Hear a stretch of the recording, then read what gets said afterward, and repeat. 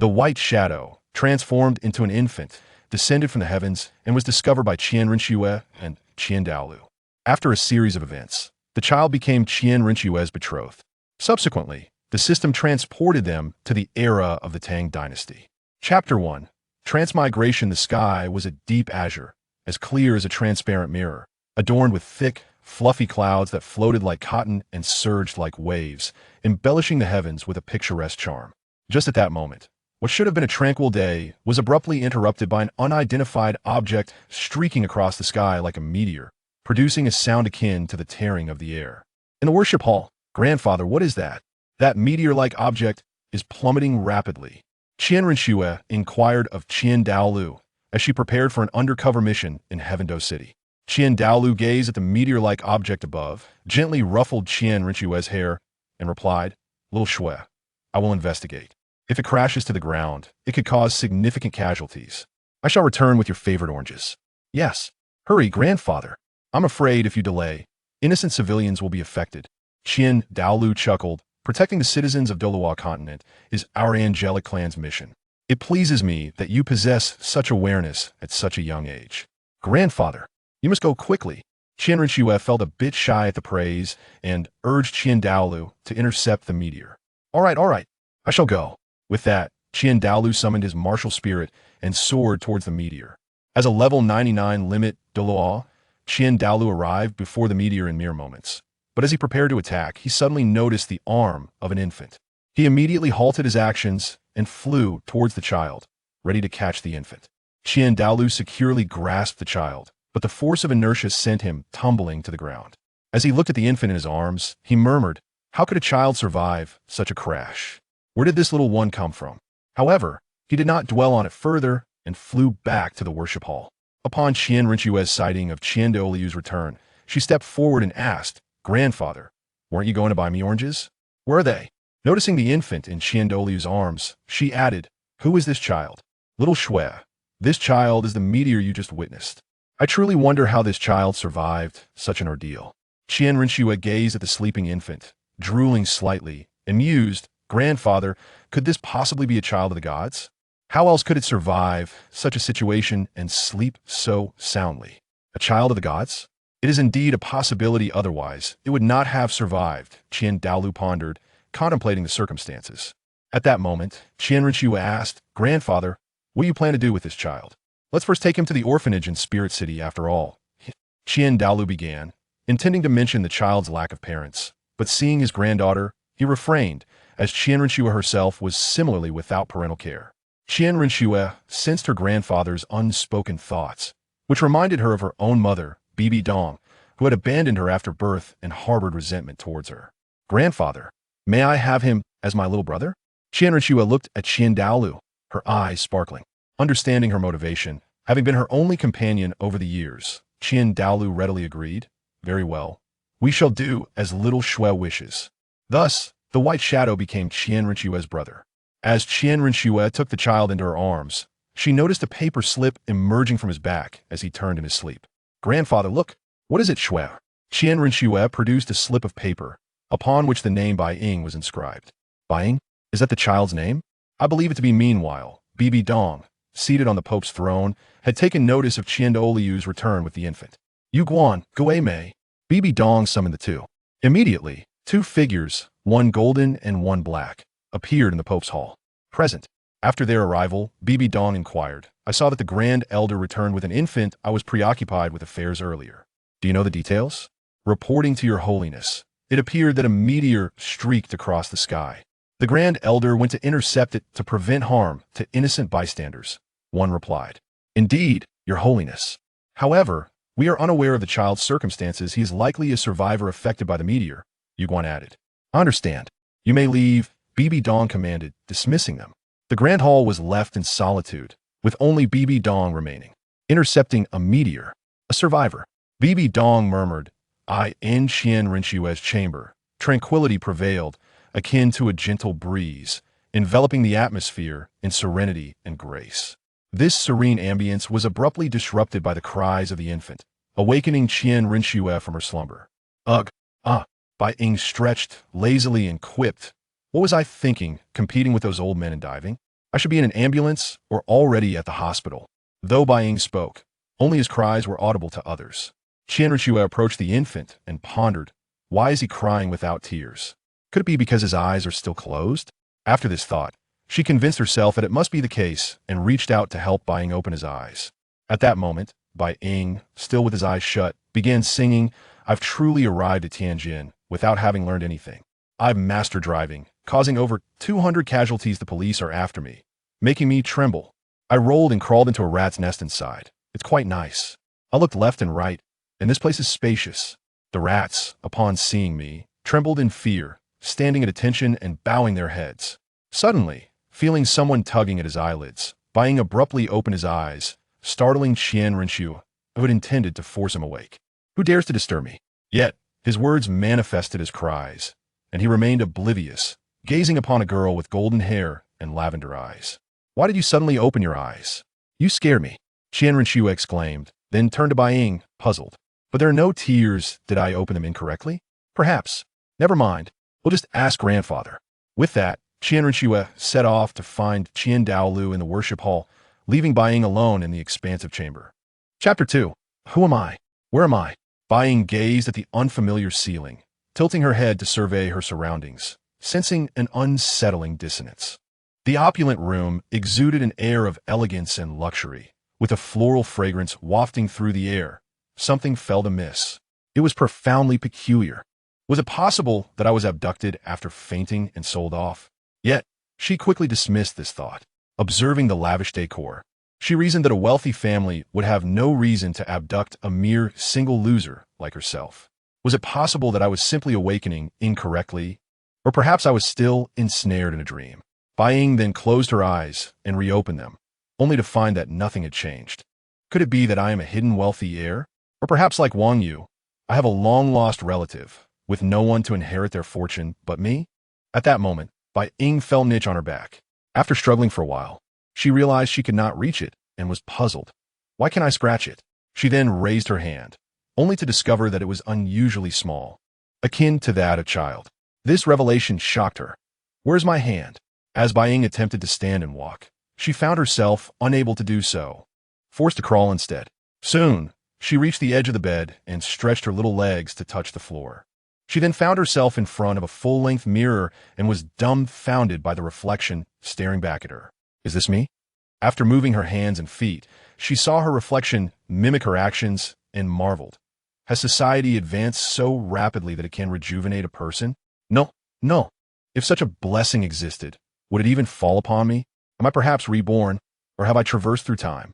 The more she pondered, the more plausible it seemed. Just then, Qian Renxue entered with a nurse, and upon seeing Bai Ying seated before the mirror, she was taken aback. My goodness, why are you crawling around? Qian Renxue lifted Bai Ying and admonished her. Do you not realize how dangerous this is? What if you hurt yourself and require treatment? It appears I have truly crossed over, but who is this person? She seems like a relative of mine. What should I do? Should I nod in compliance? After a moment's thought, Bai Ying nodded in response. Qian Renxue was momentarily stunned, then turned to the nurse and exclaimed, Did you see that? He can actually understand what I'm saying. The nurse, equally astonished, remarked, I have never encountered a child at this age who can comprehend speech. I've merely utilized a slight effort, and you are already astonished. If I were to showcase my intelligence as I grow, you would likely be utterly flabbergasted.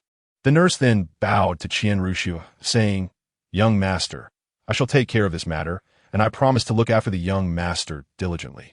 Qian Renxue cradled Bai Ying back to bed, then approached the nurse, handing her a heavy bag of gold coins. Thank you this time. I may trouble you more than usual. I will be out for some time, and my grandfather will not be available to look after the child. So I must rely on you. It is no trouble at all. It is my honor to ease the burdens of the young master. Qian Renxue, seeing the nurse about to bow again, quickly stepped forward to interrupt. We need not stand on ceremony. I have received your care since childhood, and there is no need for such formalities between us. The nurse, upon hearing this, took a step back and bowed, replying, Young master, the courtesies of lord and servant are still essential. Bai Ying, observing the interaction between Qian Renxue and the nurse, thought, It seems this person is quite decent. At least there shouldn't be trouble in our future interactions. The nurse is also commendable and loyal. She is right. Even if we share a close relationship, The formalities of lord and servant cannot be overlooked. However, she couldn't help but grumble. But to which strange world have I crossed over? There are still protocols of lord and servant? Thankfully, you all speak Chinese. Otherwise, I might think I've been reborn into that wretched realm. Qian Renxue approached Bai Ying, pinching her rosy cheeks, and upon gazing into Bai Ying's big, sparkling eyes, she was utterly enchanted. So adorable, unable to resist. She planted a kiss on Bai Ying's cheek. Little Bai, I have important matters to attend to and may not return for some time. For now, please get along with the nurse. Be sure to behave well. After saying this, Qian Renxue gently patted Bai Ying's head. Little Bai, is she calling me? Surely she is, not referring to a pet dog or cat. Qian Renxue then addressed the nurse. I must first go to the offering hall. After that, I may leave. I appreciate your assistance. Young master, rest assured and leave it to me. Bai Ying, overhearing the conversation between Qian Renxue and the nurse, naturally grasped the key points. The offering hall sounds so familiar. Time flies swiftly. Seasons change, and in the blink of an eye, the day for the awakening of my martial soul approaches. Old man, will Sister Shuer return today? Bai Ying inquired of Daoliu, who was kneeling before the angelic statue. Long ago, when Qian Renxue returned to the martial soul city for her birthday, she had brought Bai Ying to the offering hall. Upon entering, the sight of the solemn and majestic angel statue made Bai Ying realize she had traversed to the Douluo continent. Have you finished training with your golden crocodile grandfather? Daoliu did not answer Bai Ying's question, but instead posed one of his own. Sister Shuer will return in a few days, and I certainly do not wish to greet her looking disheveled. Bai Ying leaned against the wall, responding to Daoliu. So, you have not completed today as objective, then? Daoliu stood up, regarding Bai Ying with a hint of parental authority. Over the past 6 years, he had observed Qian Renxue's treatment of Bai Ying and regarded him as his own grandson. Seeing Daoliu rise, Bai Ying quickly asserted, I have completed it. Upon hearing this, Daoliu displayed a hint of satisfaction and remarked, You have yet to awaken your martial soul. This is the optimal period for physical training. Once you awaken your martial soul, the time for training will significantly diminish. Bai Ying, upon hearing this, pouted. Isn't it said that excessive training stunts a child's growth? Moreover, it can be harmful to the body. Daoliu, hearing this, approached Bai Ying and delivered a light chop to her forehead. Do you think soul masters are the same as ordinary people? Bai Ying, cradling her head in a pitiful manner, protested. Why hit me? Calculating the days, Sister Shuer should be arriving tomorrow. For the next couple of days, you need not train. Take this time to rest and prepare for your martial soul awakening. All of your 6 grandfathers have high hopes for you. Chapter 3. The system. Bai Ying, having heard all this, made no further delay and proceeded outside, saying, Got it. I'm off. Back in her room, Bai Ying lay quietly on the bed, staring at the ceiling and murmuring, I truly wonder what kind of martial soul I will awaken in a few days. She then quickly shifted her tone to grumbling. Damn it. Where's the system that is supposed to accompany a time traveler? It's been 6 years already. If it doesn't come soon, I'll leave a scathing review. Though spoken lightly, there lies within a yearning for a system. What if I were among the unfortunate souls devoid of a martial spirit? The very thought of departing from the martial soul city feels insurmountable. System. After calling out twice without response, I felt an overwhelming sense of despair. Alas, heavens, Buddha, and God, grant me the awakening of a formidable martial spirit. Have I perhaps been invoking it incorrectly all these years? Countless attempts to summon a system have yielded naught, and now only one recourse remains. Standing resolutely by the window, gazing at the ethereal light outside, I bellowed, System, activate. As the white shadow descended, its eyes were instantly enveloped in radiant light. Within this brilliance appeared 2 black characters, which swiftly transformed into English. As the English faded, the white shadow regained its sight, and a mechanical voice echoed in its mind. Ding. Verifying password. Verification successful. Please choose between the daily check-in system or the goddess captivation system. What? Is it truly so? Has the system finally arrived? The white shadow was understandably incredulous. Having yearned for the arrival of a system for so many years, only to find it activated with a mere command. I am no longer a child bound by choices. I desire them all. Ding. Fusion in progress. Fusion successful.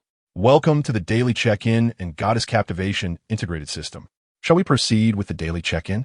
Check-in. Congratulations, host. Check-in successful. Reward: 1 spatial ring. Since this is your first time using the system, an additional newcomer's gift pack has been granted. Would you like to claim your rewards? Claim. As the white shadow spoke, a ring appeared in its hand. Would you like to open a newcomer's gift pack? Open. Ding. Opening. Congratulations, host. You have acquired the dragon-slaying martial spirit of both light and darkness. What does a dragon-slaying martial spirit entail? I understand the literal meaning, but what does it signify? The white shadow inquired, puzzled by the system's description. The dragon-slaying martial spirit is specifically designed for hunting dragons, exhibiting tremendous lethality against dragon-type beasts and soul masters with dragon martial spirits. It allows confrontation with soul masters and soul beasts of higher ranks. Additionally, it heightens the host's sensory perception. Note: hosts with a dragon-slaying martial spirit cannot absorb soul bones, but can grow stronger by hunting dragon-type soul beasts. Only after bathing in dragon blood can one truly be deemed a dragon slayer. I comprehend, but what do light and darkness represent? Are they dual martial spirits? Indeed, host, they are dual martial spirits. Light and darkness can be regarded as 2 elemental forces. For instance, your light martial spirit can only utilize light-based soul techniques, while the dark martial spirit is confined to dark techniques. Furthermore, you are immune to soul techniques matching your attributes and can absorb techniques or objects of the same elemental affinity, including black and white techniques, as well as food. Upon hearing this, the white shadow could not help but exclaim, "Oh my! If I fill my spatial ring with black and white items or food, would I not be invincible?" Not quite, host. You can only engage in significant cross-level combat with dragon-type soul beasts or soul masters, and you can only absorb techniques or objects of matching attributes. If your opponent possesses fire, water, or other attributes and is of a higher level than you, victory will be challenging under your current circumstances. I understand. I am already quite content to possess such a premier dual martial spirit. After the system's comprehensive explanation, the white shadow fully grasped its yet-to-be-awakened martial spirit. Simultaneously, a fleeting aura from the divine realm caught its attention. Such potent energy. As one of the 3 law enforcers of the divine realm, the Shura god had been observing the situation in Douluo continent for an extended period. At the moment the white shadow received its system rewards, the Shura god noticed it, yet the white shadow remained blissfully unaware. The Shura god regarded the young white shadow, murmuring, "Interesting. Such a presence emanates from this little one. I shall observe you closely for a while." Meanwhile, the white shadow suddenly felt a chill run down its spine. Why did the sunny day feel so cold? Surely, the old fellows in the offering hall were plotting something against me. Those old geezers. The following day, the white shadow arose early, tidying its appearance before standing outside the offering hall, awaiting Qian Renxue's return. Soon, a figure approached. It was Qian Renxue. Upon seeing her, the white shadow waved, and Qian Renxue's heart swelled with genuine joy at his presence. "You have finally returned. I thought you might break your promise," the white shadow remarked, a hint of reproach in his tone as he gazed at the now taller Qian Renxue. "I have my challenges in finding the time. Besides, little Bai, you were about to awaken your martial spirit, so I naturally had to witness that moment. I told you not to call me little Bai, but if I awaken a useless martial spirit, would that not provide you with a source of amusement?" The white shadow replied playfully, "Why would I mock you? You're my only family aside from Grandpa." However, before the white shadow could complete his thought, Qian Renxue interrupted, "Not her."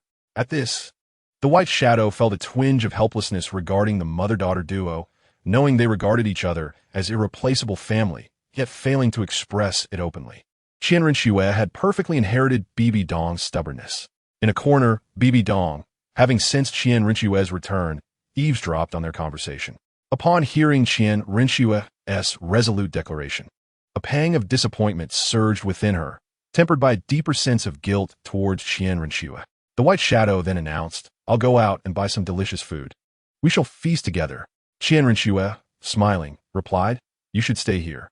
You haven't awakened your martial spirit yet. Let the servants handle it." The white shadow sheepishly scratched his head, acknowledging, "True, if I go, it will likely be troublesome." Qian Renxue gently patted the white shadow's head, smiling, "All right, let us go find Grandpa first." Chapter 4. The forceful kiss in the evening. The white shadow approached Qian Renxue, bearing a heaping platter of lamb skewers. "You, my friend, are truly a gifted cook. Not only do you prepare delicious food, but you also understand what they call, ah yes, the essence of human warmth. Eating these skewers outdoors adds to the experience. Smiling, the white shadow replied, indeed, barbecuing outdoors enhances the experience. Sitting here on the balcony, savoring barbecue while gazing at the stars and the bustling martial Seoul city below is far superior to dining indoors. That is undeniably true. Qian Renxue nodded in agreement. If only we had some beer to go with it. With a swift motion, Qian Renxue playfully smacked the white shadow on the head, scolding, "You're too young to be thinking about alcohol." The white shadow waved his hands in protest, but it's a well-known pairing. Barbecue and beer, fried chicken and cola. It's the perfect combination. That's mere sophistry. You are not of drinking age, you know. I know. Qian Renxue revealed a smile of satisfaction. Let us dine. After the meal, make sure to rest well. Tomorrow is the day you awaken your martial spirit. You must not be late due to oversleeping. Bai Ying, upon hearing this, retorted to Qian Renxue. Late? Do you see me daring to be late these past 2 years? Not to mention the old man. Even Jean E wishes to train me to death. I'm only 6 years old, subjecting me to such inhumane training. I truly do not understand what these people are thinking. What if I end up ruined? Upon hearing Bai Ying's complaints, Qian Renxue couldn't help but feel a pang of sympathy. She had witnessed Jean E's rigorous training methods, which were indeed quite harsh, but the results were undeniably effective. All right. After you awaken your martial spirit tomorrow, you will have fewer opportunities to train with the offerings. Most of your time will be spent in cultivation, and it will be difficult to train with the offerings then. That might not be the case. If I awaken a useless martial spirit, I want to have any opportunity to cultivate. Qian Renxue teased. If you awaken a useless martial spirit, I shall have you cook in the kitchen every day. After all, your culinary skills are remarkable. It would be a craft. You will be the one cooking for everyone in the martial spirit city. But if your cooking skills are so exceptional, could your martial spirit possibly be a spatula or a kitchen knife? Bai Ying responded in jest, then expressed surprise. Really? You wouldn't be joking with me, would you? Qian Renxue, delighted by the banter, covered her mouth and laughed. All right, just teasing you. The next day, those of appropriate age gathered in the square of the martial spirit city, awaiting their martial spirit awakening. Among them were some high-ranking officials from the martial spirit hall, along with several assistants and elders who observed the proceedings, ready to accept promising disciples. Dinah, martial spirit, steel sword, soul power, level 5. David, martial spirit, owl, soul power, level 6, quite impressive. Xiao Sheng, martial spirit, frozen fish, soul power, level 6. Xiao Chong, martial spirit, grouper, soul power, level 7, very good. Xiaolan, martial spirit, orchid, soul power, level 6. An auxiliary spirit master reaching innate level 6 soul power is commendable. Simultaneously, Qian Renxue and Bai Ying arrived at the scene. Observing the throngs of people, Qian Renxue said to Bai Ying, "Let us go. I will take you to the Hall of Offerings to awaken your martial spirit." Bai Ying pondered briefly and agreed, realizing that waiting here could take a long time. It was more pragmatic to awaken his martial spirit directly at the Hall of Offerings. Moreover, it was wise to inform the offerings about the matter of his dual martial spirits directly, as each offering was fiercely loyal to both the martial spirit hall and the Qian family. Awakening here could lead to complications if it were later discovered he possessed dual martial spirits. All right, let us proceed to the Hall of Offerings. Before long, Qian Renxue and Bai Ying arrived at the Hall of Offerings. Upon seeing them, Qian Daoliu inquired, "What martial spirit have you awakened?" "I have yet to awaken." Bai Ying awkwardly scratched his head. Qian Renxue immediately interjected, "There are too many people over there. I would like my grandfather to assist Bai Ying, Xiao Ying, in awakening his martial spirit." Qian Daoliu then stood up and looked at Bai Ying. "Stand in the center. I shall help you awaken your martial spirit." Just as Bai Ying was about to step forward, a voice resonated in his mind. "Beep." Goddess Qian Renxue detected. System task issued. Forcefully kiss Qian Renxue. Reward: innate level 20 soul power. Task failure penalty: none. Upon hearing the system's task, Bai Ying inwardly cursed. "Damn it. Yesterday, I spent so long with her without a peep from you. And now, when it's time to awaken my martial spirit, you ask me to forcefully kiss Qian Renxue? Qian Daoliu is right here. Do you want me to die sooner?" Would the host like to abandon the task? Abandoning the task penalty? None. Forget it.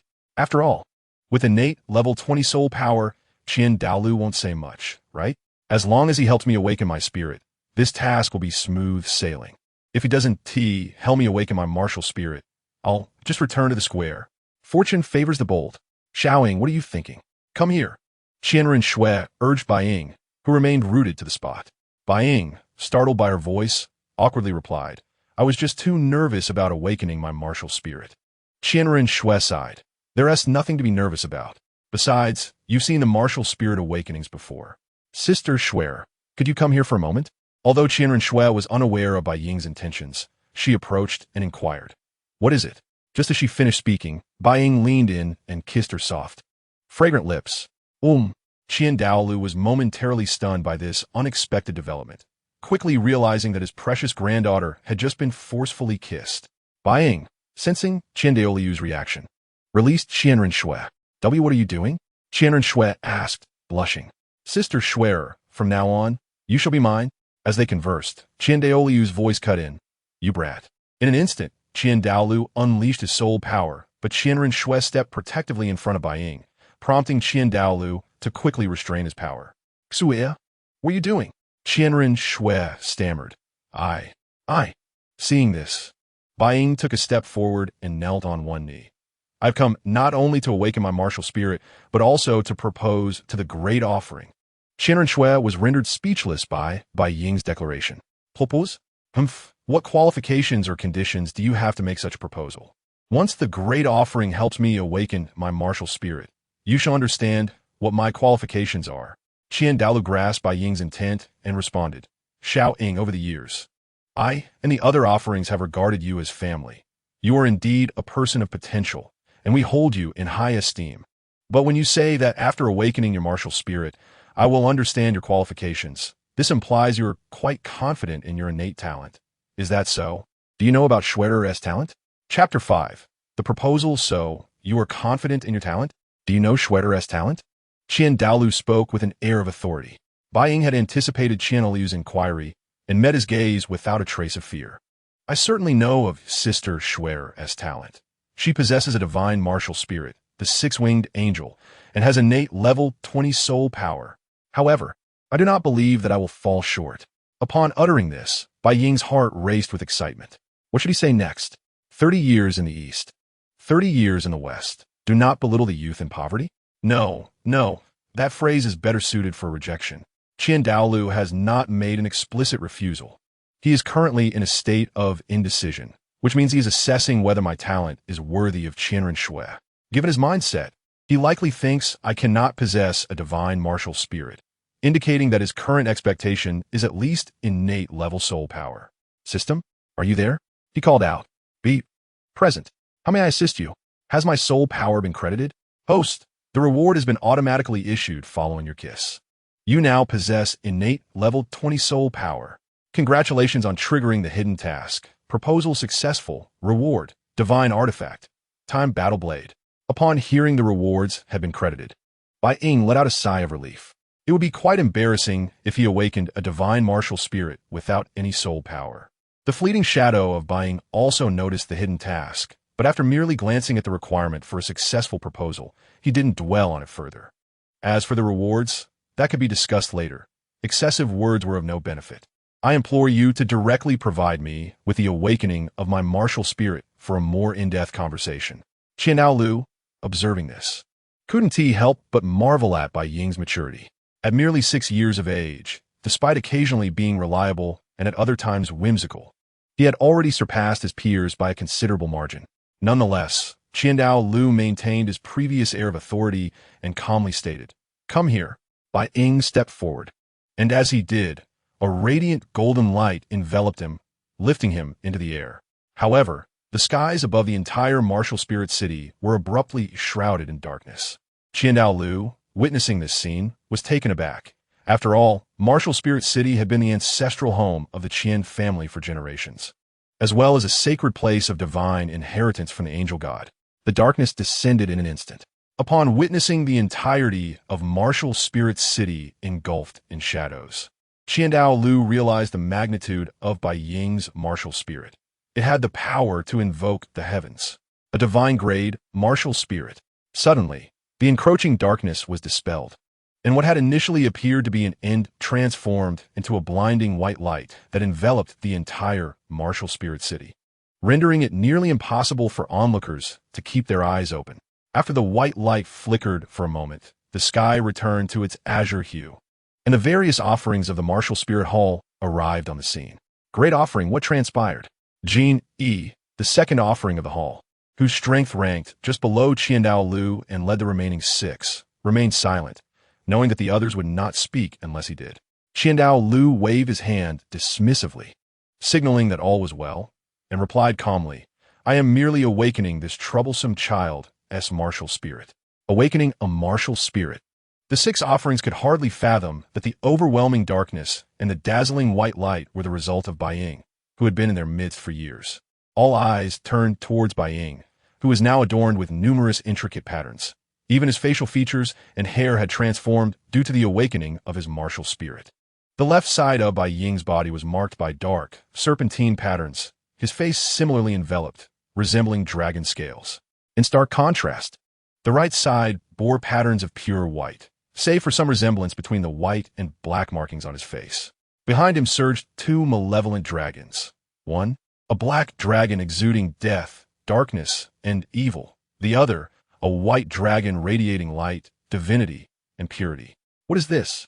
exclaimed Guangling, astonished. The brothers, Qianjun and Jiang Mo, were equally taken aback, realizing that this child possessed a twin martial spirit, an exceedingly rare phenomenon on the Douluo continent. Daoliu, sensing the aura emanating from the white dragon, knelt down, murmuring, "This is even more sacred than an angelic martial spirit." Bai Ying, noticing this, promptly retracted his martial spirit and assisted Daoliu back to his feet. Once Daoliu stood upright, he hastily called for Qian Renxue. "Shuer, come here." Qian Renxue approached Daoliu, puzzled. "What is it, grandfather?" After a brief cough, Daoliu instructed her, "You must engage more with little Ying and refrain from bullying him." Qian Renshue's cheeks flushed with embarrassment as she covered her face, stammering, "Grandfather, what are you saying? Why bring this up?" Daoliu replied sternly, "Will you heed my words or not? If you refuse to listen, you shall no longer be my granddaughter." Blushing, Qian Renxue stomped her foot and exclaimed, "Grandfather!" The other offerings could not contain their laughter, feeling delighted for Qian Renxue, who had grown up alongside Bai Ying. They saw a perfect match in the 2 talented individuals, both of whom possessed extraordinary abilities. Seeing Qian Renxue so flustered, Bai Ying quickly attempted to steer the conversation away. "Could we perhaps test my soul power first?" Daoliu, upon hearing this, produced a crystal ball for testing soul power, placing his hand upon it to channel his energy.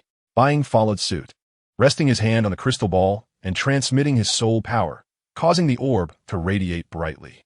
Innate soul power level 20. Although everyone had mentally prepared themselves, they were still taken aback by the revelation. "Excellent, excellent. Our martial spirit hall has produced a genius with a divine grade martial spirit and innate soul power level 20. Ha ha ha." Daoliu, momentarily forgetting his dignified demeanor, rejoiced. "It seems our martial spirit hall will undoubtedly unify the continent in the years to come. With 2 innate level 20 geniuses, both endowed with divine martial spirits, the future belongs to our hall." Bai Ying, witnessing Daoliu and the other offerings' excitement, felt elated, yet interrupted. "What about my relationship with Sister Shui?" Upon hearing this, Daoliu quickly responded, "What do you mean by your relationship? The 2 of you are one and the same." "My grandson-in-law, what were you just saying?" Qian Renxue, her face a deep crimson, covered her ears and shut her eyes, trying to block out their conversation. Bai Ying realized Daoliu's intent and, bowing slightly, said, "It's nothing." Daoliu, not one to linger, promptly announced Bai Ying and Qian Renshue's engagement to the other offerings, filling the hall with laughter and joy that had not been heard in ages. However, amidst the celebration, there were those who felt disheartened. At the moment Bai Ying awakened his martial spirit, the elders were all too aware of the extraordinary events unfolding. How could Bibi Dong, in particular, have overlooked this phenomenon? Shortly after the white light dissipated, Bibi Dong had concealed herself near the Hall of Offerings. Hearing the commotion within, she was utterly shocked. A divine-grade martial spirit and a betrothal to Qian Renxue posed a significant obstacle to her plans to dismantle the angel lineage. Chapter 6. The 10 Core Theories. Daoliu approached Bai Ying, placing a firm hand on his shoulder, and solemnly advised, "Little Ying, remember, until you become a titled Douluo, never attach any soul rings to your second martial spirit. Do you understand?" "I understand."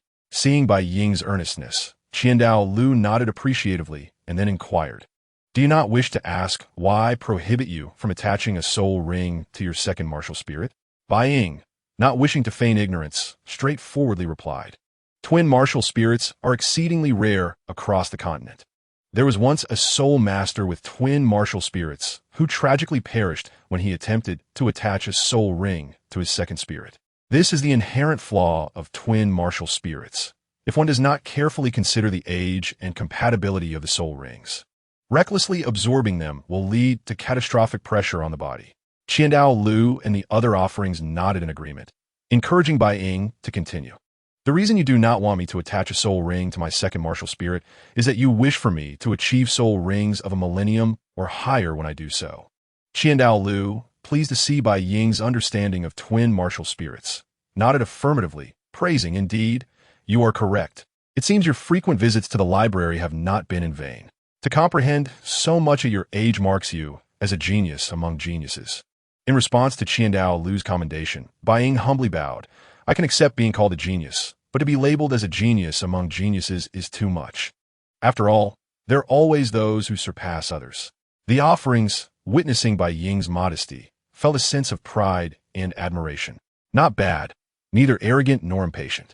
Despite possessing a divine martial soul and an innate soul power of level 20, there is no sense of self-satisfaction. Indeed, one understands a wisdom that there are always greater beings beyond oneself. Daoliu also inquired of Bai Ying, "Little Shadow, have you decided which martial soul to augment with a soul ring first?" Upon hearing Daoliu's inquiry, Bai Ying pondered for a moment.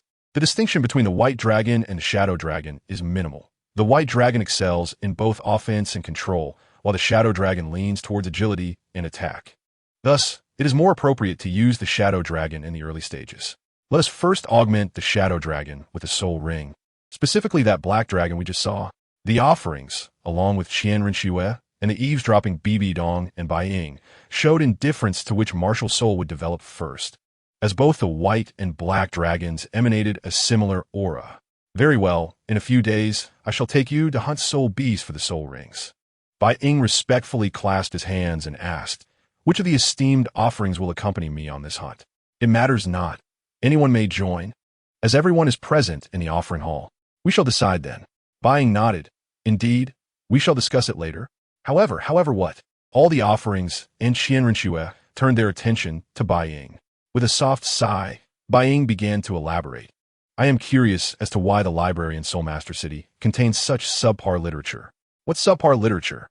All present, including the eavesdropping betrothed, were perplexed. The library in Soul Master City is renowned for gathering the finest texts from across the continent. It is inconceivable that it would house any inferior works. Bai Ying, noticing their confusion, pressed on, while perusing numerous texts on the continent and knowledge of soul beasts. "I chanced upon a book titled The Top 10 Core Competencies of Martial Souls." What a terrible book!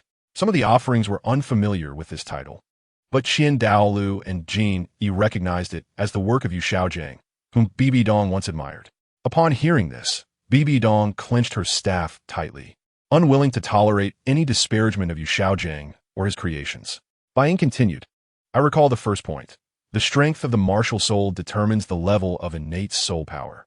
What nonsense is this? A powerful martial soul naturally possesses either high or low innate soul power, but predominantly, strong martial souls are indeed strong.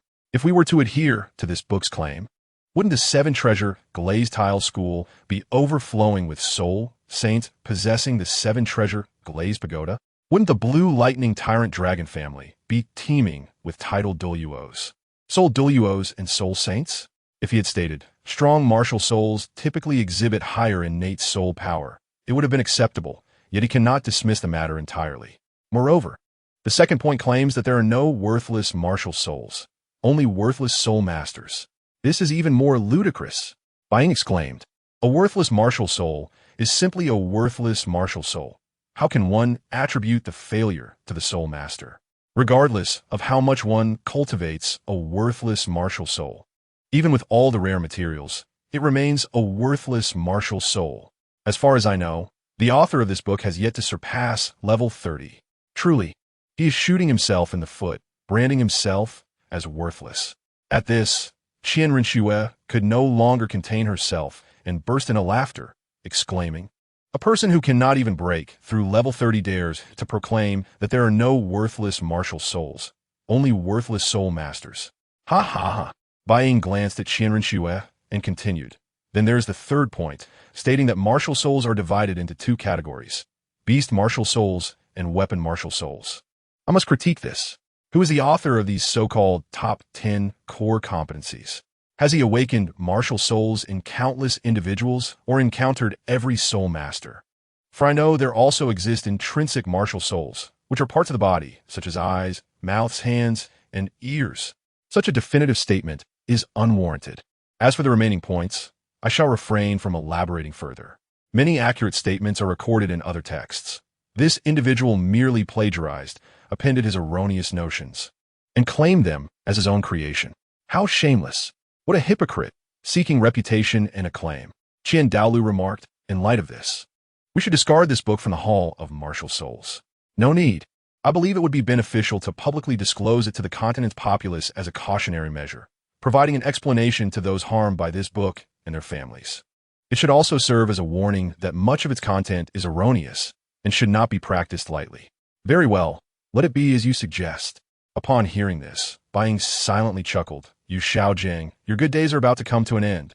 Meanwhile, outside, Bibi Dong was seething with rage.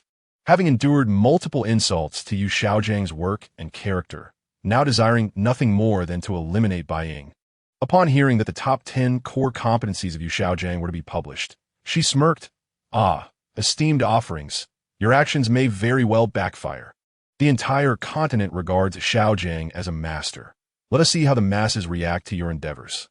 As dusk fell, Qian Renxue and Bai Ying remained on the balcony, gazing at the stars while sharing their meal, feeding each other bites in a serene and elegant atmosphere. However, nearby, Daoliu and Bibi Dong were lost in their own memories as they observed the intimate scene between Qian Renxue and Bai Ying. Daoliu reminisced about his time with Poseidon, wishing he could share such moments with her now. Bibi Dong, on the other hand, recalled her past with Yu Xiaojiang, but was soon consumed by thoughts of Qian Xuanji. Her eyes filled with murderous intent. Daoliu had long sensed Bibi Dong's presence, but refrained from intervening. After all, a mother checking on her child was understandable. Yet, upon sensing Bibi Dong's murderous intent, he prepared to intervene at any moment. After finishing their meal, Qian Renxue and Bai Ying sat on the balcony, gazing at the stars in the night sky. Bai Ying playfully remarked, Sister Xue, you are indeed my fiancée. Qian Renxue flushed at his words and retorted, Oh, go away. I have yet to agree. But your grandfather has given his consent. What my grandfather says does not count. My future is mine to decide. Bai Ying chuckled, then turned his gaze to the stars, his tone tinged with melancholy as he spoke. Sister Xue, do you understand the sorrow of stars that cannot return to the sky? Qian Renxue paused, confused by Bai Ying's words. Huh? What do you mean by stars that cannot return to the sky? Ah, it is nothing.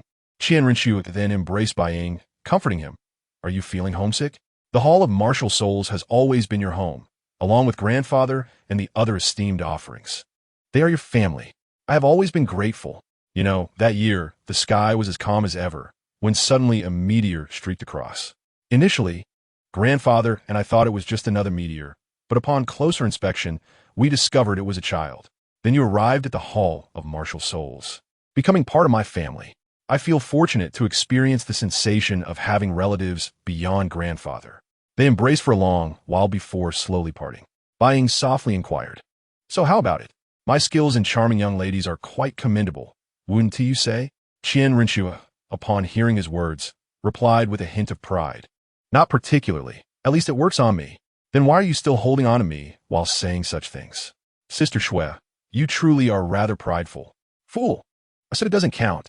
With that, she playfully punched Bai Ying on the head. Qian Renxue understood the implications of Bai Ying's words. It was merely an attempt to provide herself with an escape route, unwilling to reveal this fragile side of her being. Such is the nature of love. There is no need for excessive words. I comprehend it all. Bai Ying, taking a seat once more, gazed at Qian Renxue, who, noticing his attention, inquired, "What are you looking at? Am I that captivating?" "Indeed, you are. However, there is something important I must convey." Upon hearing the latter part of Bai Ying's statement, Qian Renxue's expression grew unusually solemn, prompting her to ask, "Is it of great significance?" "Yes. Do you know why I arrived in this world like a shooting star?" Qian Renxue shook her head. "I have no idea. All I know is that you are my family, and that is sufficient. I am not of this world, and I do not wish to conceal this from you. I hail from another realm." Bai Ying was forthcoming with Qian Renxue, feeling no need for trepidation. "You are not of this world?" Qian Renxue queried, puzzled. Bai Ying explained, "Indeed, I am not of this world. You may understand that I come from beyond the cosmos, from another dimension, or from a vast expanse of worlds." "Then how did you arrive here?" Qian Renxue's curiosity about Bai Ying's origins intensified. Bai Ying felt a twinge of embarrassment, thinking, "Surely I cannot confess that I lost a swimming contest against a group of old men, which led me here. That would be too humiliating." Yet, maintaining his composure, he replied, "I do not know, but now that I am here, I shall make myself comfortable." "Then why mention all of this?" "I do not intend to obscure this fact. Rather, I wish to inform you that, aside from myself, there is another individual who is not of this world." Qian Renxue was taken aback, asking, "Who else?" "Yes, this person is no virtuous soul and will wreak havoc on Douluo continent, even leading to the destruction of the Spear Hall."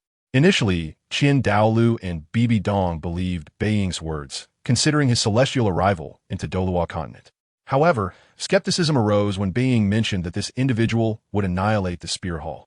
They scoffed at the notion, doubting Bai Ying's understanding of the Spirit Hall's might. "Annihilate the Spirit Hall? How is that possible?" Qian Renxue exclaimed, her disbelief palpable. For the title Douluo within the Spirit Hall outnumbered the combined might of the two great empires. Bai Ying, observing Qian Renxue's agitation, calmly stated, "I understand that you may find this hard to believe, but I have come, and thus, such events shall never recur." "How do you know about this person? How do you know all of this?" the former inquired. Bai Ying replied nonchalantly, "To be precise, I am aware of all matters concerning Douluo continent, both past and future." "I don't believe it." "Don't believe it? Then why not ask Qian Daoliu tomorrow if he ever had feelings for Poseidon of Sea God Island? Inquire whether your mother, Bibi Dong, truly does not love you. You may also question Qian Daoliu as to why Bibi Dong treats you in such a manner." Qian Renxue observed Bai Ying's serious, yet confident demeanor and began to believe that he indeed possessed knowledge about everything in Douluo continent. However, the notion that Bibi Dong could harbor love for her was utterly unbelievable. Meanwhile, Bibi Dong and Qian Daoliu listened intently, fully convinced of Bai Ying's insight into the past and future, for very few were privy to the intricacies of Bibi Dong's history, particularly from years past regarding Qian Daoliu. What is the name of this otherworldly individual? How will the Spirit Hall meet its demise? Qian Renxue inquired. "His name is Tang Sect, and the reasons for the Spirit Hall's downfall are manifold. There were traitors, as well as the excessive leniency shown towards Tang Sect's growth. Qian Daoliu, that old rascal, spent his days lounging in the worship hall, and even when Tang Hao came knocking, he remained silent. At the mention of his name, Qian Daoliu was momentarily taken aback, realizing that the downfall of the Spirit Hall bore some of his own culpability. Bibi Dong cast a sidelong glance at Qian Daoliu, her eyes glinting with mockery. "Traitors? Allowing him to grow? And even my grandfather?" Bai Ying sighed and continued, "Your grandfather, as a rank 99 ultimate Douluo, failed to restrain Tang Hao, which ultimately led to the destruction of the heavenly stone statue in front of the church and the plaza before the papal hall. However, this was not solely due to Tang Sect's strength. Your grandfather, Qian Daoliu, bears only a minor share of the blame. The primary cause lies with the traitors." "Who are the traitors?" Qian Renxue's expression turned cold. As soon as she identified the traitors, she would swiftly move to eliminate them. Bibi Dong and Qian Daoliu listened intently, eager not to miss a single name. "Your mother, Bibi Dong, as well as Ulaina, and you." "What? Me?" Qian Renxue pointed to herself in disbelief, unable to comprehend why she would be classified as a traitor. While she dismissed the notion of her mother and Ulaina being traitors, the idea of her being a traitor was unfathomable. After all, the Spirit Hall was her family legacy, How could she possibly betray it? At the very least, I am no longer one since I arrived, but there are still 2 traitors, and Hulaina is manageable, easily swayed back. However, your mother presents a more complicated situation. What is the situation with her? Qian Renxue inquired. Bai Ying waved his hand. Your mother's issues are numerous. She is a genius, a once-in-a-lifetime talent. Possessing twin martial souls and innate full soul power, she resolved the conflicts of twin martial souls and ranks among the best in history, though not the absolute best. Qian Renxue felt displeased at Bai Ying's excessive praise of Bibi Dong. You only speak in flattery. Bai Ying, noticing her expression, replied, Do not be hasty. I have yet to finish. She harbors grand ambitions, such as unifying Douluo continent. Yet, she has been blinded by love. Her apprentice, Hulaina, is no different. She too is ensnared by love. Then, in a hushed tone, Bai Ying muttered, You are as well. Qian Renxue interrupted, having caught the tail end of Bai Ying's statement. Bai Ying, though slightly embarrassed, continued, Even now, she still clings to that man, Yu Xiaojiang. It is truly pitiful. Meanwhile, Bibi Dong, eavesdropping, thought to herself, Am I truly pitiable? Bai Ying continued. She still longs for that hypocritical scoundrel, Yu Xiaojiang, which is both lamentable and tragic. She professes her love for your mother, yet after parting ways, he immediately sought out her cousin, Lu Erlong, showing no regard even for blood relations. It is a seamless transition. Qian Renxue, filled with indignation, felt a surge of anger, not only for the debt Yu Xiaojing owed Bibi Dong, but also for his disregard for her cousin. This overwhelming fury compelled her to rise abruptly. Slamming the table, Where is Yu Xiaojiang? How dare he commit such deeds? I shall kill him. Bai Ying, observing Qian Renxue's fervor, gestured for her to sit. Once she complied, he replied, That scoundrel Yu Xiaojiang is currently just wandering about aimlessly, living off scraps. What a waste. Qian Renxue scoffed. His disciple, Tang San, who is the son of Tang Hao, poses our greatest threat. Upon hearing this, Qian Renxue immediately suggested, Then let us assassinate him now. The grandfathers of the offerings, along with the numerous titled Douluo within her papal halls, would hardly fear a mere Tang Hao. I suspect he is not so easily eliminated, for he may very well be the child of destiny in this continent. I shall first seek an audience with him. If he is indeed under the protection of fate, then I shall have to disrupt his fortune. Upon hearing this, Qian Renxue chuckled lightly. You?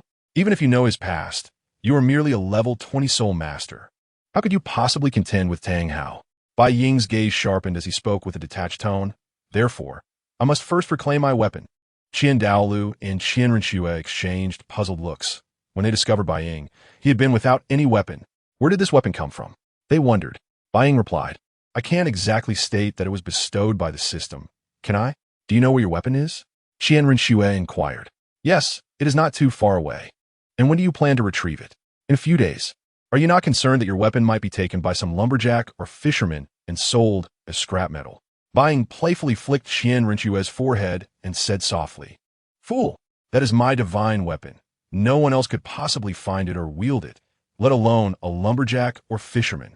Both Qian Renxue and the 2 eavesdropping individuals were astonished. They understood the significance of a divine weapon. Behind such an artifact lies a deity. Qian Daoliu and Bibi Dong suspected that Bai Ying might be a reincarnation of a god, as he so casually referred to it as his divine weapon. Yet Qian Renxue remained less intrigued than the others. What does your divine weapon look like? She asked. Bai Ying glanced at the system's description before responding. It is a blade, broad at the edge, with a wide spine and hilt. The handle and guard are of a golden hue. Qian Renxue expressed her disappointment. I had hoped it would be a sword. It turns out your divine weapon is a knife. How long can you stay? Bai Ying inquired. Qian Renxue, somewhat displeased, replied with a hint of melancholy. Why? Do you wish for me to leave so soon? Bai Ying quickly waved his hands in explanation. Not at all. I wish to spend time with you. I have no desire for you to return to that corrupt empire. Once you acquire your soul ring, you will head to the Wuhuan Temple Academy for your studies. I truly look forward to your performance in the prestigious Continental Soul Master Academy competition. Bai Ying expressed disdain for the Wuhuan Temple Academy, saying, I have little interest in the academy. However, the Continental Soul Master competition does pique my interest. But you cannot participate in the competition without joining the academy. Isn't it sufficient to merely register? Team members must possess synergy. If you only register, how will you coordinate with the others? Bai Ying had already prepared for this, and he replied to Qian Renxue, I have devised 2 plans. First, I will attempt to persuade Huliana to join me. If I succeed, I will participate in the Soul Master Academy competition. If not, I shall seek 7 individuals to represent the offering hall in the competition. Representing the offering hall? There are few suitable candidates. You will still need to find someone from the Wuhuan Temple Academy. Bai Ying smiled slightly and said, I will venture out to recruit a few individuals and build a truly invincible team. I shall name it the 7 Affinities of Purgatory. Shuer has already departed. Are you planning to acquire your soul ring next? Qian Daoliu asked Bai Ying, who was kneeling before the statue of the angel god. I am aware she has left. I have come here seeking your assistance. Bai Ying leaned against the wall as he spoke, as he had on previous occasions. What is it? Qian Daoliu asked, maintaining his calm demeanor, which left Bai Ying puzzled. How could one remain so detached from the worldly entanglements while being here daily? I need Grandpa Jean E and Grandpa Qing Luan to accompany me, and I would also like to request you to open a back door for me. Qian Daoliu was slightly confused. He understood why Bai Ying wanted Jean E and Qing Luan to accompany him, given their previous conversation. This outing was likely to retrieve his weapon. But what did he mean by opening a back door? Jean E and Qing Luan will accompany you shortly. However, please clarify what you mean by opening a back door. Bai Ying replied nonchalantly, I wish to recruit someone to the offering hall. Who is this person? Qian Daoliu inquired. Puzzled. A person worthy of being drawn to the offering hall. Qian Daoliu became intrigued by this and asked, Who is this person you deem worthy? Douluo. Though his temperament is peculiar, I possess a method to win him over. However, due to his level, he cannot enter the offering hall, which is why I request your assistance with this back door. Qian Daoliu was uncertain why Bai Ying was so fixated on Douluo and asked, What makes Douluo so significant for you to pursue him so ardently? Bai Ying smiled slightly, but did not immediately answer Qian Daoliu's question. Instead, he asked, That night, the conversation between Sister Shuai and I must have been heard by the grand offering, correct? Qian Daoliu was somewhat shocked. He did not understand how someone who had just awakened their martial soul could perceive him. He thought to himself, How did he discover my presence? I was exceedingly discreet and even concealed my soul power. I should not have been detected. Seeing Qian Daoliu's confusion, Bai Ying chuckled. Are you curious how I knew you were lurking in the shadows? Pray tell, how did you discover my presence? Bai Ying then explained directly to Qian Daoliu that night. While conversing with Sister Shuai, I suddenly sensed a murderous intent that felt perilous. It was my martial soul that alerted me. My martial soul is the Dragon Slayer, innately possessing formidable lethality against dragon-type soul beasts and soul masters alike. After awakening, my senses are far superior to that of ordinary soul masters. I sensed that murderous intent directed at me. I pondered, and my words could not have provoked you to harbor such animosity, which meant there was a 4th presence. Qian Daoliu nodded in agreement. Indeed, you are correct. There was a 4th individual present. Let me guess, was it the one from the papal hall? Qian Daoliu inquired. Bai Ying nodded and asked, How did you know it was her? I am not of this world, yet I am aware of all that transpires here. You must have heard everything, right? That night, I mentioned you Xiaojing. Given her character, if you were not present, I likely would not be standing here. Qian Daoliu nodded. You are not mistaken. She indeed heard your conversation with Sister Shuai, so you must exercise caution in the future. Do not allow her to seize any leverage against you, nor grant her any opportunities. I am well aware of that. Thus, you should also know about Tang Sect, correct? Douluo is a pivotal figure in Tang Sect's rise. Should I fail to win him over, I need not elaborate on the consequences.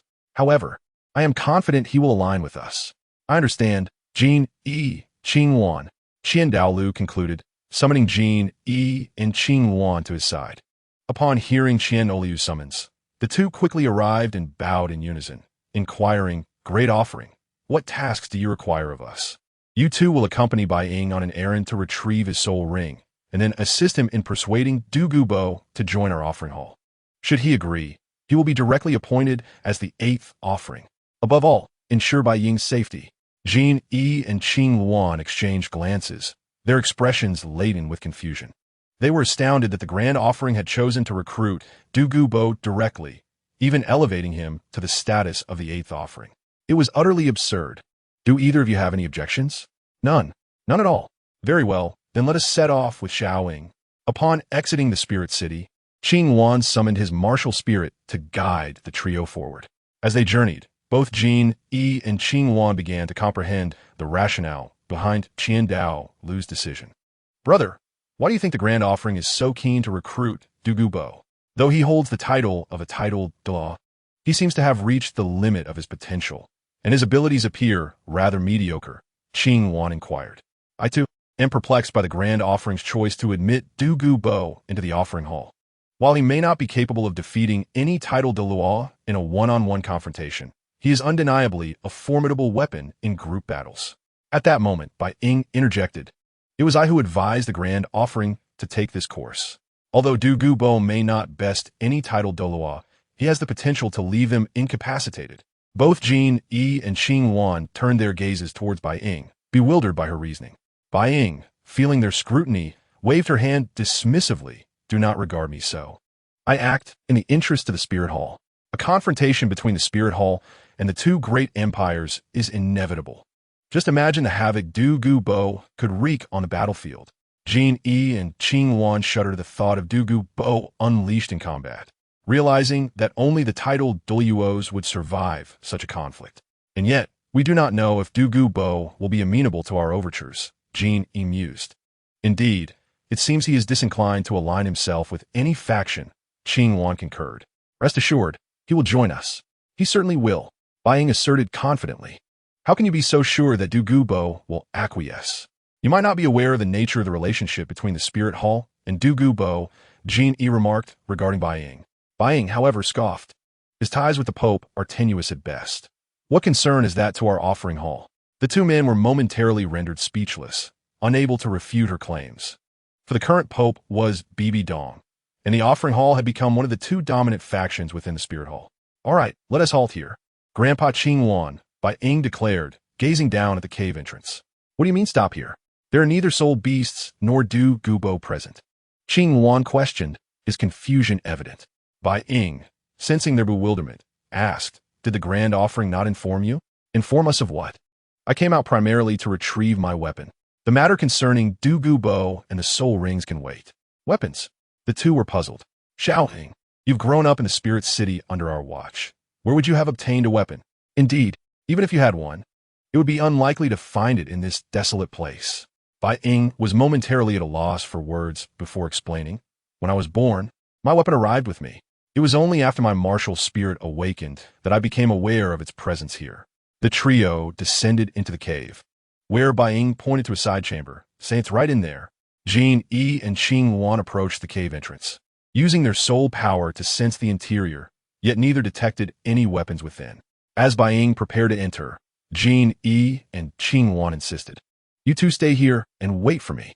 I will emerge once I have retrieved my weapon. They exchanged glances and simultaneously declared, We must ensure your safety. What if something unforeseen occurs? Do not worry, my weapon cannot harm me. You two guarding the entrance will ensure my safety. Moreover, if my weapon senses intruders, it could pose a threat to you, Bai Ying reassured them. Exchanging knowing smiles, Jin, Yi, and Qing Wan jested. Do you know the power of Grandpa Genie? Are you aware of the might of Grandpa Qing Wan? I certainly recognize your strengths, yet I fear you might still be injured, Bai Ying replied. Amused, Jin, Yi, and Qing Wan encouraged her. Then go retrieve your weapon. We shall see what kind of weapon could possibly harm us. Ha ha ha ha. Seeing that the two would not follow her into the cave, Bai Ying ventured deeper inside. Chapter 10. The Puzzlement of Ning Fengji as Bai Ying entered the cave. She surveyed her surroundings. The dilapidated space bore signs of previous occupancy, perhaps a refuge for those seeking shelter from the rain, now ensnared in cobwebs. After ensuring the coast was clear, she turned to glance back, anxious that the two offerings might intrude, and upon confirming their absence, she quietly extracted her reward. System. Extract the reward. Beep. Extraction successful. Rewards have been dispensed. Congratulations, host, for completing the task and receiving the reward. Time Battleblade artifact. As the system's voice faded, Bai Ying retrieved the weapon from her storage soul guide and noticed alongside it a right arm armor and a right shoulder armor. She pondered system. What is the purpose of this arm and shoulder armor?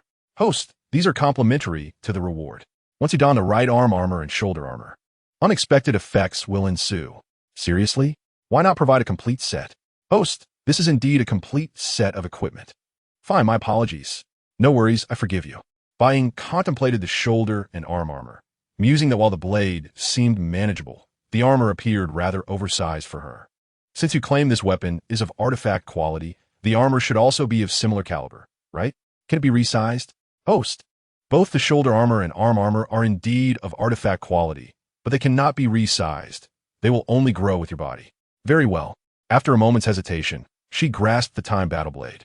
The instant she did, she felt an overwhelming sensation, as if her very being was merging with the artifact. An immense pressure enveloping her. Yet, soon enough, the time battle blade assimilated into her form, allowing her to summon it through mere thought. Being an artifact, it must possess some skills, right? After all, even the sea god-S trident has them. Host, it certainly possesses skills. Current weapon skills: dread, time stasis, and temporal pain. Dread instills fear in all adversaries, causing them to feel as if they are facing a deity of the highest level. It reduces all their attributes by 30%. Time stasis halts time, allowing only the host freedom of movement. The host can also grant this privilege to others. Temporal pain inflicts upon the opponent all past pains, causing them to endure them simultaneously. Wow, this is incredible. With these skills, who needs a martial spirit? With these abilities, I could be the strongest in the world. Bai Ying exclaimed, astonished by the weapon's capabilities. The host can activate skills by channeling soul power. As the host has not donned the shoulder or arm armor, only these 3 skills are available for now. These are already impressive. Just then, hearing Bai Ying's exclamation, Jin Yi and Qing Wan rushed into the cave, fearful that she might be in peril. After Jin Yi and Qing Wan entered, they saw Bai Ying preparing to leave with a large sword on his back. The two hurriedly inquired, "What happened? We thought you were in danger." Bai Ying bent slightly and replied, "I apologize for causing you both concern. You're fine. That's all that matters." "It seems you've acquired your weapon," Jin Yi remarked. "Is that large sword on your back your weapon?" Qing Wan pointed to it and asked. Bai Ying nodded and affirmed, "Indeed, this is my weapon." Jin Yi Douluo chuckled and said, "So the weapon capable of injuring us is this?" "Ha ha." Bai Ying replied playfully, "Does Grandpa Jin Yi not believe me? I wish to demonstrate my skills. You have been in the Hall of Offerings for many years. You must know the angel's sacred sword, right? I assure you, apart from." In an instant, both Jin Yi Douluo and Qing Wan Douluo felt an overwhelming pressure enveloping them, rendering Jin Yi momentarily speechless. After completing his demonstration, Bai Ying activated the time seal, causing the entire world to freeze, leaving only him able to move freely. "Quite effective.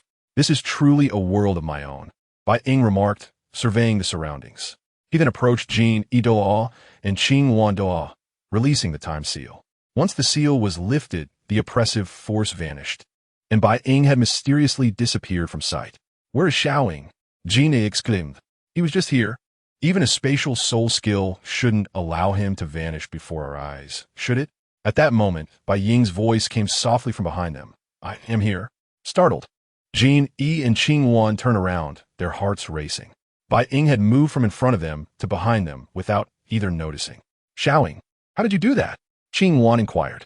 Bai Ying explained, "Grandpa Jin, he must have sensed the angel's sacred sword and everything that just transpired, right?" Jin Yi was taken aback and exclaimed, "Are you suggesting?" Bai Ying nodded. "What do you mean? Stop speaking in riddles," Qing Wan urged. Jin Yi clarified. "The angel's sacred sword is a divine artifact, and the sword on Xiaoying's back is also a divine artifact." "What? A divine artifact?" Qing Wan Douluo gasped in disbelief. He then turned to Bai Ying and asked, "How did you move from your previous position to behind us in an instant?" Bai Ying, wishing to keep the artifact's abilities a secret, smiled and said, "Everyone has their little secrets, don't they?" Qing Wan chuckled, scratching his head. "Indeed. Ha ha ha. Xiaoying is indeed gifted, and with a divine artifact in hand, what worries could we have for the Hall of Spirit's grand ambitions? Let us set off to find Douluo. Once we locate him and secure his cooperation, we can acquire soul rings." "Agreed," the three exclaimed in unison as they set off. Qing Wan Douluo utilized his martial soul and soul skills, significantly increasing their speed compared to when they first left the martial soul city. Along the way, many people and soul masters below noticed the enormous Qing Wan soaring above them. Not far away, Ning Fengji and Sword Douluo. Qian Renxue also took note of this phenomenon. Sword uncle, what do you think is happening? Ning Fengji asked. Sword Douluo soared into the sky, using his spiritual sense to locate Bai Ying's direction. After Bai Ying and the others moved further away, Qian Renxue returned to the ground and remarked, I just used my spiritual sense to take a look. There are two titled Douluo and a young child, likely just slightly older than Rong. What is their strength? Ning Feng Ti inquired. One is the Hall of Spirit Xing Wan Duo, whose strength is impressive. The other managed to disperse my spiritual sense, indicating formidable power. I noticed the child just before my sense was disrupted, Qian Renxue explained. Ning Fengji murmured, two powerful titled Douluo, huh? He then asked Sword uncle, is the child male or female? It's a boy. Is there a problem, Sect Master? Qian Renxue replied. Ning Fengji waved his hand. No, it's nothing. Do you recall the news from our spies not long ago? Are you suggesting this child is one of those three? Ning Fengji nodded. It's very likely. Moreover, one of the girls was taken as an apprentice by the Pope, and this boy should also be one of the trio. Chapter 11. Sunset Forest the next day. Bai Ying, Jin E. Douluo, and Qing Wan Douluo arrived at Sunset Forest. The forest lacked powerful soul beasts and was seldom disturbed, making it an ideal hiding spot for Douluo, given his strength and temperament. Qing Wan Douluo looked down and asked, shouting, are you certain Douluo is hiding here? Bai Ying nodded slightly, affirming Douluo's presence in Sunset Forest. He then turned to Jin E. Douluo and Qing Wan Douluo, asking, do you both know about the ice and fire yin yang eye in Sunset Forest? Exchanging glances, Jin E and Qing Wan shook their heads and inquired in unison. Ice and fire yin yang eye? What is that? Bai Ying explained, you can think of it as a hot spring or a spring eye. Either works. Jin E understood and asked, are you saying Douluo resides near a spring in Sunset Forest? Bai Ying nodded. He would certainly choose such a location, though I'm uncertain if he is there now. Qing Wan asked, shouting, how do you know Douluo is near the spring? Bai Ying replied, Douluo is reclusive and likely wouldn't live in a bustling street. Everyone needs to meet their basic needs, and given Douluo's solitary nature, he wouldn't dwell long in towns. A wise rabbit has 3 burrows. Should the elders from the Pope's palace ever pursue him, he would certainly have a backup plan. Sunset Forest is an excellent choice. There are no powerful soul beasts, and if he surround himself with toxins, no soul beast would dare disturb him. Living near a hot spring offers a natural way to relax. He would surely claim it as his sanctuary.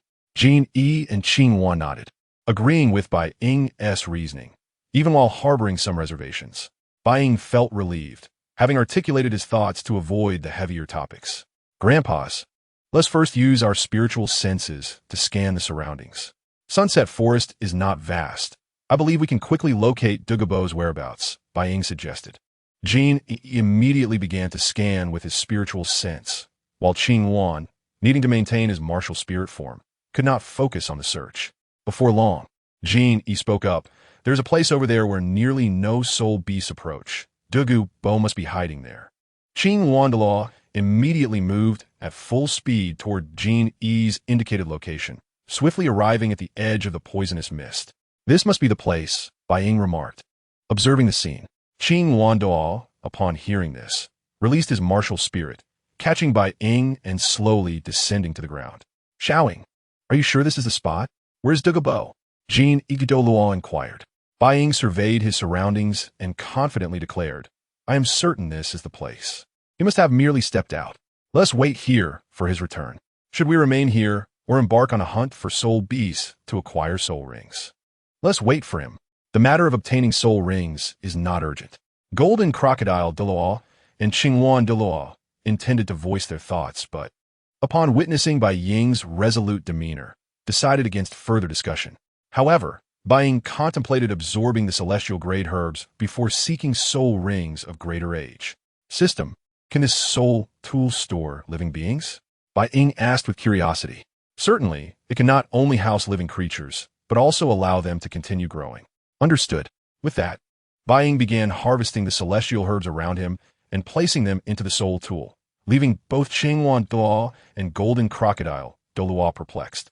While they recognized these as herbs, they were unaware of their legendary status.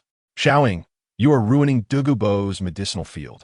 It will be even more difficult to win him over now. Indeed, Qingwan Douluo echoed. Yet, upon hearing this, Bai Ying increased his pace, already quick in harvesting. Now even swifter. The sight left Golden Crocodile Douluo and Qingwan Douluo dumbfounded. Wasn't the plan to win him over? Why was he destroying instead? After Bai Ying had harvested all the herbs from the medicinal field, he uprooted their roots and discarded them into the ice and fire yin yang before ceasing his actions.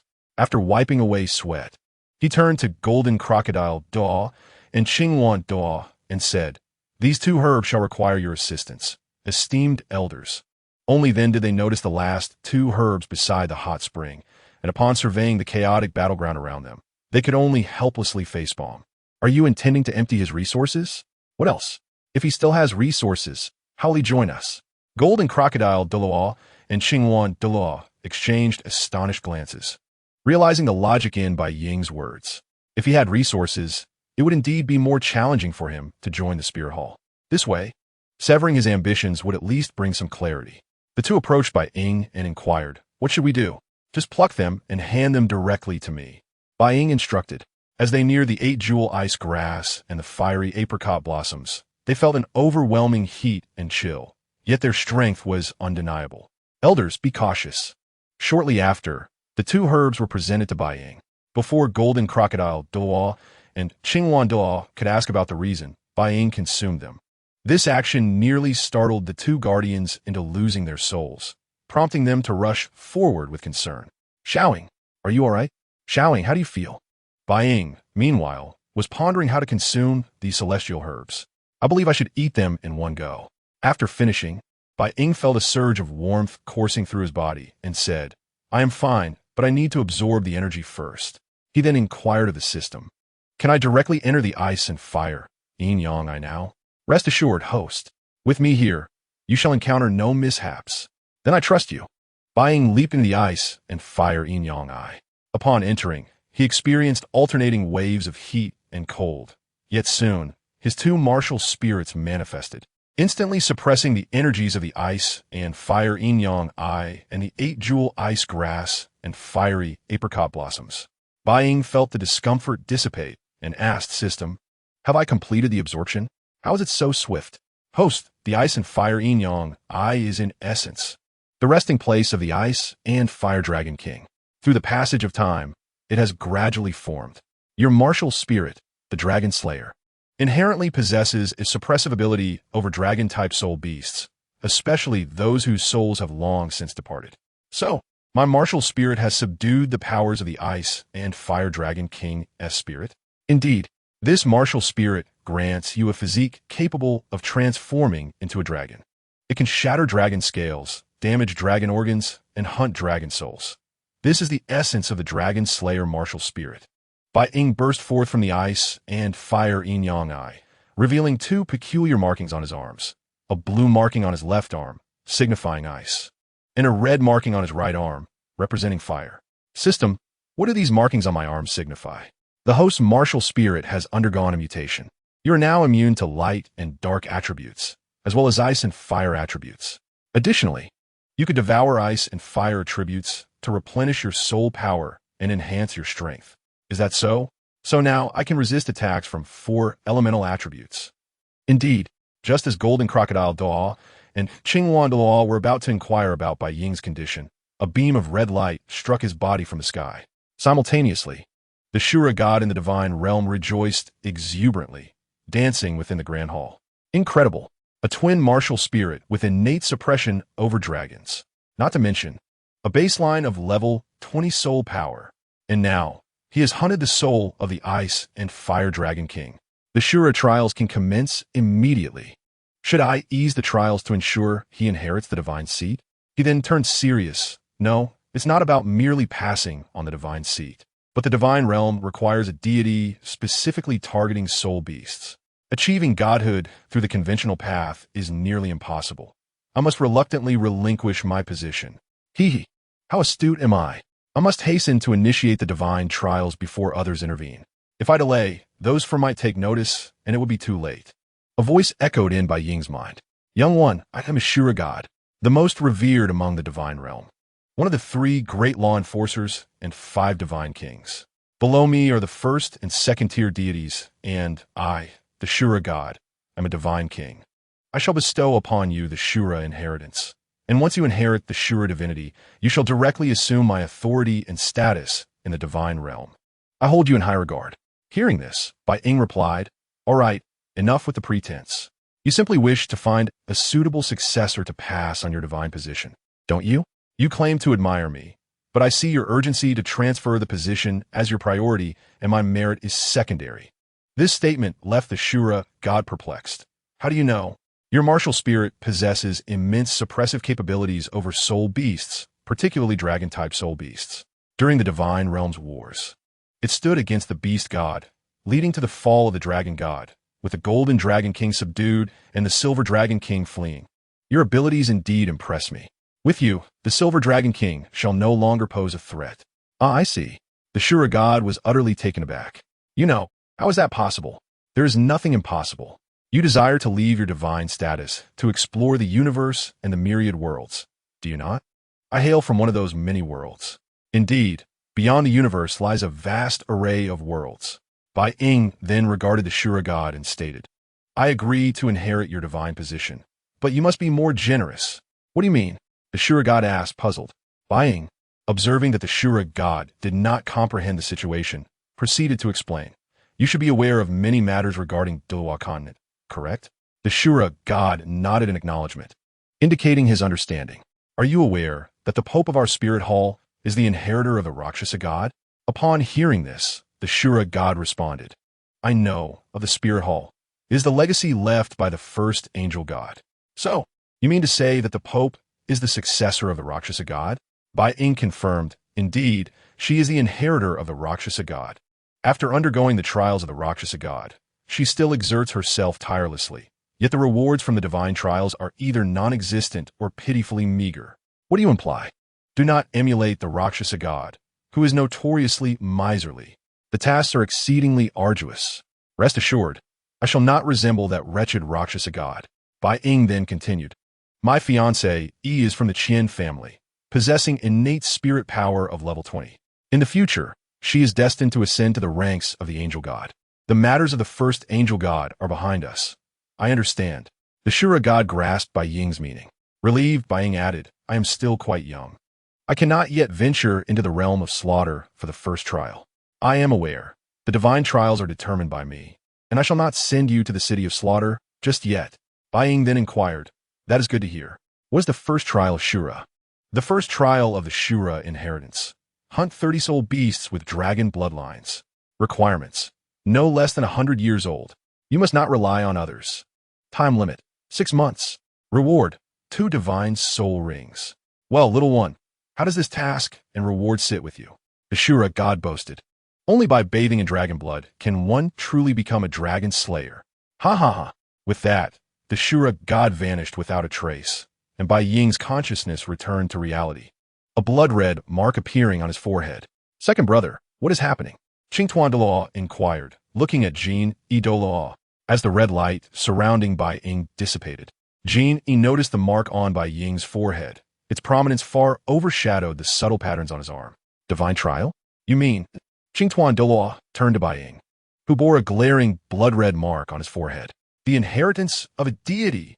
Subsequently, Qian Douluo and Douluo approached Bai Ying, asking Little Ying, "Have you received the inheritance of a deity?" Bai Ying nodded and then gestured for silence.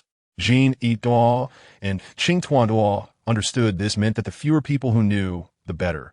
It was best to keep it discreet. Qian Douluo then quietly inquired, "How many trials?" "Naturally, there are 9 trials." Qian nearly fainted upon hearing this, stammering, Nine trials." Fortunately, Douluo was quick to support Qian. Otherwise, he would have collapsed to the ground. Douluo asked Qian, "What do you mean by 9 trials?" Qian whispered in Tuan's ear, 9 trials signify that one will eventually become a deity." "What?" Tuan exclaimed, completely falling to the ground alongside Qian.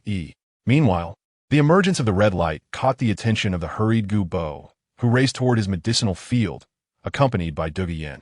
He believed that within those herbs lay potential cures for his granddaughter's affliction. Chapter 13. Joining the spear hall, Bai Ying gazed at the ice and fire yin-yang eye, and a peculiar thought took shape.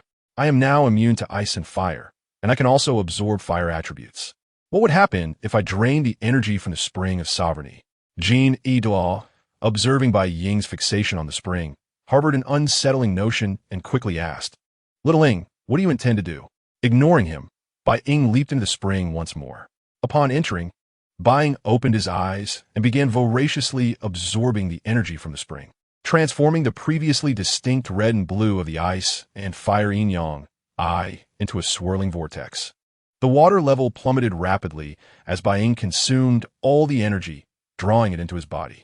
In no time, the entire ice and fire yin-yang was completely drained, resembling a dry well. I truly feel an inexhaustible surge of spirit power.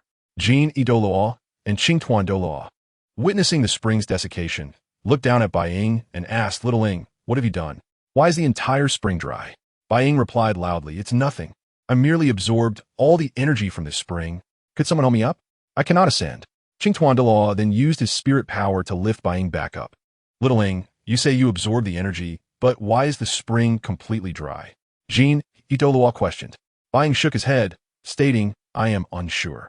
After absorbing the energy, the water simply vanished. Douluo then asked, "Little Ying, you didn't drink all the water, did you?" "I shouldn't have. I only absorbed the energy. The spring water should have been sustained by that energy, and once I absorbed it, the spring dried up." Qian nodded, finding Bai Ying's reasoning plausible. While Bai Ying conversed with Qian Renxue and Douluo, accompanied by his granddaughter, arrived at the scene. "How dare anyone trespass into my medicinal field? Do you seek death?" Though he had not yet seen anyone, he recognized their presence by their voices, questioning loudly. Qian Renxue and Douluo scoffed at Douluo's words. One was the second elder of the spirit hall, second only to the grand elder, Daoliu, while the other was the third elder, ranking third in the spirit hall. Bai Ying, holding a divine artifact and having passed the divine trial, was destined to become a deity in the future. How could Douluo dare to act against them? Upon Douluo's arrival, he was taken aback by the sight before him. The ice and fire yin-yang was completely drained, and the celestial great herbs were uprooted. "Was it you who did this? I shall kill you." Douluo, seething with rage, rushed forward without recognizing the individuals present. However, as he approached, he immediately recognized Qian Renxue, who had officiated his ascension to title Douluo. Looking at the other person, he felt immense pressure, realizing he was undoubtedly another elder of the spirit hall. Finally, he glanced at the young man beside them, clearly a key figure being cultivated by the spirit hall. At this moment, Douluo felt rather awkward. He had just threatened to kill them, but upon seeing two spirit hall elders here, he wondered who would be fighting whom. Realizing his predicament, Douluo understood he could not escape. With Qian Renxue possessing a spirit power of 98, even if he were to risk his life, he could not hope to challenge him. Even if he fought desperately, he could only take down a child, and his granddaughter would undoubtedly suffer as well. Thus, Douluo transmitted a plea with his spirit power. "Please, when you decide to kill me, do not let my granddaughter witness it. I beg you, spare her a path to safety. I only wish for her to grow up peacefully and happily, living a stable life. I implore you." Upon hearing this, Bai Ying stepped forward with a smile, saying, "I believe there has been a misunderstanding, Senior Douluo. We harbor no ill intentions." After hearing Bai Ying's words, Douluo turned to Qian Renxue and Douluo, noticing their lack of response. He realized that the child before him was the one truly holding authority. "It was our fault for inadvertently damaging Senior Douluo's medicinal field, and I sincerely apologize." Douluo recognized that the child was providing him an opportunity to save face, especially since Daoliu was watching from behind. He waved his hand and said, "It's nothing, just a medicinal field after all." Seeing that Douluo had taken the opportunity, Bai Ying directly stated, "We have come here to invite Senior Douluo to join the Hall of Offering." Upon hearing this, Douluo felt conflicted. Joining the spirit hall would bind him for life, yet refusing could lead to peril for him and Daoliu. Bai Ying, noticing Douluo's hesitation, softly suggested, "Perhaps you would consider the rewards the Hall of Offering has for you." "Rewards?" Douluo was puzzled, wondering if this was how the spirit hall operated. "The reward from the Hall of Offering is the removal of the poison afflicting you and your granddaughter. Surely this should entice you?" Upon hearing this, Douluo's eyes lit up momentarily before dimming, as he murmured, "If only detoxification were truly that simple." "Senior, It seems you still harbor doubts about us.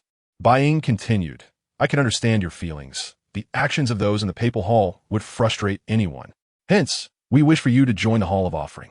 Douluo suddenly realized that Bai Ying had never mentioned the Spirit Hall or the Papal Hall, only the Hall of Offering. Indeed, the Hall of Offering. Bai Ying nodded and added, as long as you agree to join the Spirit Hall, you will become the 8th offering in the Hall of Offering. This has been discussed with the Grand Offering. If you consent, you will be directly inducted into the Hall of Offering and receive detoxification for both you and your granddaughter. He quickly added, you will not be subject to any elder or offering's commands, nor those of the Pope or Grand Offering. In other words, you will hold a nominal position that does not impede your freedom or lifestyle. Douluo contemplated the offer. Not only could he join the Hall of Offering, but he could also receive detoxification without being beholden to anyone. However, he still had reservations and asked, to whom will I be accountable? Bai Ying anticipated this question and replied, only to me. Rather than a superior-subordinate relationship, I prefer a friendship. What do you think? The terms were indeed enticing. I wish to build an invincible team, and I believe your granddaughter would be an excellent addition. This way, you need not worry about her. She will receive the highest treatment and best resources from the Spear Hall. After receiving this answer, Douluo declared, very well.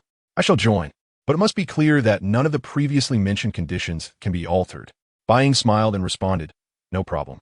I can also arrange for you to have a welcome ceremony by battling Douluo.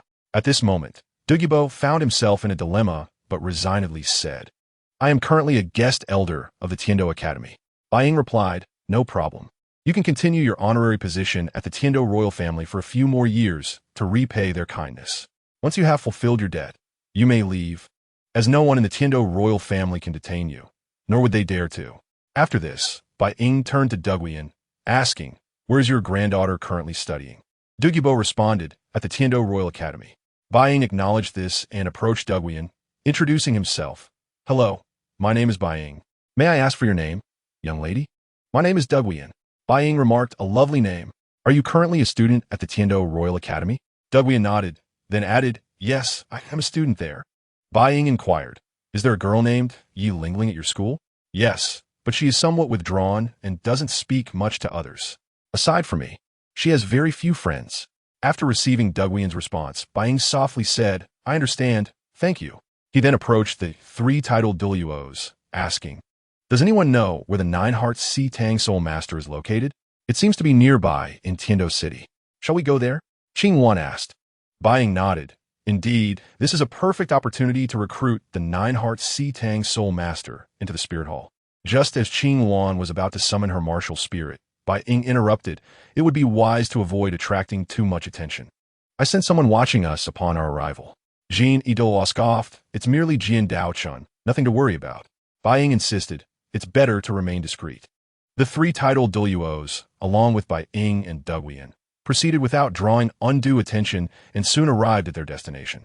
Is this the residence of a 9-heart Si Tang Soul Master? Douluo surveyed the surroundings. Jin Douluo remarked, I never expected the 9-heart Si Tang to fall into such disrepair.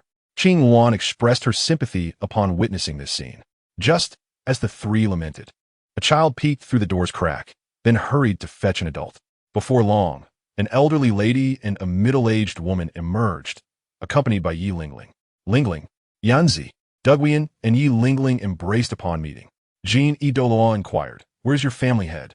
Sensing the formidable presence of the 3, the woman replied, you have traveled far.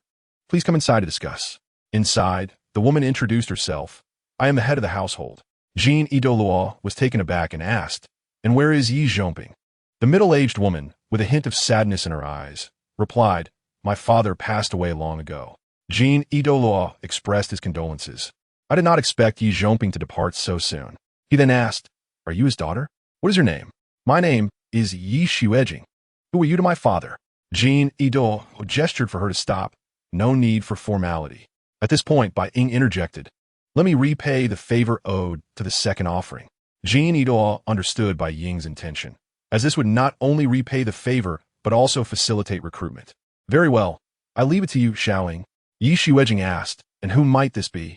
Bai Ying replied, he is the holy son of our spirit hall. Bai Ying felt surprised, thinking, what? Me? When did I become the holy son of the spirit hall? I was unaware of this. Who conferred such a title upon me? However, he kept his thoughts to himself. So, he is the holy son of the spirit hall. I truly underestimated him. Bai Ying also remarked, there's no need for concern. Let us discuss the matter at hand. I shall assist you in resolving the issue of your 9-heart Sitang weapon spirit being limited to 2 at a time, as a way to repay the favor owed by the golden crocodile Douluo and to forge an alliance with your family. What do you say? Upon hearing this, Yi Jingxue felt a wave of astonishment and subsequently inquired, can you truly rectify the flaws within our weapon spirits? Indeed, but not at this very moment. You must first deliberate on whether to join the Spirit Hall. Should you choose not to ally with the Spirit Hall, I will endeavor to restore your family's former glory. However, if you decide to join, the issues concerning your weapon spirits will naturally resolve themselves. Without a moment's hesitation, Yi Jingxue sprang to her feet and declared, I shall undoubtedly choose to join the Spirit Hall.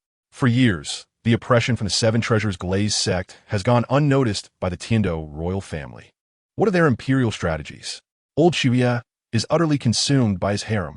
I have heard that it is the crown prince who manages affairs. Were it not for the 7 Treasures Glazed sect's oppression, how could our 9-heart Sitang possibly have fallen into such disarray? Bai Ying responded, the kings compel the masses to kneel before them through hereditary power and hollow fame, alongside their so-called bloodlines. The Spirit Hall aims to empower everyone, allowing them to stand tall and reclaim their lives. Bai Ying then produced the wondrous Chirong Tongtian chrysanthemum and the fragrant Chala immortal herb, along with the 9th-rank purple ginseng, and began absorbing them directly. Half an hour later, a notification chimed, congratulations, host has acquired the ability, poison immunity. Is this due to the Chala immortal herb?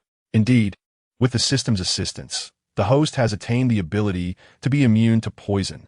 System, you have yet to deliver my signing rewards from these past few days.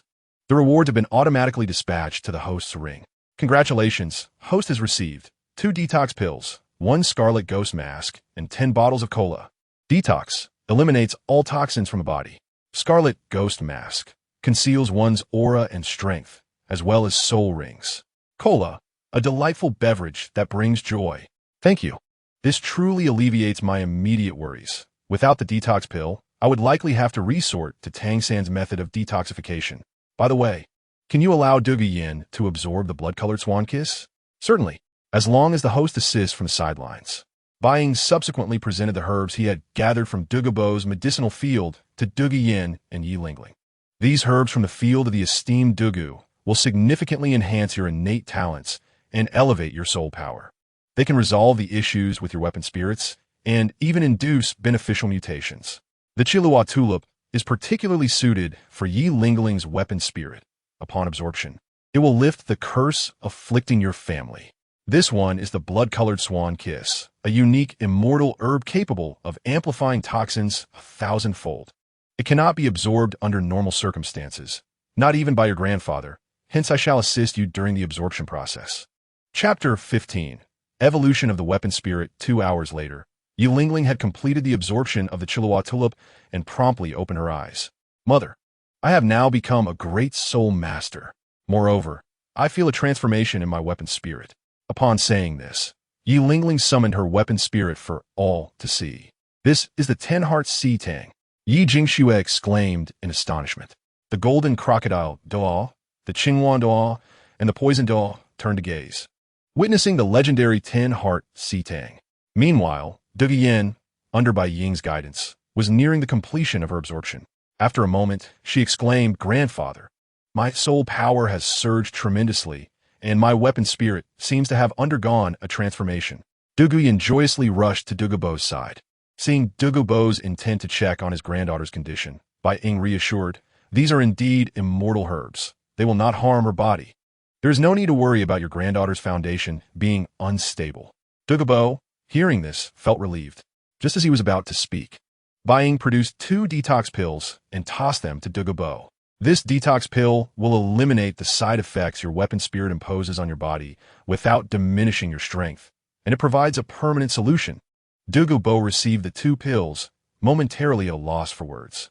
Seeing Bo's silence, Bai Ying chuckled. It seems that even you, old poison master, harbor doubts about me. Bo hastily clarified. It's not a matter of distrust. It's just that a problem that has plagued our family for generations is miraculously resolved today. I wonder if joining the spirit hall earlier could have liberated us from the burdens imposed by our weapon spirits. Bai Ying smiled. It is never too late to join. I believe Dugu Yan's weapon spirit must have undergone significant changes as well. Dugu Bo, patting Dugu Yan's head, smiled and said, Yin Yin, summon your weapon spirit for grandfather to see. Dugu Yan obediently nodded. She then summoned her weapon spirit, and to everyone's astonishment, the once Bai Lin snake transformed into a dragon. This is the Bai Lin poison dragon.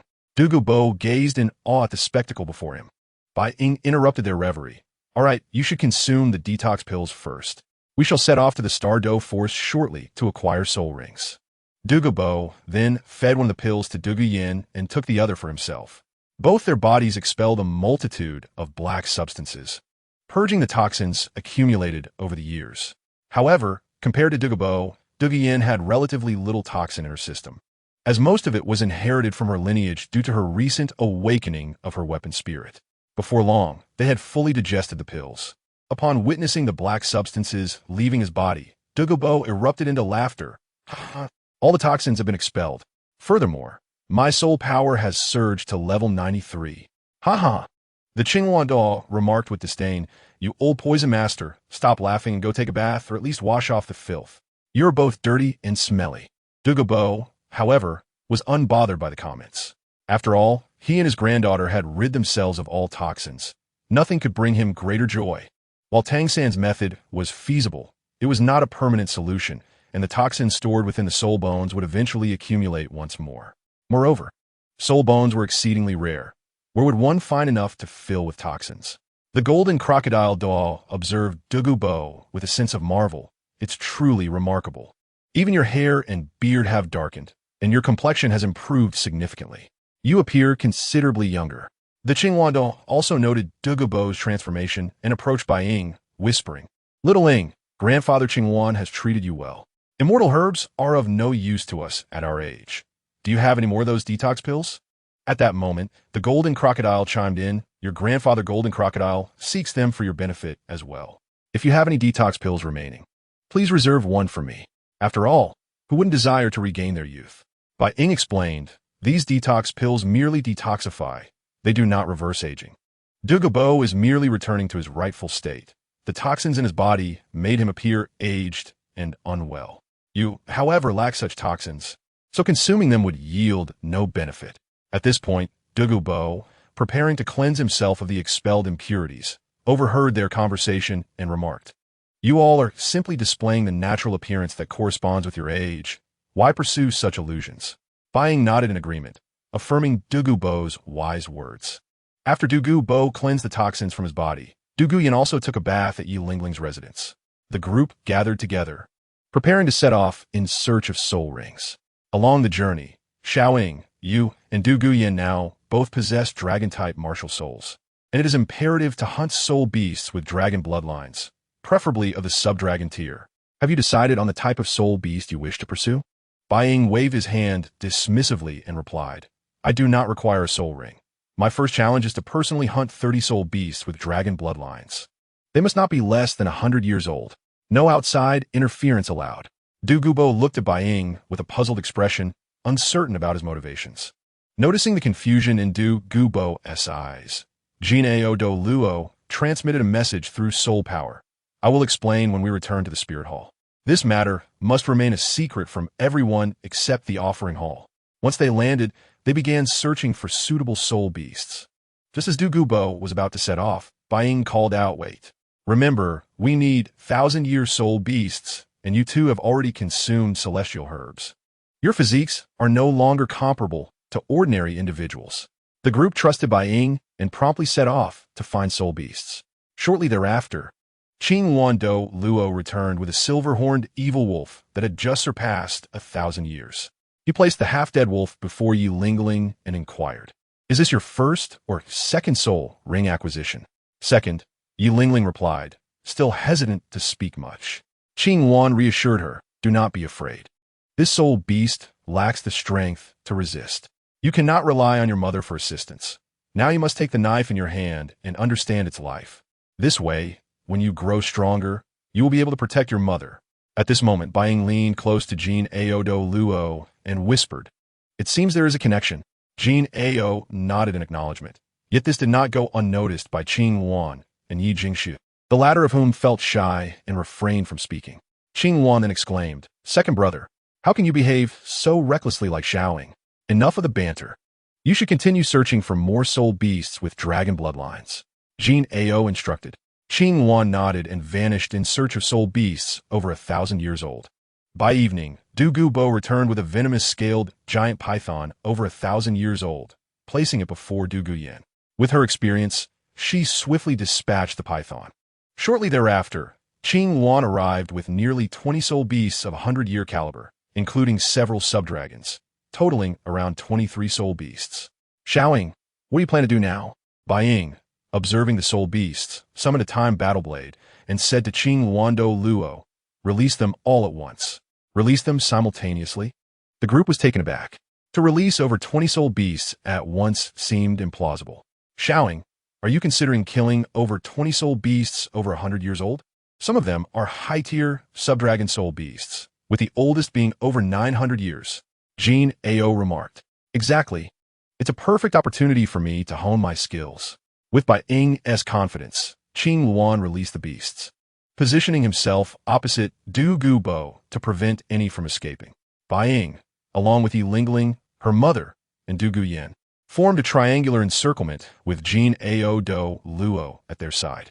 Upon sensing their newfound freedom, some soul beasts attempted to flee, while others lunged at Bai Ying and the children. Bai Ying raised his blade, a slight smile gracing his lips, and suddenly, all the individuals and soul beasts became utterly still. The Time Seal skill had the power to pause time, a remarkable ability. Bai Ying then targeted the vital spots of the soul beasts, swiftly dispatching them. Once completed, he returned to his original position and resumed time. At this moment, the others were left bewildered. Du Gubo and Qing Wando Luo stepped forward, prepared to intercept. Jin Ao Do Luo bellowed, "Seeking death? What has transpired?" To their astonishment, all the soul beasts lay lifeless on the ground, while Bai Ying remained in place, his movements unchanged. Jin Ao Do Luo and Qing Wando Luo exchanged glances with Bai Ying, sensing a familiar power, reminiscent of the time Bai Ying had obtained a divine artifact. Yi Jingshu, covering her mouth in shock, exclaimed, "Wait, all these soul beasts are dead. How did the Holy Sun accomplish this?" Du Gubo, equity astonished, remarked. "This all happened in an instant. I didn't perceive a thing. Holy Sun, how did you manage this?" Bai Ying waved his hand dismissively. "There is no need for formalities. You may call me Ying, like Jin Ao and Qing Wan. As for how I did it, that is a secret I cannot divulge. Everyone has their own secrets, just as I do not pry into yours." Du Gubo and Yi Jingshu nodded in understanding, refraining from further inquiries. Bai Ying then turned to Qing Wando Luo and asked, "Did you injure one of the soul beasts?" Qing Wan nodded at first. "I didn't gauge my strength properly and accidentally hurt one. Well, we still have 22. It's fine. There is plenty of time to find 8 more. Jing Douluo suggested, "Let us camp here for the night. We will return to the Spirit Hall tomorrow. The Spirit Hall has captive soul beasts, so we are not lacking in numbers." Bai Ying then questioned, "But why did we come to the Star Dove Forest in the first place? Was it you who suggested it?" Bai Ying's expression turned awkward as he replied, I meant to ask, why did that old man Qian Lu send me all the way to the Star Dove Forest to obtain soul rings?" Jin Ao playfully swatted Bai Ying's head and scolded, "You call me grandpa in front of others, but an old man behind my back? Have you ever referred to me as such? You must not be so disrespectful in the future." The group then set up 2 tents to spend the night, preparing to journey back to the Spirit Hall the following day. Yi Jingshu, Yi Lingling, and Du Guyan had already fallen asleep, while Qing Wando Luo rested in another tent, as the past 2 days had been filled with travel and soul beast hunting. Tomorrow would bring the journey back to the Spirit Hall, necessitating a restful night to recover their soul and mental energy. Jin Ao Do Luo and Du Gudo Luo leaned against the campfire, closing their eyes in meditation, while Bai Ying leaned against a tree, gazing at the night sky. At that moment, Du Gubo sensed Bai Ying's emotions and approached with some roasted soul beast meat and 2 bottles of wine. He tossed 1 bottle to Bai Ying, then sat down with the roasted meat and slowly inquired, "What troubles you?" Can I call you Grandpa Douluo? Of course. What should I do about my mother-in-law? Douluo chuckled at the remark. How old are you to be concerned about a mother-in-law? Besides, as long as you possess strength, whether it be 3 wives or 4 concubines, or if the mother-in-law disapproves, it is trivial in the face of power. The Douluo continent has always prioritized strength. True, it's too early to worry about that. However, I must counter one thing you said. Intrigued, Douluo asked, "Oh, what is it?" Not all mothers-in-law care about strength. There's a saying, mother-in-law, big bad wolf. Although the golden crocodile, Douluo, was recuperating in silence. The words of the 2 individuals reached his ears. In a world that venerates strength above all, the notion that possessing power allows one to indulge in multiple wives and concubines seemed quite reasonable to him. However, upon hearing Bai Ying's remark about the mother-in-law, the great she-wolf, he couldn't help but twitch the corner of his mouth, fully aware that Bai Ying was referring to Bibi Dong, the formidable she-wolf. The next day, as the group traveled on the martial soul of the Qingwan Douluo, they swiftly arrived at the spirit city. Due to the prohibition of flying within the city, they had no choice but to descend to the ground and walk towards the offering hall. At that moment, a rather effeminate voice echoed, "You old poisoner, how dare you come to Spirit City?" As Douluo gazed at the Douluo appearing in the sky, he remained silent, merely observing the latter's display of arrogance. Noticing the lack of response, the Douluo turned his attention to Douluo, who was flanked by 2 individuals glaring at him. Startled, the Douluo quickly landed and bowed, addressing them as second offering and third offering. Douluo leaned closer to Bai Ying and whispered, "You know I have a long-standing feud with this guy." Golden Crocodile Douluo and Qingwan Douluo overheard this exchange, and before Bai Ying could respond, they immediately interjected. As an elder of the Spirit Hall, the Douluo has blatantly disregarded the regulations against flying in the Spirit City and has provoked the 8th offering. Douluo offering, you must deal with him. The Douluo gasped in shock. What? Yet, before he could comprehend the situation, Golden Crocodile Douluo and Qingwan Douluo swiftly bound him with their soul power. To preserve the dignity of a Spirit Hall elder, they took him to a secluded spot. After some time, Douluo emerged, evidently satisfied, while the Douluo soon followed, appearing relatively unscathed. Douluo had primarily used verbal provocations to leave the Douluo disoriented, employing psychological tactics rather than physical confrontation. Chapter 17. The first test completed as a 95th level title Douluo and an elder of the Spirit Hall. The Douluo felt humiliated to have been bested.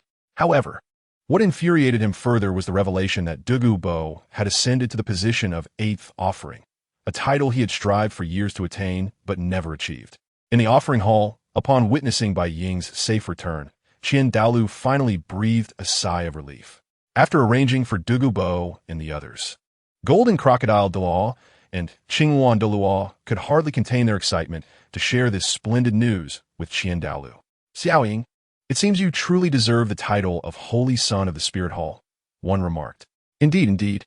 From now on, your 2 grandfathers will keep a close watch on you," the other added. "Thank you for your praise, but I am merely fortunate," Bai Ying replied modestly. "Do not be so humble. Your achievement in the 9th trial of the Shura God already attests to your innate talent. The speed with which you dispatched so many century-old soul beasts in the Star Do Great Forest is simply terrifying," they continued. Hearing such words, even Bai Ying felt a bit lightheaded from the flattery. Upon meeting Daoliu, the 2 recounted all that had transpired in the past few days, leaving even the unparalleled Douluo astonished. After dismissing the 2, Daoliu turned to Bai Ying and inquired, "Did you truly attain the divine trial?" Unable to restrain his curiosity upon seeing the blood-red totem on Bai Ying's body, he pressed further. Bai Ying, somewhat exasperated, replied, "Of course it's true. Do you think this totem is merely for show? Old man, you are a peerless Douluo and the supreme offering of the Spirit Hall. Can you not be a bit more mindful of your image? Do you realize how arduous it is to attain the legacy of a deity?" Daoliu couldn't help but interject, recalling how his dear friend Tang Chun had vanished in pursuit of divine inheritance, never to return. "It's just a divine trial. Why are you so agitated? The one who passed the trial is me, not you. How about my performance as your grandson-in-law? Quite commendable indeed. It seems that heaven has truly bestowed its favor upon you. From this moment forth, you are the Holy Son of the Spirit Hall, entitled to allocate any resources you require. The Holy Son of the Spirit Hall, you say? That sounds quite promising. However, is it not too early to celebrate? Will Bibi Dong consent to this? If she dares to oppose, just watch how I handle her, Qian Daoliu declared, grinning with uncharacteristic delight. Filled with a profound sense of pride for the child he had taken under his wing. Beep, please complete the first trial of the Shura God as soon as possible. Upon hearing the system's voice, Bai Ying replied somewhat incredulously, Did you not see that I just returned? Am I not allowed to rest? Are you unaware that insufficient rest could adversely affect my health? Host, you're not an ordinary person. You are a soul master, so will not impact you. Old man, I must expedite the completion of the first trial of the Shura God by hunting 30 soul beasts. I only need 8 more. If there are no objections, please take me there. I've heard there are 8 soul beasts raised within the Spirit Hall. Very well, I shall take you there now. Qian Daoliu led Bai Ying to the raised area of the Spirit Hall in an instant. Upon seeing Qian Daoliu, the guards immediately knelt, proclaiming, We pay our respects to the supreme offering. Are all the raised soul beasts here? Bai Ying inquired. Indeed, they're all here. You may step back, Qian Daoliu instructed, guiding Bai Ying to the designated area. All right, old man, the rest is up to me. Qian Daoliu nodded and stepped aside, eager to witness just how formidable his grandson-in-law was to have been chosen by the Shura God as the inheritor. While the raised soul beasts were significantly easier to deal with than wild ones, it was still quite challenging for a soul master without any spirit rings to confront them. Bai Ying, however, quickly located the 8 soul beasts, his senses heightened far beyond that of an ordinary person. You intend to take on all 8 soul beasts at once. Are you mad? Qian Daoliu exclaimed, his sudden outburst leaving Bai Ying momentarily speechless. Rest assured, old man, I'll be fine. Hunting them one by one is far too cumbersome. It's better to tackle them all at once to showcase my true skills. In an instant, Bai Ying unsheathed the time warblade. With the activation of its divine skill, time around him came to a halt, as though the entire world had frozen in that singular moment. The 8 soul beasts, previously meandering carelessly, suddenly found themselves immobile, as if ensnared by an unseen force. Even the air seemed to pause, creating a suffocating atmosphere. Qian Daoliu observed this scene, his eyes widening in astonishment. Though he was a peerless dog, he felt minuscule in comparison to the power of the divine artifact. He could distinctly sense the overwhelming force, yet felt utterly powerless against it. At that moment, Bai Ying moved. Brandishing the time war blade, he darted swiftly among the 8 soul beasts. With each flash of the blade, one beast after another vanished from existence. The entire process unfolded in the blink of an eye, mesmerizing all who beheld it. In an instant, the scene unraveled. What has happened? Old man, I just activated the divine artifact skill, allowing me to momentarily suspend time. Suspending time is truly an extraordinary ability, Qian Daoliu mused before speaking up. Your first trial must be complete now. That should be the case, Bai Ying replied. Suddenly, the red totems above his head erupted in dazzling crimson light, akin to flames dancing or blood boiling. The radiance intensified until it bathed the entire space in a blood-red hue. In that moment, Qian Daoliu felt as though a deity of slaughter was descending, the terrifying aura causing even this unparalleled Douluo to feel a shiver of trepidation. Shortly thereafter, 2 dazzling orbs of light materialized before Bai Ying, slowly rotating and emanating an unsettling energy. Each orb seemed to harbor boundless power, making it impossible to gaze directly at them. At that moment, a voice, both authoritative and imbued with murderous intent, reverberated through the space. The first trial of the Azura God has been completed, granting 2 divine soul rings. How fortuitous! The divine soul rings. Remarkably, this young man had received 2, while he himself had only acquired 1 upon completing the 8th trial. Such exceptional luck. Old man, you must envy me. These are divine soul rings. Given your immense talent, I shall spare you this time. I am inherently gifted. If my aptitude were lacking, how could I possibly become your grandson-in-law? Chapter 18. The second trial of the Azura God. You old man are fortunate to have set your sights on me. It is a blessing of several lifetimes. You ought to cherish it. You are indeed insufferable. 3 days without a beating, and you've become quite audacious. Far away in the divine realm, the Azura God was elated. He had not anticipated such swift progress in the first trial.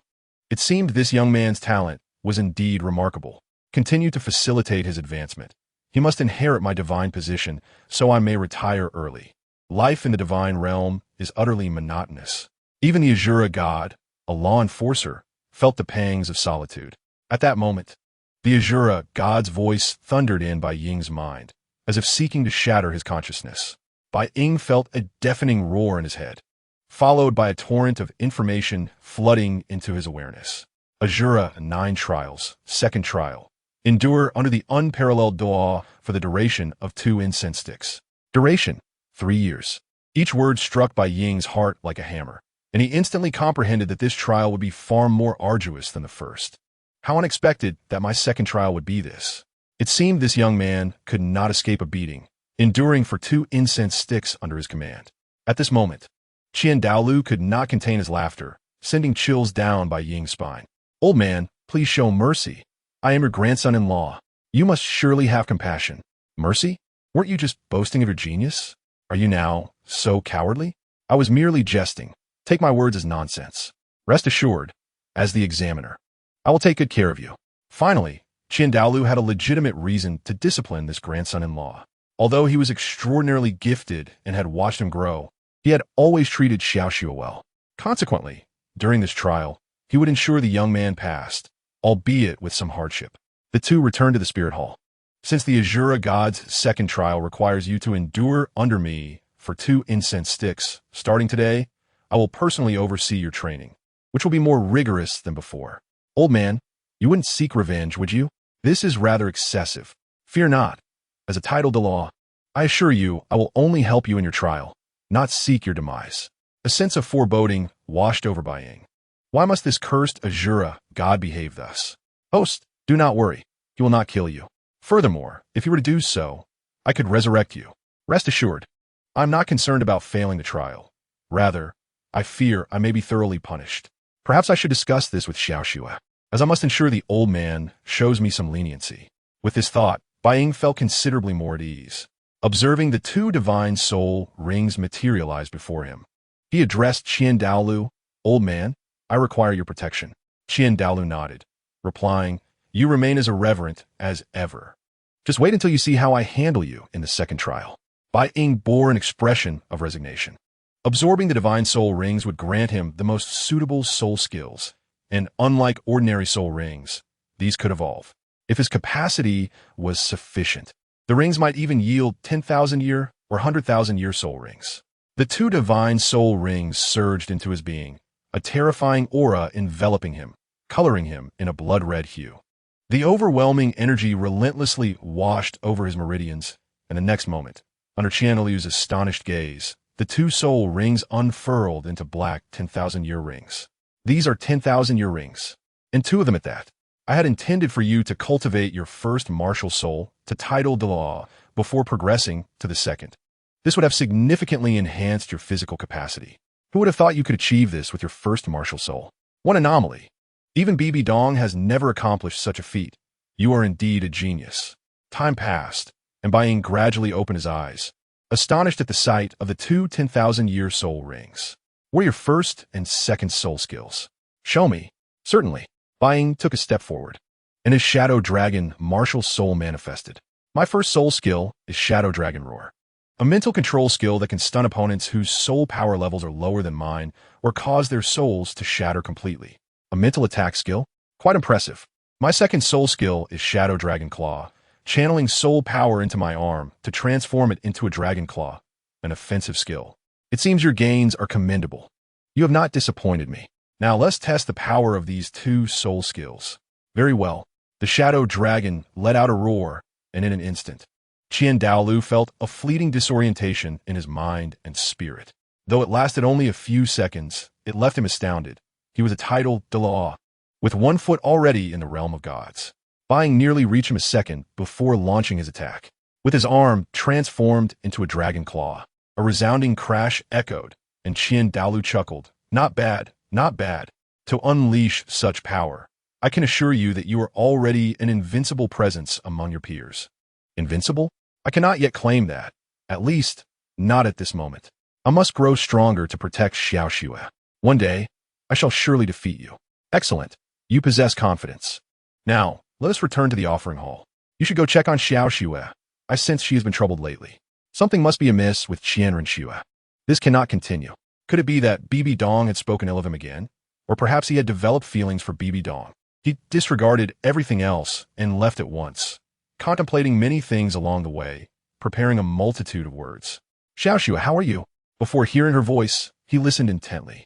Bai Ying pushed open Qian Renxue's door, only to behold a scene he would never forget.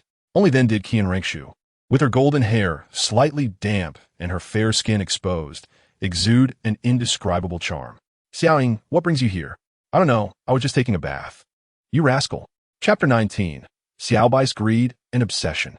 You should turn around quickly. Qian Renxue's petite face flushed slightly. However, Bai Ying seemed oblivious, as if he were deaf, entirely unaware of the situation. Detected the host's emotional agitation. Task assigned. Kiss Qian Renxue. Upon hearing the system's message, combined with the scene before him, Bai Ying could not help but swallow hard. Xiao Ying, you should leave. I'm sorry, Sister Xue. I lost my composure. I'll step outside. You hurry and get dressed. With a loud bang, the door was heavily shut. Bai Ying stood outside, momentarily stunned, as thoughts of the earlier scene flooded his mind. Qian Renxue's figure was simply breathtaking. He couldn't fathom why he had once admired Tang Sect, that hypocrite. But fortunately, she was now his fiancée. There should be no issue, right? No, that was not entirely secure. In fantastical tales, it was all too common for a fiancé to fall for the male lead. Precautions were necessary. Wait, the system seemed to have tasked him to kiss Qian Renxue again. Would that be too abrupt? Would it make him appear lecherous? The mere thought of being disliked by Qian Renxue, of being categorized among the despicable rogues, was enough to bring him to tears. Yet before he could think it through, the door to Qian Renxue's room swung open. At that moment, she was clad only in a nightgown, her flawless figure partially concealed, but her pale skin was still visible. Bai Ying was instantly entranced. Xiao Ying, what do you need from me? It's nothing, really. Grandpa said you seemed a bit off, so I came to check on you. I missed you. Oh, is that so? Then come in and let us talk. Qian Renxue's face was already flushed, and upon hearing his words, her heart raced as if it might leap from her chest. Once inside, Qian Renxue playfully scolded him. How dare you sneak a peek while I was bathing? It's not like that. I swear it was Grandpa who were right. It seems your heart is indeed that a little rascal. Oh no, has Qian Renxue started to dislike me? Will I face a similar fate in the future, perhaps falling for Tang Sect? Qian Renxue was thoroughly amused by Bai Ying's reaction, teasing him. All right, I'm just joking. Why do you look so wooden-headed? Will you be happy if I marry you? Sister, how can you hit me? I am, after all, your future husband. You little brat. We aren't even of age yet, and you're already thinking of that. Remember, even though our engagement was arranged by Grandpa, as my man, you must become strong. I do not wish to be with the weak, understand? But if I truly become weak, will you forsake me? He feigned a pitiful expression, his eyes watery as they gazed at Qian Renxue. She gently ruffled his hair. All right, it's fine. I was just teasing you. Suddenly, Bai Ying pulled her close, enveloping her in a tight embrace. Xue, I like you. I like you more than anyone else. As he spoke, he kissed her, leaving Qian Renxue in a state of shock. She had never anticipated her little brother, whom she had raised, would act so boldly. Although he had kissed her before, this time it was imbued with an unmistakable sense of dominance and desire. Xiao Ying, Qian Renxue managed to utter, struggling to push him away. Yet, gazing into his handsome face, she ultimately relented. Congratulations, host. You have obtained 5 spatial transfer talismans. Congratulations, host. You have received a 3-minute god-level experience card. Sister, you shouldn't joke like this. Do you realize you're in my life? How so? Are you afraid I might run away? I fear you might indeed. Do you remember when I told you I know everything that will happen in Douluo continent's future? I can tell you that in the future, you will fall for Tang Sect. Time and again, you will let him go, even to the point of severing ties with your mother, BB Dong. Upon hearing this, Qian Renxue immediately reacted. How could that be? I would never fall for an enemy, let alone let him go repeatedly. That is simply impossible. However, Bai Ying spoke with such conviction. It hardly seemed like a lie. Qian Renxue patted Bai Ying's back to comfort him. I've already chosen Xiao Ying. How could I ever like an enemy? Rest assured, I only have eyes for you. Her touch was gentle, as if soothing a petulant puppy. Really? Will you always like me? Host, I never imagined you could be so adept at coaxing. You're truly a master. What is that? I was once a master in the art of seduction. Mind you, don't underestimate me. Even someone as formidable as BB Dong would find herself charmed, given time. Moreover, do you think I'm without talent? Bai Ying nearly pressed his entire being against Qian Renxue, his arms tightly encircling her delicate form, savoring the sensation. Qian Renxue sighed, realizing that her brother had indeed transformed upon his return. The prospect of Tang Sect falling for an enemy was uncertain, but she had to prepare for it, both for the spirit hall and for Xiaoying. All right, you should let go of me now. Bai Ying hesitated, but ultimately complied. Though I'm unsure if your predictions about the future are true, I promise you, Xiaoying, I will marry you. I will become your wife and will not abandon you. You can rest easy. Is that truly the case? Sister, remember what you said today. Once I pass the second trial of the Shira God, I will have Grandpa arrange our wedding. How's that sound? Are you afraid I might flee? Very well. I agree. Why don't you believe me? Well, have I ever deceived you? But what if sister really falls for Tang Sect? Chapter 20. The Truth. What must I do for you to trust me? Qian Renxue's tone was teasing. This demeanor ignited a fire within Bai Ying. In the next moment, Qian Renxue leaned in and kissed him, leaving him utterly bewildered. Can this prove it? Rest assured, I will have you alone with no one else. Feeling the delicate skin, Bai Ying's face flushed with warmth from the sensations enveloping him. He found himself unwittingly submerged in the moment, just as he intended to delve deeper. A breath suddenly manifested around him. Bai Dong stood outside the door, as the Pope of the Spirit Hall. She was deeply intrigued by the child's words about the future downfall of the Spirit Hall. With her formidable strength, she could discern the happenings within the room. What on earth was this little rascal doing, engaging in such lewd acts? Although Daoliu had pledged Qian Renxue to him, this behavior was decidedly inappropriate. This boy was indeed a rogue. Men were all the same. Inside the room, the two were reluctant to part. Bai Ying felt a sense of unfulfilled desire. Sister Xue, you call me a rogue, yet I see you embody that title even more. Get lost. I'm not the person you imagine me to be. Very well. I am now increasingly intrigued by Tang Sect. Tell me how I came to like him, and how he led to the Spirit Hall's demise. This inquiry was precisely what Bai Dong was most concerned about, as she listened intently to the murmurs from within the room. Let me begin with your reasons. In my understanding, you are currently orchestrating a plan, one that involves infiltrating the Tiando royal family, awaiting the opportune moment to overturn the entire Tiando empire. A scheme akin to a cat swapping its kittens to impersonate the Tiando crown prince, Xue Qinghe, and to astonish Qian Renxue. Even Bai Dong is unaware of this. Known only to you and your grandfather, and this plan was only proposed a few days ago, so Bai Ying could not possibly have known in advance. Do not be astonished. I have mentioned before that I am aware of all future events on the Douluo continent. Through internal means, reclaiming the Tiando Empire is indeed the most advantageous move, preserving the strength of the Spirit Empire to the greatest extent. As you anticipated, this endeavor has been successful, and you have gained the trust of the Tiando royal family, being named the Crown Prince. It is at this juncture that Tang Sect appeared, dazzling the continent as the son of Tang Hao from the Qian Sect during the Continental Spirit Master Competition, captivating you and inciting ambiguous feelings towards him. Ultimately, you had the opportunity to capture Tang Sect and even contemplated marrying him. Because of this thought, you repeatedly spared his life. You had ample chances to kill him, and you could have ascended to divinity before him, arguably the first person in the continent to do so. Yet, it was precisely your affection for him that led to this tragic outcome. Bai, are you implying that the majority of this is my fault? The majority is not entirely your fault. It is merely a matter of fate. However, rest assured, now that I am here, the future's conclusion will certainly change. Listening outside the door, Bai Dong felt a shock. Although she was unsure if Bai Ying's words were true, she could distinctly sense Qian Renxue's emotions fluctuating intensely. Qian Renxue, the cat swapping kittens, infiltrating the Tiando royal palace to dismantle the Tiando emperor. Though she could not fully believe it, she could not dismiss it either. Qian Renxue would indeed fall for Tang Sect, the son of the Qian. It seemed this Tang Sect warranted attention. Bai, please continue. Qian Renxue's expression had darkened considerably. Yet she gritted her teeth and continued to listen. She knew with absolute certainty that the person before her could not possibly deceive her. Sister Xue, I know that you may not believe what I say now, but everything I have mentioned will come to pass, so you must prepare yourself. Is it simply enough for me to not like Tang Sect? Of course not. You merely play a facilitating role. The primary issue lies within the Spirit Hall, which is deeply divided. Your father, the previous Pope Qian Renxue, do you know how he met his end? Upon hearing this, Qian Renxue's countenance changed, nearly gritting her teeth as she replied, "It was all that woman's fault."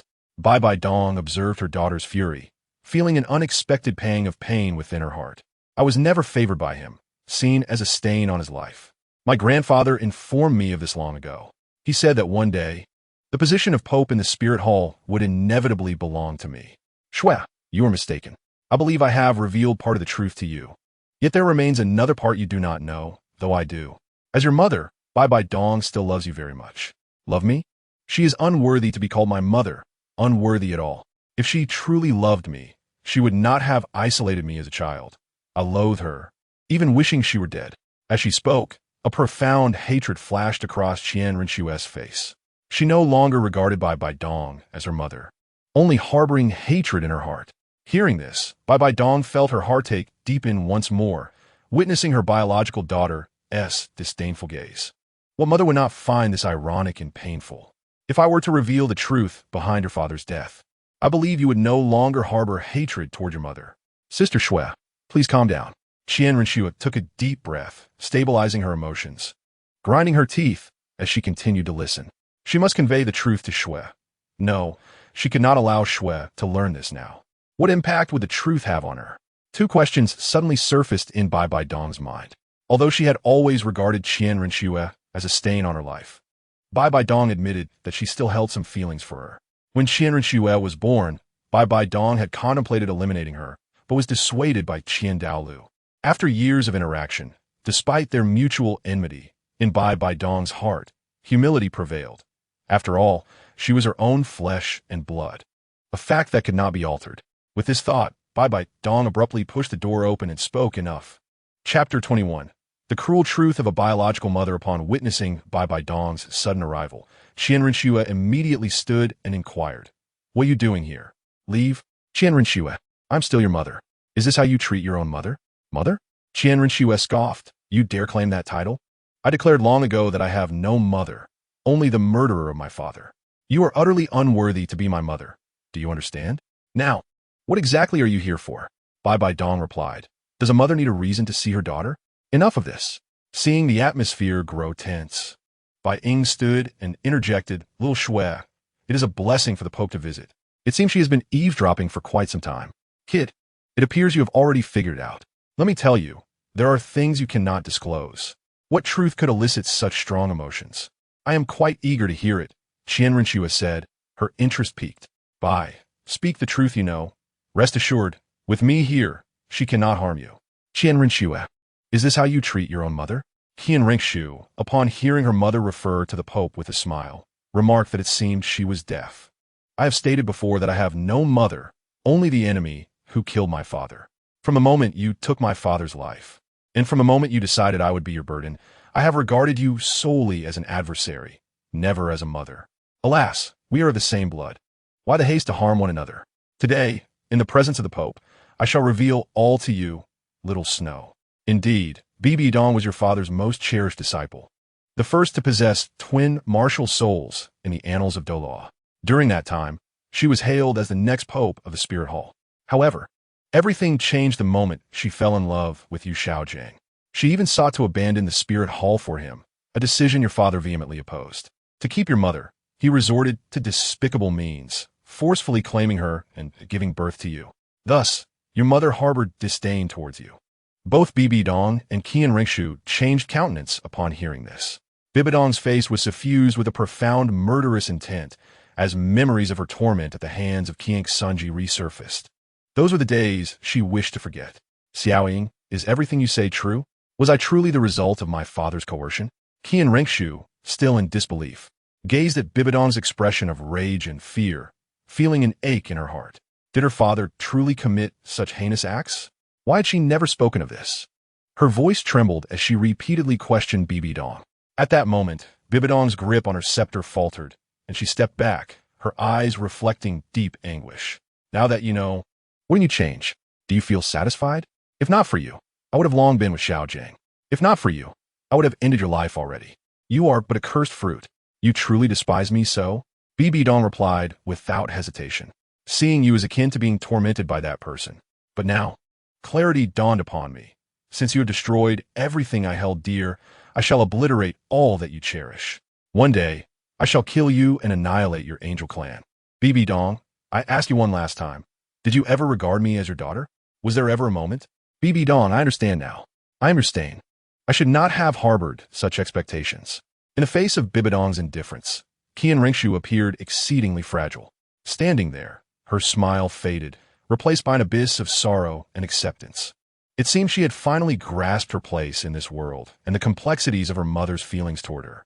Suddenly, her body swayed as if all strength had abandoned her. She tightly shut her eyes, a trickle of blood escaping her lips, emblematic of her inner anguish. Her form slowly crumpled to the ground, akin to a wilting petal brushing the earth. The surrounding air grew thick with tension. Only Bibi Dong remained motionless, a flicker of complicated emotions crossing her gaze. She watched Qian Renxue collapse, but did not move to assist. Her heart wrestled with pride and rage, preventing her from taking that step. Swear, are you all right? Just as she was about to fall, Bai Ying swiftly steadied her. What shall I do? I will fetch a doctor. You mustn't be harmed. I am fine, Qian Renxue reassured, though her eyes were filled with complexity. Bibi Dong, I owe you a life. I will repay that debt in due time. Bibi Dong silently regarded Qian Renxue, a myriad of emotions flickering in her eyes. She bit her lip, seemingly striving to quell her inner turmoil.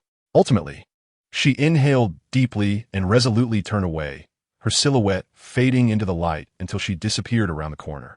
Qian Renxue stood still, her gaze hollow as she watched Bibi Dong depart. Her heart brimmed with despair and helplessness, as if the entire world had collapsed in that instant. She understood that the rift between her and her mother was irreparable. Their relationship was destined to conclude. The air around her felt suffocatingly still, and she lowered her head slowly, tears welling in her eyes. Clenching her fists, she attempted to numb the pain within through physical ache. Yet, that anguish surged forth like a tide, overwhelming her defenses. Thank you, Xiao Ying, for revealing everything to me. Sister Schwerer, please do not blame yourself. This is not your fault. It is all your father's doing. There is no connection here. You are innocent. Please do not let this affect you. Otherwise, I would feel guilty, truly. Seeing Bai Ying's concern, Qian Renxue smiled gently. Rest assured, I will not be affected. That is good to hear. Meanwhile, Bibi Dong returned to the cathedral. Inside her chamber, she could no longer contain her emotions and began to weep openly. What have I done? Qian Renxue, after all, is my daughter. I am not a worthy mother. Uncertain of how long she cried, Bibi Dong eventually regained her composure, transforming back into the cold, resolute Pope. Daoliu, you are clever. You chose my daughter and sought to use her as leverage. Yet, he is merely a child. I must grow stronger and swiftly. With that thought, she called out, instructing for the ghost Douluo and the chrysanthemum Douluo to visit the Pope's hall. Chapter 22. Ye Lingling Your Holiness. What is the purpose of summoning us? In the Pope's hall, the ghost Douluo and the chrysanthemum Douluo stood respectfully. I wish to journey to the Star Do forest soon. I require 100,000-year spirit ring for my second, martial soul, so prepare accordingly. We depart tomorrow. Understood, Your Holiness. Sister Schwerer, I have a gift for you. A gift? What kind of gift? It is a celestial herb found in the sunset forest, capable of enhancing your innate abilities and smoothing your cultivation journey. Behold, this herb is named the Heartbreak Red. Its properties can bring forth the living from the dead. The Heartbreak Red must be used by two who share mutual affection. A drop of blood can be dripped upon it, and if the lovers are true, the stone that clings to the Heartbreak Red shall vanish. In essence, only those who genuinely love can claim the Heartbreak Red as their own. Very well, I shall give it a try. Qian Renxue pricked her finger, allowing a drop of blood to fall upon the Heartbreak Red. In the next moment, it erupted in a dazzling red light, shattering the stone that had adhered to it. It truly worked. Schwerer, consume it quickly. I assure you, this herb will elevate your soul power by at least 5 levels. Yet, Qian Renxue gazed at the Heartbreak Red and chose not to consume it. This flower appears exquisite. It feels ashamed to eat it. If this is your decision, then I shall defer to your choice. By the way, I must discuss something with you. Could you refrain from going undercover in the Tiando Imperial Palace? It is not suitable. Not suitable? Why not? Pray enlighten me. Being an undercover agent in the Heavenly Do Palace would consume an excessive amount of time. With your exceptional talents, if you were to remain at the Spirit Hall, and with the assistance of your grandfather, You might inherit the throne of the angel god within a decade. At that point, once you ascend to divinity, your influence would be paramount in the spirit hall's unification of the continent. It is often said that in the Douluo continent, strength reigns supreme. This is something I need to ponder further. You need not concern yourself with it. Is there anything else? Indeed, there is. I have gained the recognition of the Shura god, who wishes for me to inherit his divine position. The second trial lies in the hands of Qian Daoliu, requiring me to endure for the duration of 2 incense sticks. I believe you can certainly achieve this. If there is nothing more, you may take your leave. I wish to be alone for a moment. Bai Ying sighed. Very well, but should anything arise, do not hesitate to inform me. Do not bear it alone. Rest assured. I will, he replied. After parting from Qian Renxue, Bai Ying sought out Yi Lingling. How are you settling in? He inquired, observing her. It's quite satisfactory, thank you. Yi Lingling replied coldly. She then added, did you come for a reason? Is it not permissible to visit without a purpose? Bai Ying smiled. By the way, I've noticed a rather serious issue. Have you always been this reticent? Such a habit is quite detrimental. Your aloof demeanor may deter others from approaching you. I worry for your future prospects. Understood. I shall make an effort to change, Yi Lingling responded. Bai Ying stood and declared, I am not reproaching you. Cool me. I'm in a good mood today. Accompany me for a stroll. Bai Ying extended his hand, and Yi Lingling's face flushed, reminiscent of a ripe apple. She felt as though her heart might leap from her chest. Where shall we go, Your Highness? Perhaps you are a bit famished? Have you eaten yet? I have not, she replied. Then let us dine. I assure you, my culinary skills are unparalleled. Being led by a gentleman instilled in her a sense of tranquility, a feeling she had never before experienced. They ventured into the kitchen, where Yi Lingling found herself mostly idle, watching Bai Ying expertly heat oil. Before long, a large plate of skewers emerged, freshly prepared. Stepping outside, he also retrieved a cola as a reward from the system. Enjoy, he said. Upon hearing this, Yi Lingling quickly seized a skewer and was about to take a bite when he interrupted her, saying, do not be so anxious. It is merely a meal. There is no cause for alarm. The skewers are freshly cooked and quite hot. You must blow on them first. Bai Ying demonstrated, blowing on the skewers before taking a bite. Yi Lingling followed suit. By the way, I wish to ask you something. Why are you so taciturn? Has something troubled you? Yi Lingling appeared to recall a painful memory, but, meeting Bai Ying's inquisitive gaze, finally spoke, my father passed away when I was young.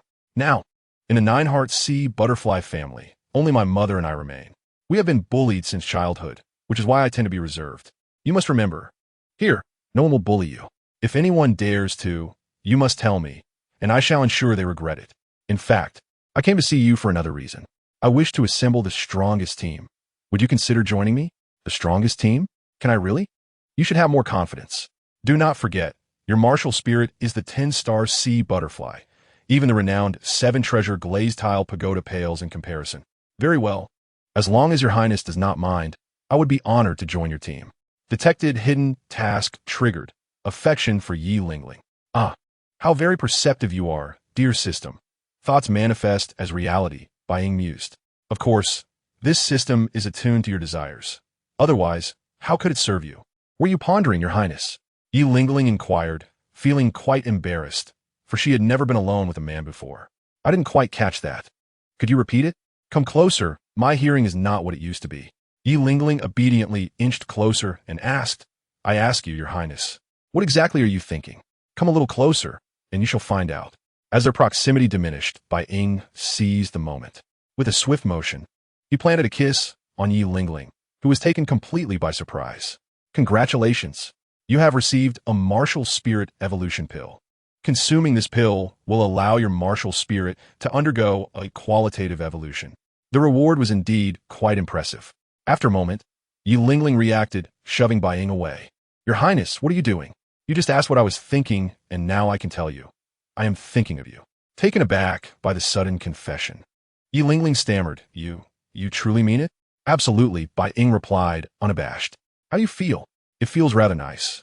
She blurted out before her cheeks flushed crimson as realization dawned on her. Perhaps you should try it again. I have no intention of doing so. What is it? Are you blushing now? Yi Lingling, upon hearing this, attempted to flee, but Bai Ying grasped her hand and pulled her into his embrace. Lingling, you are truly beautiful. Among the finest women I have ever encountered, I fell for you at first sight. Once again taken aback by his boldness, Yi Lingling gazed at the handsome man before her and remarked, "You are quite charming. Lingling, you have exquisite taste. So what do you say? Will you be mine? To be yours? But I have heard you are already betrothed. Fear not, I shall resolve that matter." Yi Lingling was about to respond when, suddenly, Bai Ying bit her ear. At that moment, she pushed him away, rising with flushed cheeks. "Your Highness, let us discuss this another time. I must return now." "Very well. We shall revisit this. I promise you will become mine in the future. By the way, I have time tomorrow. Let's explore together." Upon hearing this, Yi Lingling's face turned scarlet, and she fled without looking back, her demeanor quite flustered. What a timid girl. Nonetheless, I find it endearing. Yi Lingling returned home, feeling as though all her strength had been drained. Gasping for breath and blushing furiously, she reflected upon the events that had transpired, her heart racing uncontrollably. Did he truly kiss me? It seems all men are troublesome, yet that sensation was undeniably extraordinary. Yi Jingxue emerged from the kitchen, her apron still tied, and inquired, "Lingling, where have you been? I didn't see you a moment ago." "Mother, His Highness the Saint called me to discuss certain matters, which is why I was absent." Lingling replied, "Oh, that's no trouble. Come quickly and have your meal. I've already eaten. I must take my leave now to rest," she said, closing the door behind her. How strange, Yi Jingxue thought. Today feels unusually peculiar. At the residence of Douluo, Bai Ying arrived to find both Douluo and Yin present. "How have you been, Senior Dogu?" "White boy, I am quite comfortable. My ailments have subsided, and the poison I felt is now but a memory. You seem to have made significant progress, nearly reaching the threshold of level 94. Congratulations, Senior. No need for such formality. In fact, I owe you my thanks. You helped me settle a score with that scoundrel. Had he not bullied me with his level 95 soul power, I would not have sought refuge in the Tiando Imperial Academy. Such is the way of family. There is no need for formality. By the way, I came today with the intention of forming a battle team called the Infernal Seven. You wish to cultivate your own group, do you?" "Indeed, Senior, you see right through me. I must assemble my own team destined to win the championship in the Continental Soul Master Tournament. I want our team's name to echo throughout the Spirit Hall and beyond. Ah, ambitious young man. Should you require anything, do not hesitate to ask me. May I have a moment alone with your granddaughter?" "Of course, no problem. Yin, please converse with him." Yin nodded, and the two stepped aside. "Are you experiencing any discomfort in your body?" "No, I'm perfectly well, thank you. I can clearly feel that not only am I stronger than before, but my cultivation speed has also significantly increased. That is to be expected. Your martial spirit is now the phosphorescent poison dragon, which is markedly different from your previous phosphorescent serpent. The two are not on the same level. As long as you put in the effort, achieving the status of a title Douluo, or even a peerless Douluo in the future, is certainly within reach. By the way, I wanted to ask, do you think the Spirit Hall is better than the Tiando Royal Academy? I prefer the Spirit Hall. At least here, there are no arrogant offspring of noble families bullying others. Although most individuals are commoners, I sense a better atmosphere here." As Yin spoke, she noticed Bai Ying gazing at her, causing her to feel somewhat uneasy, and her voice diminished. "Your Highness, why do you stare?" "Nothing much. I was simply captivated by your beauty, unable to help myself." "Am I truly that beautiful?" Yin asked, somewhat insecure. She considered herself slightly more attractive than average, but not stunningly so. "To my eyes, you're the most exquisite. Also, one more thing. While in the Spirit Hall, please refrain from calling me Your Highness. You may call me Bai Ying or Xiao Bai. Both are acceptable. I prefer not to have Your Highness constantly on your lips, as it creates a sense of distance between us. I am just an ordinary person, and there are fewer formalities in the Spirit Hall." "Understood, Bai Ying. Now that we have spoken, I have a small request. I happen to have time tomorrow. Would you accompany me for a stroll? Shopping?" "Sure, I will definitely go tomorrow." Douluo, having overheard their conversation, perceived a hint of interest from Yin towards Bai Ying. After Bai Ying left, he turned to his granddaughter. "My dear, what do you think of Bai Ying?" "He's wonderful and quite handsome," Yin replied, blushing. Douluo, noticing her shyness, remarked, "My dear, I have heard from the Golden Crocodile Doa that this young man has passed the divine trial, and he may well become a deity in the future. Although I cannot ascertain the truth, his potential is undeniably immense. Perhaps you should consider pursuing him?" "Grandfather, what are you saying? He might not even be interested in me." Douluo chuckled, saying, "Let fate take its course. I shall retire for the night. The following morning, a notification appeared. Host reward has been checked in. Would you like to collect it? Collect. Congratulations, host.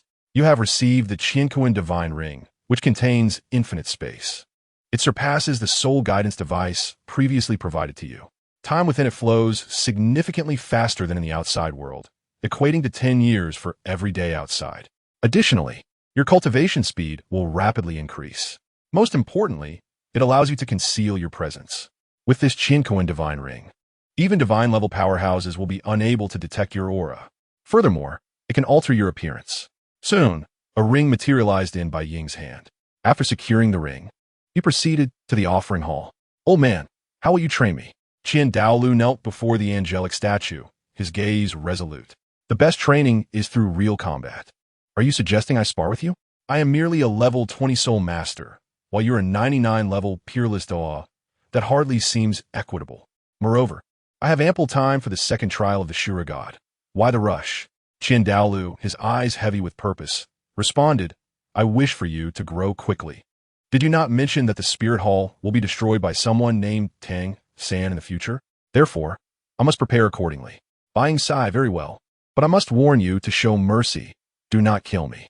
Without a word, Daoliu suddenly exuded a terrifying aura, an invisible pressure spreading around him. Bai Ying, disregarding the gravity of the situation, unleashed his ultimate weapon, the Time Warblade. First soul skill, Hidden Dragon's Roar. Time Warblade, first divine skill, Dread. A resounding dragon's roar reached Daoliu's ears, surprising him momentarily, but he quickly suppressed it, remaining unaffected. He maintained his composure, as if the dragon's roar were merely a whisper in the wind, insignificant. Bai Ying, witnessing this, smiled faintly, secretly admiring the circumstance. He understood that the might of that dragon's roar was formidable, yet before Daoliu, it felt like a stone sinking into the ocean, silent and unnoticed. Such was the depth of a peerless Douluo's power. Taking a deep breath, Bai Ying's aura surged dramatically, emanating a divine presence, as if he were the sovereign of the world, controlling everything around him. Daoliu sensed a suppression of his own soul power, prompting a sudden change in his expression. Time Warblade, Time Seal. As he spoke, time around them froze. At that moment, feeling a sense of triumph, Bai Ying was interrupted by Daoliu's voice. I must concede, you are indeed impressive. If your soul power reaches the soul sage level, combined with this artifact, I might truly find myself at a disadvantage. However, at present, you are still too weak to unleash the true potential of the artifact. Second soul skill, Holy Light Illuminates. A golden radiance, unique to the angelic deity, burst forth from Daoliu. The instant the golden light touched Bai Ying, he felt an impending doom. The soul power was suppressed, leaving no trace of resistance. The first soul skill, Judgment Sword, coalesced into a golden blade that swiftly struck towards him. With a resounding crash, the white figure was sent flying, crashing heavily to the ground. Struggling to rise, the white figure exclaimed, Old man, are you trying to kill me? You bully the weak with your age, showing no respect for elders. Today, I shall demonstrate what true disrespect for age means. The sound echoed through the worship hall, reminiscent of a pig being slaughtered. Time passed. The white figure, battered and bruised, eventually made his way to Qian Renxue's residence. Great Elder, isn't this a bit too hasty? Remarked the golden crocodile Douluo in the worship hall. Little Shadow is still just a child. Despite having passed the 9 trials of the Shura God, as he mentioned, he has ample time. Sighing, he continued, this is not only for his benefit but also for Xiaoshua's. I can sense that Bibi Dong has also received divine inheritance. Although I do not know which deity she has inherited from, it is undoubtedly formidable. He must grow quickly to protect the angel lineage. I understand, Great Elder. Upon seeing the white figure, covered in wounds, Qian Renxue's heart ached as she asked, Who did this to you? It's nothing. This was done by my grandfather.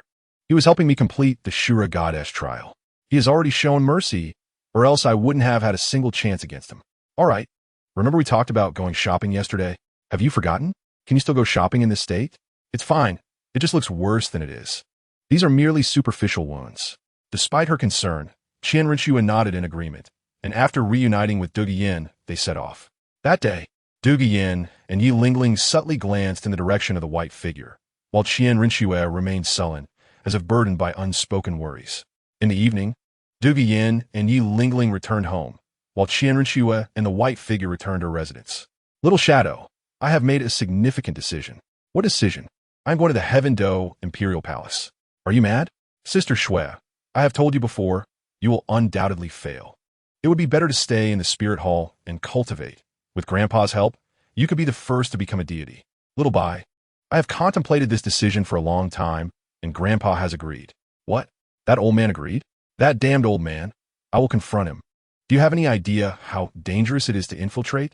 Didn't I say that once I passed the second trial of Ashura God, we would be together? I beg you, Sister Shui, please do not go. My mind is made up. I must go. Seeing Qian Renxue's resolute attitude, the white figure sighed. It seems that nothing can change your mind. Very well, since this is your decision, I wish you good fortune. I will take my leave.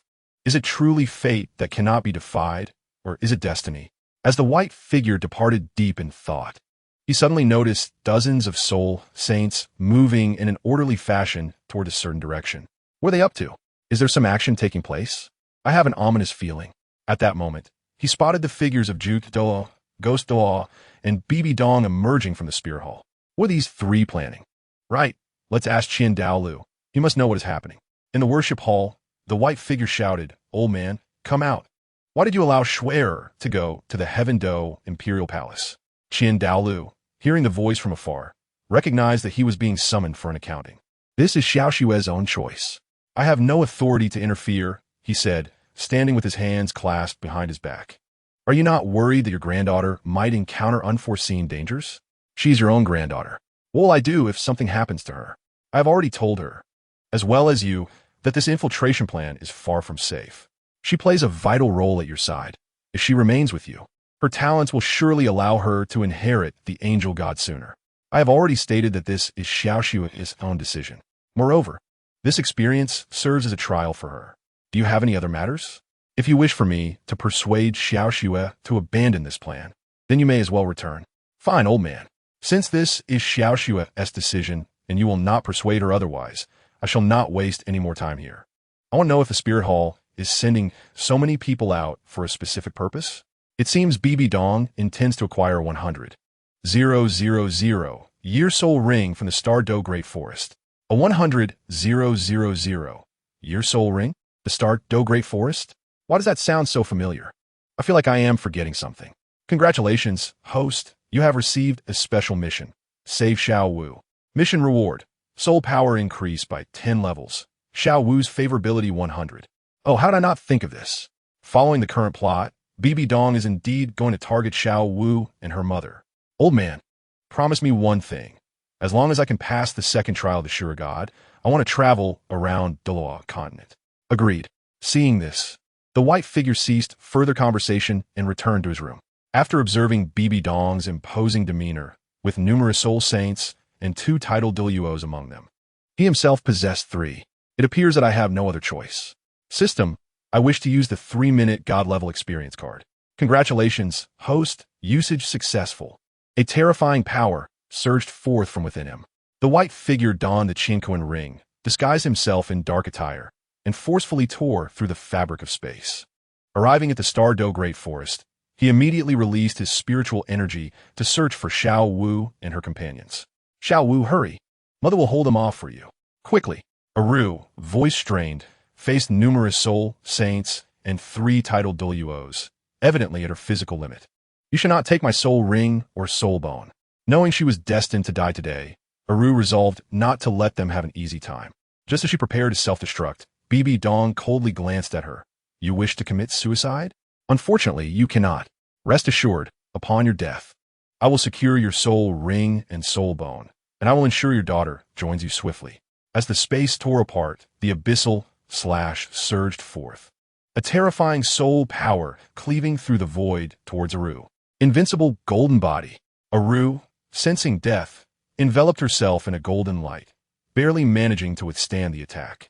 At this moment, Douluo and Ghost Douluo also struck. 9th soul skill, a flower of chrysanthemums, leaves of wounds, hearts broken as people depart. 9th soul skill, hellish apparitions. Countless chrysanthemum petals transformed into lethal blades, a harbinger of death, ruthlessly charging towards Aru. Simultaneously, from beneath the ground, numerous ghostly hands surged forth like spirits from hell, attempting to drag her into an endless abyss. Faced with the onslaught of deadly attacks from all directions, Aru's eyes glimmered with despair.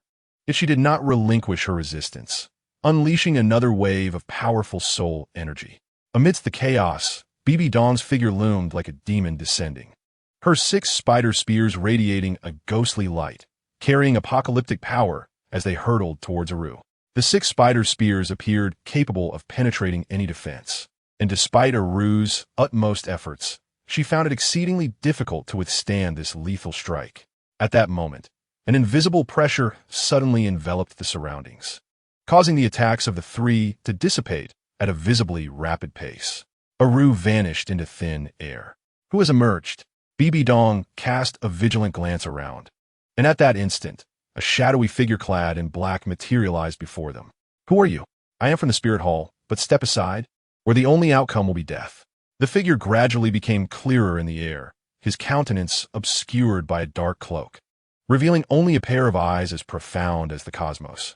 He cradled Aru in his arms with an air of nonchalance, as if safeguarding his most treasured possession.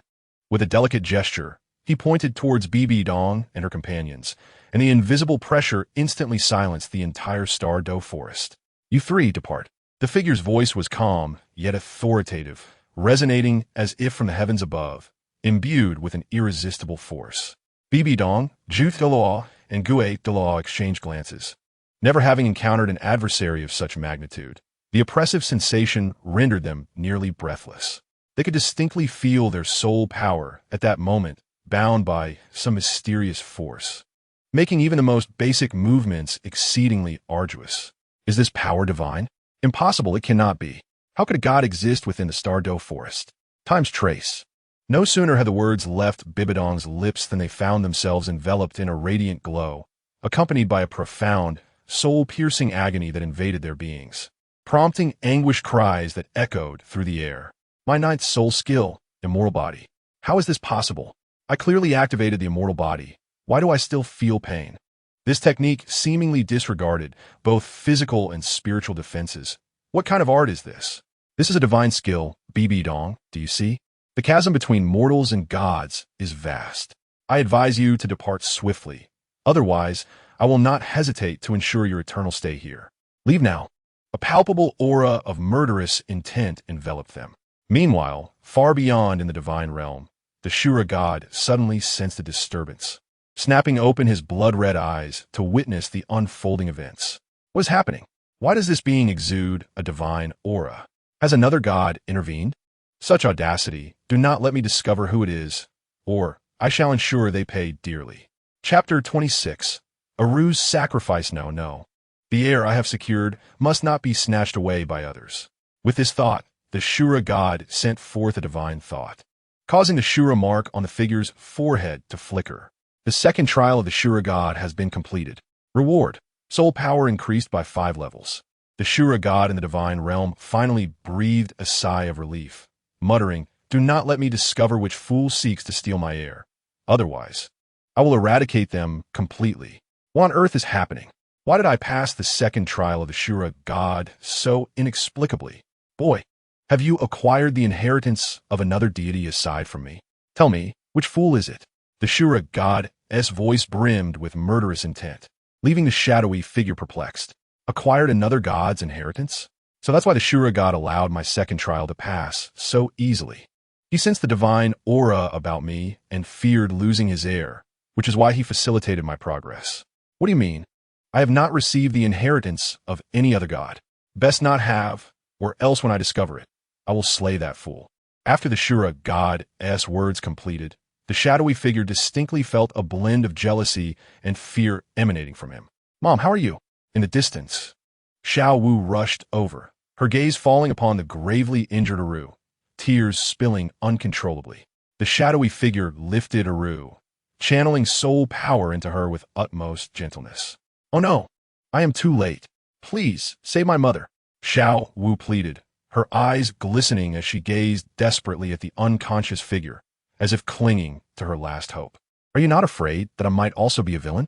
Upon hearing this, Xiao Wu shook her head without hesitation, replying, I know you must be a good person. Only a good person would help us. Please, save my mother. A good person? I desire to save her. But she attempted to self-destruct her soul rings and bones before her demise, and now, her body has sustained irreparable damage.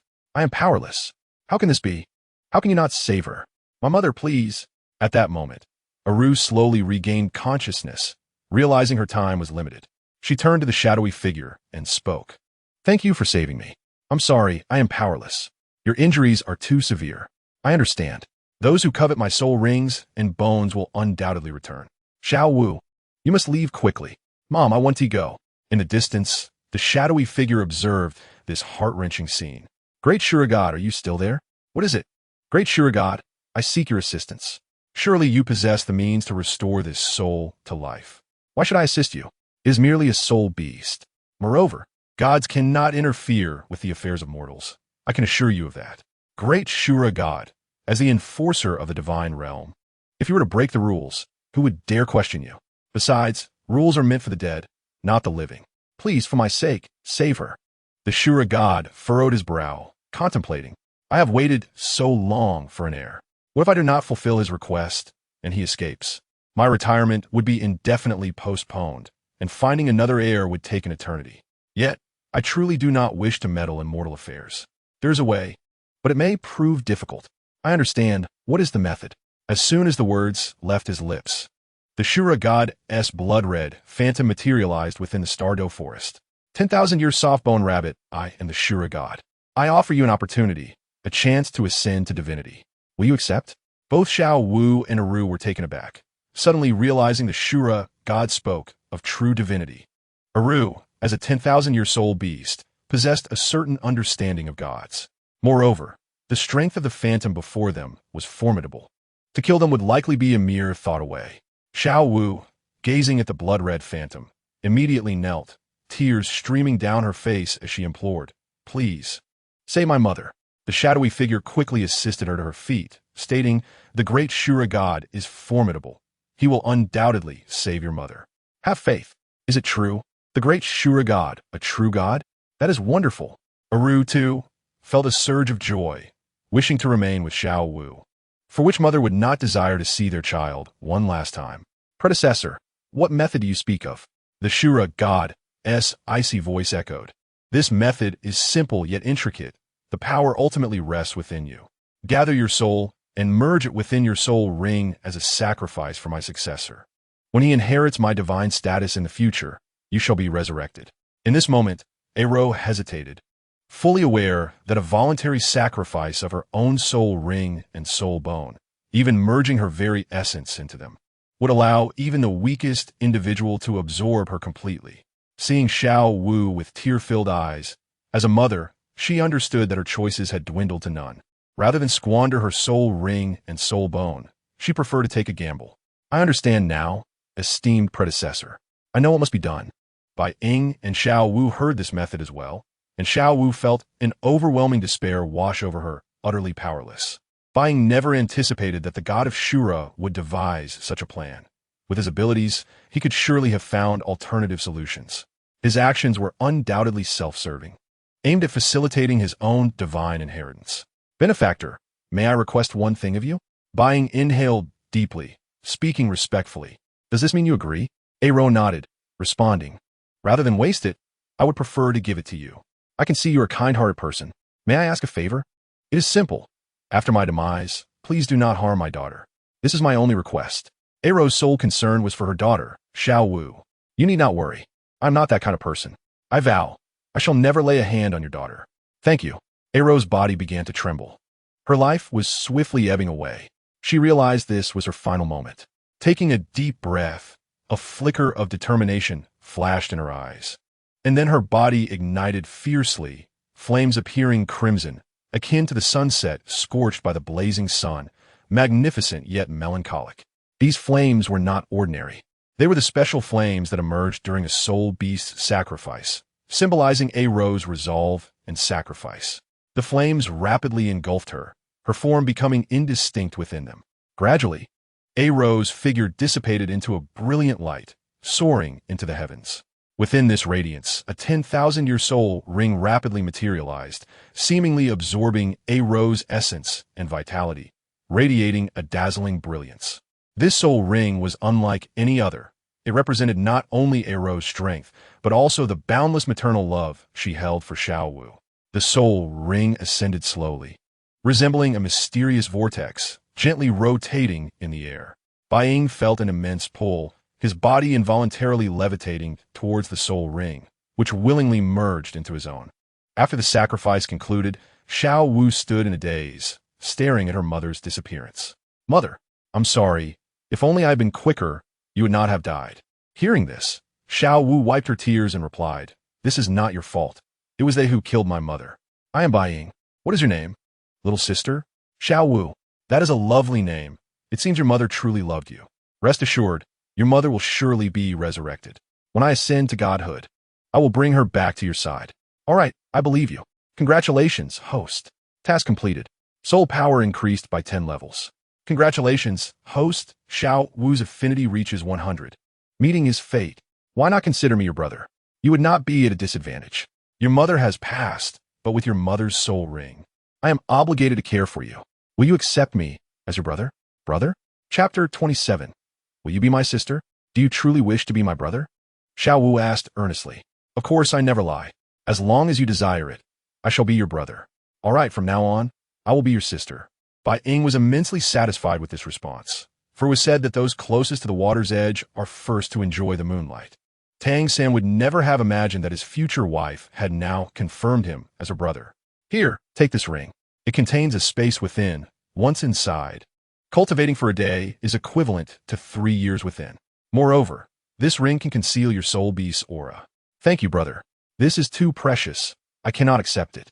It is not a gift without conditions. In our world, giving a girl a ring signifies a future marriage proposal. So by accepting this ring, it represents my intention to marry you." "Marry me? Brother, will you truly marry me?" Xiao Wu, with her innocent heart and sheltered life in the Douluo forest, was easily swayed by Bai Ying's eloquent words. "Certainly, but remember, this ring signifies that you are my woman." Xiao Wu gazed at the ring with immense affection, cherishing it as she slipped it onto her finger. "Very well, then I am willing to marry my brother." "Are you serious? This is not a game. It comes with real responsibility. Now that my mother is gone, besides the Ming, you are all I have left. I believe my brother will not deceive me. I will protect Xiao Wu and ensure she comes to no harm. If anyone dares to harm you, they must first step over my corpse. My mother once told me that when I found a man willing to comb my hair, I should give him this comb. Brother, you have given me a ring, but I have nothing to give you in return. This is the only thing my mother left me." As she spoke, Xiao Wu produced a small wooden comb from her little rabbit backpack. "Here." Upon seeing the comb, Bai Ying immediately accepted it, assuring her, "Do not worry. I will safeguard this comb with utmost care." After storing the comb, he retrieved some celestial herbs from his storage soul tool. Who would have thought the host would be so shameless? What need is there for shame? Have you not heard the saying, "A tree without bark is doomed, and a person without shame is invincible"? What is face compared to achieving one's goals? Any means necessary will suffice. "Brother, I must leave now, but I promise I will return to find you. If you come to the human world, you must go to the Nodding Academy. I will be waiting for you there. Do you understand?" "Brother, are you leaving too?" Xiao Wu pleaded, not wanting him to go. "I want to leave the Douluo forest with you and seek revenge on those people. Take me with you. Your strength is too weak. Those individuals are far too powerful, all titled Douluo. If you wish to avenge your mother, you must first grow stronger. Do you understand? Until you become powerful. Do not seek revenge. Do not put yourself in harm's way. Otherwise, your mother's sacrifice will be in vain, and I will worry for you." "I understand. Listen, take this. It is called Bodhi Transformation Saliva. It is a celestial grade herb that can enhance your constitution and grant you greater talent. Absorb this, and when the time is right, leave the Douluo forest and come to Nodding Academy to find me. Understood?" "I understand. Thank you, brother." After absorbing the Bodhi transformation essence, Xiao Wu seemed to have grown a little taller. Subsequently, Bai Ying gently tousled her hair and cautioned her, "You must wait for my understanding. Never expose your soul beast identity in the human world. Be cautious and do not remove the ring I gave you." After speaking, he cast a final glance at Xiao Wu and activated the teleportation symbol. Usage successful. Fortunately, The system's task had been completed. This time, Bibi Dong had sustained serious injuries, which dealt a significant blow to the two titled Douluo, Betrothal, and Douluo. However, as the saying goes, adversity is a blessing, right? Suddenly, the voice of the Shura god echoed in Bai Ying's mind. The third trial of the Shura, within 10 years, kill a titled Douluo powerhouse. A titled Douluo? This seems rather simple. Upon arriving at the worship hall, Bai Ying exclaimed, "Old man, I have good news for you. I have passed the second trial of the Shura god." Daoliu, upon hearing this, was left speechless. Could this child be insane? Xiaoying, I know you're worried about Xiao Shui, but you must not lie. Do you understand? The old man questioned. Do you really think I'm deceiving you? Feel the vitality radiating from me. I have indeed surpassed level 30. Moreover, I have acquired a 100,000-year soul ring. As he spoke, he released the 100,000-year soul ring, leaving Daoliu utterly astonished. When did the divine trials become so effortless? He recalled how he had spent considerable time completing the sixth trial of the angel, with some assessments nearly costing him his life. Was the Shura's trial truly easier? Or was the angel's test excessively stringent? Contemplating this, Daoliu gazed at Bai Ying and inquired, "How did you manage to pass the trial?" "You wouldn't understand. It was the Shura god who saw my efforts and allowed me to pass the second trial. Honestly, I'm as perplexed as you are." "What do you mean by perplexed?" "You're trying to fool me. Yet, how could he explain this? By the way, the Shura god has informed me of the third trial. I must kill a title Douluo powerhouse within 10 years. What do you think? Isn't it quite simple?" Upon hearing the word simple, Daoliu couldn't help but curse, "You little brat. Do you have any idea what a title Douluo represents? Killing one of that caliber is an incredibly arduous task. What is so difficult about it? It's just killing a title Douluo powerhouse. For me, it's no problem." Bai Ying replied nonchalantly. Daoliu sighed. "Well, since you've passed the second trial, the plan to substitute for Xiao Shui will commence in a few days. You should accompany her." "I understand. After this night, I have come to realize many things. Only by strengthening my own power can I protect those around me. I must become stronger, strong enough to surpass everything, so that Xiao Shui will not suffer so much." Daoliu spoke, acknowledging, "Ultimately, this is all my fault." "Enough, old man. Stop blaming yourself.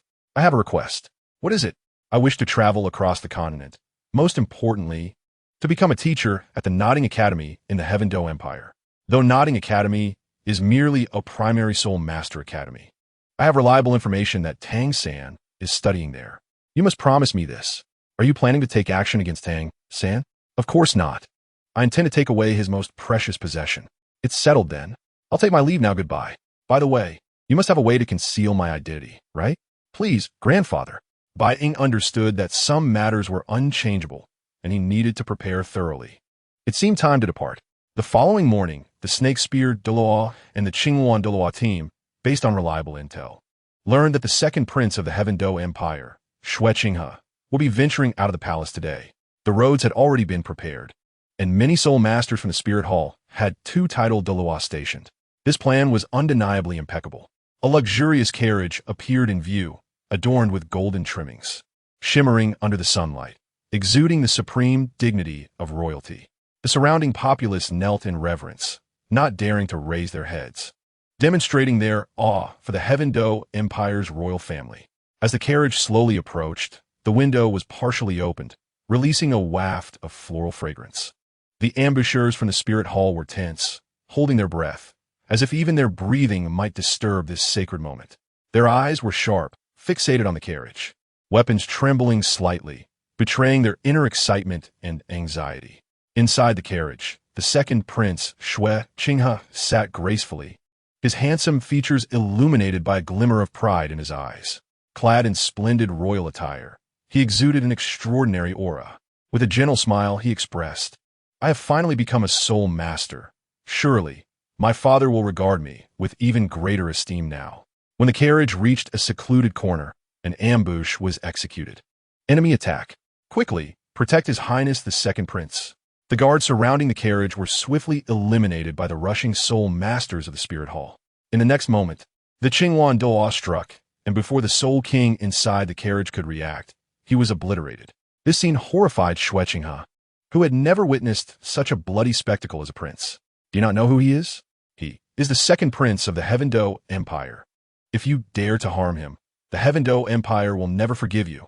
One of the Soul Saints shouted, believing that few would dare to defy the identity of the second prince. However, before he could finish, a spear lunged forth, and with a sickening sound, the Soul Saint's head was severed, a gruesome sight indeed. Trembling, Xueqinghe asked, "Who are you?" "I am Xueqinghe." Qian Renxue approached slowly, exuding a potent aura of killing intent. "Do not come any closer.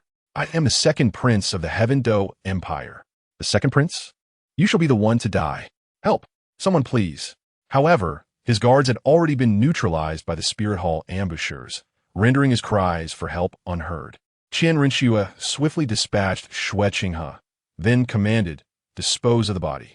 "Understood," one soul master replied. The plan was a resounding success. "You two go inform grandfather." Qian Renxue used a soul bone skill to transform into Xueqinghe, speaking calmly while gazing out the window as if awaiting someone. Sensing Qian Renxue's concern and self-reproach, the snake spear, Douluo remarked, "The grand offering forbade him from coming, fearing he would act emotionally and disrupt the infiltration plan." "I understand. Let us return to the Heaven Do Palace." "Wait." Bai Ying, panting, was met with the snake spear Douluo's inquiry, shouting, "Why are you here? Quickly return." "How did you know we would depart today?" the Qingwan Douluo asked. However, Bai Ying did not respond. Instead, he approached the carriage. "I only wish to bid farewell to Sister Xue. It won't take much time. You needn't worry. I know what should and shouldn't be done." The two individuals did not obstruct each other as they entered the carriage.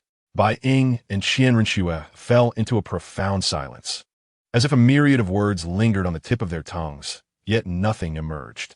"Xue, sister, take care." Qian Renxue nodded and inquired, "Is there something troubling you?"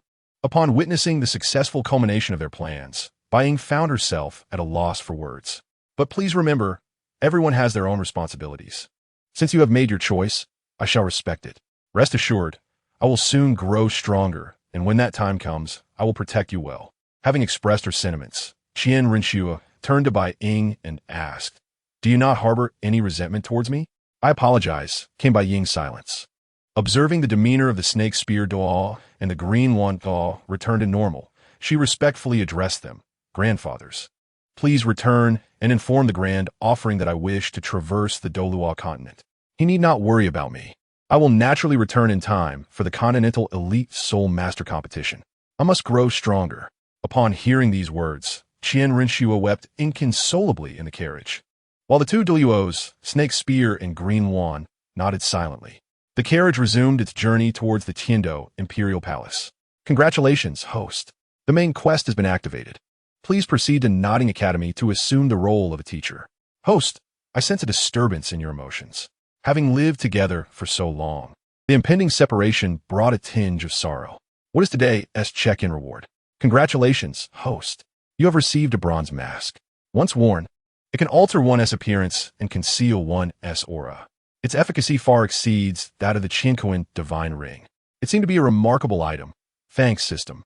In the Hall of Offerings, after Qian Daoliu's plan for Qian Renxue's substitution succeeded, he felt an indescribable sorrow.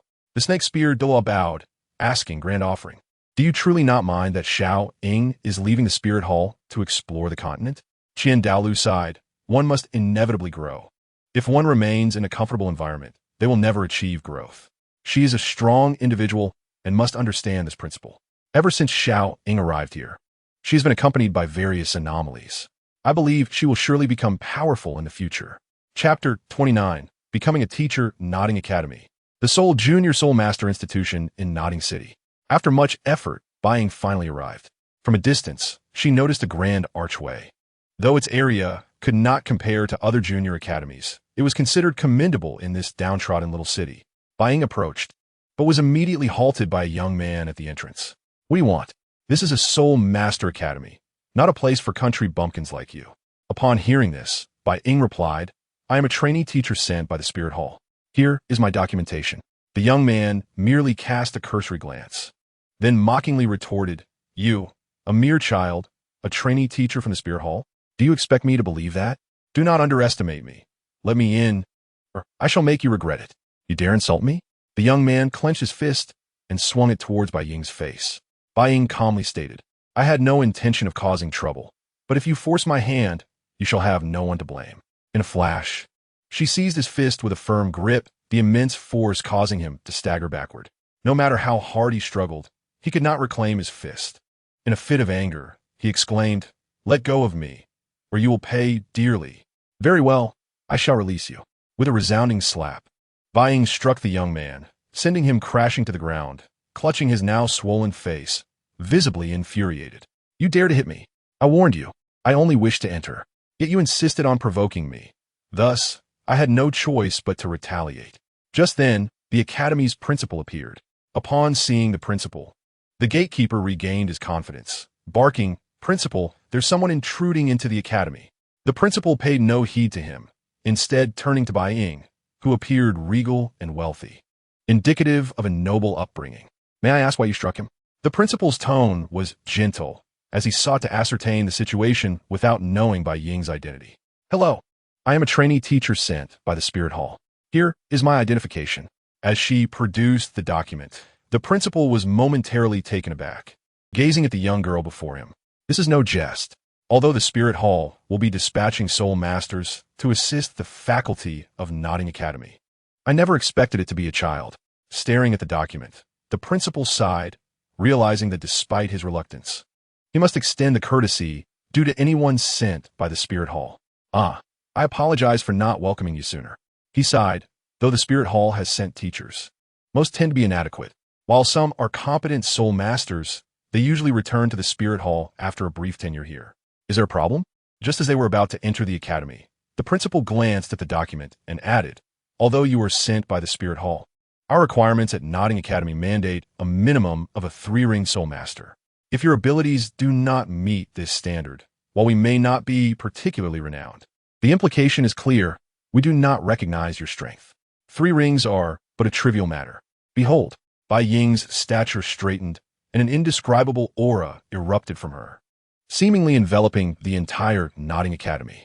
The intensity of this aura was palpable, as if it heralded a tempest, compelling those present to hold their breath. At that moment, a shadowy dragon emerged behind Bai Ying, flickering in and out of view, as if transcending from another realm. It opened its massive jaws, releasing a thunderous roar that reverberated through the air. Students of Notting Academy peeked out of their classrooms, astonished by the spectacle. The 3 soul rings beneath Bai Ying's feet began to rise, each radiating a powerful glow. Cloaked by the bronze mask, the rings alternated between yellow and purple, shimmering like a vibrant rainbow. Witnessing this, the principal's eyes widened in disbelief, his heart tumultuous with astonishment. "May I now enter?"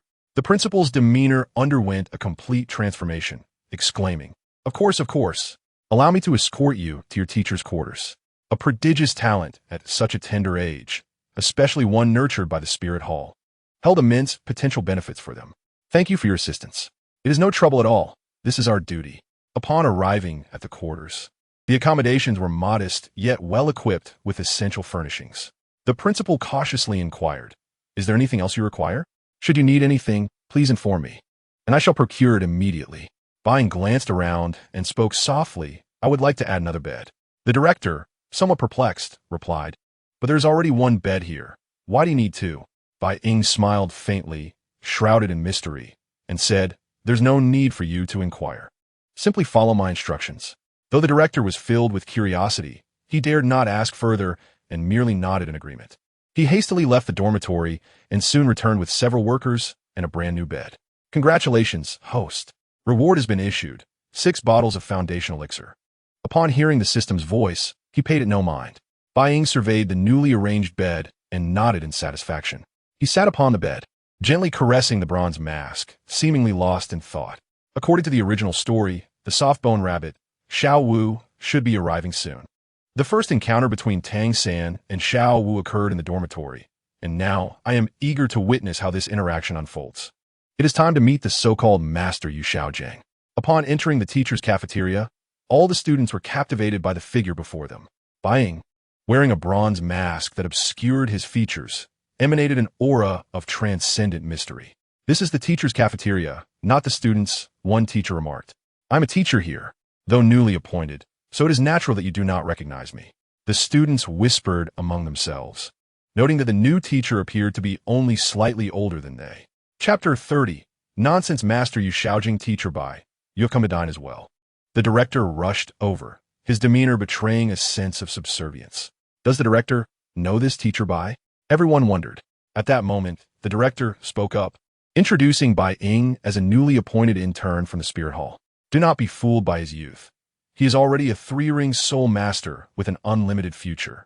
Upon finishing their meal, just as Bai Ying was about to leave, a voice called from behind, Teacher Bai, please wait. The speaker was a middle-aged man with a composed demeanor and a hint of stubble on his face. Bai Ying regarded him and suddenly recalled something. Turning to the man, he asked, hello, is there something you need? It seemed this was Master Yu Xiaojing, but what could he want with me? Greetings, Teacher Bai. May we have a discussion? Of course, Bai Ying replied. After all, one does not strike a smiling face. They proceeded to Yu Xiaojing's residence, which was filled with books. What brings you to seek me, teacher? Bai Ying inquired. Yu Xiaojing fixed his gaze intently on Bai Ying, contemplating the exceptional talent before him. If he could take this individual as a disciple, his own name would surely be magnified across the land. Rather than answering immediately, Yu Xiaojing maintained an air of inscrutable wisdom. Bai Ying, is it? Your martial soul is the shadow dragon. According to your certificate, you possess innate full soul power, correct? Yes. Is there a problem? Bai Ying responded. No issue at all. However, I must point out that your certificate is incorrect. You should be classified as a dual martial soul user, with innate soul power reaching level 20. Am I right? Bai Ying asked, how did you know? Yu Xiaojing, secretly amused, thought of how to mislead him. It's quite simple. I'm a master, not merely a teacher, although I am not a faculty member of this academy. I am a resident. I wish to take you as my disciple. He continued, I have investigated many martial soul users, yet none possess your level of talent. Thus, I can deduce that you have another martial soul. How impressive is that? Would you care to become my disciple? Understanding Yu Xiaojing's intentions, Bai Ying feigned politeness, responding, I appreciate your offer, but I already have a teacher, so I cannot accept. Disappointment flickered across Yu Xiaojing's face, though he quickly regained composure. Ah, indeed. A dual martial soul user would be nurtured with utmost care by the Spirit Hall. I must have overthought it. Who is your teacher? Bibi Dong.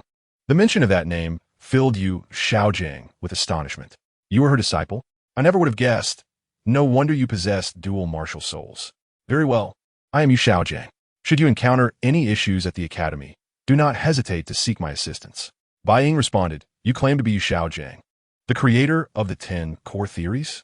Indeed, I am the one who formulated the 10 core theories, he replied with pride. Master, you are the one behind the 10 core theories? No wonder you are merely a charlatan. My teacher once spoke of a worthless individual who pursued her and wrote the 10 core theories to gain notoriety. How surprising that it is you. How dare you speak to me that way? Yu Xiaojing retorted, but Bai Ying continued unabated. I thought you might be a figure of significance, but alas, you are the very charlatan I spoke of. The first tenet of your theory is fundamentally flawed. Martial souls are divided into beast and weapon types. Furthermore, there are no worthless martial souls, only worthless soul masters. Are you not the very embodiment of such a worthless master, hoping for me to accept you as my teacher? You are unworthy. Those words left Yu Xiaojing momentarily speechless. He attempted to argue, but found no words. Instead, he clenched his fist, suppressing his rage. Initially, he believed Bai Ying had some urgent matter to discuss, yet he was merely seeking to become his disciple. Let me be clear, even if I lacked a teacher, I would never accept you as my master, a fraud who misguides disciples. There are no worthless martial souls, just misguided soul masters. This is mere folly meant for children. Seeing Yu Xiaojing's anger rise, Bai Ying decided to stoke the flames further. My teacher, Bibi Dong, once mentioned a worthless individual who pursued her for many years. He nearly swayed her, but thankfully, her teacher Qian Renxue eventually took her hand. Otherwise, with his talent, he would have been a distraction to her. Enough. Did Bibi Dong truly say that? Yu Xiaojing asked, incredulous. Why would I lie to you? Bai Ying replied, since the master has no further business, I shall take my leave. However, allow me to offer a reminder. You should re-evaluate your 10 core theories, as they have been proven to be mere fabrications for children. Lastly, I advise you to refrain from penning so many theories without adequate strength. True theoretical knowledge is grounded in practical experience. Your attempts to repackage prior knowledge as your own are nothing more than plagiarism. Genuine theoretical insight is cultivated through diligent effort. With that, Bai Ying departed, leaving Yu Xiaojiang seething with rage, knocking books off his desk in a futile attempt to conceal his fury. Damnable BB Dong. One day, I shall prove myself and make you regret your disdain. Yu Xiaojiang, a worthless soul master, fancied himself an invincible theorist. In the original narrative, he paraded under the guise of a master, claiming credit for the talents of others while insisting upon his own theoretical supremacy. Upon arriving at the dean's office, the dean greeted Bai with a cheerful smile, inquiring about her presence. Bai Ying pondered the true identity of Yu Xiaojiang. Oh, him? He is merely a resident. A friend of mine. What of it? She replied. He claims he wishes to take me on as a disciple, but I advise you to steer clear of such individuals. A soul master without a worthy martial spirit is a true waste, and his theories are nothing short of rubbish. His proposal to take me on as a disciple is something I hope never to encounter again. The dean, taken aback, sighed, I understand. Rest assured, such an incident will not happen again. Chapter 31. The emergence of Xiao Wu. Very well. I trust the dean is a wise individual, Bai Ying remarked. The dean promptly stated, I shall see to it that he is expelled immediately. Bai Ying chuckled and replied, this so-called Yu Xiaojiang. Is he not renowned for his unbeatable theories? My intention is not to have him expelled. Rather, I aim to bring about his disgrace. The dean queried, do you have any grievances with him? In a sense, yes. His connection with the spirit hall is rather intricate. I merely request that you subtly dissuade him from such actions, considering our relationship with the spirit hall. In truth, it is because of him that I have come here. The dean, realizing the gravity of the situation, acknowledged, understood. It is imperative to treat such ancestors with the utmost respect. Very well, I have no further matters to discuss, so I shall take my leave. Just a gentle reminder will suffice. As for how to remind him, I believe you are clever enough not to require my guidance. Understood. You can rest assured. Returning to the teacher's dormitory, Bai Ying reflected on Xiao Wu's first encounter with Tang Sect at Notting Academy. Well, they had both come as work-study students. The students at this academy were primarily divided into commoners, nobles, and work-study students. The latter held the lowest status, often bullied due to their impoverished backgrounds. As time passed, Bai Ying anticipated Xiao Wu's arrival. A few days later, Notting Academy officially commenced its sessions. Old Jack arrived with Tang Sect, who had finally reached the academy. Bai Ying had spent the past few days loitering at the school gate, observing the influx of students. As a teacher, the students cast their eyes downward, reluctant to speak, although they whispered among themselves about Bai Ying, uncertain of his true strength, yet wary of provoking someone from the spirit hall. Old Jack and Tang Sect approached the school gate, and upon their arrival, the guard became noticeably more courteous. Recognizing that another person from the spirit hall was not something a mere guard could contend with. At that moment, Yu Xiaojiang appeared, his expression sour, as if he had just consumed something unpleasant. By teacher, as an educator, your idleness is rather inappropriate, he mocked. Bai Ying retorted without mercy. Which of your eyes perceives my idleness? Furthermore, I revel in my choices. What business is it of yours? Not to mention, are you not idling as well? You dare criticize me for residing here at no cost for 3 years?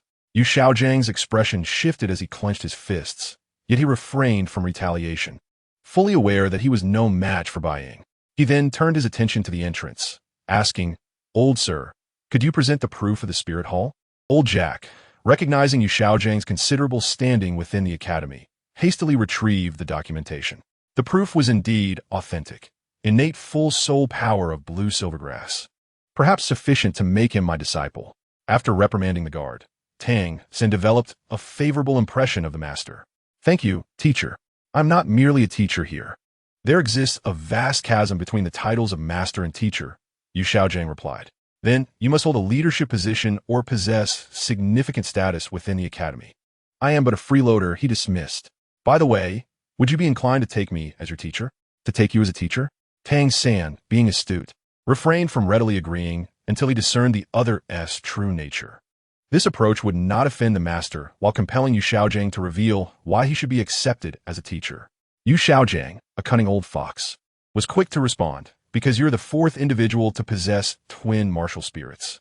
Tang Sect was utterly astonished. How did you know? Yu Xiaojiang, sensing the budding trust, capitalized on the moment, stating, by virtue of this proof.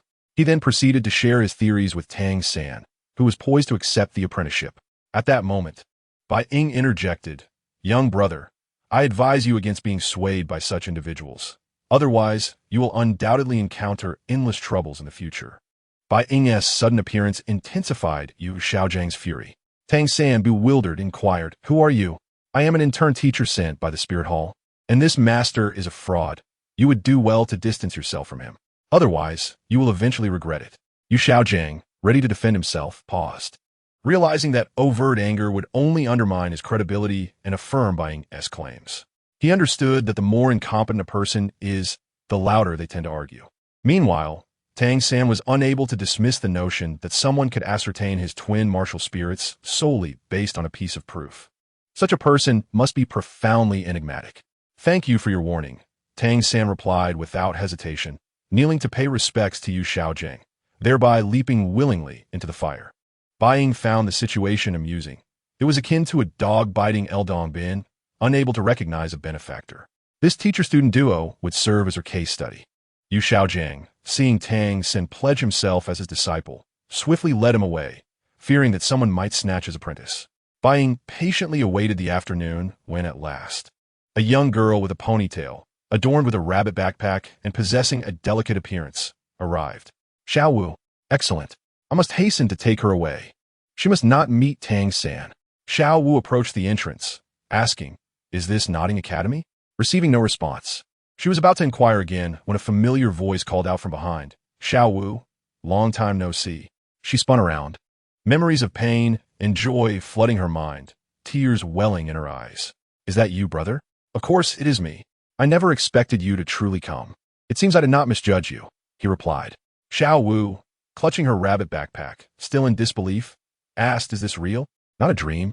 "Silly sister, of course. It is real." He then removed his mask, revealing a face that was both familiar and handsome. "Is this truly happening? I have finally found you, brother." Chapter 32. The leader of the 7th dormitory, of course, it is real. "Come, I have been waiting for you for a long time." Upon hearing these words, Xiao Wu did not notice any peculiarity. Instead, she was filled with joy and exclaimed, "Brother, have you been waiting for me all this time? Of course, let us proceed. We shall enter the academy." Bai Ying retrieved the bag from his waist and led her into the institution. "You are entering as a work-study student." "Indeed, brother. Is there a problem?" "No, Xiao Wu. It is just that I have a room in the academy, and it happens to have an extra bed, which is perfect for two. Why don't you stay with me?" "All right, let's go." A radiant smile illuminated Xiao Wu's face, and her eyes sparkled like stars, reflecting a profound joy and sense of security that welled up from her heart. As she gazed at Bai Ying, she silently thought, "I have finally found my brother." The feeling of regaining something lost transformed her world into a brighter place. They arrived at the teacher's dormitory, where Bai Ying meticulously organized Xiao Wu's belongings, placing each item in its rightful place. Her clothes were neatly hung in the wardrobe, books were categorized on the shelves, and her daily necessities were positioned for easy access. Everything exuded warmth and a sense of home. Meanwhile, Tang San, under Xiao Wu's influence, soon became the leader of the 7th dormitory. At that moment, a teacher entered and inquired, "Mr. Bai, I heard you brought a work-study student. Is there an issue?" "Well, it is against the academy's regulations for students to reside with teachers. I hope you understand," the teacher said respectfully, clearly recognizing Bai Ying's esteemed status in the Spirit Hall, perhaps due to prior arrangements made by the principal.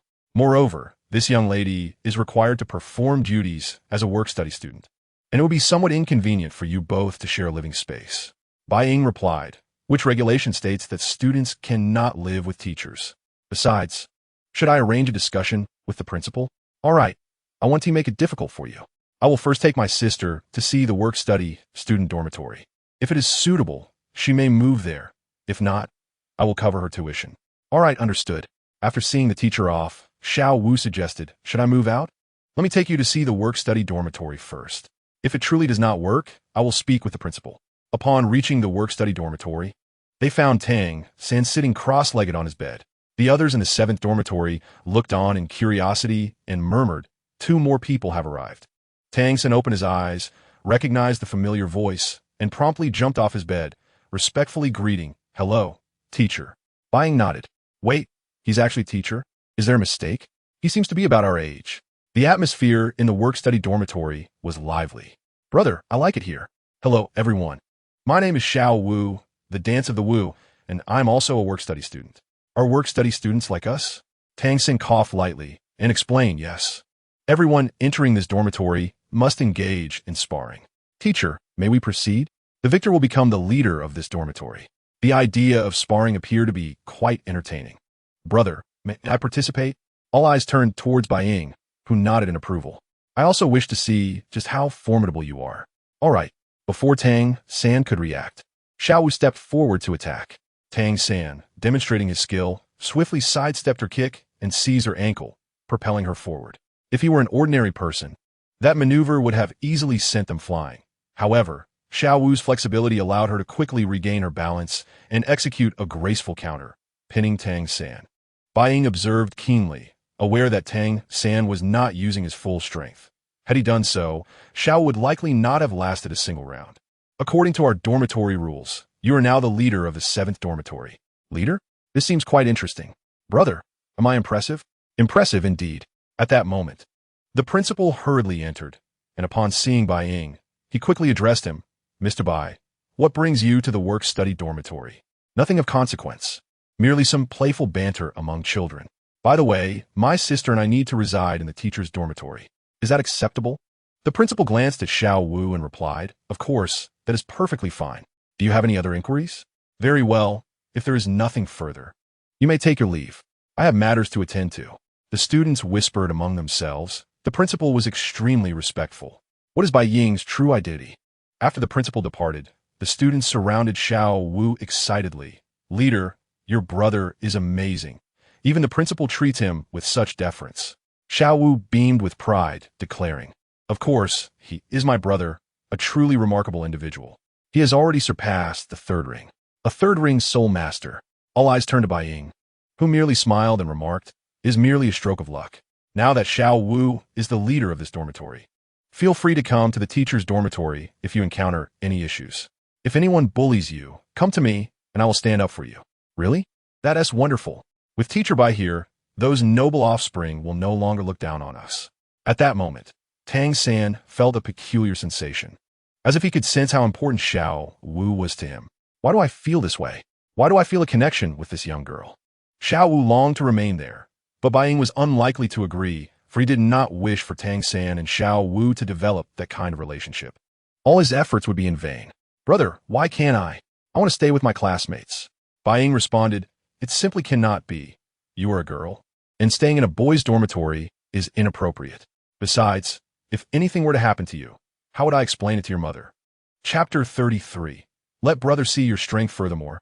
I am your brother. How could I harm you? And Tang Sect is not a good person. You need to be cautious around him. But Xiao Wu gazed at Bai Ying, her eyes filled with hesitation and confusion. His words unsettled her. Yet she found herself unable to retort. After all, in her heart, Bai Ying had always been the caring brother who looked after her. Bai Ying observed the expression on Xiao Wu's face and sighed softly, realizing that his words might be difficult for her to accept. Xiao Wu, you must trust me, he said gently. I would never harm you. I only wish for you to steer clear of those who would do you harm. Tang Sect is not someone you can easily handle. All right, I understand. Let's go. It is time to eat. Bai Ying's words were like a gentle breeze, dispelling the gloom in Xiao Wu's heart. Upon hearing the mention of food, her eyes lit up, as if all her worries had been swept away by the allure of a delicious meal.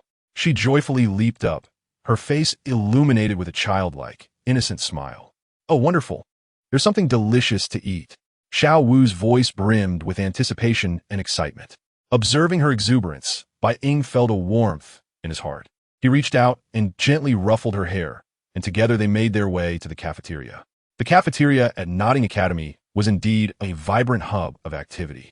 They navigated through the bustling crowd and ascended to the 2nd floor. In contrast to the cacophony of the 1st level, the 2nd floor was notably serene, adorned with more exquisite decor. Only a handful of students occupied this space, clearly indicating that the prices here were not within the means of the average person. Bai Ying, familiar with the menu, ordered several signature dishes, each one a feast for the senses, tantalizing and mouth-watering. Xiao Wu's eyes sparkled like 2 tiny stars as she eagerly picked up her chopsticks, ready to savor these rare delicacies. Delicious! So delicious! She exclaimed, completely forgetting her previous worries. Seeing her contentment brought immense joy to Bai Ying's heart.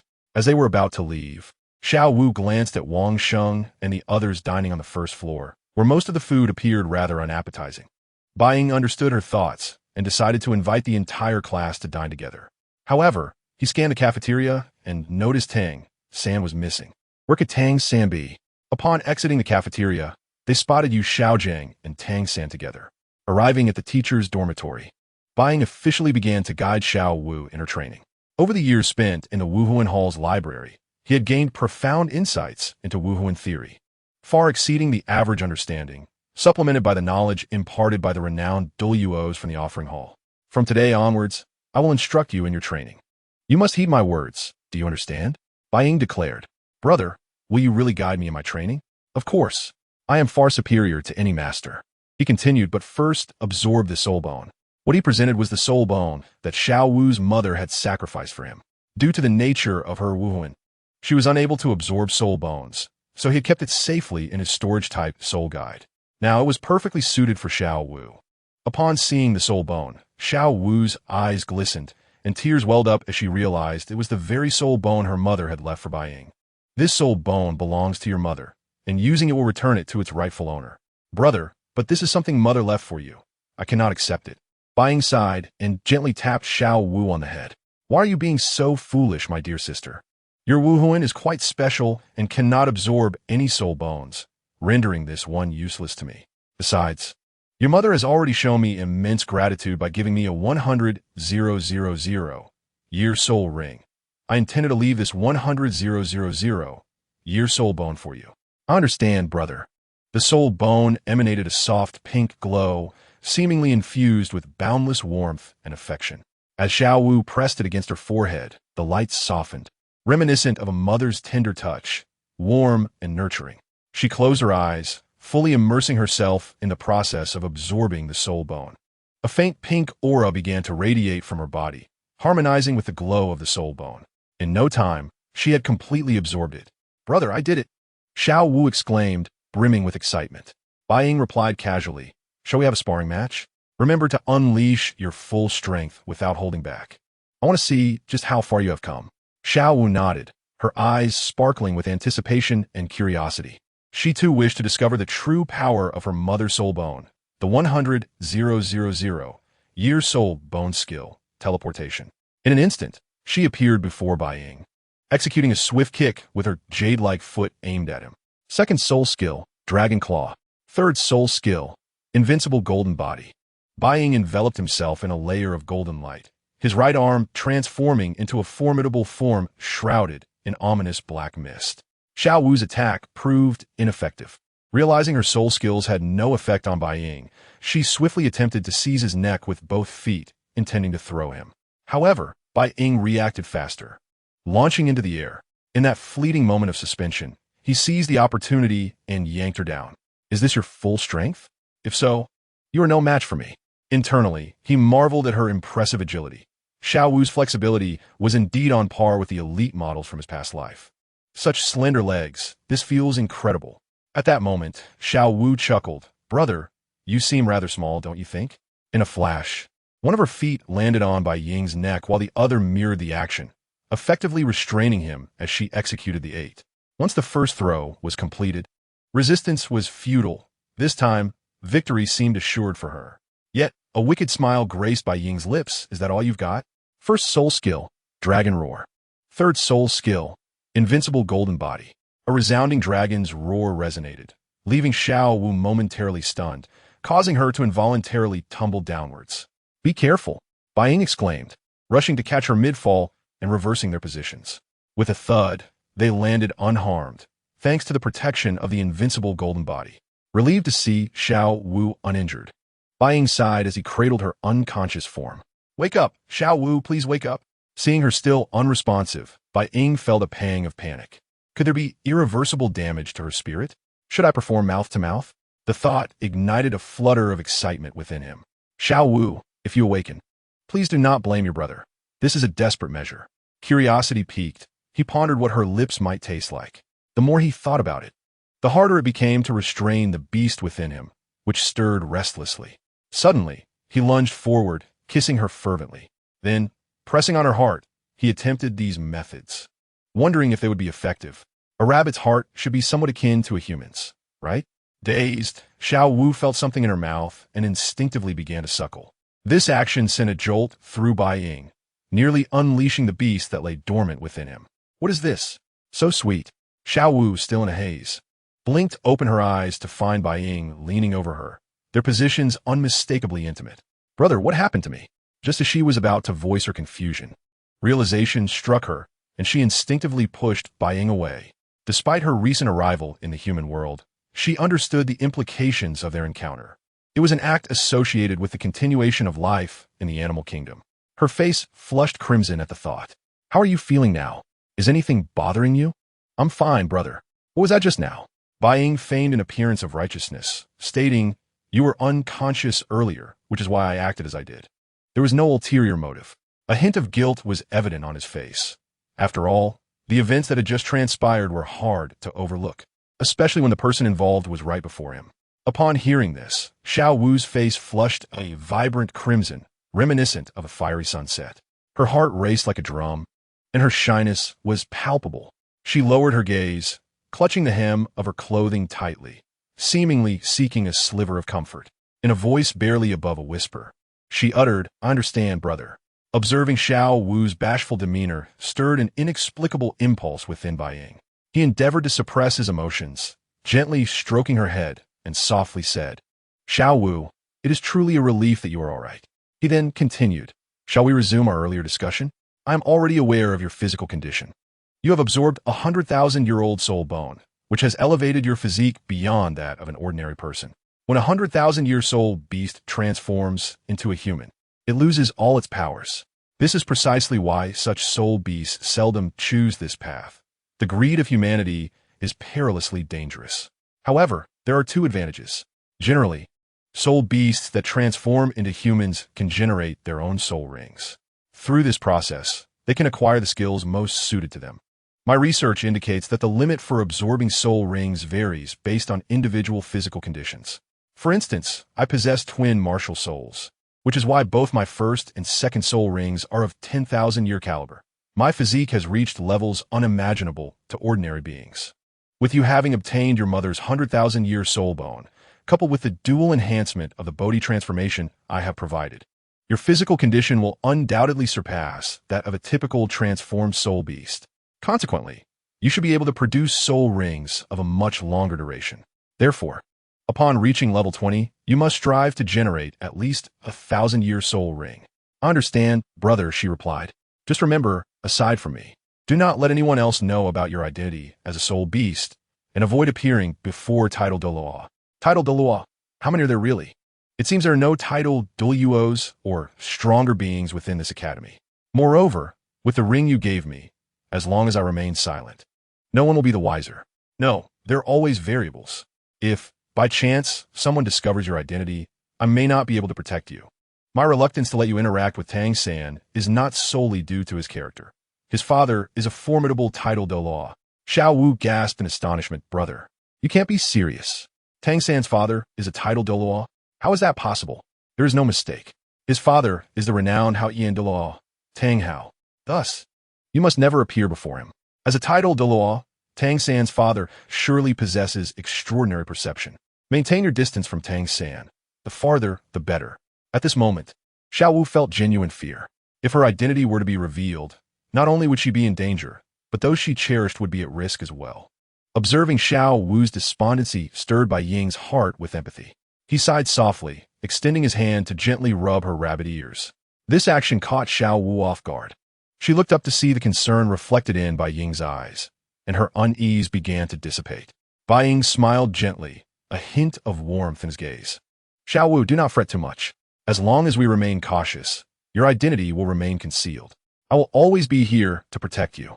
His thoughts then wandered to the rabbit-eared maidens he had seen in his previous life, imagining how splendid Xiao Wu would look in such attire, a thought that thrilled him. Stay calm. It is not yet the time. As Bai Ying's grip tightened, the sensations from Xiao Wu's ears intensified, causing her expression to shift uncomfortably. Brother, please stop rubbing my ears. It's becoming unbearable. Realizing his mistake, Bai Ying remembered that ears were one of the most sensitive parts of a rabbit. As night fell, Xiao Wu, fearful of the dark, requested to sleep beside him.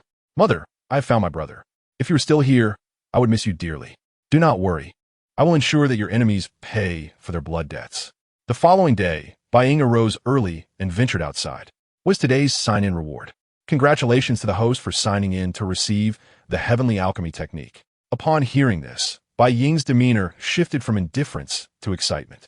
The heavenly alchemy technique was a coveted skill often associated with powerful organizations in fantasy novels, where alchemists would frequently win the favor of beautiful characters by aiding them.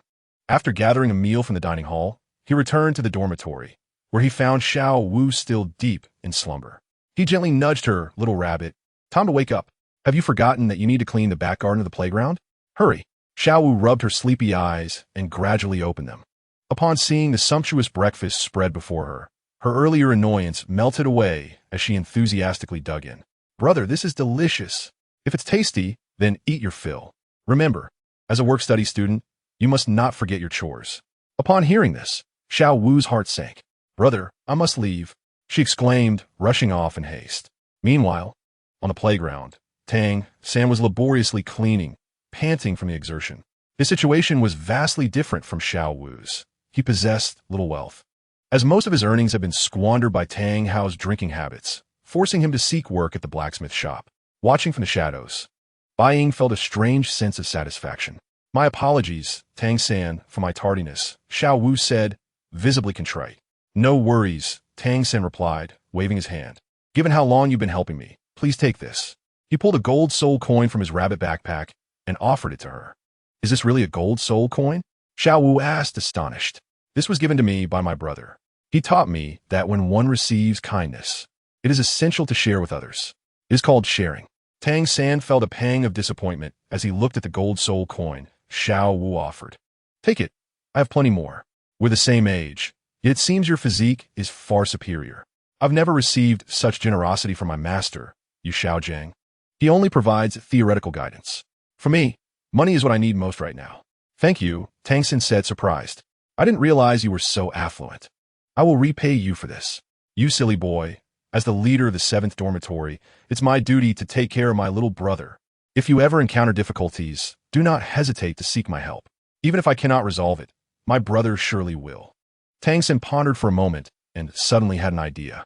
"Can I venture into the soul hunting forest to acquire a soul ring in the coming days? If you could assist me for a few days, I promise to take care of the cleaning duties for a week upon my return. How about a month's worth of cleaning instead?" Xiao Wu nodded in agreement, and time swiftly passed. "Brother, what will you teach me today?" Bai Ying contemplated and then inquired, "What is your soul power level?" "I am nearing level 20 and am confident I can break through to that level within a few days." "Very well. Then focus on cultivating your mindset and prepare for your breakthrough to level 20. However, as I have advised before, maintain a respectful distance from Tang Sect. Do you understand?" "Why do you harbor such animosity towards Tang Sect?" "Because his father is my enemy." "Never mind. You wouldn't comprehend. Even if I explained, it would only add to your worries. Regardless, you must refrain from any intimate contact with him. If I catch you, I shall break your legs." Seeing Bai Ying's stern demeanor, Xiao Wu felt a chill run down her spine and responded, I know. You've repeated it so many times. You're acting like a nagging mother." That evening, as Xiao Wu and Tang Sect gazed at the stars, she suddenly proposed a sparring match. Tang Sect readily agreed. Sensing that Xiao Wu truly held significance for him, Xiao Wu lunged forward, her braided hair whipping like a long whip aimed at Tang Sect. In response, Tang Sect swiftly retreated and, at that moment, engaged her using his Xiantian skill. As they exchanged blows with fervor, they remained oblivious to Bai Ying's fiery gaze filled with jealousy. Just as their sparring intensified, Bai Ying interjected, "What are you two doing? Xiao Wu, why are you practicing combat instead of studying?" The unexpected interruption sent a shiver down Xiao Wu's spine, causing her to turn abruptly, beads of sweat forming on her forehead. "Brother, we are merely sparring," she replied, feeling like a lamb trapped in a tiger's den. "Is it truly just sparring? Your movements seem rather intimate," Bai Ying remarked. Tang Sect quickly interjected, "Teacher, we are genuinely only sparring, nothing more." "Ah, perhaps I misunderstood. Nevertheless, it is quite late. and Xiao Wu should return home. Come now, little one. Teacher Bai, what brings you here? Another teacher approached, having witnessed the scene. Just as he intended to intervene, Bai Ying spoke first. Nothing of significance, just two children sparring. Is it truly sparring? Their movements appear rather close. Teacher Bai, I advise you to educate your sister and ensure she does not stray from the right path. Thank you for your concern, esteemed teacher. My sister can be a bit mischievous, and it is my duty as her brother to guide her. Rest assured, such incidents will not recur. Are you not going home? Why are you still here? Oh, right, brother, Xiao Wu replied, resembling a quail, her neck drawn in, too afraid to resist, and followed him back to their quarters. Upon entering the teacher's dormitory, Xiao Wu dared not look at Bai Ying. What did I tell you? You must not get too close to Tang San. How do you think others would perceive you if they saw what just transpired? A child your age should not be engaging in such activities. Do you understand the concept of knowing a person's face, but not their heart?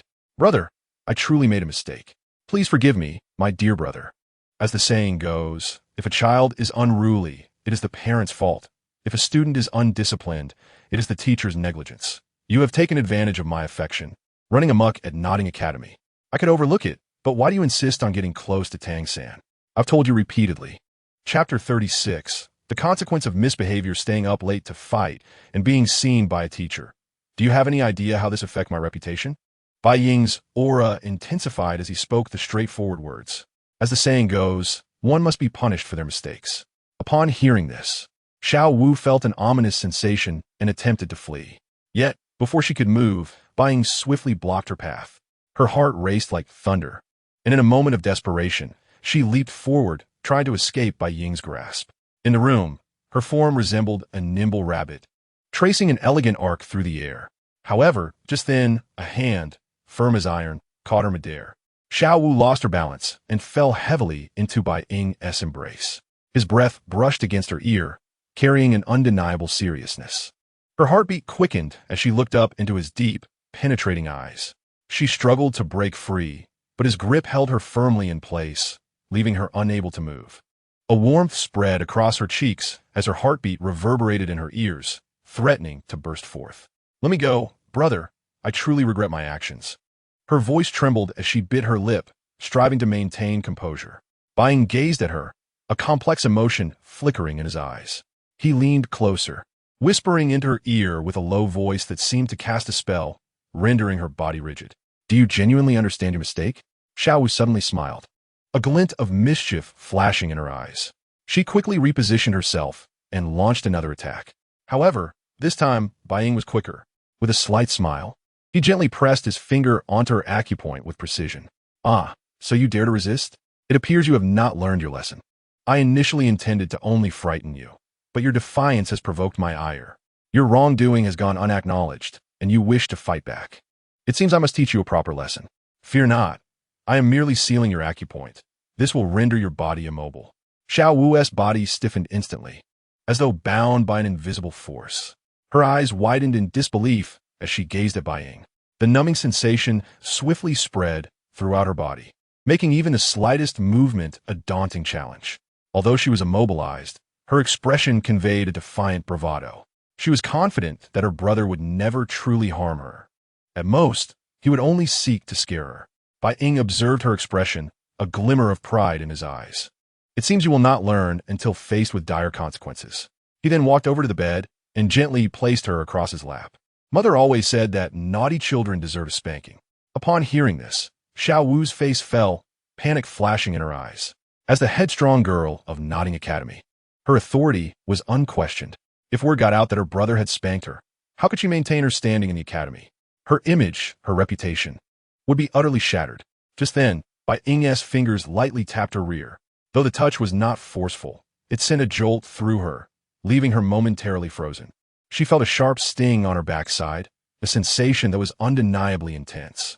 Truly, the touch of the heroine's rear was extraordinary, like striking a piece of sponge. It was astonishingly soft. To my surprise, I was the first to touch Xiao Wu's dairy. I implore you to cease. I have truly erred. Xiao Wu's pleas for mercy evoked no compassion, as the voice of the white shadow resonated above her like that of a demon. Did you contemplate the consequences of your actions at the time? Since you were aware that you would be reprimanded by me, why do you not heed my words? I must inform you that there is no escape from this punishment. The sound of slaps echoed relentlessly, prompting Xiao Wu to burst into tears. Now you comprehend the pain, don't you? What were you doing just moments ago? Did you truly believe I would refrain from striking you? Or that I was overly indulgent? Time seemed to stretch indefinitely before the white figure ceased his assault and released the pressure points on Xiao Wu's body. She sprang to her feet, but the searing sensation radiating from her backside made her wince in agony. Unable to contain herself, Xiao Wu exclaimed, "Brother, you are indeed a great pervert. Can't you be a bit gentler? Moreover, I didn't do it on purpose." "Enough," he replied. "If you wish to avoid further punishment, remain silent. Your injuries require attention.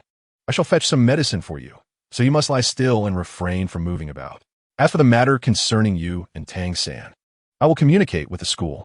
From this year onward, I shall take care of all your necessities, food, clothing, and shelter. Is that satisfactory?" Upon hearing this, Xiao Wu felt somewhat appeased, though her sore backside was still a source of distress. This insufferable brother seemed utterly oblivious to the need for tenderness, showing no concern for his sister's well-being. "Or were you pondering? Hurry and lie down. I will apply the medicine for you." At this moment, Xiao Wu's inner criticisms of Bai Ying ceased.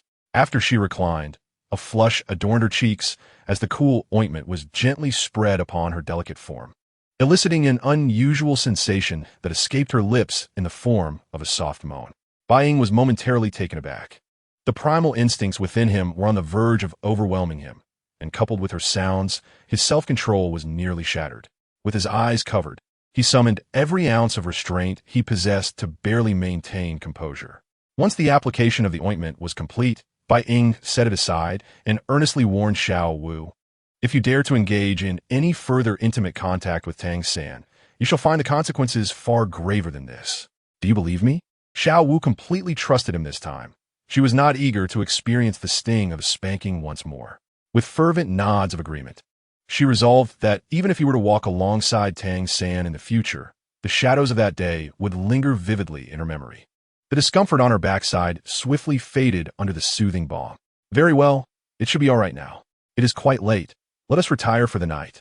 After Bai Ying finished speaking, he reclined beside Xiao Wu, wrapping an arm around her waist.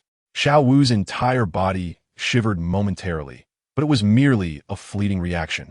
Gazing at her brother, she couldn't help but exclaim that he was truly a rascal. Had she known earlier, she would have acknowledged him as her brother sooner. "What did you say?" Chapter 37. The disturbance. What have I said? At this moment, Xiao Wu felt a profound sense of anxiety, pondering to herself why he had yet to succumb to slumber. The pale hand that clung to her waist gently descended, and a deep, magnetic voice slowly emerged. "I believe I have heard you. It seems you do not acknowledge me as your brother.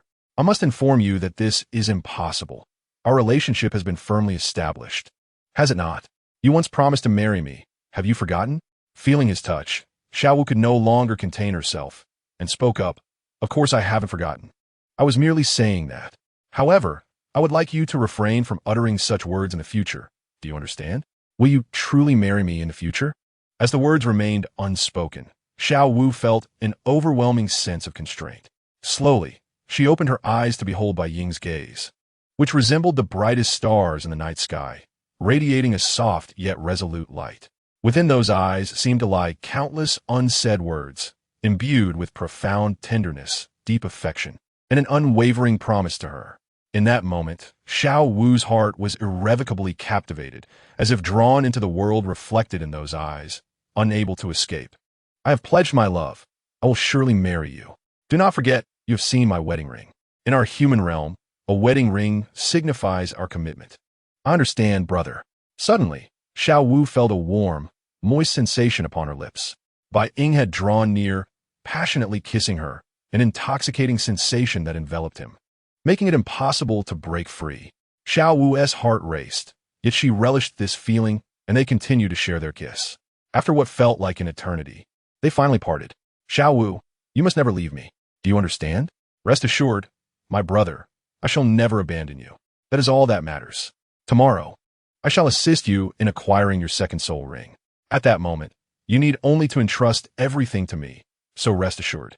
The following day, within the confines of the room, Xiao Wu sat cross-legged, her entire being enveloped in a state of profound relaxation. Suddenly, A layer of pink luminescence enveloped her form. These scattered glimmers gradually coalesced into a violet millennium spirit ring. In Bai Ying's heart, witnessing this violet millennium spirit ring filled him with a sense of pride. Indeed, his conjecture had proven correct. From the moment Xiao Wu absorbed the 10,000-year spirit bone left by her mother, her physical limits had long surpassed those of ordinary humans. Even now, Tang Sect could only possess a 100-year yellow spirit ring as his second. Brother, I have succeeded. Truly, you were right. Each individual's physical constitution varies, and thus the spirit rings they can absorb differ as well. It is merely unfortunate that my second spirit ring is a millennium spirit ring. What is there to lament? Relax, your second soul ring is a purple millennium soul ring, which already surpasses most of your peers in originality. As long as you put in the effort, you will undoubtedly become a formidable being of the titled Douluo level. You must strive onward. Please do not mock me. Your first and second spirit rings are of the 10,000-year caliber, and even your third spirit ring reaches an astonishing 100,000 years. Although it was my mother who sacrificed for you, you truly are remarkable. You are indeed worthy of being my brother. There is nothing to it. At the tender age of 10, you have already achieved the second ring. With diligent effort, one day, you shall avenge your mother with your own hands. Yet, upon the mere mention of vengeance, Xiao Wu's countenance darkened with sorrow. Brother, she inquired, do you think my mother would feel comforted if she were still here? I believe that if he were able to see you now, he would undoubtedly feel a sense of solace in your growth. It is time for you to attend your class. After Xiao Wu's departure, Bai Ying felt an overwhelming sense of relaxation. There should no longer be any issues. Host, there is something I'm unsure whether I should express. Speak your mind, system. If you continue to flirt with women in this manner, your cultivation will stagnate. Should you be surpassed by Tang Sect, do not blame me. Do you think I wish for this? I now feel as though my cultivation has encountered a certain impasse. My current soul power has reached level 27. I am merely a hair's breadth away from transcending to level 30. However, I have contemplated countless methods, yet I remain unable to surmount this obstacle. Your martial soul is indeed of divine caliber. Thus, it is inherently more challenging for you to transcend the pinnacle of your cultivation compared to an ordinary individual. However, with my presence, you need not worry. As long as the speed is sufficient to accomplish the task, I shall certainly devise a way for the host to advance by leaps and bounds. But you have not yet issued any tasks, have you? In light of this, Bai Ying resolved to procure a variety of herbs. After all, in every fantasy novel, the protagonist must be well prepared. After perusing the market, Bai Ying purchased an assortment of ordinary herbs and began concocting the medicine. After an entire afternoon, he finally assembled all the necessary ingredients. Just as he was about to relax, a thunderous knock echoed from the door. Not good, teacher. Sister Xiao Wu, something has happened. What has occurred? That girl has stirred up trouble again. It's Xiao Qinyu from the upper class. He is bullying us. Sister Xiao Wu has gone to confront him. Xiao Qinyu?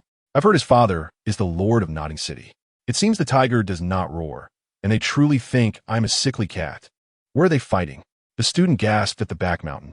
All right, I understand. Rest assured, I will take care of this matter. Those who dare to bully me shall face the consequences. Little girl, you seem quite charming. Would you care to be my attendant? I am in need of one. Xiao Qinyu wore a smug expression. As the leader in the academy, he was well aware that Xiao Wu was merely a first-year student. His soul power level was the highest in the school. Xiao Lauda, is it? Are you afraid of me? Afraid that if you lose, you'll become my follower? Enough of the nonsense. If we are to fight, let us do so without delay. Do you still consider yourself a man? Xiao Wu's face displayed clear impatience as Xiao Qinyu remarked, what a feisty girl. Today, I shall leave you searching for your teeth. No matter how high one has cultivation, it mattered little. Behind him stood senior students. After all, 2 fists are no match for 4 hands. Even if he could not defeat her, he had many allies to rely on.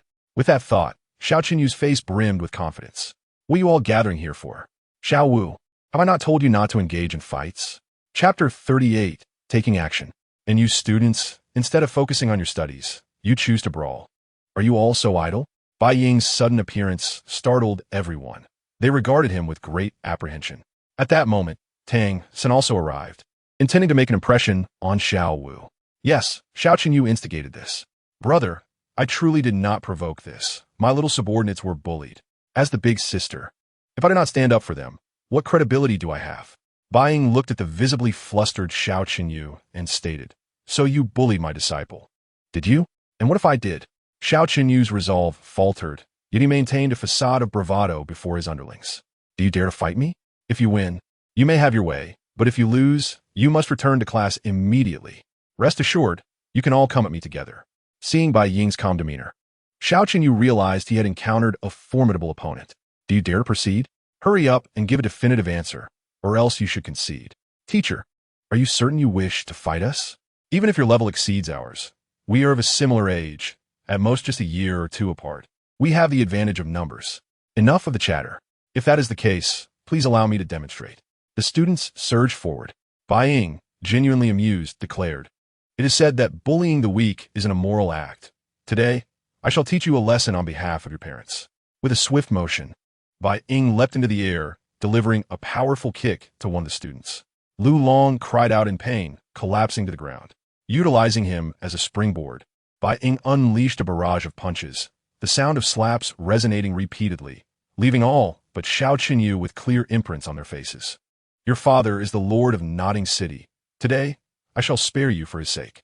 However, should you conspire with upperclassmen again, and should my sister be harmed, you shall learn the consequences. Even if your father kneels before me, he might not be able to save you." As he spoke, Bai Ying emanated an overwhelming aura. 3 soul rings ascending gradually, a dragon's phantom materializing. 3 rings, 2 of which were 1,000 years old. "This is something I cannot provoke. Teacher, I was wrong. I truly made a mistake. Since you acknowledge your error, let us abide by the agreement you made with Xiao Ji. However, I must warn you, if you stir up trouble again, you know the consequences." Tang San was utterly bewildered. Even he could not fathom what sort of identity this teacher possessed to reach the 3rd ring soul master level at merely 7 years of age. It was hard to believe he lacked a significant background. "All right, disperse now. Brother, you were so impressive." "Of course." Tang San hurried to catch up, somewhat awkwardly saying, "Teacher Bai." The key point was that this person was not much older than him, at most just a year or two. "Is there something you need?" The teacher said to see when you would have time to visit. "Yu Xiaojiang wishes to speak with me." "What on earth does this rascal want?" "Understood, thank you." "Xiao Wu, you, and Xiao San go ahead." Upon arriving at Yu Xiaojiang's study, Bai Ying inquired, "What do you need?" Faced with this hypocritical master, he could not muster a pleasant demeanor. "I wish to discuss a transaction with you." "A transaction? What could we possibly have to discuss?" "You previously claimed my 10 core theories were erroneous. May I ask what evidence you possess?" "I am genuinely curious. Because of this, I am in a good mood today and will enlighten you." Recognizing one's mistakes is crucial. Yu Xiaojiang, of course, would not genuinely admit his faults. He merely sought to extract useful theoretical knowledge from Bai Ying and desired to learn about Bibi Dong's current situation. "Did you bestow the Mandala Serpent's soul ring as her first soul ring?" Bai Ying settled into a chair, adopting a leisurely demeanor. "Is there a problem with that?" "A significant problem. You lack a true understanding of the essence of martial soul theory. Do you comprehend the actual conditions that give rise to twin martial souls? Remember, only martial souls of similar qualities can produce twin martial souls. Well, I do not know what her second martial soul is. I can sense that it is likely exceedingly formidable. Could her first soul simply be an ordinary blue silver grass? Moreover, each individual's limits vary, and thus their capacity to absorb soul rings differs. As long as one's body can withstand it, absorbing a soul ring of over 10,000 years is entirely feasible. And you, the so-called master, have you ever truly practiced? Authentic theory necessitates grounded understanding. Only then can it be deemed true theory. I understand, thank you. May I ask you one more question? Is Bibi Dong well? Since she is willing to discuss my matters with you, I trust you are her confidant. Can you share some insights about her? Mind your own affairs. His matters do not require your concern. After saying this, she slammed the door and left. That evening, Xiao, do you think you can allow your soul to enter the Qian divine ring? I will give it a try, brother. Xiao slowly exhaled, and within the Qian divine ring, an attractive force emerged, drawing her entirely inside. Upon entering, Xiao felt the energy within the ring was remarkably abundant, seemingly far superior to that of the outside world. All right, from today on, you need not attend classes at the academy. I will request leave from the teacher. You must devote these days to training here. However, the most crucial aspect before that is your physical body. Your capacity to absorb high-quality soul rings depends on the resilience of your physique, which is currently far too weak. Therefore, rather than focusing solely on training, you should prioritize enhancing your physical condition. I expect you to reach the level of 3 souls before graduation. What? I will be utterly exhausted. Xiaowu found herself unable to refuse and had no choice but to accept. Hello everyone. In this chapter, I truly struggled to write well. Originally, it was meant to be a straightforward journey to Shrek Academy, but I felt compelled to include this segment, hence the less satisfactory writing. Chapter 39. The rescue of Zhu Zhuqing. The next day, Xiaowu arrived at Nodding Academy, bearing panda eyes. Xiaowu, did you not sleep well? You were the one who did not sleep well. I simply trained too hard. Time passed swiftly, and under the influence of Bai Ying, Xiaowu's relationship with Tang Sect became less intimate than in the original narrative. As graduation approached, Bai Ying felt increasingly troubled. As Yu Xiaojiang had repeatedly mentioned Xiaowu's plans to attend Shrek Academy after graduation, in an attempt to escape his entanglements. Bai Ying decided to flee with Xiaowu just days before graduation. Brother, why must we leave at this time? Because you are graduating, and besides, I need to plan whether to return to the Spirit Hall or continue traveling the continent. Brother, I do not wish to go to the Spirit Hall. My mother died because of that woman, and I absolutely refuse to go. Rest assured, I will not lead you into a lion's den. Our destination is Soto City. According to Yu Xiaojiang, there lies a Shrek Academy, a place exclusively for geniuses. Really? That's wonderful. Bai Ying held no affection for Shrek Academy, viewing it as a deceptive institution. However, he was compelled by the system's requirements to attend and join Shrek Academy, which posed a dilemma. Ultimately, he took Xiaowu along the path to Shrek Academy. As night fell, after a day of arduous travel, Xiaowu truly fell asleep. Please complete the hidden task. Rescue Zhu Zhuqing. Reward. Zhu Zhuqing becomes your most loyal servant. Upon hearing this task, Bai Ying became invigorated and, following the system's guidance, headed toward the distant woods. Miss Second, do not blame us. Blame your birth into royalty. In the distance, dozens of figures in black surrounded Zhu Zhuqing completely. Eldest sister, do you truly wish for my death? Zhu Zhuqing's expression was cold, revealing no hint of fear. At that moment, her left arm had been pierced by a sharp weapon, blood staining her leather attire, and she swayed precariously. Yet she knew she could not succumb. Falling would mean certain death. She slightly bent her body, preparing to crawl, and charged at the group of black-clad men. However, she was ultimately outnumbered and sustained injuries. Am I truly to die here? Zhu Zhuqing, you're so unwilling to accept your fate. Boss, she is not bad-looking. Why not let the brothers have some fun? What are you thinking? Do you realize how significant this person is? If the Zhu family learns of this, you won't escape unscathed, one of the black-clad men remarked. Boss, if you don't speak, who will know? Besides, in this desolate wilderness, she cannot escape. Don't you want to savor her flavor? One black-clad man bore a lecherous expression as he gazed at Zhu Zhuqing, inciting her disgust. You dare treat me this way? The Xinghua royal family will never let you go.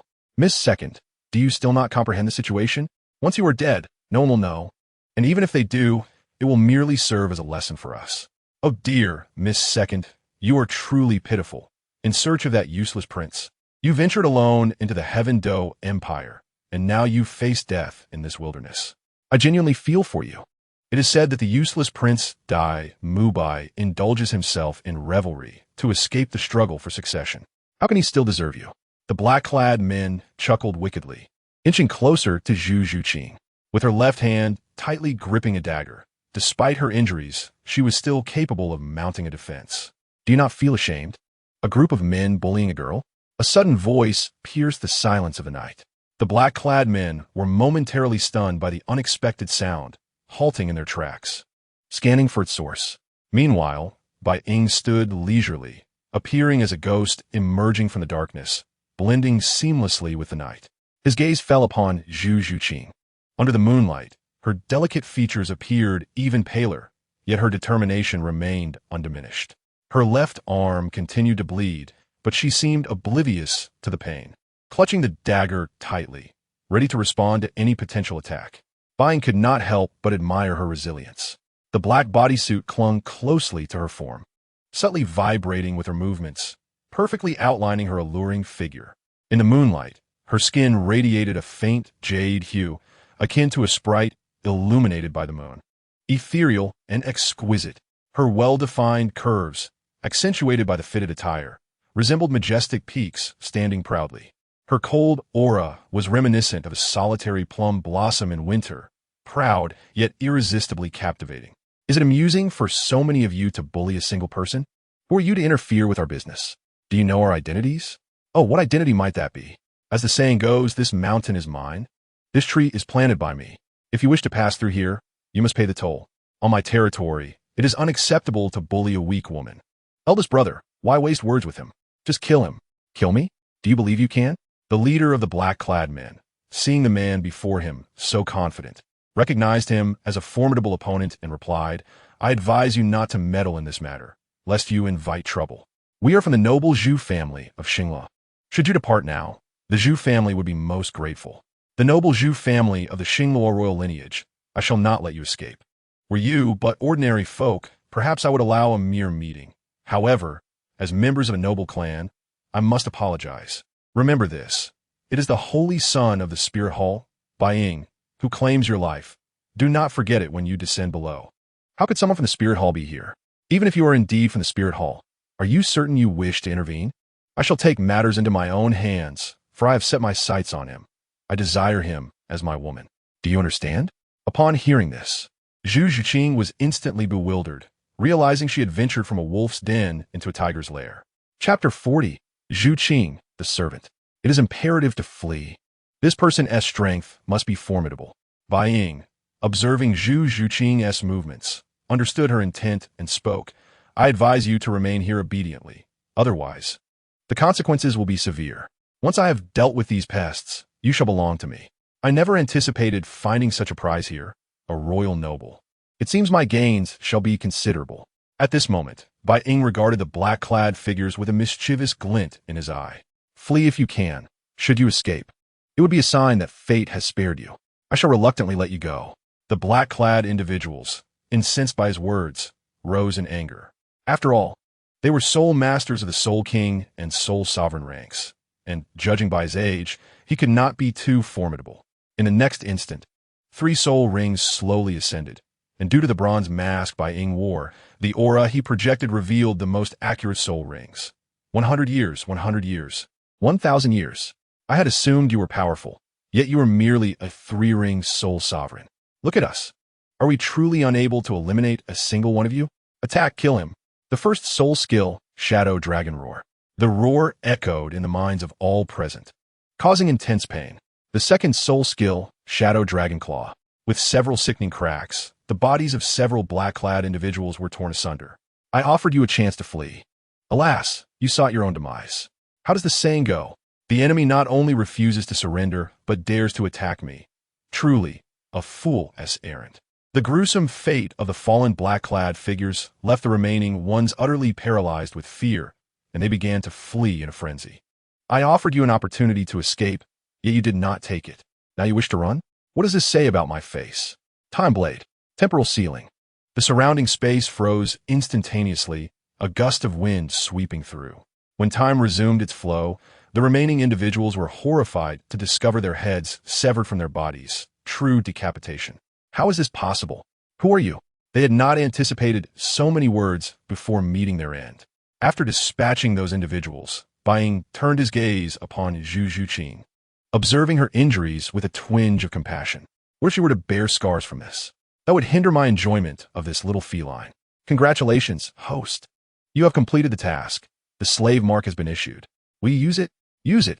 No sooner had the words escaped his lips than a beam of light surged into Zhu Zhuqing's body with blinding speed. Who are you? Fear was etched on Zhu Zhuqing's face as she retreated step by step. What am I? You need only remember one thing. I am now your master. Master? No, I have no master. Zhu Zhuqing slowly rose, her left arm injured, yet her eyes burned with murderous intent as she gripped the dagger tightly. I do not care who you are. Get away from me. 2 soul rings rose around Zhu Zhuqing, signaling her readiness to attack. What a disobedient little cat. Do you truly believe you can resist me? Get away. The first soul skill, Netherworld Stab. Just as Zhu Zhuqing's attack was about to strike Bai Ying, he lightly coughed and settled back in a seat.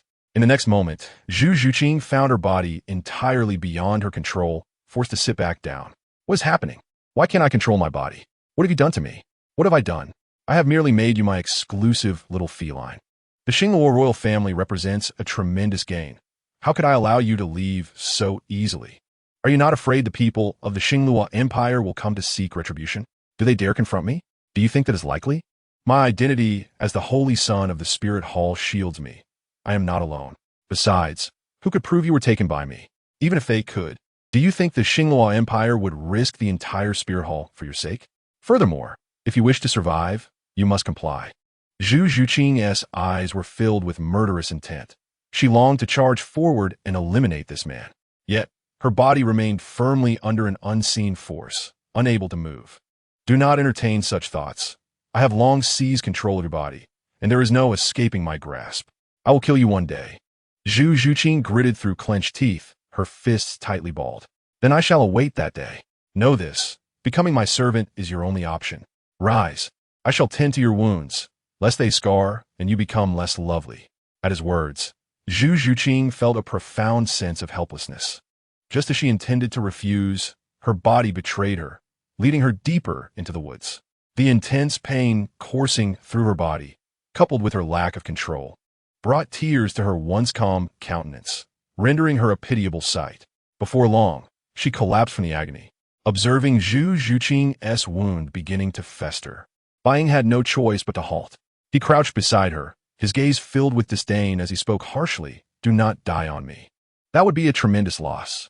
Then, to his astonishment, he began to unfasten her clothing. Pervert! With a resounding slap, Zhu Zhuqing struck his face. Bai Ying was utterly dumbfounded. Had he not claimed to have complete control? Why could she break free? System, what is happening? You must provide a reasonable explanation, or I shall not spare you. Apologies, the system experienced a minor malfunction. However, all is well now. A minor malfunction? You have caused me to be struck. My handsome face, do you have any idea how much damage this has inflicted upon me? Zhu Zhuqing had not anticipated regaining control over her body, instinctively wanting to retaliate against him, only to find herself unable to do so. Zhu Zhuqing, are you now afraid? Now that you know fear, I will let it go for now. Once you have healed, I will settle the score. Rest assured, I shall collect what is due. Kill me now, grant me release. Do not attempt to provoke me. It will not work. Besides, such a stunning beauty, I could never bring myself to kill you. You serve a great purpose. I am in need of warmth at night, and you are quite suitable for the role. How does that sound? My arrangements are rather generous, are they not? Providing me warmth at night is a privilege. You should be grateful. Chapter 41. Taking a cat girl as a wife as a noble of the Daoliu Empire. Zhu Zhuqing possesses her own temperament, and she certainly would not acquiesce. Have you not yet recognized your current predicament? The authority over your life and death lies firmly within my grasp. I have numerous methods to deal with women. Would you care to test them? You despicable scoundrel. Taking advantage of the vulnerable. Yet, Bai Ying merely chuckled, stating that, as the saying goes, all warfare is based on deception. As long as the objective is achieved, any means are permissible. The strong survive while the weak perish. The natural order dictates survival of the fittest. As a noble of the Daoliu Empire, surely you comprehend this principle? Bai Ying remarked, observing your defiance, you still possess some strength. Do not succumb too easily.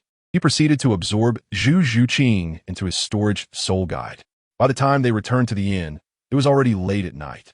Bai Ying turned on the faucet, filling the tub with water before adding a concoction of his own design. Finally, he released Zhu Zhuqing, who maintained an expression of unyielding defiance.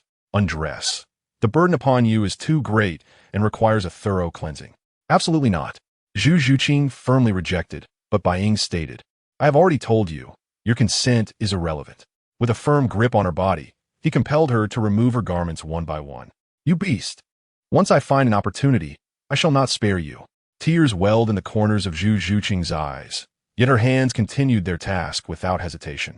Soon, she stood fully unclothed, revealing her fair skin marred by numerous scars. Stepping into the tub, she immediately felt the heat enveloping her. This is my meticulously crafted potion. Consider yourself fortunate. This concoction will alleviate your fatigue and restore your strength. Bai Ying's gaze fell upon the disturbing scars adorning Zhu Zhuqing's body, softening his expression slightly. It seems you have endured numerous assassination attempts. Zhu Zhuqing gritted her teeth, defiance flickering in her eyes as she coldly retorted, What does it matter to you? Despite the disdain in her tone, Bai Ying discerned the profound fear and unease beneath.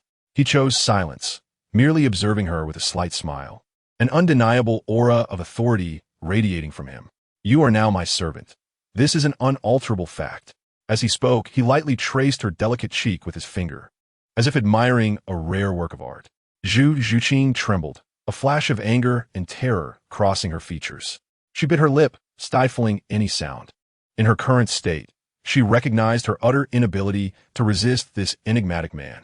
Seemingly pleased with her reaction, Bai Ying slowly released her, turning towards the door. Remember, I am your master. Your life and death, your honor and disgrace, rest upon my whims. Oh, and after your bath, remember the garments I purchased specifically for you. Zhu Zhuqing trembled, her teeth clenched, her eyes filled with despair. She had never expected that her journey to the Heaven Do Empire in search of Dai Mu Bai would lead to such a fate. Was this the degradation of morals or merely the capriciousness of fate? I must escape. I must rid myself of him and find Dai Mu Bai, she silently urged herself.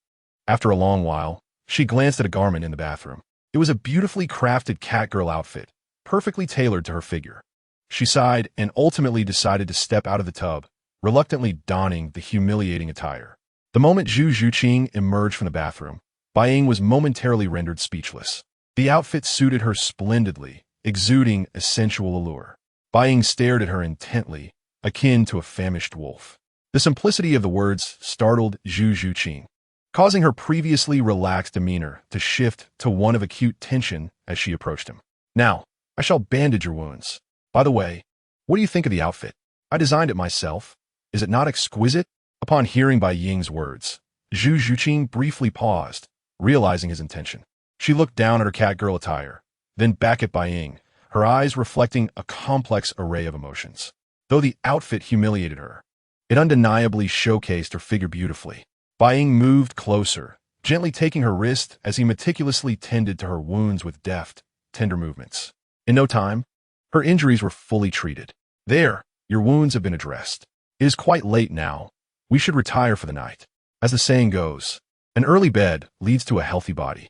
Upon hearing this, Zhu Zhuqing suddenly sprang up, darting away with a wary gaze fixed on the man. I cannot believe I felt a flicker of gratitude. It appears all of this is but a fade. As Zhu Zhuqing contemplated this, her posture shifted into a defensive stance, while Bai Ying merely smiled, remarking, "You are still too naive. I have no interest in children." Zhu Zhuqing's face flushed crimson, her mind racing as she quietly pondered where exactly she might be considered small. If you do not wish to sleep, then you may obediently remain by my side. I, for one, am exhausted. After a long night of toil, I am utterly fatigued. And those bottles on the table? Do not touch them. They contain poisons I have specifically concocted. Just remember, do not touch them. What is it that you truly desire? What do I desire? Do you not already know? To acquire a lovely catgirl as a personal servant is quite an enticing prospect. But enough of this jest. You may sleep on the sofa. Rest assured, I am too weary to pursue anything further. With that, he fell into a deep slumber. Zhu Zhuqing remained on high alert, her wariness towards this enigmatic man at an unprecedented peak. What was his true intention in abducting her? I must make a choice swiftly, otherwise, my future will inevitably be marred by him. But wait, I still hold control over my body. Did he not claim those jars contain poison? If I consume the toxins, perhaps I might find an opportunity. I shall take the risk. Chapter 42. An unusual punishment. This is my only chance. With that thought, Zhu Zhuqing approached the table, disregarding all caution, and consumed the contents of the vials without hesitation.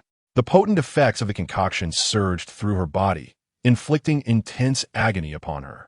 Cold sweat beaded on her brow as her breathing became increasingly labored. Am I to perish? Perhaps death would be preferable, freeing me from the constraints of my family. Zhu Zhuqing thought, a look of relief crossing her face, yet the searing pain did not last long. To her astonishment, could it be that this poison is ineffective? Was he deceiving me? Zhu Zhuqing spiraled into despair, her intermittent sobs echoing throughout the room, rousing Bai Ying from slumber. Enough! Cease your tears. Bai Ying descended from the bed, intending to embrace Zhu Zhuqing, only to suddenly realize that the carefully concocted medicines were all gone. Gazing at the empty bottles, Bai Ying felt a pang of heartache, as if his blood were spilling. Do you have any idea how much effort I expended on this? You wish to ingest poison to end your life, do you not? Zhu Zhuqing's silence was an implicit affirmation.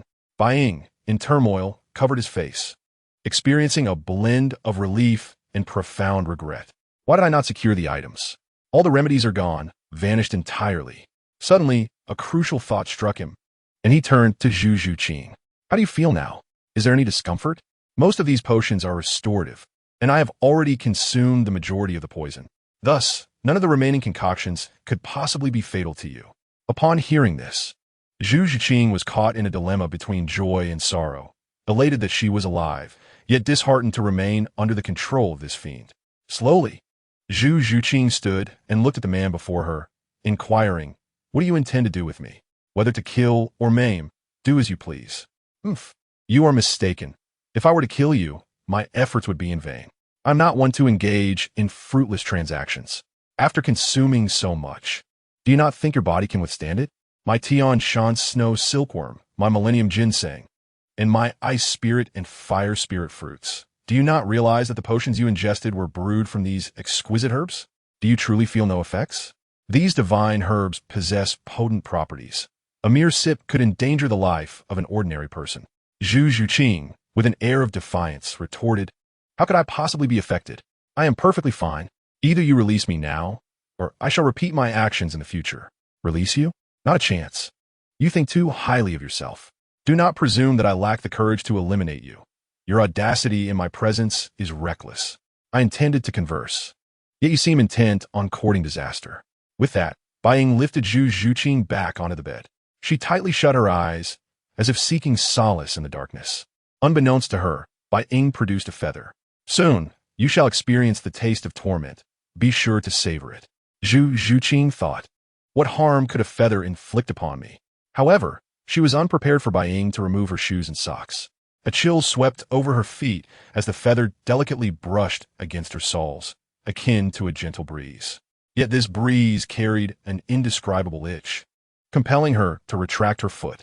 She struggled to maintain her composure, but the sensation was enchantingly insistent, causing her toes to curl involuntarily and her foot to twist. She endeavored to stifle her laughter, yet it erupted uncontrollably from her depths. Zhu Zhuqing's laughter echoed through the room, her body trembling involuntarily, her expression contorted. She yearned to escape this torment, but his strong grip on her ankle rendered her powerless. "Ha ha!" Continuous laughter led Zhu Zhuqing to feel utterly despondent. "So, do you acknowledge your error?" Bai Ying gazed at Zhu Zhuqing, finding amusement in her plight, and he too chuckled. "I spit on that. If you possess any skill, face me directly. Such scheming is no true prowess." Gradually, Zhu Zhuqing found herself unable to endure any longer, prompting him to cease his torment. Her laughter diminished, leaving her cheeks flushed, breath rapid, and chest rising and falling erratically. Her eyes flickered with rage, yet also a hint of helplessness. She struggled to rise, but Bai Ying gently pressed her down. "What? Still unwilling to concede?" A glimmer of amusement danced in Bai Ying's eyes as he released his hold, permitting Zhu Zhuqing to sit. She shot him a glare, but offered no response. Her heart brimmed with humiliation and fury, yet she recognized that she was no match for this man at that moment. She had to maintain her composure and seek an opportunity. Bai Ying observed her with a measure of admiration. He understood that while this woman was stubborn, she was also astute. He would not easily let her go, yet he would not allow her demise either. What transpired today shall be forgiven, but should you err again, the punishment will mirror today's. With that, Bai Ying reclined, embracing Zhu Zhuqing tightly to prevent her from concocting any mischief. Yet at that moment, Zhu Zhuqing felt an unfamiliar heat ignite within her, leaving her breathless. An uncontrollable flame surged through her body, her cheeks aflame, as if two fires were raging within her. Her heartbeat quickened, threatening to leap from her chest. She glanced down at her body, noticing a faint blush as if scorched by fire. This flame ravaged not only her skin, but also rampaged through her veins. She felt as though her body was being consumed by this inferno, shaking uncontrollably. "What is happening? What have you done to me? Why do I feel this way? You scoundrel! I shall not let you escape unscathed." Zhu Zhuqing's gaze grew increasingly unfocused, her body irresistibly drawn towards Bai Ying. Her heartbeat resonated in her ears, as if it would burst forth from her chest. Her cheeks were burning, her lips slightly parted, letting out soft moans. You have consumed so many restorative herbs. It would be strange if you felt nothing. You should be grateful that I'm not one to take advantage of a vulnerable moment. Otherwise, I could have taken advantage of you right now. Zhu Zhuqing, barely holding on to her sanity, threatened. You dare? Chapter 43. What is there that I would not dare? What is there that I would not dare? Zhu Zhuqing clung to her last vestiges of rationality, declaring, if I lose my purity, I shall first slay you, then myself. Bai Ying retorted, you stubborn duck, I shall see how long you can endure. Time ticked by, and Zhu Zhuqing felt the searing heat intensifying within her. She gasped for breath, her gaze growing increasingly hazy. Her red lips could not resist swallowing, her entire being succumbing to temptation. I must act quickly. With this thought, Zhu Zhuqing mustered her strength and stumbled off the bed, trembling as she leaned against the wall, moving toward the door. Just as she steadied herself and took a step, her body weakened, threatening to collapse when Bai Ying swiftly caught her. Exiting now will resolve nothing. Rest assured, as my woman, I shall treat you well. Do you understand? Zhu Zhuqing's mind was in a fog, murmuring, I must go out.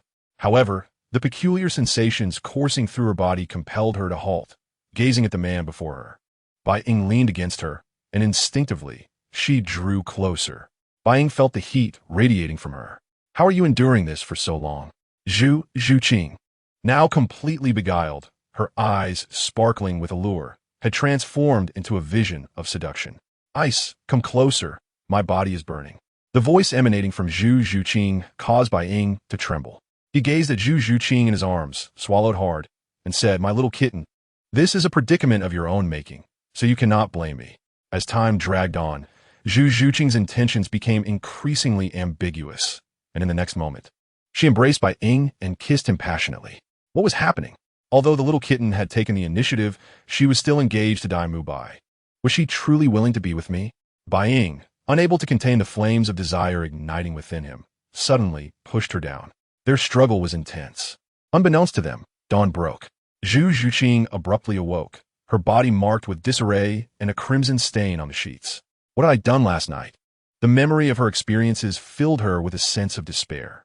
Glancing at the sleeping Bai Ying beside her, a surge of murderous intent welled up within her. Sensing her hostility, Bai Ying slowly opened his eyes and was met with the sight of Zhu Zhuqing, radiating fury. What is wrong? Did you sleep well last night? Upon hearing this, Zhu Zhuqing's anger flared. I will kill you, you deceitful scoundrel. By heaven, you are the one who took the initiative last night. I had no need to deceive you. I even asked, did you forget? Moreover, did I force you to take those precious medicines? Each bottle is worth a fortune, and you took them and still did that to me. How can you now blame me? Is there no justice in this world? Zhu Zhuqing found it hard to refute his words, realizing that her reckless actions had led to this situation. You wicked man, what am I to do now? Zhu Zhuqing broke down completely, unable to hold back her tears. You have ruined my purity. If Dai Bai finds out, he will not let me off the hook. Considering Dai Bai and her family, Zhu Zhuqing made a swift decision. I must kill you. After I kill you, I will take my own life. Bai Ying, however, smiled and said, you have a better choice. Join the spirit hall. Rest assured, I will treat you well. You beast, I want you dead. Zhu Zhuqing lunged at Bai Ying's neck with ferocity. Yet, Bai Ying's physical resilience was beyond her capability to harm. After a moment, Zhu Zhuqing realized her efforts left no mark on his neck. Bai Ying spoke, do not waste your energy. My body is extremely strong. With your current power, you cannot inflict any damage. The reason you seek Dai Bai is that you do not wish to die and want to live, correct? The Douluo royal family will only produce one king through ruthless competition. Why not choose me? I can offer you a chance to live. I am superior to Dai Bai. Seeing Zhu Zhuqing still weeping, Bai Ying continued, Zhu Zhuqing, I present you with a choice. You can leave now to seek out Dai Bai, but the likelihood of your survival is slim. Alternatively, you can join the spirit hall, and I can assure you that you will never die, as long as you obey me. Then, I will help you avenge your sister. Upon hearing this, Zhu Zhuqing regained her composure and replied coldly, what makes you think you can stand against the entire Douluo Empire? It is my strength, Bai Ying asserted confidently. In the future, I will undoubtedly stand at the pinnacle of the sole master world in Douluo continent, and an entire Star Luo empire will bow at my feet. That is my conviction. Zhu Zhuqing fell silent, while Bai Ying rose nonchalantly from the bed to wash up. After a while, Zhu Zhuqing asked, "Will you be responsible for me?" "Of course," he replied. "A man must take responsibility for his actions." Noticing Zhu Zhuqing's emotions stabilizing, Bai Ying approached her bedside and, in a low voice, said, "Yesterday, I helped you. Shouldn't you offer me some compensation?" "Compensation? I am the one who suffered," Zhu Zhuqing retorted. "You benefited and are now pretending to be innocent. Very well. I shall provide you with compensation now. After all the trouble last night, I will ensure to make it up to you today." As memories of last night flooded Zhu Zhuqing's mind, her face flushed crimson. "How dare you speak of compensation? You will soon find out." Before Zhu Zhuqing could react, Bai Ying pounced on her like a ravenous wolf. Startled, she thought, not again. Is he some kind of perpetual motion machine? Zhu Zhuqing found herself unable to resist and could only accept passively. Initially filled with disgust, she soon began to feel a sense of joy and even took the initiative herself. Half an hour later, Zhu Zhuqing, exhausted, curled up in Bai Ying's embrace, sighed contentedly. "You will take responsibility for me, right?" "Certainly," he assured her. "Rest easy. I will take care of everything. Your fiancé will be dealt with.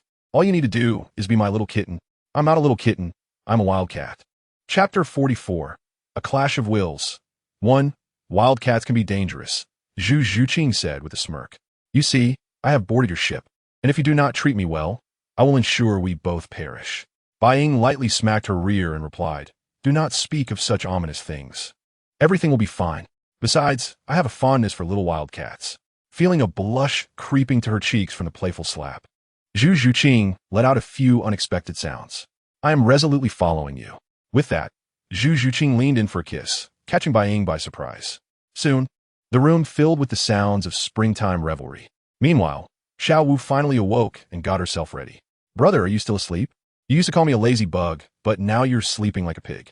She sighed, thinking, well, since he has been nice to me, I suppose I should reluctantly wake him up.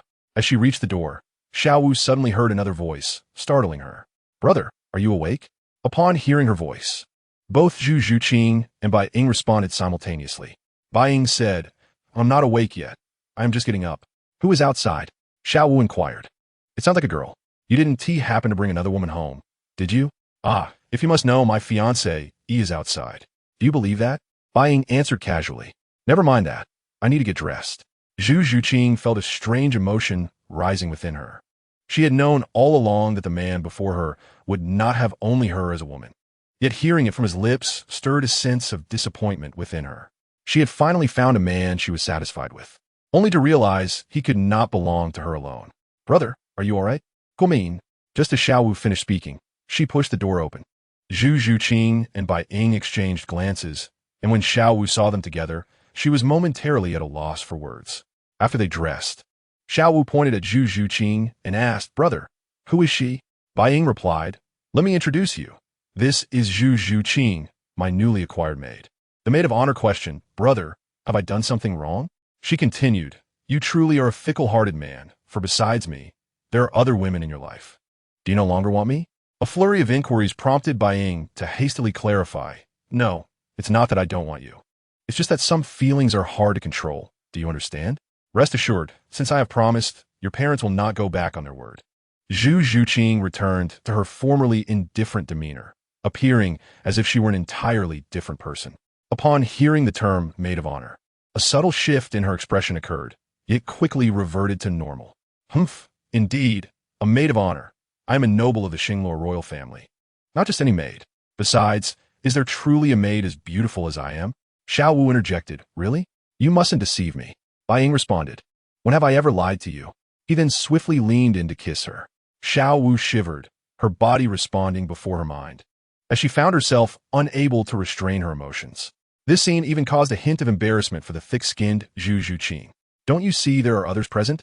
You, foul man, you dare to bully me and flaunt your affection for another woman right in front of me, treating me as if I don't exist." As they slowly parted, Xiao Wu blushed and remarked, "Brother, you smell wonderful. I really like it." It seemed that her brother still held her in his heart, which brought her comfort. Bai Ying sighed in relief. Indeed, managing relationships with women was more challenging than climbing to the heavens. Host, please continue to strive. This system has high hopes for you, as it is said that harem dynamics can easily ignite conflict. Enough with the teasing system. What is today as reward? Congratulations, host. You have gained a 3-level increase in soul power. As the system's voice faded, Bai Ying felt a breakthrough in his own limitations. Previously stuck at level 32, he now ascended to level 35. Level 35, this system truly is remarkable. Thus, the trio continued their journey, yet Bai Ying sensed a discordant atmosphere. Although Xiao Wu and Zhu Zhuqing appeared outwardly unaffected, the way they looked at him sent shivers down his spine. It's over, truly over, despite hastening their pace. It took the three of them 2 days to reach Soto City. During these 2 days, Xiao Wu and Zhu Zhuqing were constantly at odds. They both vied for Bai Ying's affection, each aware of the other's intentions. Zhu Zhuqing knew she had no choice. Having betrayed Dai Mubai, she could only rely on Bai Ying. Consequently, she often displayed affectionate gestures in front of Xiao Wu to assert her position as the favored woman. Bai Ying, ever astute, noticed the tension and found himself mediating between the two. These two women are truly formidable, and I cannot afford to offend either. Upon finally reaching Soto City, which lies within the Baloch Kingdom, known for its military strength over the Tiando Empire, the most powerful of its vassal states, Bai Ying reflected on the potential upheaval were it not for the Tiando royal family's control over the military. The current state of affairs was dire, marked by corruption within the Tiando royal family and severe exploitation of the lower classes. Among the vassal states, autonomy was granted beyond necessary tributes, contributing to the Tiando Empire's decline. At last, after 2 long days, we have arrived. Observing Soto City, Xiao Wu's curiosity was piqued as she exclaimed, "Brother, look how different Soto City is from Nodding City. Will you accompany me to explore?" "Of course. No problem at all." Xiao Wu continued, "What kind of academy is Shrek Academy? I'm genuinely looking forward to it. Let's find a place to rest first. How about that one over there?" she suggested, her imagination running wild. The three soon arrived at the entrance of a hotel, the Rose Grand Hotel, which looked quite appealing. Xiao Wu pointed out, "The decor here is lovely." However, Zhu Zhuqing and Bai Ying exchanged knowing glances, fully aware that this was undoubtedly a couple-less hotel. Chapter 45. Rest. Xiao Wu bounced inside, while Zhu Zhuqing shot Bai Ying a glare, lowering her voice, "You foul man, just wait. What does this have to do with me? I am a victim here." At that moment, Zhu Zhuqing spotted a familiar figure approaching, a golden-haired man accompanied by 2 charming sisters. This man, Dai Mubai, embodied the very purpose of her visit to the Tiando Empire. Zhu Zhuqing never anticipated encountering Dai Mubai in such a manner. Should she greet him? And in what capacity? She felt paralyzed, unable to approach him, despite her desire to question him about the 2 women by his side. However, she quickly realized that she had no ground to stand on, having betrayed him herself. This thought caused her expression to shift, and Bai Ying noticed her change. "Isn't that your fiancé? Why not say hello?" Zhu Zhuqing's face paled, and she turned to see Bai Ying's enigmatic smile. "I have long severed ties with him. Don't make jokes. I am yours now. Let's hope that is the case. Would you like a mask? I can sense your fear. Your heart must be racing now. Isn't it?" Zhu Zhuqing remained silent, acknowledging the truth in his words. Bai Ying produced a bronze mask and said, "If you're unsure how to confront him, it may be wise to avoid the encounter for now. As for our relationship, if you wish to avoid him or feel unable to face him, I can speak with him on your behalf. I believe he is clever enough to discern what is best for him." Zhu Zhuqing quickly responded, "We grew up together. We are childhood friends. I am yours now, so please do not harm him. I beg you." "Very well. Out of respect for you, I will refrain from acting as long as he does not provoke." Upon entering the hotel, the scent of roses enveloped them, easing Zhu Zhuqing's tension. Xiao Wu, slightly annoyed, remarked, "Brother, why did you take so long?" "Well, we are here now," Bai Ying replied. The receptionist at the front desk looked at Bai Ying with envy, sharing a knowing glance. "1 room, please." "Certainly, guest. It's quite fortunate. We have only 2 rooms left." The receptionist's eyes sparkled with admiration for Xiao Wu and Zhu Zhuqing. Zhu Zhuqing, though masked, could not conceal her cold, shy demeanor. It was her first time in such a place as a royal of the Xingluo family. "What am I thinking?" She chastised herself. "Dai Mubai has long forgotten me. Moreover, observe his demeanor. He has already forgotten you, and it is time for you to forget him and embark on a new beginning. Do not forget that you are now a different woman. If you truly encounter him again, what identity will you assume in your interactions? Let's go. It is time for us to rest. Suddenly, the words of Bai Ying jolted Zhu Zhuqing back to reality. Zhu Zhuqing cast a final glance at the entrance. The hotel's interior exuded simplicity, instantly clear to the eye. As one ventured deeper, the fragrance of roses intensified, enveloping one in an exquisite comfort that seemed to wash away all fatigue. The doors to the rooms were adorned in various colors, each representing a different type of rose. Upon opening the door, a gentle scent of roses wafted in, and the entire room was immersed in soft, warm tones. The walls were a deep black, reminiscent of the night sky, mysterious and profound. In the center of the room stood a grand bed, draped in black sheets and pillowcases embroidered with silver rose patterns, exuding both nobility and elegance. A delicate bedside lamp emitted a warm glow, adding a touch of coziness to the space. Bai Ying glanced at the sign at the door, which read black sensual. He swallowed hard, then turned his gaze back to Zhu Zhuqing, thinking to himself that he had indeed made an excellent choice. Brother, this hotel room is so spacious. It is much larger than the dormitory at the academy. Of course, do you think this is just any place? After such a long time, we can finally enjoy a proper rest. He entered the bathroom and turned on the faucet, preparing to indulge in a luxurious bath. Yet, the sound of splashing water could not mask Zhu Zhuqing's anxiety. While Xiao Wu might be unaware, Zhu Zhuqing certainly knew the true nature of this place. Despite her attempts to remain calm, how could she possibly maintain her composure in such a situation? Bai Ying slowly shed his garments and began to luxuriate in the bath. Meanwhile, Xiao Wu lay on the grand bed, rolling back and forth. Suddenly, Bai Ying's voice resonated from the bathroom. Zhuqing, I need to talk to you. Come in for a moment. Zhu Zhuqing's heart raced as if gripped by an invisible hand. Standing at the bathroom door, she clutched the hem of her clothing tightly, filled with unease and hesitation. She understood that she could not evade this moment and must face it. Taking a deep breath, she summoned her courage and opened the bathroom door. The sight before her rendered her momentarily speechless. Bai Ying stood in the bathtub, surrounded by swirling steam, his skin appearing even more flawless under the light. His profound gaze was fixed intently on her, as if he could see through to her very soul. Zhu Zhuqing's heart raced once more. She felt irresistibly drawn to him, unable to divert her gaze. Biting her lower lip, she struggled to suppress her flustered emotions. Zhuqing, what are you thinking about? Come give my shoulders a massage. Bai Ying's teasing tone eased Zhu Zhuqing's tension slightly. She approached his side, looking down at his muscular shoulders, and gently placed her hands upon them. Her fingertips glided softly across his shoulder, eliciting a subtle sensation. Bai Ying closed his eyes, savoring Zhu Zhuqing's massage, his shoulders gradually relaxing beneath her touch. He felt the softness and delicacy of her fingers, igniting an inexplicable warmth within him. Zhuqing, your fingers are so gentle, he murmured, his voice rich and magnetic, drawing her into a trance. A blush crept onto Zhu Zhuqing's cheeks. She remained silent, focusing intently on her task. Do not be so shy. It is not our first meeting. With that, he suddenly seized her hand, turning to kiss her in one fluid motion. The commotion immediately caught Xiao Wu's attention. What are they doing? Chapter 46, Determination. They cannot possibly be up to no good again. No, I must see for myself. I cannot let someone else steal my man.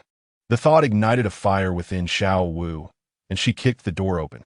At that moment, Bai Ying and Zhu Zhuqing turned toward the door, and upon seeing Xiao Wu, they both relaxed. Xiao Wu, what brings you here? I came to take a shower, she replied, her face flushed. Bai Ying and Zhu Zhuqing exchanged glances, and Zhu Zhuqing, understanding the situation, stepped outside, casting a knowing look at Xiao Wu as she said, now he is yours. Make sure to perform well. Xiao Wu nodded, blushing. Inside the bathroom, only Bai Ying and Xiao Wu remained, both at a loss for words. After a prolonged silence, Bai Ying finally spoke. Xiao Wu, weren't you here to take a shower? I will be done shortly. You can step out for now.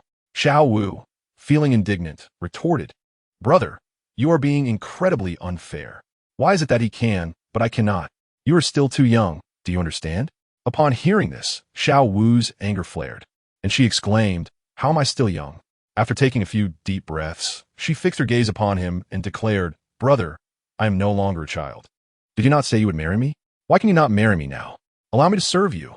I promise I can do it better than her. Xiao Wu, do you even realize what you are saying? I will give you one chance. Take a good look, or else I will. What will you do, brother? I want to see what you can do to me. With every step she took closer, a seductive smile graced her face as she slowly began to remove her clothing. Stop right there. Why should I stop? Did you not say you would marry me? I want it now. Xiao Wu silently activated her second soul skill, seduction. One could not deny that Xiao Wu, the leading lady of Douluo, possessed an alluring appearance. With the enhancement of her seduction ability, she became even more enticing. The system has detected the host's hesitation and has issued a mission. Engage in dual cultivation with Xiao Wu. Reward: increase in soul power by 5 levels. The system's voice seemed particularly intrusive at that moment. He desired it, yet reason cautioned him that it was not the right time. Outside the door, Zhu Zhuqing pressed her ears tightly. Even though she had already experienced such matters once, hearing it firsthand still left her face flushed. This scoundrel truly lays hands on other women.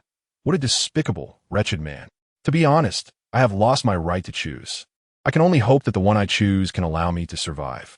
With a sigh, Zhu Zhuqing sat down waiting. Some individuals can choose everything, while others find it a struggle just to live. Inside the room, Bai Ying's gaze turned exceptionally serious as he reached out, gently grasping Xiao Wu's shoulders, causing her body to tremble slightly. His voice was deep and powerful, as if each word bore the weight of grave responsibility. Xiao Wu, do you truly wish to be with me? His eyes were profound, seemingly capable of seeing into Xiao Wu's very soul. This was no jest but a genuine promise. I am a man, but I am also a responsible man. If you are willing, I will dedicate all my strength to protect you, cherish you, and love you. Xiao Wu looked at him, her eyes shimmering with unwavering determination. She nodded and softly replied, I am willing. Ever since Aro's death, Bai Ying had become the sole beacon in Xiao Wu's world. In her heart, she had long regarded him as her man, and thus, she willingly surrendered herself. In Xiao Wu's eyes, there was an unwavering determination as her hands gently ascended to the neck of the white figure. At that moment, their gazes intertwined, as if the entire world had come to a standstill. She softly pressed her lips against his, and in that fleeting instant, all emotions surged forth like a torrent breaking through a dam. The white figure embraced her tightly, as if wishing to merge her essence with his own. Their heartbeats echoed in the tranquil air, resembling a magnificent symphony. In that moment, they seemed to meld into each other's souls, becoming indispensable to one another's existence. Time lost its meaning as Xiao Wu languidly curled up in the figure's embrace. To her astonishment, the system had unexpectedly elevated her soul power to level 40. Now, she needed to acquire a 4th soul ring. As she contemplated her upcoming visit to Shrek Academy, she hoped it would yield fruitful results. With that thought, the white figure glanced at the now slumbering Xiao Wu, gently lifting her and exiting the bathroom. He then laid her on the bed and covered her with a blanket. Is that all? Can we talk? Zhu Zhuqing's voice resonated behind him. It seemed she had come to a realization. Of course, let us step outside. Xiao Wu is exhausted. He replied. Seated on the sofa, neither spoke for a moment. Speak your mind. Why are you staring at me? Zhu Zhuqing finally broke the silence. I wish to discuss matters between Dai Mubai and myself. I want to clarify things with him, she stated resolutely. An air of stillness enveloped them. As if time had paused, Zhu Zhuqing sat on the sofa, her hands clasped tightly, her gaze unwavering. Taking a deep breath, she shattered the silence. I've come to understand that rather than evade, it is better to confront directly. Her voice, though subdued, was filled with determination. She raised her head, courageously meeting the white figure's eyes, continuing, I know there exists a special bond between you and Xiao Wu. I do not wish to disrupt it or compete for anything. I only hope you can assist me in breaking free from Dai Mubai and the Xingluo royal family. So, you mean to say you are willing to draw a clear line with Dai Mubai? If you have already resolved this issue within yourself, then I can assist you now. Please help me. I do not wish to perish, nor do I want to witness the destruction of familial bonds.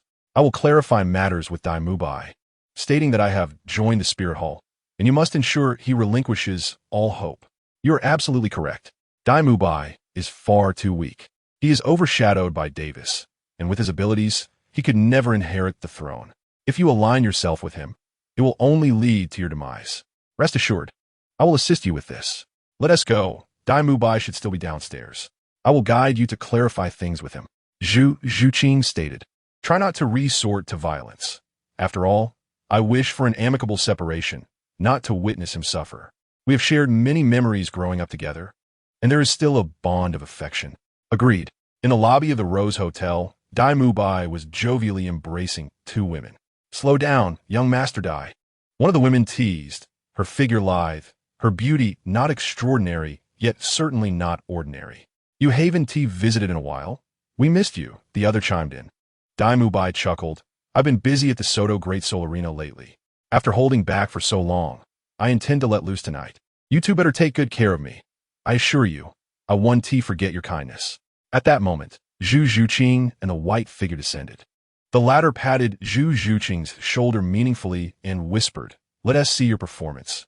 You won't disappoint me, will you? With that, he departed. Upon spotting the familiar figure, Dai Mubai's relaxed demeanor shifted dramatically. Zhu Qing, what are you doing here? He exclaimed, pushing aside the two women to confront her. He had envisioned numerous scenarios of their reunion, but had never anticipated it occurring in such a setting. Why can I not be here if you are? Zhu Qing responded coldly, her initial fear dissipating. Before encountering him, she had felt a flicker of guilt, but that was entirely extinguished now. What could a prince, consumed by indulgence, offer her? Relying on him could lead her to ruin. For Zhu Qing, the priority was survival. Only by living could she contemplate her future. Dai Mubai, in his current state, seemed incapable of even safeguarding himself. Dai Mubai, I wish to speak with you. Ah, young Master Dai, it appears you have entangled yourself with this young lady. She seems to be of a similar age. I did not expect you to fancy this type, the sisters teased. Dai Mubai, however, found no joy in their jest. His thoughts were solely occupied by guilt. As a prince of the Xingluo Empire, he was acutely aware of the brutal customs of the royal family. Each successor must eliminate their rivals, with those who fail facing dire consequences. He could only fathom the sacrifices Zhu Qing had made to confront him, which rendered him unable to meet her gaze. Zhu Qing, however, remained silent. Her voice steady as she said, I initially thought your avoidance was temporary, but I see you have descended to such depths. As a prince, why do you flee from the rules you know so well? Do you realize the impact this has had on me? Dai Mubai found himself at a loss for words. He was painfully aware of his own shortcomings. Since the death of his second brother, he had lived in fear, unwilling to contest his older brother, Davis. He had sought solace in indulgence, hoping to numb his anguish and forget his troubles. Zhu Qing, I'm sorry. Please allow me to explain. It is not as you imagine. He pleaded, grasping her wrist, only to have it forcefully shaken off. I do not wish to converse further. Speaking with you is a waste of my time. Since my birth into the Zhu family, I have been bound to you with no room for choice. I am truly weary. For all these years, I sought nothing but to survive, yet even this modest desire remains unfulfilled. The lobby of the Rose Hotel had been cleared by the manager. Zhu Qing, let me explain. It is not as you perceive. I have made attempts, but every effort has ended in failure.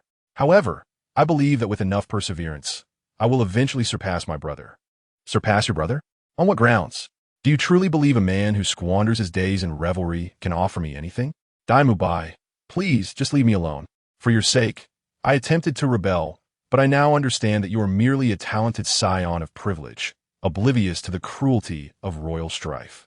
Please do not entangle me any longer. I shall refrain from pursuing you as well. Let us both release each other, shall we? Upon hearing these words, Dai Mubai immediately interjected, declaring, no, you are my fiancé. How could I allow you to face this alone? Trust in me. Believe that one day I will ascend to that esteemed position, and you shall be the exalted princess consort. Zhu Qing, however, chuckled, remarking, Dai Mubai, I never imagined that after all these years, you would remain so naive. Do you truly believe I would fall for your empty promises? Let me assure you, it is impossible. Her disappointment in Dai Mubai had reached its zenith. How could one choose a carefree prince over the exceptionally talented Bai Ying, who possessed the formidable backing of the Spirit Hall? Enough. I have a boyfriend now. We must cease all communication henceforth. I do not wish to create misunderstandings with him. Boyfriend?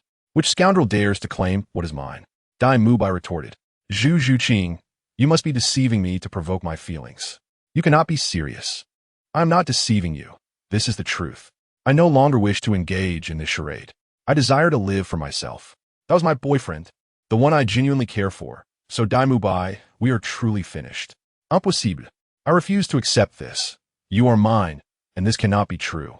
That individual must have bewitched you, correct? Think what you will, just do not appear before me again. Upon finishing her declaration, Zhu Yuqing felt as if a heavy burden had been lifted from her shoulders, her spirit soaring with relief. Meanwhile, Daimú Bai remained utterly stunned, seemingly unable to recover from the shock of her words.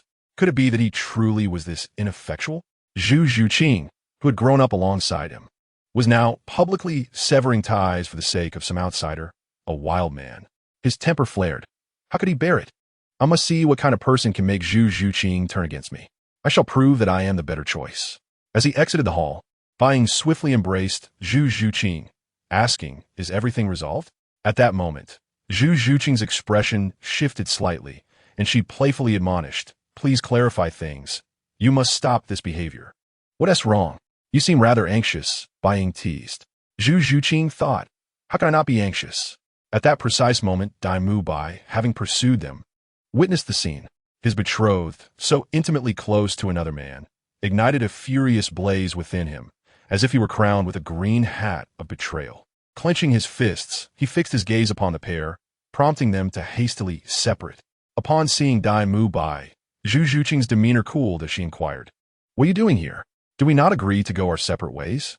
Daimú Bai pointed at Bai Ying, exclaiming, "Is this the boyfriend you found? Merely a pretty face." Zhu Yuqing, initially expecting something of substance, now perceived him as nothing more than an attractive yet ineffectual figure. "Do not forget, you are a noble of the Douluo Empire. Who else could possibly be worthy of you besides me? Consider your previous words as if they were never spoken." "Return to my side," he insisted. Bai Ying chuckled. "You genuinely believe yourself to be extraordinary? As if everyone else were mere fools in comparison. To me, the Prince of the Douluo Empire is nothing of consequence. Is it your place to interject? Zhu Yuqing is mine. Our engagement was arranged from childhood and cannot be altered by you. Whether I am worthy or not is of no concern to you. I have already made myself very clear. Zhu Yuqing no longer holds affection for you. Please leave us be. Our relationship is not your concern." Bai Ying grasped Zhu Yuqing's hand, intertwining their fingers like a display of triumph. Zhu Yuqing's cheeks flushed, yet she did not resist, allowing the moment to unfold, which ignited Daimú Bai's fury even further. How could his fiancée so readily become someone else's? Have you ever heard the phrase that only the unloved are the third party? From this day forward, we shall be openly together, while you continue your frivolous escapades. Rest assured, you will not enjoy this lifestyle for long. According to your royal customs, even if you attempt to evade it, you will ultimately have to confront the truth. Fear not, considering your long-standing bond with Zhu Yuqing. When the time comes for your demise, I shall ensure she pays her respects at your grave, granting you a semblance of dignity at my behest. Very well, you are the first to dare speak to me in such a manner." Daimú Bai's eyes turned a fierce crimson, his clenched fists threatening to shatter the very air around him. Veins bulged from his arms like twisted worms, his clothes billowing in the wind, as if on the verge of being torn apart by his seething rage. His breath grew rapid and heavy, akin to a beast on the brink of eruption. His gaze, sharp as a blade, cut through the space between Bai Ying and Zhu Yuqing, filled with a frenzied intensity. His body trembled slightly, a terrifying force surging within him, poised to break free. Each step he took reverberated with the weight of thunder, shaking the very atmosphere. Seeing Daimú Bai's reaction, Bai Ying felt a surge of elation. Daimú Bai's character was thoroughly despicable. As a prince of the Douluo Empire, he had no doubt indulged in countless women, yet he still clung to Zhu Yuqing, ultimately achieving divine ascension. In the end, Zhu Yuqing even forgave him. If he were in Bai Ying's position, he would have delivered a resounding slap across Daimú Bai's face, making it clear that he was not to be trifled with. "I understand now. You must have employed some underhanded tactics to win Zhu Yuqing's affection." The expressions of both men shifted slightly, a telltale sign that Daimú Bai astutely recognized. Based on his understanding of Zhu Yuqing, her aloof nature would never allow her to casually choose a man. This individual must have resorted to some vile means. However, judging by Zhu Yuqing's demeanor, It appeared she was not coerced, but rather acted of her own volition. Zhu Qing and I are mutually enamored. Though our time together has been brief, we have ultimately fallen in love. Such is fate. Do you comprehend what it means to employ unscrupulous tactics? Just because you cannot win Zhu Zhuqing's heart does not mean I have resorted to despicable methods. Brother, times have changed, but there remain individuals as outrageous as you. Furthermore, having chosen a life of indulgence and evasion, it was only a matter of time before Zhu Zhuqing's affections waned. Did you truly believe she would place her hopes in you? A useless prince? Even without me, she would likely have lost interest. You two scoundrels, I shall not let you escape unscathed. Upon hearing the derogatory term for a promiscuous couple, Bai Ying and Zhu Zhuqing's expressions shifted dramatically. Just as Zhu Zhuqing was about to speak, Bai Ying silenced her with a glance at the irate Dai Mubai, who decided to stoke the flames further. He slowly wrapped his left arm around Zhuqing's waist and planted a kiss on her cheek. You scoundrel, don't be like this. It's not like we haven't done it before. Why the sudden bashfulness? It seems your fiancé is still in the dark about it. We were already halfway through our conversation. Even a fool would have figured it out. At that moment, Dai Mubai exclaimed, so you two have been involved all along. I must be a fool, right? Did you just realize that? It appears you're not too dim after all. You're asking for trouble. A phantom of the white tiger appeared behind Dai Mubai, and 3 soul rings materialized beneath his feet. Do you dare to fight me? Fine. I too wish to witness the extent of your prowess. Let us step outside for a proper battle. Heavens! Dai Xiao is truly angry. Such a sight is rare. Dai Mubai's identity had always been shrouded in mystery. Even the manager of the Rose Hotel, who had hosted him multiple times, only knew he was a soul master and had no inkling of his true strength. Now, witnessing the 3 soul rings manifesting on Dai Mubai, the manager realized he was indeed a soul venerable. I'll be right back. Chapter 49. Defeating Dai Mubai. Be cautious. His strength is genuinely formidable. Zhu Zhuqing couldn't help but warn. Bai Ying paid no heed to her words and followed Dai Mubai into a secluded corner. Bai Ying then unleashed his martial soul, and upon seeing that his soul ring configuration matched Dai Mubai's 3 rings, Bai Ying remarked, you seem younger than me. Impressive. With your strength, you are indeed entitled to boast, but that does not guarantee your victory over me. Have you heard the saying, wisdom is not determined by age, and ambition is futile without purpose? Why waste words? Let's engage directly. Your defeat is inevitable from the moment I unleash my martial soul. Itigan Brat. Today I shall show you my might. With a mighty shout, Dai Mubai charged forward, throwing a punch, and Bai Ying mirrored his action. As their fists collided, a resounding crash echoed, and both were forced to stagger back a few steps, with Dai Mubai nearly losing his footing. I expected you to be formidable, yet you are merely mediocre, Bai Ying taunted. This maneuver was intended to unhinge Dai Mubai and demonstrate that there are always greater talents. His so-called prowess was trivial in the eyes of more gifted individuals. Dai Mubai was left stunned, staring at his own hand, knowing full well his physical capabilities were terrifyingly strong. Yet, he found himself bested by someone younger. He had initiated the attack, but failed to capitalize on the advantage of being the aggressor. Zhu Zhuqing also observed this scene, recognizing his tenacity. Dai Mubai's level and cultivation were undoubtedly impressive. Those who could gain the upper hand against him were exceedingly rare. Presently, Dai Mubai's face was a mask of frustration. This battle was of his own choosing. He sought to defeat Bai Ying to make Zhu Zhuqing regret her choices, to prove he was her best option, and he yearned to witness her weeping in despair. Instead, he was left in a humiliating predicament, which he found intolerable. Your strength is formidable. In terms of talent, I indeed fall short. However, my soul power has reached level 38. What level have you attained? Level 38? I advise you to concede before you embarrass yourself further. Although you and Zhuqing have severed ties, out of respect for her, I offer you a chance to withdraw. I shall never concede. I absolutely refuse to lose. Dai Mubai's 2nd and 3rd soul rings erupted with blinding light. 3rd soul skill, White Tiger Diamond Transformation. A terrifying transformation enveloped Dai Mubai, his physique swelling dramatically, shrouded in a crimson aura.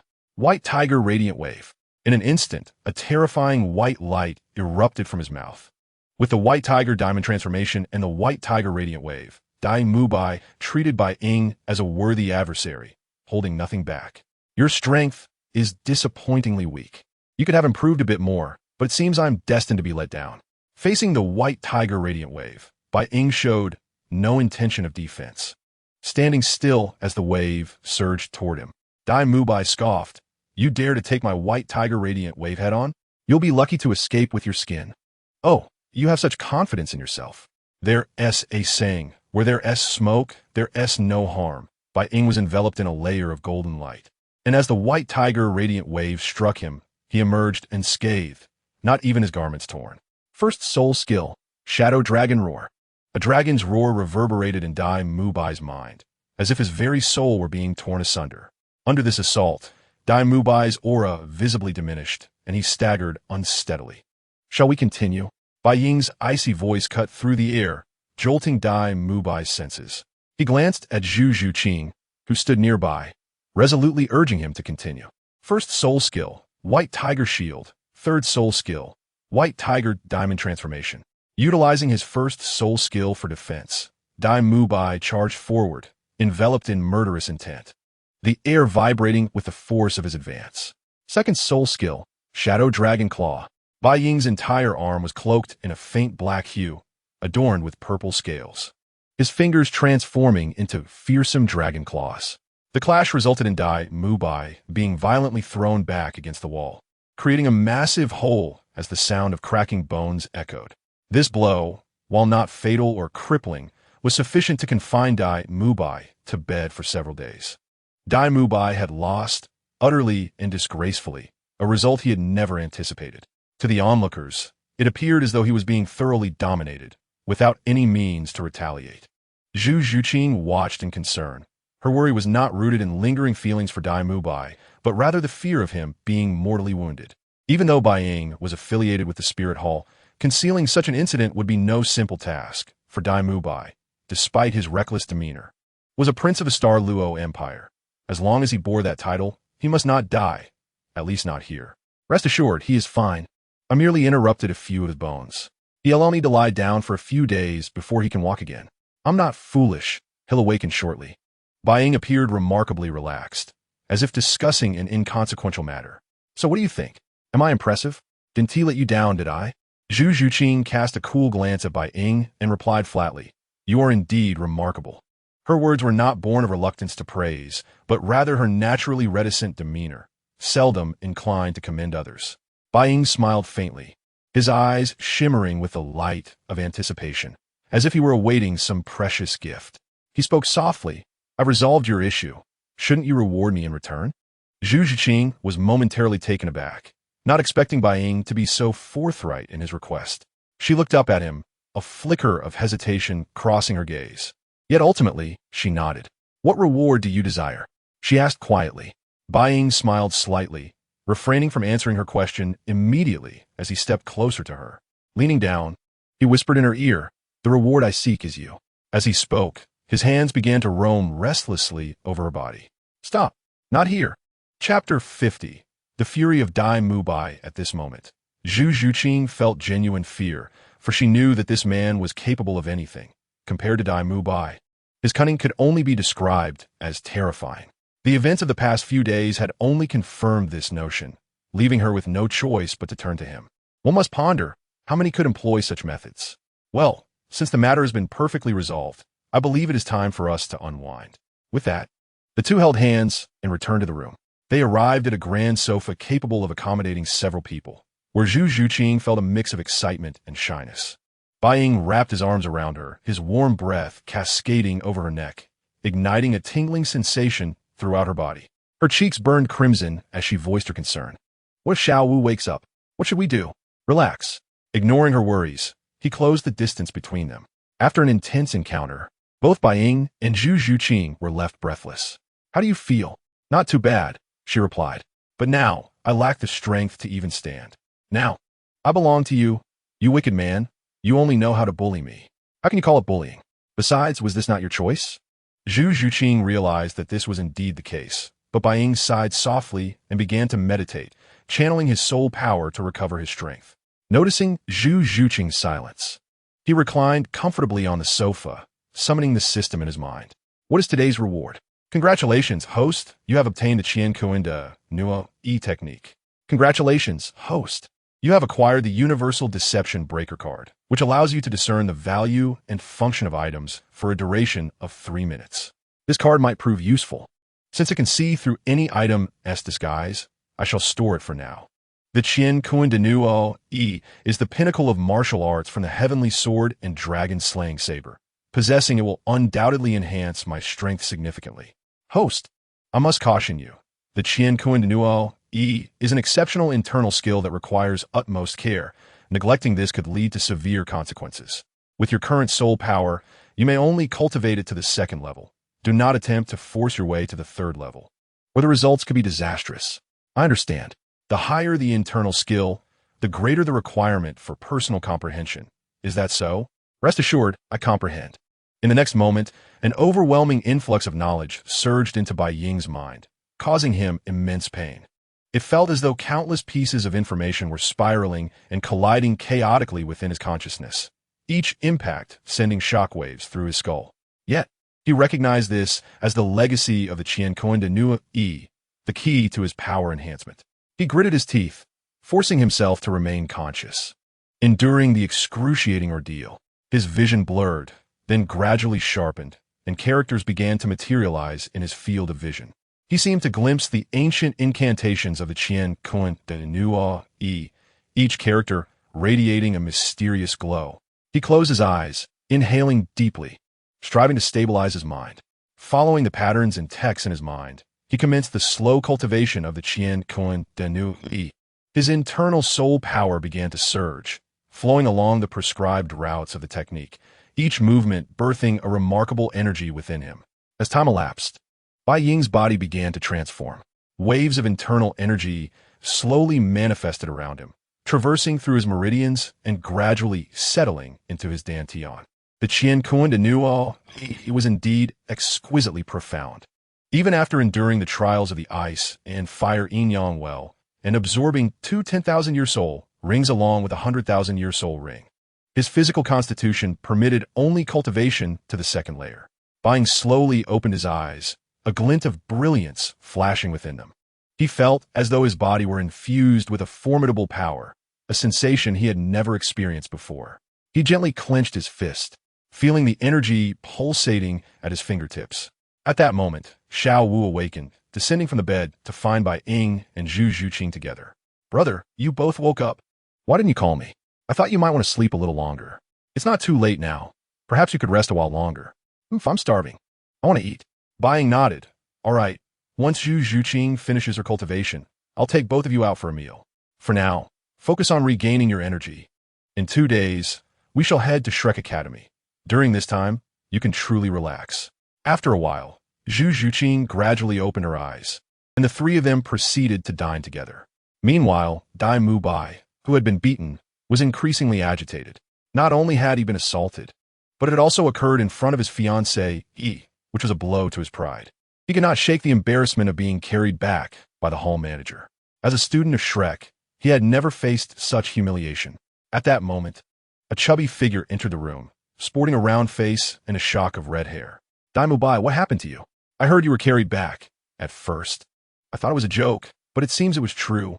Ma Hongjun observed the wounds on Dai Mu Bai's body, growing increasingly convinced of the severity of the beating. Fatty, refrain from making light of the situation. Be careful, or I will teach you a lesson. At this, Ma Hongjun immediately cowered, cautiously regarding Dai Mu Bai. Who did this to you? Was it someone with a higher soul power? Should we seek out Teacher Zhao for justice? No need. This is my own matter, and I do not require anyone's intervention. Besides, even if Teacher Zhao knew, he likely wouldn't assist me. It's infuriating to think I was beaten by a soul master younger than myself. Surely you weren't beaten while pursuing a girl, were you? Ma Hongjun's words only served to further ignite Dai Mu Bai's fury. He retorted vehemently, "What business is it of yours?" Oscar entered shortly thereafter, eyeing the situation with concern. "Dai Mu Bai, are we not brothers? How about the 3 of us go together to reclaim your honor?" Oscar spoke cautiously, well aware of Dai Mu Bai's strength. Among this cohort of Shrek Academy, he was the highest in soul power. Fine, if you refuse to confront him, then first take Oscar's sausage. It will help you recover more quickly. Once you're back to full strength, we shall seek him out for retribution. Bai pondered for a moment, then sighed. It seems I have no choice. This account will be settled sooner or later. Bai Ying was accompanying Xiao Wu and Zhu Zhuqing on a shopping spree when he felt an inexplicable chill run down his spine, followed by an unexpected sneeze. How strange. Why am I sneezing? Is someone thinking of me? Chapter 51. Treasure brother, what's wrong? Let's hurry, Xiao Wu urged, and Bai Ying could only follow them reluctantly. The streets were lined with various shops, each offering an array of goods. At every store, Xiao Wu would purchase numerous items. Xiao Wu, your brother's money doesn't grow on trees. If you keep this up, we'll run out of funds before we even arrive. Bai Ying marveled at the formidable purchasing power of women. Eventually, they arrived at a shop adorned with 3 peculiar signs: a sword, a dragon, and a hammer. Come on, let us go inside. I sense there are treasures within, Bai Ying declared. As they approached, they felt a distinctive fluctuation of soul power. Upon entering, they were greeted by a remarkably familiar figure. Tang San, what brings you here? Bai Ying exclaimed. Tang San turned and, spotting Bai Ying and the others, responded, Teacher Bai, what are you doing here? Please, no need for Teacher Bai, just call me Old Bai. I'm only here because your teacher, Yu Xiaojiang, directed me to Shrek Academy. Why are you here? Yu Xiaojiang claimed that Shrek Academy is a school for monsters, and I was curious to see it for myself. The master wants me to apply to Shrek Academy, Tang San replied, his gaze lingering on Xiao Wu, revealing a hint of admiration. Despite having lived 2 lives, he found himself captivated by Xiao Wu, as if time itself had slowed before her. Teacher Bai, I must take my leave, Tang San said hurriedly, clutching a crystal. Brother, didn't you say that Yu Xiaojiang was merely a name-dropper? Why are we still considering Shrek Academy? Xiao Wu protested. Can't we at least take a look? Besides, I enjoy being around monsters. Conversing with them is quite entertaining. The shopkeeper, lounging in a recliner and appearing to doze off, had a face akin to a shoe and wore glasses with a nonchalant expression, exuding an air of cunning. It was evident that he was a shrewd businessman. Alas, the character Flinder from the original novel is unmistakably a con artist, a true merchant of deceit. When you buy from him, you might as well be throwing your money to the dogs. Excuse me, do you have any valuable items here? Bai Ying inquired. Flinder, still feigning sleep, replied coolly. Can't you see for yourself? What kind of attitude is that? Xiao Wu retorted, clearly displeased with the middle-aged man, while Zhu Zhuqing glared at Flinder with equal indignation. You mentioned you're here to register for Shrek Academy, correct? Flinder inquired. And what of it? What concern is it of yours? Xiao Wu scoffed, turning to Bai Ying and asserting, Brother, I believe this man is nothing but a swindler. He certainly doesn't seem trustworthy. Do not judge by appearances, Xiao Wu. One must first understand the importance of politeness, Bai Ying advised. Upon hearing their intention to apply to Shrek Academy, Flinder sat up, intrigued. You were sent by the master? Then your talent must be considerable. Yu Xiaojiang, you finally deign to meet me? Flinder approached, stating, Today, I am in a generous mood. Take whatever you wish, and consider it a gift from me. Bai Ying, upon hearing this, felt a wave of exhilaration. As the ultimate merchant, Flinder was now offering him a chance to turn the tables. However, he maintained his composure and inquired, Wouldn't this be a loss for you? I am curious as to why you would give us these items for free. It seems rather peculiar. It may seem unrelated now, but it will be significant in the future. Do you still want it? Today, I am in a good mood, so take it. But do not blame me if I change my mind later. Then, I shall graciously accept. The items in the shop appeared ancient, mostly consisting of ores and odd-shaped stones, alongside some unknown antiques. Brother, I don't see anything of value here.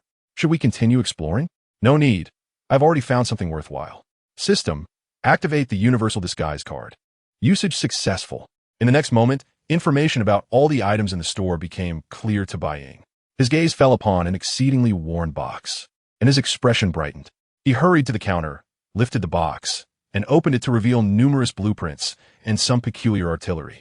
Among these was a diamond-shaped soul guide device, which caught his attention. Bai Ying's heart raced. He withdrew his soul power, causing the device to dim, as if it had fallen into slumber once more.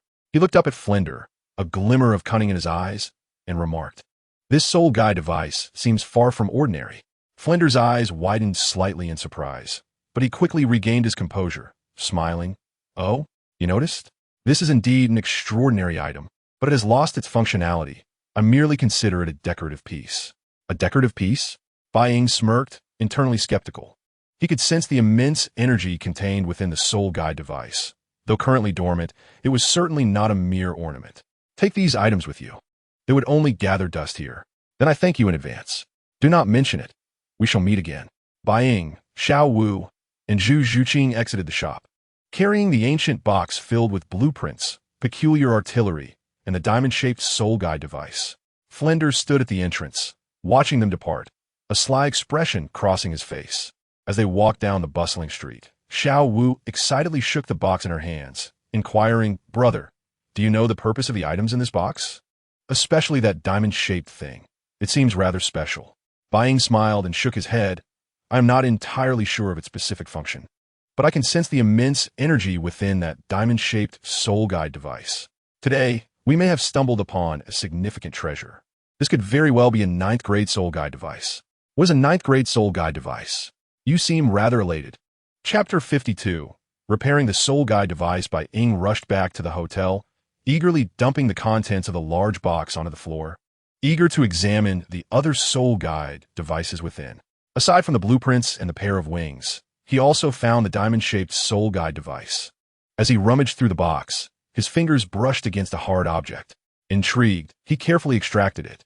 It was a carving knife, approximately 30 centimeters in length, adorned with intricate demonic patterns. The blade shimmered with a cold light, as if capable of piercing one's very soul. Bai Ying grasped the hilt of the blade, feeling a chilling sensation emanate from the palm of his hand, as if it could pierce straight to his heart. He was astonished.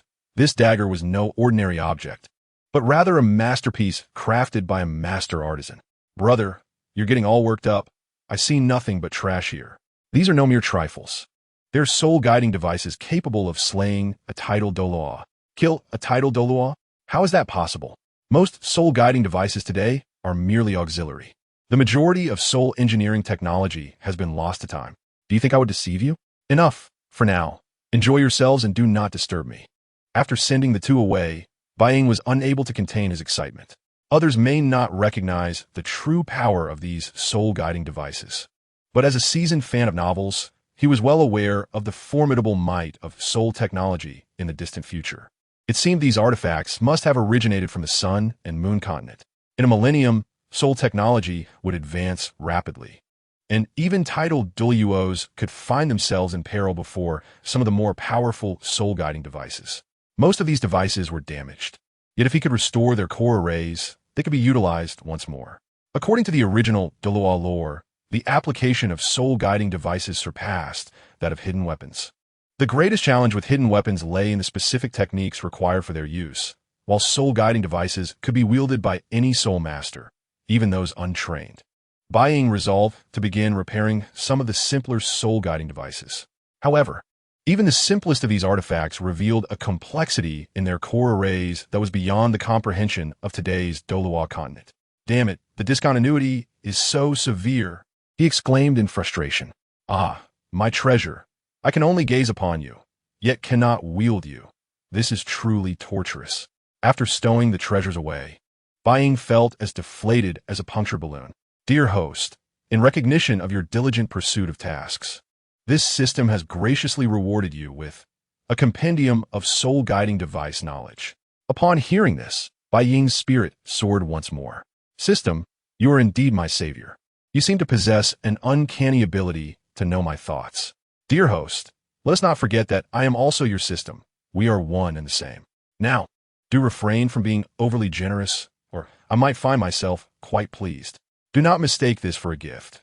The reward comes with a task that, quite frankly, may prove exceedingly challenging for you at this moment." "You mean to say this reward comes at a cost, requiring me to complete a task? I knew you were no benevolent entity. After all these years, you cannot even grant me a simple reward? How stingy you are. This is what you humans refer to as a transformation. Very well, I shall not hold it against you. The task is to eliminate Tang Hao. Rest assured, there is no time limit on this task. As long as you succeed in killing Tang Hao, you will receive a significant reward. Meanwhile, Tang Sect had also found a modest end. He gazed at the crystal with rapt fascination, then withdrew a colossal hammer from his soul-guiding device.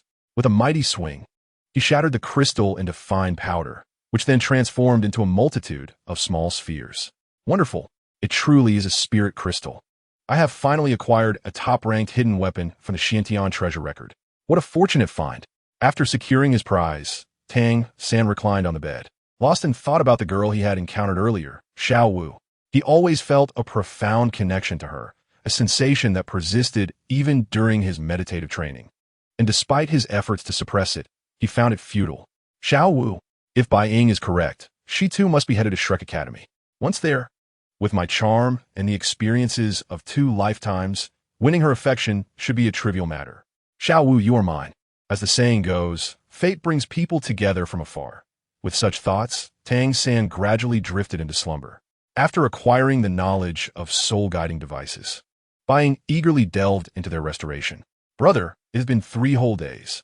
Are you all right? Since his last return, Bai Ying had not left his room, engrossed in the study of those soul-guiding devices. Zhu Qing, I am genuinely worried about my brother. Is he going mad? 3 days is a considerable time. He has been repairing that rubbish. How did he come to believe those were treasures? Who knows? Zhu Qing replied coolly. He has always been clever. I doubt he would make such a mistake. These items must indeed be valuable. I did it, Bai Ying shouted, his voice brimming with joy and excitement. Hearing the commotion, Mu Bai and Zhu Qing rushed in. They found Bai Ying seated amidst a dazzling array of soul-guiding devices, his face alight with an unprecedented smile. His eyes sparkling with excitement and pride, resembling a madman. The once dilapidated soul-guiding devices, previously deemed worthless, now radiated new vitality in Bai Ying's hands. They had been restored to perfection, exuding a gentle glow, as if recounting their glorious past. Bai Ying delicately lifted one device, admiring it as though it were a masterpiece of his own creation. I cannot believe I have restored a 9th-level soul-guiding device. Fortunately, these were merely core array repairs. Otherwise, my current abilities would never have sufficed. Finally, it is finished. Brother, are you all right? Xiao Wu asked cautiously. I'm fine. What could possibly be wrong? Bai Ying replied. Xiao Wu, could you please fetch me a glass of water? Chapter 53, Shrek Academy. You truly are fine? Even Zhu Qing inquired. In response, Bai Ying suddenly embraced Zhu Qing and kissed her without hesitation. She stood frozen for a moment before finally pushing him away. Bai Ying chuckled. See? I told you I was fine. There is no need to worry so much. Xiao Wu returned, sensing the unusual atmosphere. What just happened? Nothing to worry about, Bai Ying said, handing each of them a pair of wings. These are gifts for you. Try them on and see how they fit. As Zhu Qing and Xiao Wu accepted the wings, their eyes sparkled with excitement. The wings, crafted from the purest material, shimmered with a silvery glow, and when gently waved, they seemed to stir the very air around them. Zhu Qing donned the wings first, their contrast against her black attire accentuating her cold elegance and nobility. Not to be outdone, Xiao Wu put on her wings and danced gracefully in the sunlight, resembling a beautiful and lively sprite. These are flying soul-guiding devices. With the aid of soul power, one can soar through the skies. Why don't the 2 of you give it a try? All right. Xiao Wu and Zhu Qing stood on the ground, their eyes alight with anticipation of the unknown. Taking a deep breath, Zhu Qing spread her wings and leaped gently into the air. Initially, her body swayed in the air like a fluttering leaf, but soon, she found her balance and soared with grace.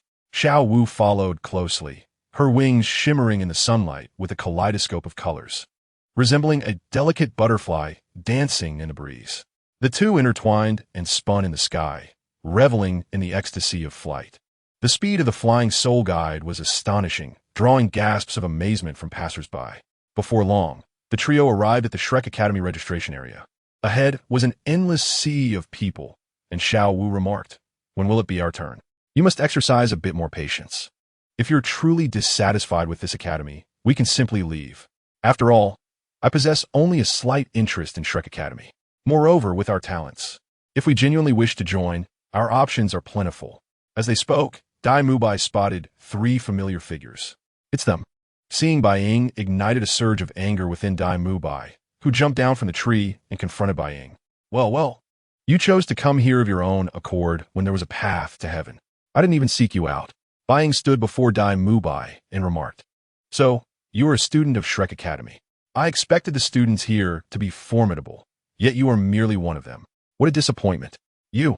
Dai Mubai ground his teeth in fury, his fists clenched tightly as he repeatedly reminded himself to remain calm. At that moment, Li Yusong, the admissions teacher, noticed the commotion and approached them. Mubai, what troubles you today? It was him who struck me last time. Mubai, there are many witnesses. If you wish to engage in a fight, it will be best to wait until after registration. Li Yusong turned to Bai Ying and inquired, are you here to register as well? Of course. Why else would I be here? I simply did not anticipate encountering this most detestable person. You were the one who struck Dai Mubai. Li Yusong's gaze turned serious, while Bai Ying maintained an indifferent demeanor, saying, what of it? If you seek revenge, then come at me. You truly are a little monster. Shrek Academy seeks individuals like you, capable of defeating Mubai at such a young age. You are truly a genius. May I see your hand? Li Yusong requested. Sure. Bai Ying extended his hand, and Li Yusong examined it closely, even tapping his leg. Not bad. Now, what is your martial soul? Shadow Dragon. Suddenly, a colossal dragon appeared behind him, exuding a terrifying aura that caused the elder to flinch slightly. Mubai, take him inside. Dai Mubai wore a reluctant expression, but under the weight of his teacher's authority, he ultimately led Bai Ying inside. Zhu Zhuqing and Xiao Wu were also permitted entry. Dai Mubai whispered, just wait until we are within the academy. Then, you will see how I deal with you. How frightful. A loser trying to assert dominance in front of me. I warn you, do not provoke me, or you may experience the sensation of being completely paralyzed. This threat successfully startled Dai Mubai, who, feeling both fear and rage, took several deep breaths to regain his composure. Zhu Zhuqing and Xiao Wu moved aside, concerned. Are you all right, brother? Did he do anything to you? Fear not. In such a public place, he wouldn't dare. Furthermore, if he did, I would retaliate. His strength is no match for mine. Xiao Wu nodded. My brother is truly impressive. Meanwhile, Zhu Zhuqing's heart ached as she observed Bai Ying, who did not cast a glance in her direction. No, I cannot allow him to bully me on my own turf. Once I grow stronger, I will ensure you are beneath my feet, suffering infinitely. Dai Mubai clenched his fists, his expression darkening. As registration continued, Shrek Academy could be summed up in a single word, dilapidated. Most buildings were old and crumbling. If viewed from Earth, they would be deemed hazardous. Roof tiles were missing in abundance, and the walls leaned precariously, as if a mere gust of wind could topple them. The ground was pitted and covered in dust, while the trees flanking the pathways were withered and lifeless. At that moment, Tang Sect arrived, and upon spotting Xiao Wu, his face lit up with excitement. Completely defenseless against her presence. Xiao Wu, I didn't expect you all to arrive before me.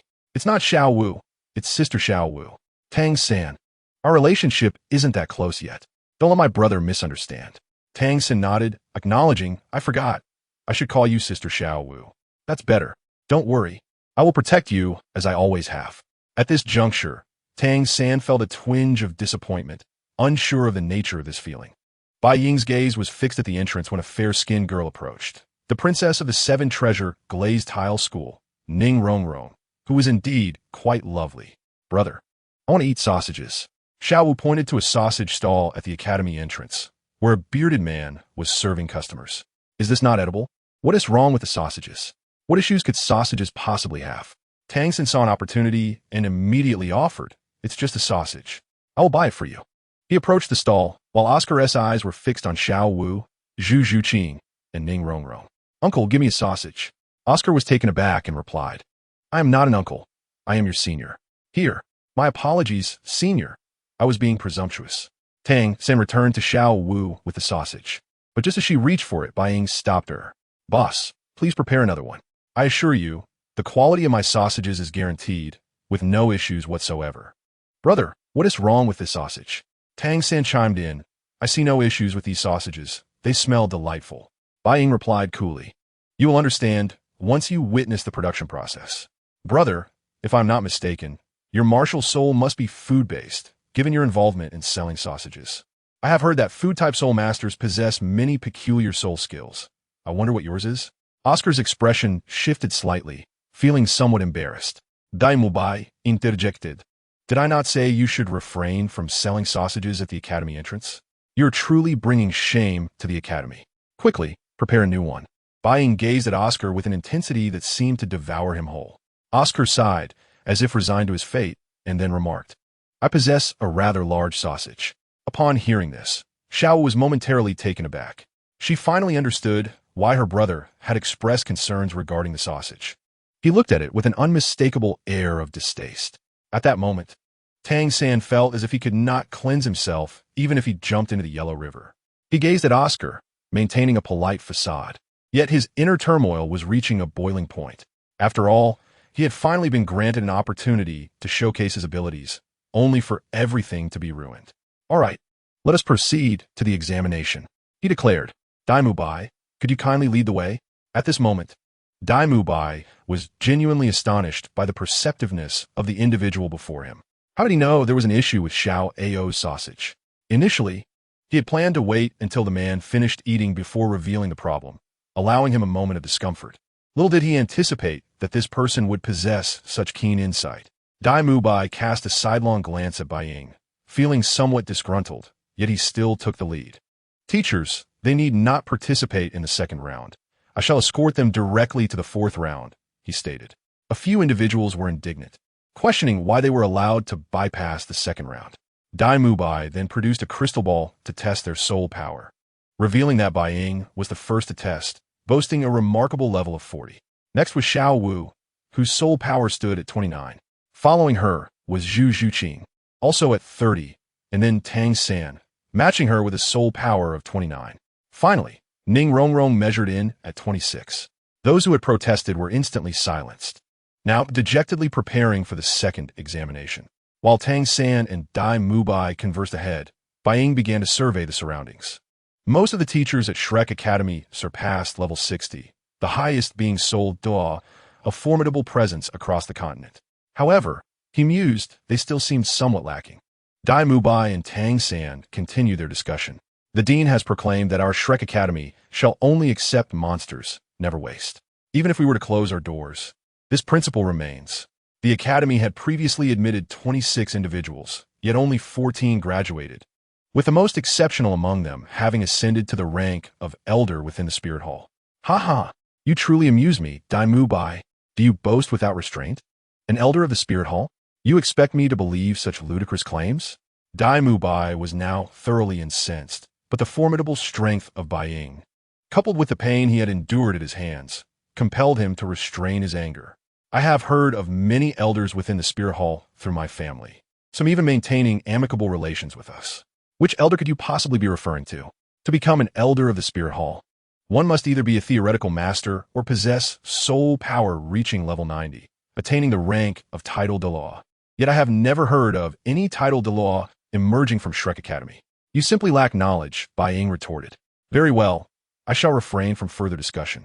Soon, they arrived at the final stage. Seated upon a chair was a figure who resembled a mountain in stature. Teacher Zhao, I have brought them for assessment, Daoliu Bai announced. To his surprise, they had found 5 candidates. Greetings, I am Zhao Wujing. As you have arrived directly at the 4th round, I trust you are all exceptionally gifted. I shall not elaborate. Instead, I will engage you in a little game. You have 1 incense stick's worth of time for one among you to remain standing to pass. The immovable king. I cannot believe I encounter him here, Bai Ying remarked suddenly, prompting a proud smile from Zhao Wujing. Have you heard of my esteemed name? My family's younger generation has mentioned it in passing, though I did not expect to find you teaching here. May I inquire if any methods are permissible in this 4th round? Zhao Wujing nodded. As long as you can endure for the duration of an incense stick, you may employ any means necessary. Then let us commence. Bai Ying proclaimed. You shall face me alone. If I lose, I shall voluntarily depart from Shrek Academy. However, if I succeed, do my companions also pass? Of course, Zhao Wujing agreed. Daoliu Bai smirked internally, thinking how foolish Bai Ying was. He would soon learn the true meaning of overwhelming defeat. Daoliu Bai harbored deep resentment towards Bai Ying for stealing his fiancée, and publicly humiliating him. This compounded animosity would inevitably lead to confrontation, despite the disparity in their strengths. By good, do not act impulsively. A voice cautioned. Do not worry. I am confident this will be resolved swiftly, Bai Ying assured, exuding an air of bravado. I have encountered arrogance before, but never one quite like yours. You may confer with your companions. Since you wish to seek your own demise, I shall be obliged to vanquish you, Zhao Wujing stated calmly. Yet, a glimmer of amusement danced in Bai Ying's eyes. It was a rare opportunity to test one's self against a soul sage, Such chances were indeed hard to come by. The two stepped aside, and Zhao Wujing gestured, "You may strike first. Let us witness your prowess." "Yes, you. It is impossible for one such as yourself to endure an incense stick's duration against me. I advise you to concede." "Such sweet words. Rest assured, you will soon experience the taste of defeat," Bai Ying replied confidently. Zhao Wujing chuckled, for he was a formidable soul sage at level 76. How could he possibly lose to a mere youth in his teens? Tang Sect observed the exchange, convinced that Bai Ying must have lost his senses.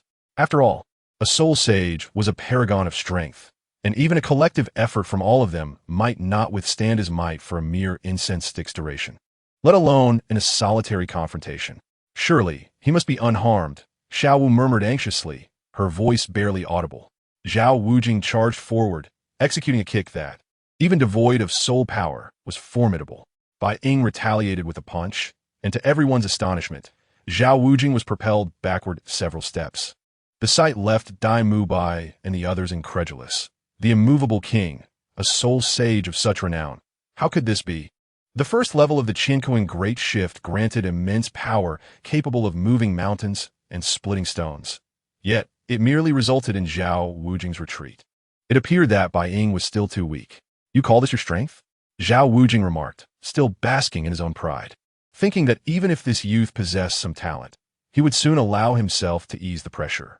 At that moment, Bai Ying decided it was time to unveil his 9th-level soul guidance device.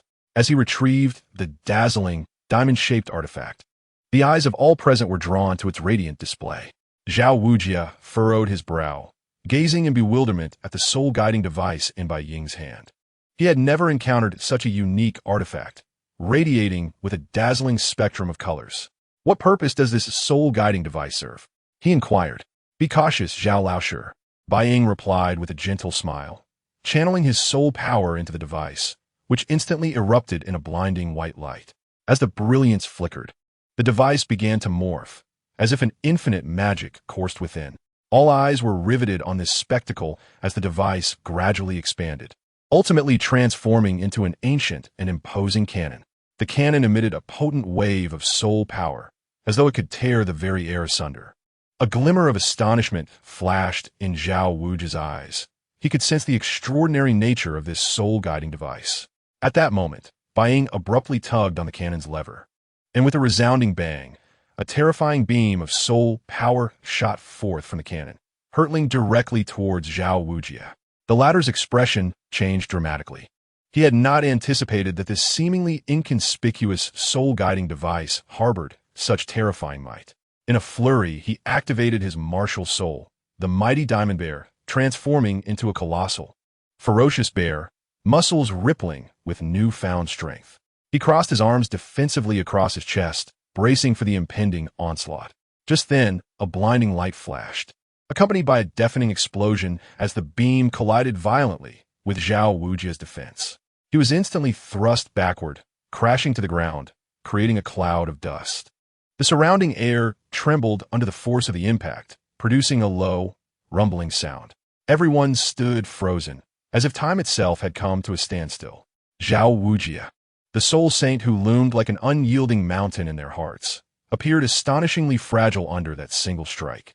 Tang Sect's eyes widened in disbelief, his mind spinning in confusion. How could this be? This was Zhao Laoshe. How could he possibly be defeated so easily? Xiao Wu gasped, covering her mouth in disbelief as she stared at the scene before her. Dai Mubai's jaw dropped, as if he could swallow the entire world. His shock surpassed that of anyone else, for Bai Ying, whom he had regarded as arrogant, had truly accomplished the impossible. Yet Bai Ying showed no signs of stopping. He walked over to Zhao Wujia and extended a hand to help him up. Zhao Wujia, now sporting a face marred with bruises and blood, appeared grievously injured. Yet his eyes sparkled with admiration and respect as he regarded Bai Ying, softly saying, "Well done, young man. Today I, Zhao Wujia, have been thoroughly impressed by you." Zhao Wujia gazed in astonishment at the cannon in Bai Ying's grasp, a tumult of emotions surging within him. A level 9 soul-guiding device?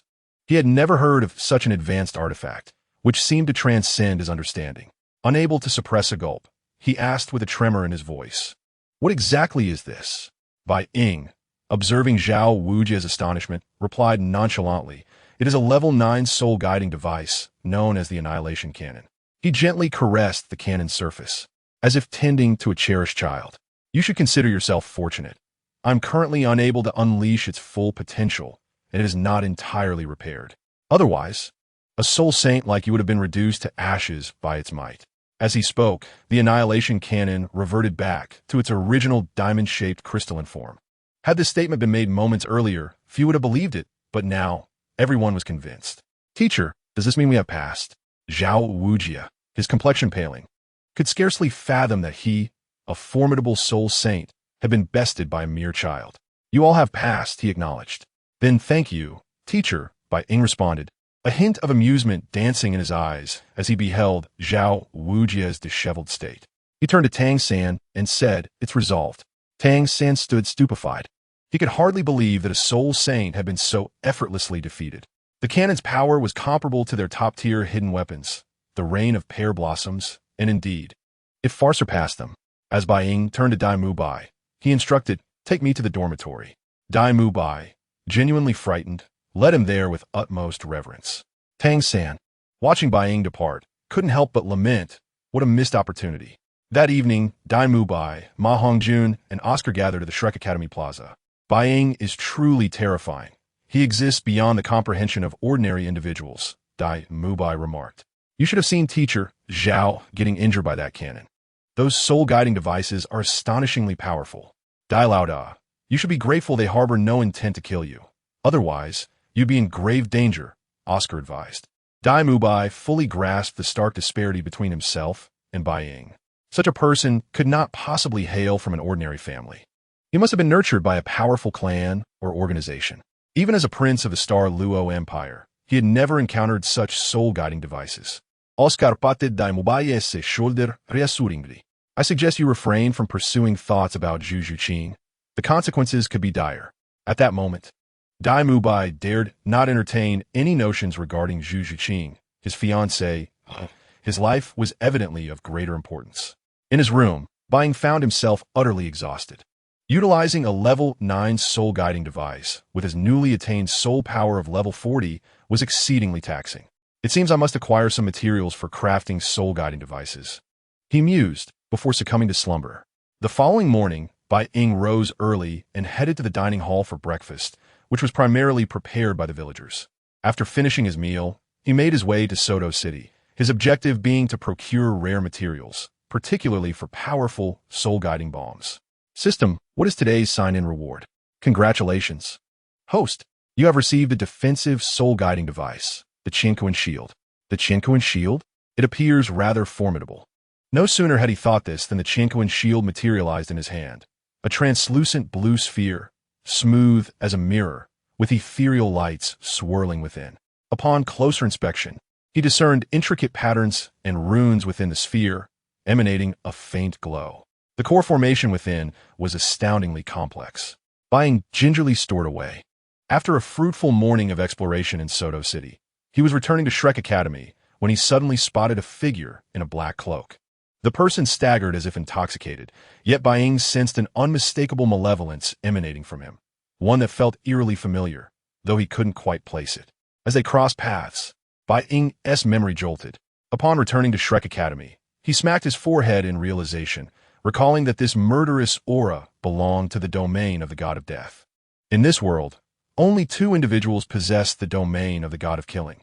One is Pope Bibi Dong, and the other is Tang Hao, who is unlikely to appear in Soto City. The sole possibility of his presence is due to his shared dominion with the god of killing. It is recalled that in the original narrative, Tang Hao had once inflicted a beating upon Zhao Wujia. I wonder, given my emergence, whether this circumstance has been altered, and if Zhao Wujia will still face defeat. Congratulations, host, for triggering a hidden mission. Let Tang Hao's old injuries resurface. Reward, a golden pill.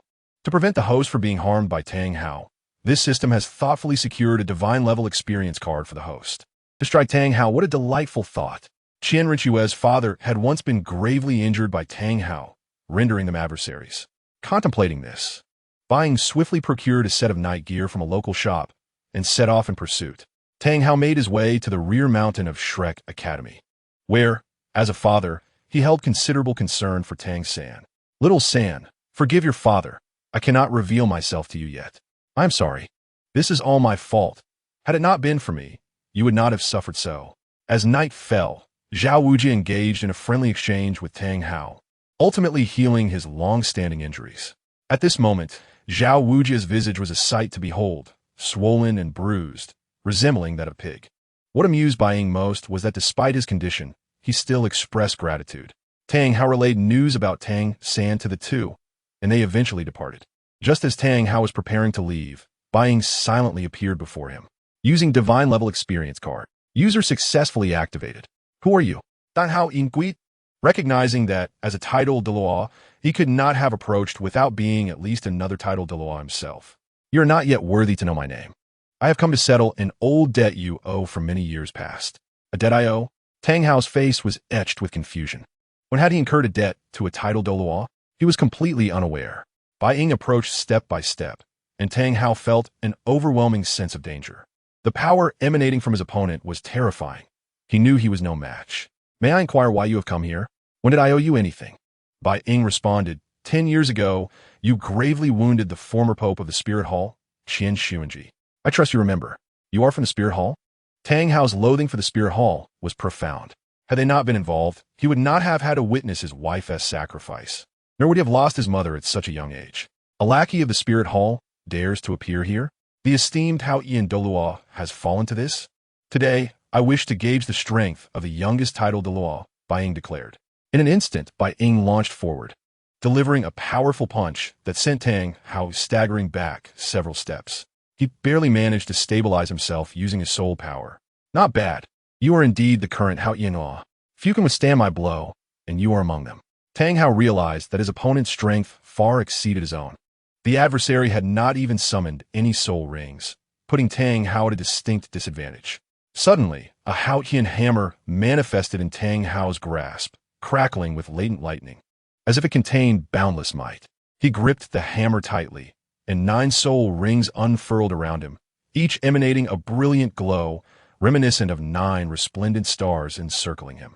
An aura of absolute dominance enveloped him, akin to a ferocious tiger awakened, fierce and intimidating.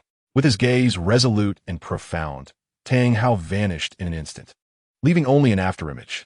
In the next moment, he reappeared before Bai Ying, swinging the Hao Ian hammer with the force of thunder aimed directly at him. Bai Ying remarked, "Your power is commendable, but this is where it ends." In a swift motion, the once mighty Hao Ian hammer came to a halt mere centimeters from Bai Ying. No amount of Tang Hao's effort could budge it. Who exactly are you? Why is your power so formidable? Tang Hao demanded. Who am I? You are not worthy to know. However, since I am in a good mood today, I shall tell you, I am a high-ranking offering of the Spirit Hall. You were quite arrogant before, boasting about not needing soul rings. Yet here I am, unutilizing them against you. If you can endure in my grasp for a single incense stick-s time, I shall let you go.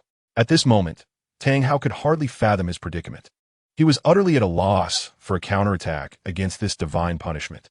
The disparity in strength was insurmountable. What kind of power does this individual possess? Could he be a peerless Douluo? Within the Spirit Hall, there was only one such figure, the Grand Offeror, Qian Daoliu. Could this person be Qian Daoliu? Before he could ponder further, Tang Hao was sent hurtling back as if struck by a cannonball, crashing into several trees before regaining his footing. Do not go too far. Tang Hao slowly rose, fury igniting within him. The Hao Ian hammer in his hand had turned crimson, a chilling aura of murder enveloping him. The previously tranquil 9 soul rings began to pulsate violently. With a series of explosive sounds, the first and second soul rings shattered, melding into the Hao Ian hammer. Great Sumera hammer. The Hao Ian hammer transformed into a brilliant gold, a terrifying surge of soul power inundating it, causing nearby trees to splinter with a mere swing. Under the great Sumera hammer, perish. As Tang Hao swung down, Bai Ying conjured a time warblade, Time's seal. Instantly, time around them ceased. The world bathed in a pale hue. Dare a mere mortal to slay a god? Bai Ying proclaimed. Time's trace. In the next moment, time resumed, and Tang Hao let out a piercing scream as he plummeted from the sky. This was an indescribable agony. Though he bore no visible wounds, every bone, every drop of blood, every fragment of his soul trembled uncontrollably. What have you done to me? What have I done? Do you feel pain? Remember this sensation. Bai Ying taunted. Though Tang Hao was a titled Douluo himself, with formidable willpower, this torment drove him into a frenzy. It felt as if a hammer were relentlessly striking his head. I will kill you. I will end you. Tang Hao cried out, his form resembling a madman as he swung the Haoyan hammer wildly. Already burdened with old injuries, he now suffered anew. With a resounding crash, the youngest titled Douluo in history, Tang Hao, succumbed and fell unconscious. To strike him down, what a thrill. Tang Hao, did you ever anticipate such a day? It is said that vengeance is a dish best served cold. The time has merely not yet come. To oppose the spear hall leads to but one fate. For now, I shall spare you. After all, one must shear the sheep before the wool can be harvested. Bai Ying cast a glance at him before turning and departing. Returning to Shrek Academy, Bai Ying did not head to his dormitory. Instead, he made his way to the quarters of Zhu Zhuqing and Xiao Wu. Time stood still as he pushed open the door to their room, revealing the silhouettes of the two girls, who were preparing for sleep. After a fleeting glance at them, Bai Ying's attention settled on Ning Rongrong. It must be said that although Ning Rongrong's figure could not quite compare to Zhu Zhuqing's, nor her temperament to that of Xiao Wu, she possessed her own unique charm. Zhu Zhuqing exuded an air of cool elegance, while Xiao Wu radiated vivacity. Ning Rongrong, in contrast, was the quintessential spoiled heiress. Having just emerged from a bath, Ning Rongrong was enveloped in a delicate scent reminiscent of milk, harmoniously mingling with the refreshing fragrance of her shower gel, evoking an indescribable sense of comfort. Her long hair, damp and glistening as if freshly drawn from water, sparkled with beads of moisture, casting an enchanting glow under the light. Bai Ying approached her bedside, his gaze lingering on her serene, sleeping visage, where her long eyelashes cast a gentle shadow upon her cheeks. Unable to resist the urge, he reached out to caress her cheek, but at the last moment, he withdrew his hand. Would this be inappropriate? With this thought, he turned his gaze back to Zhu Zhuqing. As the saying goes, one who eats from the bowl still yearns for what is in the pot. Bai Ying could not convince himself otherwise, and with a sigh, he remarked to Ning Rongrong, "You will inevitably be mine." He gently nudged Zhu Zhuqing, who instantly regained her composure. "What are you doing here? What happened to them?" Zhu Zhuqing inquired. "Rest assured, they are fine. I merely suspended their time. They will return to normal shortly," Bai Ying replied, his eyes burning with intensity as he addressed Zhu Zhuqing, "My little kitten. It has been far too long since I last indulged in your company." Zhu Zhuqing's cheeks flushed red. Despite their previous encounters, she remained quite shy. "We have classes tomorrow. Do not overdo it, or you will draw attention." "Fear not. I assure you, there will be no one the wiser," Bai Ying declared. "Zhuqing, you hold my utmost affection at present." In Chapter 58, the willful Ning Rongrong observed Bai Ying's fervent gaze, causing her to instinctively recoil. Without hesitation, Bai Ying leaned in to kiss her, prompting Zhu Zhuqing to completely relax. After a considerable time, her face gradually turned crimson, and in the next moment, she boldly leaned forward. Let Zhuqing attend to her master properly. Zhu Zhuqing had previously received guidance, and with their prior experience, the knowledge flooded back into her mind. In this moment, Bai Ying was entirely at ease. The next day, Bai Ying and Zhu Zhuqing appeared at the Shrek Academy Plaza, both sporting dark circles under their eyes. "Zhuqing, did you not sleep well last night?" Ning Rongrong asked. "It's nothing, just a bit restless," Zhu Zhuqing replied. Ning Rongrong playfully remarked upon seeing her state. "You did not engage in any mischievous activities behind our backs, did you?" Zhu Zhuqing's face flushed, and she remained silent, while Bai Ying could not help but reflect on his little kitten's endurance. "My back is killing me. Had I known, I would have refrained," he lamented. Soon, the Academy's dean, Flender, arrived. "Mubai, kindly explain the Academy's rules to them. You all may return to rest. The first class begins tonight." With the exception of Ning Rongrong and Oscar, Bai Ying understood that the upcoming lesson was none other than the soul fighting at Soto Arena. Soul fighting was essentially a contest among soul masters, a means to earn money. With a sigh, Bai Ying sought a quiet spot nearby to begin inscribing the core magic array. According to the unfolding narrative, they would soon venture into the Stardow Forest to procure soul beasts. Everything needed to be meticulously prepared. After all, opportunity favors the prepared. "Oscar, how far must we run?" Although Ning Rongrong often exercised, she had never felt such exhaustion before. "There is still a long way to go, as I mentioned." This task is nigh impossible, Oscar replied. But you need not worry about hunger. I am a food-type soul master. Would you like a sausage? I have a large one. I have 2 loaves of bread. What do I need a sausage for? Ning Rongrong retorted, clearly displeased. Isn't it just Shrek Academy? I shall not run any longer. Let us see what he can do. With that, she stormed off, leaving Oscar dumbfounded. Bai Ying, seizing the moment, pursued her. Ning Rongrong intended to indulge in a lavish meal in Soto City when a voice called out from behind. I recall the dean instructed you to run. Why have you not complied? Departing without permission is unacceptable. What business is it of yours? Mind your own affairs, or I'll take action against you. Ning Rongrong, pampered by her esteemed lineage, had developed a haughty and obstinate temperament. Being the most gifted member of the 7-treasure glazed tile school, she regarded others with disdain. I merely wish to caution you. Someone has been observing you since you left the training grounds. You are blind to the goodwill extended to you. Do not deceive me. You are merely envious of my beauty, Ning Rongrong shot back. Bai Ying was left utterly speechless, unable to counter her sharp wit. Believe it or not, I am merely advising you as a fellow student. If you doubt my words, consider them mere folly. I had not expected the daughter of the illustrious 7-treasure glazed tile school to be so vulgar and arrogant. It seems the lineage has indeed fallen into decline. Bai Ying remarked. You speak nonsense. The 7-treasure glazed tile school is an existence beyond your imagination. Who do you think you are to claim we have declined? I simply speak the truth. I wish to cease this conversation, as speaking with you is a waste of my time. Ning Rongrong, known as the Little Witch of the 7-treasure glazed tile school, had never been spoken to in such a manner before. You dare insult me? Have you a death wish? A mere 7-treasure glazed tile school cannot intimidate me. If you cannot endure such training, I suggest you return home. What a pity it is that the current heir of the 7-treasure glazed tile school is but a proud and useless brat. Stop right there. Ning Rongrong pursued him, her temper flaring at any insult directed at her esteemed school. As Bai Ying walked away from Shrek Academy, he deliberately slowed his pace and asked, Is there something you wish to say? On what grounds do you label me useless? I am the greatest prodigy of the 7-treasure glazed tile school. Do you comprehend the significance of reaching the 2nd ring at age 12? Is that truly remarkable? You must understand that there are always greater talents beyond your own. The so-called gifts you possess diminish in the presence of those who are superior. Here, every individual is a remarkable entity, much like Oscar, who is a food system soul master endowed with innate full soul power. How can one possess innate full soul power? In this world, nothing is impossible. Your ignorance is palpable. If you wish to grow stronger, I advise you to train diligently. However, if you seek amusement, it would be wise to depart swiftly, as your father has already sent someone to Shrek Academy.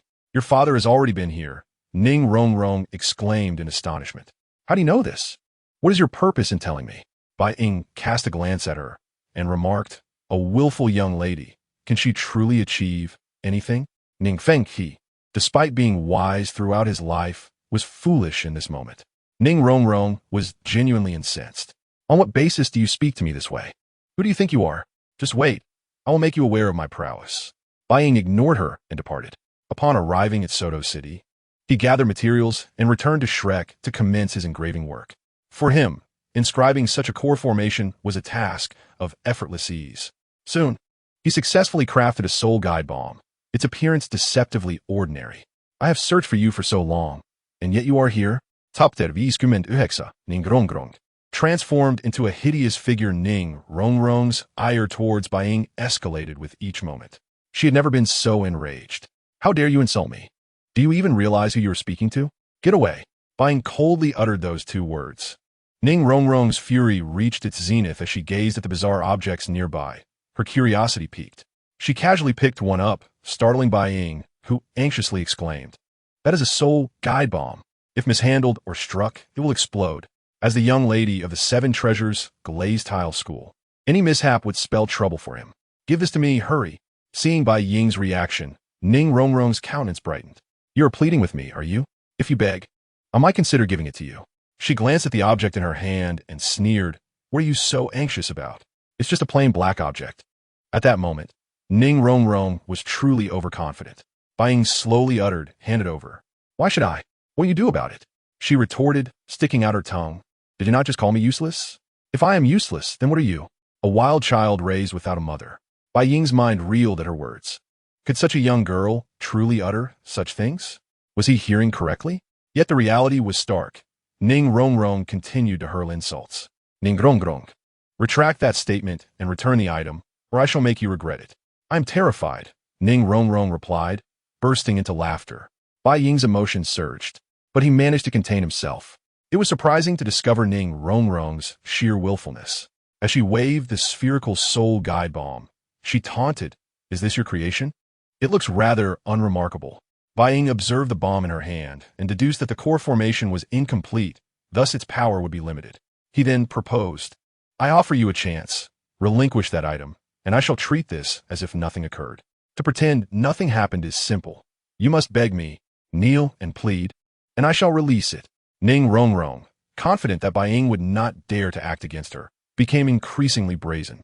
Bai Ying's temper ignited, morphing from initial anger to a calm smile as he declared, "You squander this opportunity. Do not blame me for what follows. I have long desired to test the power of these soul guide bombs." While inscribing the core formation, he intentionally infused it with energy, enabling him to trigger the explosion directly through mental command. The bomb in Ning Rongrong's hand began to visibly heat up. With a sudden crackle, she tossed it to the ground, shrieking in pain as her hand was injured. A loud bang resonated as the bomb exploded, smoke billowing outward, revealing Ning Rongrong. Her face charred and unrecognizable, as if she had emerged from a cauldron. Her attire was tattered, as though shredded by countless blades, exposing her skin marred by blackened scars. Staring in disbelief at her hands, she could hardly comprehend the chaos that had just unfolded. Her eyes brimmed with fear and shock. Ning Rongrong had not anticipated the bomb's detonation, and her composure shattered. "How dare you treat me this way? Do you know what our 7 treasures, glazed tile school, represents on the continent?" As the princess of the 7 treasures, glazed tile school, she had never suffered such humiliation. Glancing at her disheveled state, she glared fiercely at Bai Ying. Bai Ying, unfazed, replied, "I have already warned you to return that item, yet you chose your own demise. You should consider yourself fortunate.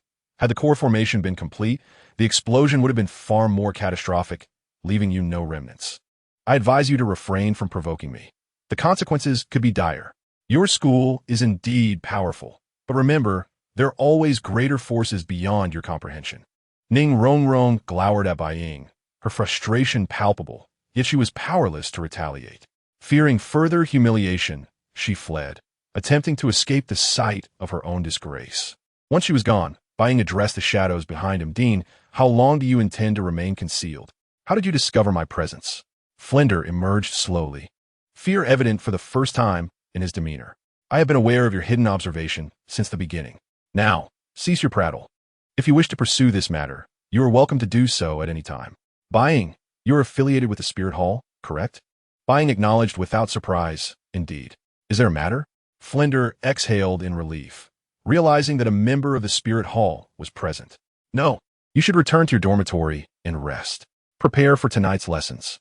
This matter will be addressed accordingly." It was a revelation.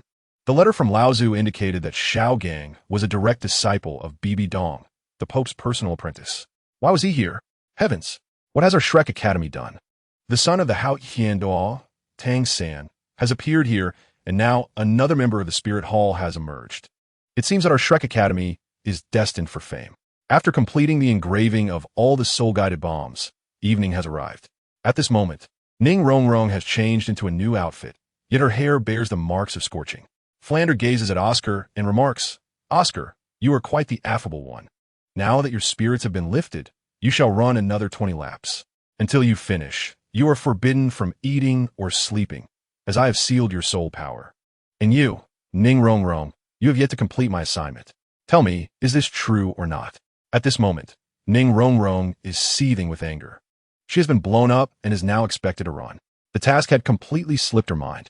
Chapter 60, Soto Great Spirit Arena. Ning Rongrong looks at Flander and admits, "I forgot to run." Flander replies, "I offer you 2 choices. The first is to pack your belongings and leave. The second is to prove to me that you will not err again." Ning Rongrong retorts, "By what right? You are merely a soul sage." Flander responds, "My status is one you cannot afford to offend. It would be wise for you to heed my words." "Do you think I will be afraid?" Bai Ying, hearing this, walks disinterestedly outside Shrek. After a while, Zhu Zhuqing, Xiao Wu, and Dai Mubai emerge, and Bai Ying follows them. Brother, did you know Ning Rong was scolded to tears by the dean? Scolded to tears? That proud individual is accustomed to being pampered at home. It is only natural for her to feel such emotions. With proper guidance, she will surely become remarkable. Enough of this matter. If she cannot rise above it herself, she will not heed others' opinions. The group arrives at the Soto Great Spirit Arena. Bai Ying and the others reach the registration area. Brother, why don't we team up? Xiao Wu suggests. Bai Ying shakes his head. You want to team up with Tang San? Did you not say you wanted me to avoid him? Tang San's battle experience is incredibly rich. Teaming up with him is a splendid opportunity for training. Just trust me. Xiao Wu nods, and at that moment, Tang San, wanting to propose teaming up, finds that Xiao Wu has beaten him to it, making it effortless for him. Bai Ying does not partake in the sparring, but directly enters the betting battle. It is well known that betting battles can be bloody. Hello, I would like to participate in the betting battle. The attendants at the reception are not overly surprised. After paying the fee, they state, betting battles are indeed bloody. Are you prepared for that? Just do your job. The rest is none of your concern. Bai Ying sits in the waiting area, anticipating the bout. Various individuals surround him, most recovering their stamina. Bai Ying catches a whiff of blood, realizing it emanates from him. Soon, Bai Ying steps into the arena. His opponent is a weapon soul master wielding a knife. The man is tall with defined muscles, and a scar on his face seems to narrate his battle history. He holds a massive battle blade, its surface marred with chips and blood, exuding an air of lethal intent. His gaze is sharp, like that of a hawk, fixed upon Bai Ying as if attempting to pierce his very soul. Are you truly certain you wish to engage me? His voice is hoarse and deep, echoing as if from the depths of hell. Bai Ying remains unfazed, his eyes calm and resolute, as if everything is under his control. Weapon Soul Master, your soul power level should be around level 40. It has been a while since I've had a good workout. Today is a fine opportunity for that. With a roar, the Blade Master unleashes his first soul skill, and instantly, the arena seems to be sliced into fragments by countless blades, each emitting a sharp, killing intent. Bai Ying stands amidst it, as if in a sea of blades, feeling the chilling aura of the knives. Instead of fear, he is exhilarated, reminiscent of the time he was trampled by the golden crocodile, Douluo, in the Spear Hall. In a flash, Bai Ying disappears from his spot, reappearing behind the Blade Master. The Blade Master's expression changes. He did not anticipate Bai Ying's incredible speed. He hastily turns, swinging his blade at Bai Ying. Yet, Bai Ying seems to have predicted his movement, dodging the strike effortlessly. With his second soul skill, Shadow Dragon Claw, the Blade Master feels a tremendous force as Bai Ying's claw grips his wrist. The claw is extraordinarily sharp. With a mere swipe, it shatters his defenses like paper, blood flowing from the wound. He gazes at Bai Ying in terror, disbelief filling his eyes. Bai Ying, however, offers him no respite. Clenching his right fist, he delivers a powerful blow to the Blade Master's chest. The latter is sent flying like a kite with its string cut, crashing heavily into the arena's protective barrier. The arena falls silent, all eyes wide in astonishment as they behold Bai Ying's formidable prowess, hardly believing that this seemingly frail youth possesses such strength. The Blade Master collapses to the ground, filled with shock and despair. Bai Ying strides towards the fallen Blade Master, each step echoing in the hearts of the spectators, evoking a sense of dread. The atmosphere grows unbearably oppressive, as if the very air has thickened. Kill him, kill him. The crowd's excitement is palpable. The Blade Master, filled with despair, attempts to rise but is too injured to move. He watches in fear as Bai Ying approaches. Bai Ying stands before the Blade Master, looking down at him with a hint of cold indifference. He extends his right hand, gently grasping the Blade Master's neck. What do you intend to do? The Blade Master's voice trembles, fear evident in his eyes. With a crack, the man's neck is swiftly snapped. After concluding this battle, Bai Ying continues to win several more rounds, all without sustaining any injuries. As he prepares to leave, a voice calls out, "Excuse me, could you please hold on?" A well-dressed individual approaches, exuding an extraordinary demeanor despite not being a soul master. "I'm a supervisor of the Soto Great Spirit Arena. Here's my business card. What do you want with this?" To win 7 consecutive battles without injury demonstrates your impressive strength. Hence, I wish to befriend you. Oh, that is of no concern to me. I must take my leave now. Goodbye. The supervisor insists, please do not rush away. Zai Mubai, Dangshan, Xiao Wu, Zhu Ying, and Ma Hongjun have all witnessed Bai Ying's participation in the betting battle, shocked by the ruthlessness with which he defeated his opponents. While Tang Sect previously believed Bai Ying's strength could not exceed his own by much, witnessing the battles has revealed a power disparity of crushing proportions. I have matters to attend to, so I shall take my leave. Bai Ying darts away as if pursued by creditors, his thoughts on Ning Rongrong, who is likely waiting. Seizing this opportunity, he intends to learn more about the enchanting little witch. If he can win Ning Rongrong's favor, the Seven Treasure Glazed Tile Sect will undoubtedly become his most steadfast support. Upon reaching this point, a sly smile crept across Bai Ying's face. Chapter 61, Poison. Terisiet Ning Rongrong. Bai Ying directly employed a spatial transfer talisman, arriving at the entrance of the female dormitory of Shrek Academy. Gently knocking on the wooden door, Ning Rongrong's voice inquired, "Who is it?"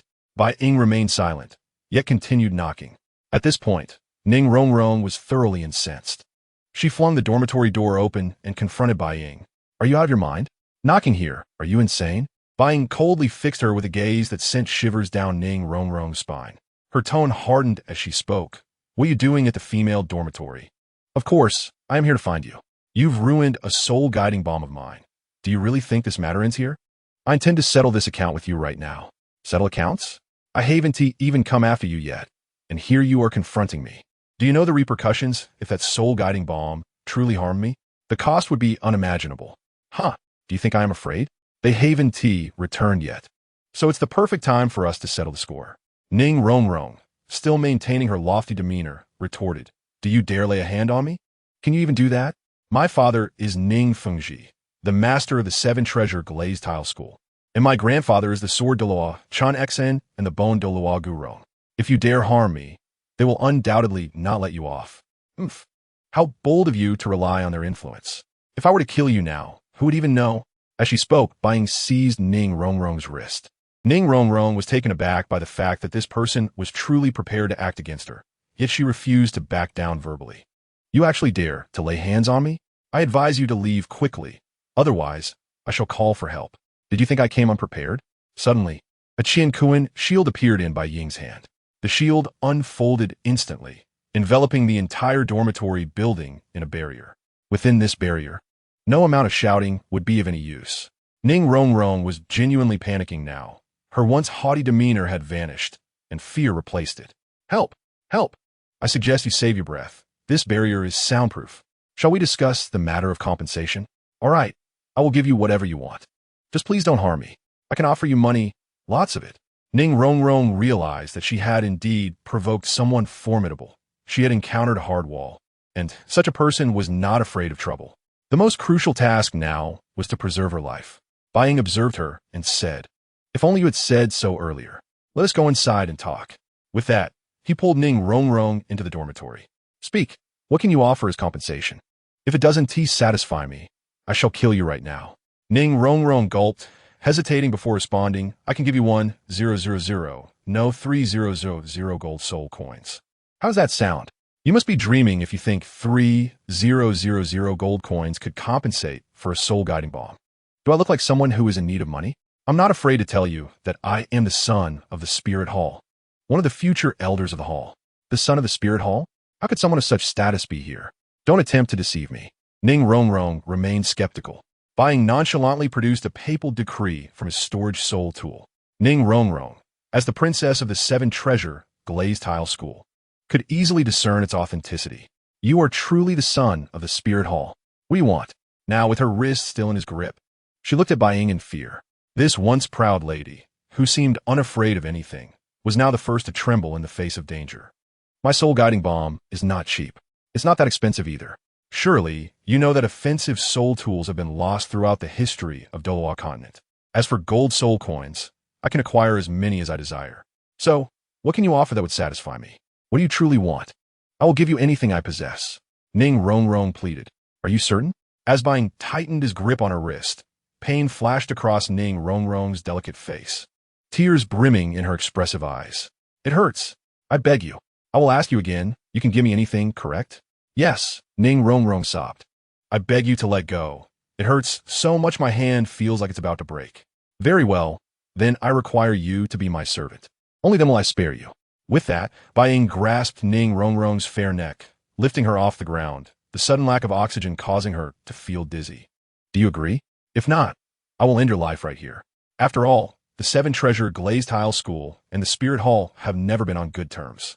If I kill you, the Spirit Hall may even reward me. Ning Rongrong shook her head, but the pressure on her neck intensified. I agree. Good, you said it. Before Ning Rongrong could react, Bai Ying tossed a golden pill and a soul evolution pill in her mouth. He then released her, allowing her to breathe heavily. What did you just make me swallow? Something beneficial for you. Don't worry, Yuan Dai. Although it's a poison, as long as you obey, you will not perish, and you will gain tremendous benefits. Upon hearing it was poison, Ning Rongrong instantly burst into tears. Bai Ying held her chin, forcing her to meet his gaze. I must have some means at my disposal. Otherwise, how would I know my fate? And do not think about trying to cure the poison. The antidote is solely in my possession. Bai Ying scrutinized Ning Rongrong's expression, noticing her complete breakdown. She had evidently not been tempered by society. Just a few words had terrified her. Do you understand? Finally, Ning Rongrong reacted, pleading, I beg you, spare me. I realize my mistake. Realize your mistake? That's impossible. The poison has already entered your system. You are now poisoned to the marrow. Should you dare look at me, you will die with blood pouring from your 7 orifices. Ning Rongrong still held onto a glimmer of hope. But the excruciating pain coursing through her body made her begin to believe that this was no mere bluff. How could you truly poison me? Aren't you afraid of the consequences if something happens to me? Chapter 62. Ning Rongrong's confused actions. Rest assured, if you truly come to harm, I'll simply find a place to bury you. Bai Ying observed Ning Rongrong's gradually crumbling expression and continued, moreover, it's not actually poison. So why would you have anything to fear? If it's not poison, then what is it? Ning Rongrong questioned. Bai Ying replied coolly, you will find out soon enough. The pain coursing through her body caused tears and snot to stream down Ning Rongrong's face. She could hardly believe she was in this predicament. Father, if I had known, I would never have run away. Father, where are you? Bai Ying, even in death, I shall not spare you. The voice grew fainter, and Ning Rongrong felt as though something was seeping from her very being. She curled up tightly, as the fear of death is a common plight for all, especially for someone as sheltered as Ning Rongrong. At this moment, she could no longer maintain her composure. I was wrong. I shouldn't have offended you. Please, spare me. Upon uttering these words, she felt a warm current surge through her dantian, continuously flowing within her. Her soul power, originally at level 26, ascended 4 levels in an instant. I've surpassed level 30. All right, stop lying on the ground, Bai Ying remarked, bringing Ning Rongrong back to her senses. She inquired, why are you helping me? Don't be foolish. I'm not helping you. I'm helping myself.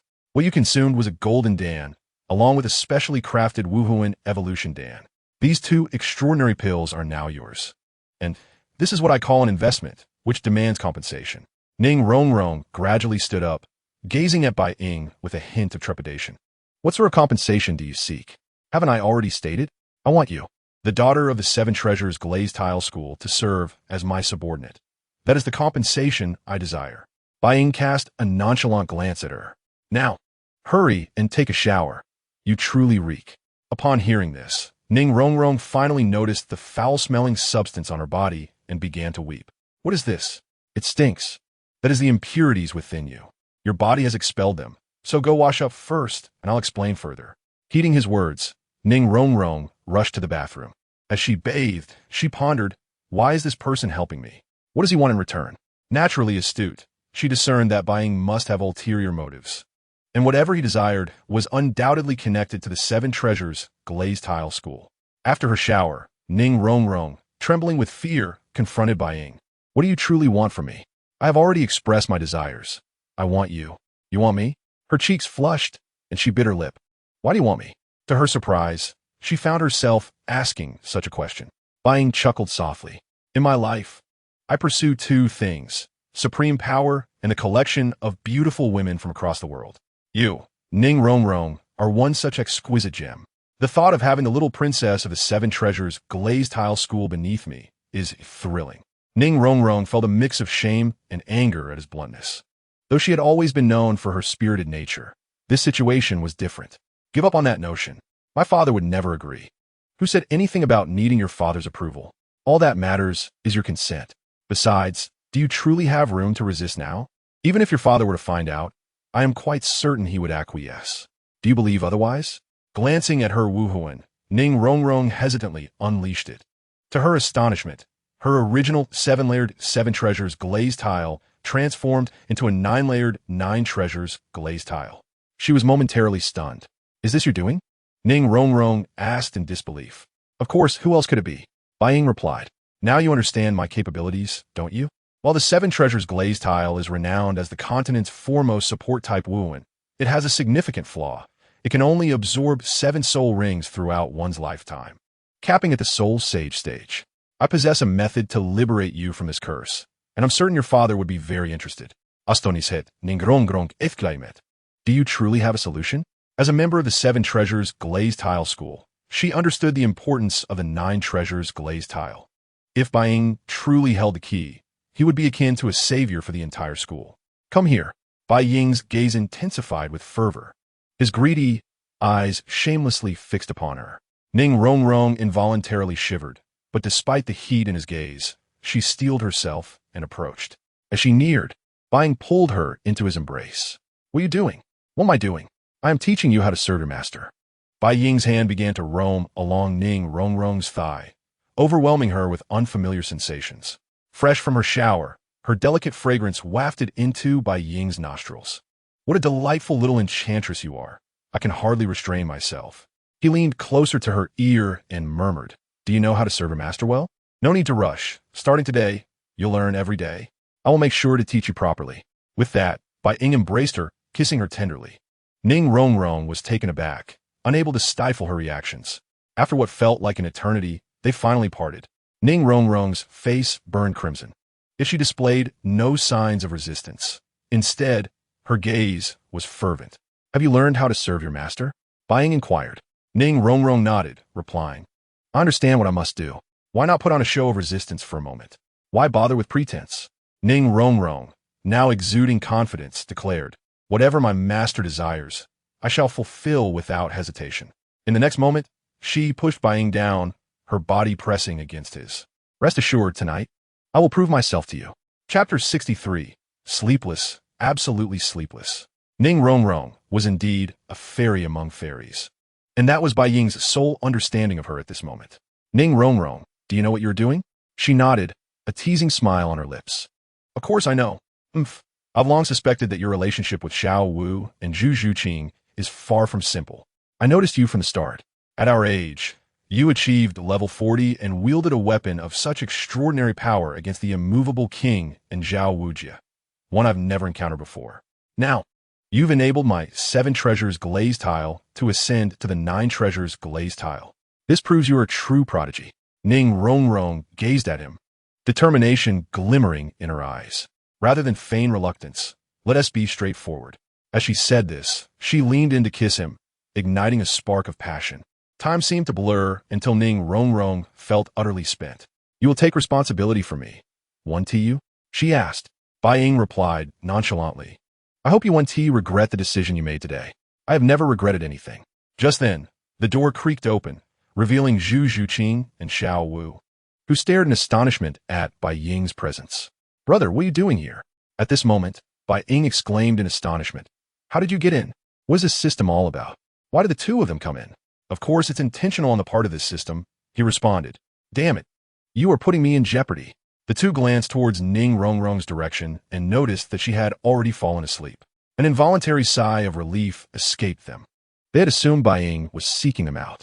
Brother, you haven't been discovered by Rongrong, have you?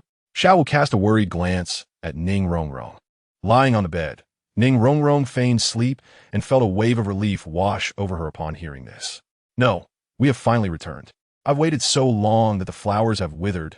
Zhu Zhuqing's expression shifted, while Xiao Wu also flushed slightly. Xiao Wu rushed forward, casting a nervous glance at Ning Rongrong's direction. Rongrong is still here. What if she wakes up? She said. Rest assured, she is sound asleep and will not wake. Bai Ying reassured. Xiao Wu took a careful look and cautiously approached Ning Rongrong's bedside. Ning Rongrong's heart raced. She dare not make a sound and continued to pretend to be asleep. Bai Ying's heart raced as well. If Xiao Wu discovered that he had come to see Ning Rongrong, he could only wonder how she would react. Seeing that Ning Rongrong was indeed asleep, he sighed heavily. Brother, you should leave quickly. Xiao Wu, do you think I would depart so easily? I have longed for your presence, he replied. Upon hearing this, Xiao Wu's cheeks flushed as she retorted, We can do it here. Shall we not go outside? It would be too late to go out now, and besides, since Ning Rongrong is asleep, I trust Zhu Qing will not disturb us. Zhu Zhuqing sighed in relief at this, for Bai Ying's combat prowess was overwhelmingly formidable. The last time he had faced him, Zhu Qing had been utterly exhausted by the end of the night, nearly revealing their secret the next day. Xiao Wu glanced at Zhu Zhuqing, and upon receiving a nod from her, she pulled back the covers and lay down on the bed. Taking a deep breath, Xiao Wu sensed that Bai Ying was already growing impatient. With swift motion, he lifted Xiao Wu into his arms, causing her heart to race. At that moment, it was not Xiao Wu who felt the tension, but Zhu Zhuqing and Ning Rongrong. Brother, is this really all right? Do not worry, no one will notice us. Xiao Wu, you performed splendidly in your first soul battle. I am proud of you. Of course, who do you think is my brother?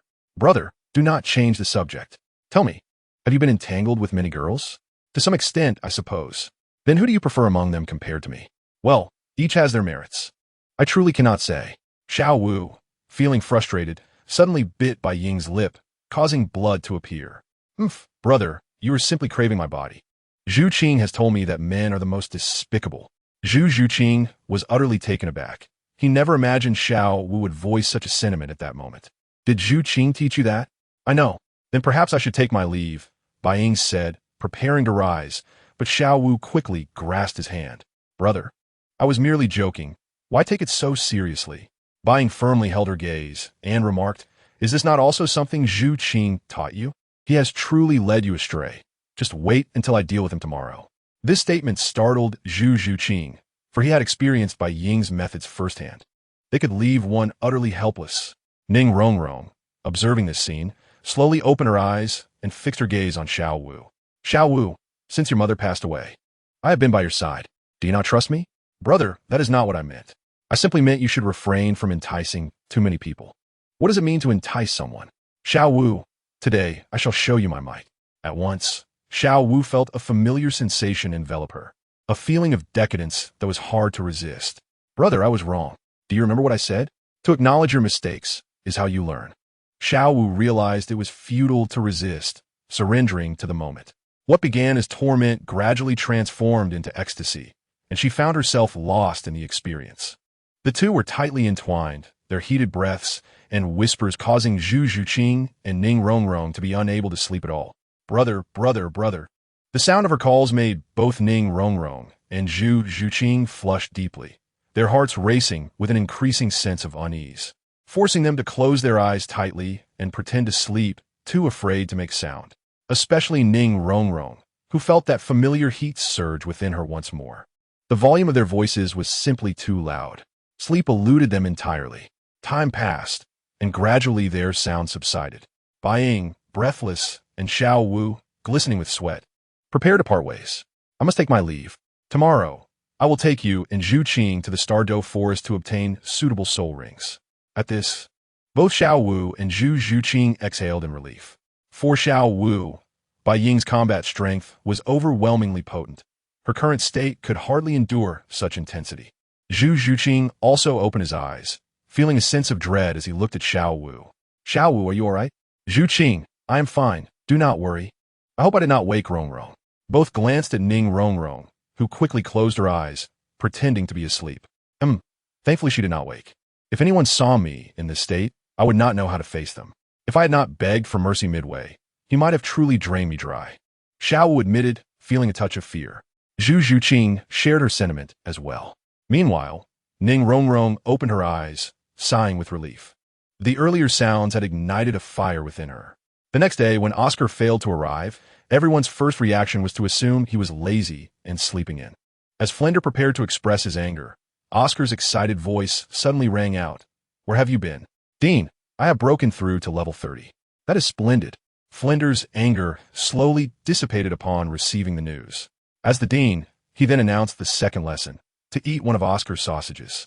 Bai Ying was pleasantly surprised and even a bit thrilled. After all, these sausages were at least hygienic and clean. If Earth had such sausages, the business would undoubtedly thrive. Soon after, Tang San, Dai Mubai, Zhu Zhuqing, Ning Rongrong, and Xiao Wu all finished their sausages. Chapter 64. A fight having found a small hotel. Zhao Wujia booked a room for himself and went upstairs. Bai Ying waved his hand grandly, arranging individual rooms for everyone. Oscar, witnessing this, quickly complimented, "What a grand gesture! A wealthy individual indeed, far richer than Daoliu." Ma Hongjun spoke up, suggesting, "Why don't you treat us today?" Bai Ying immediately responded, "Since we are heading to the Stardow Forest to obtain soul beasts, we must indulge in a hearty meal and drinks to ensure we have the energy." Ma Hongjun replied, "Since you insist, we shall not hold back on expenses." He then began ordering dishes, predominantly opting for the more expensive options. Bai Ying, displaying remarkable generosity, showed no intention of stopping. "Brother Bai, how come you are so wealthy?" Tang Sect inquired cautiously. "My grandfather is a highly esteemed elder within the Spirit Hall, a person of considerable influence who commands respect even from the Pope, Bibi Dong." Tang Sect quickly understood, recalling how the master had warned him about Bai Ying's significant background when they left Notting Academy. "You must avoid getting too close to him," the master had advised. Dai Mubai, wearing a countenance that suggested he was owed a fortune, scoffed, "What is so impressive about that? He is merely an elder from the Spirit Hall." Dai Mubai, "Are you looking for another beating?" Dai Mubai recalled the pain of having several ribs broken, swallowing hard and choosing silence, though his clenched jaw betrayed his defiance. He reflected on his status as a prince of the Luo Empire. Though only the second prince, he still held a prominent position among his peers. No one in the Luo Empire dared speak to him in such a manner, nor could anyone make him feel this humiliated. The atmosphere grew lively as everyone enjoyed their food and drink. Suddenly, the hotel door was kicked open with a loud bang. A group entered, their demeanor radiating disdain. Leading them was a bald man, followed by 8 men and 1 woman, all clad in attire emblazoned with the words Tsanghue Academy. Ma Hongjuan's gaze greedily fixated on the solitary female soul master. For him, this was his favorite pastime, as his evil fire phoenix spirit compelled him to seek such distractions as a means of release. Dai Mubai glanced at the newcomers and remarked, "What is so arrogant about a mere Tsanghue Academy?" Yet, his eyes were firmly locked on the female soul master. In truth, he was more eager than Ma Hongjun. He had previously pursued Zhu Zhuqing, but she had rebuffed him each time, even threatening that if he continued to harass her, Bai Ying would teach him a lesson. The memory of his broken ribs kept him in check, but he believed that if he could surpass Bai Ying in strength, he would reclaim Zhu Zhuqing. Ma Hongjun nudged Dai Mubai's shoulder and said, "What do you think? She is quite attractive, isn't she?" Bai Ying, feeling exasperated, thought to himself that if this were Earth, they would undoubtedly be labeled as ruffians, and it was only the kindness of others that spared them from being reprimanded. The Tsanghue Academy members overheard their conversation and were immediately enraged. How dare they disregard Tsanghue Academy and openly mock their students? Yijiqiu leaned in to whisper to one of the students, who then stood up, noticing the waiter approaching with their dishes. He followed closely behind, and as the waiter was about to serve, he shoved him, causing the tray to wobble. In an instant, Tang Sect employed the controlling the crane and capturing the dragon technique from Xiantian's skill, deftly catching the falling dishes. "My apologies," the Tsanghue Academy student said, only to then attempt another underhanded move, discreetly kicking Dai Mubai's chair. This action ignited Dai Mubai's fury. He roared, "Do you think I'm a sickly cat?" With a swift kick, he retaliated, sending the student crashing backward. The conflict escalated as Yi Zhiqiu commanded his students to confront Shrek. "You two are truly looking for trouble," Bai Ying remarked as he rose, his movements as elusive as a shadow, with a series of swift motions. Several of Yi Zhiqiu's students were sent flying before they could even reach the front lines. Yi Zhiqiu was caught off guard, witnessing his comrades sprawled on the ground with bright red handprints on their faces. Bai Ying, unfazed, returned to his seat and resumed his meal leisurely. "Brother, I haven't had a good fight in ages. I want to join in." "What fight? Do you know how to maintain decorum?" Oscar and Ma Hongjun were bewildered, having missed the unfolding chaos, only seeing their peers being thrown out. The fallen Tsanghue students were fuming and ready to retaliate, but were silenced by Bai Ying's intimidating glare, a palpable aura of dread radiating from him. 3 soul rings gradually emerged beneath his feet, shocking not only the Tsanghui's students, but also the rest of Shrek. With the exception of Xiao Wu, the rings were predominantly black, an indication of their 10,000-year status, a rarity beyond comprehension. Dai Mubai was taken aback. Having initially perceived his opponent as only slightly weaker, now he realized the vast gulf in their strengths. One mere glance had sent them reeling. "Who might you be?" he asked, his voice trembling. "I am Yi Zhiqiu, the head of Tsanghui Academy." "Leave," Bai Ying commanded, producing a token. The moment Yi Zhiqiu laid eyes on it, his demeanor shifted to one of obsequiousness. "Ah, I see. You are esteemed individuals from the Spirit Hall. My apologies for the offense. I told you to leave. Did you not hear me?" Bai Ying reiterated firmly. Yi Zhiqiu, with utmost respect, returned the token and quickly led his group away, dejected. The significance of the token was not lost on Ning Rongrong and Dai Mubai, as it represented the highest authority in the Spirit Hall, akin to the Pope's presence. Chapter 65. Dai Mubai faces consequences. Possessing the Pope's token, Bai Ying's identity was undoubtedly extraordinary. Dai Mubai scoffed. "I was hoping to vent some frustration. Why did you let them go so easily? They are merely worthless. Engaging with them would diminish my standing." "True experts remain inconspicuous," Bai Ying replied. Dai Mubai couldn't help but chuckle. "Do you consider yourself an expert? Don't pretend. You're not that much older than us." "I am at least stronger than you," Bai Ying countered, prompting Dai Mubai to grow silent and leave the table. At that moment, Tang Sect quickly asked, "What are you planning to do?" "I need to find somewhere to release some pin-up energy." "Fatty, do you want to join me?" This statement made the members of Shrek realize the situation, and at that moment, Ma Hongjun could no longer contain himself. He immediately stood up and exclaimed, "Why not go?" Bai Ying could hear that these two were eager to find such a place. Suddenly, the meal lost its appeal. To be honest, he himself was tempted to go. However, upon observing the expressions of Ning Rongrong, Zhu Zhuqing, and Xiao Wu, he felt it was entirely impossible.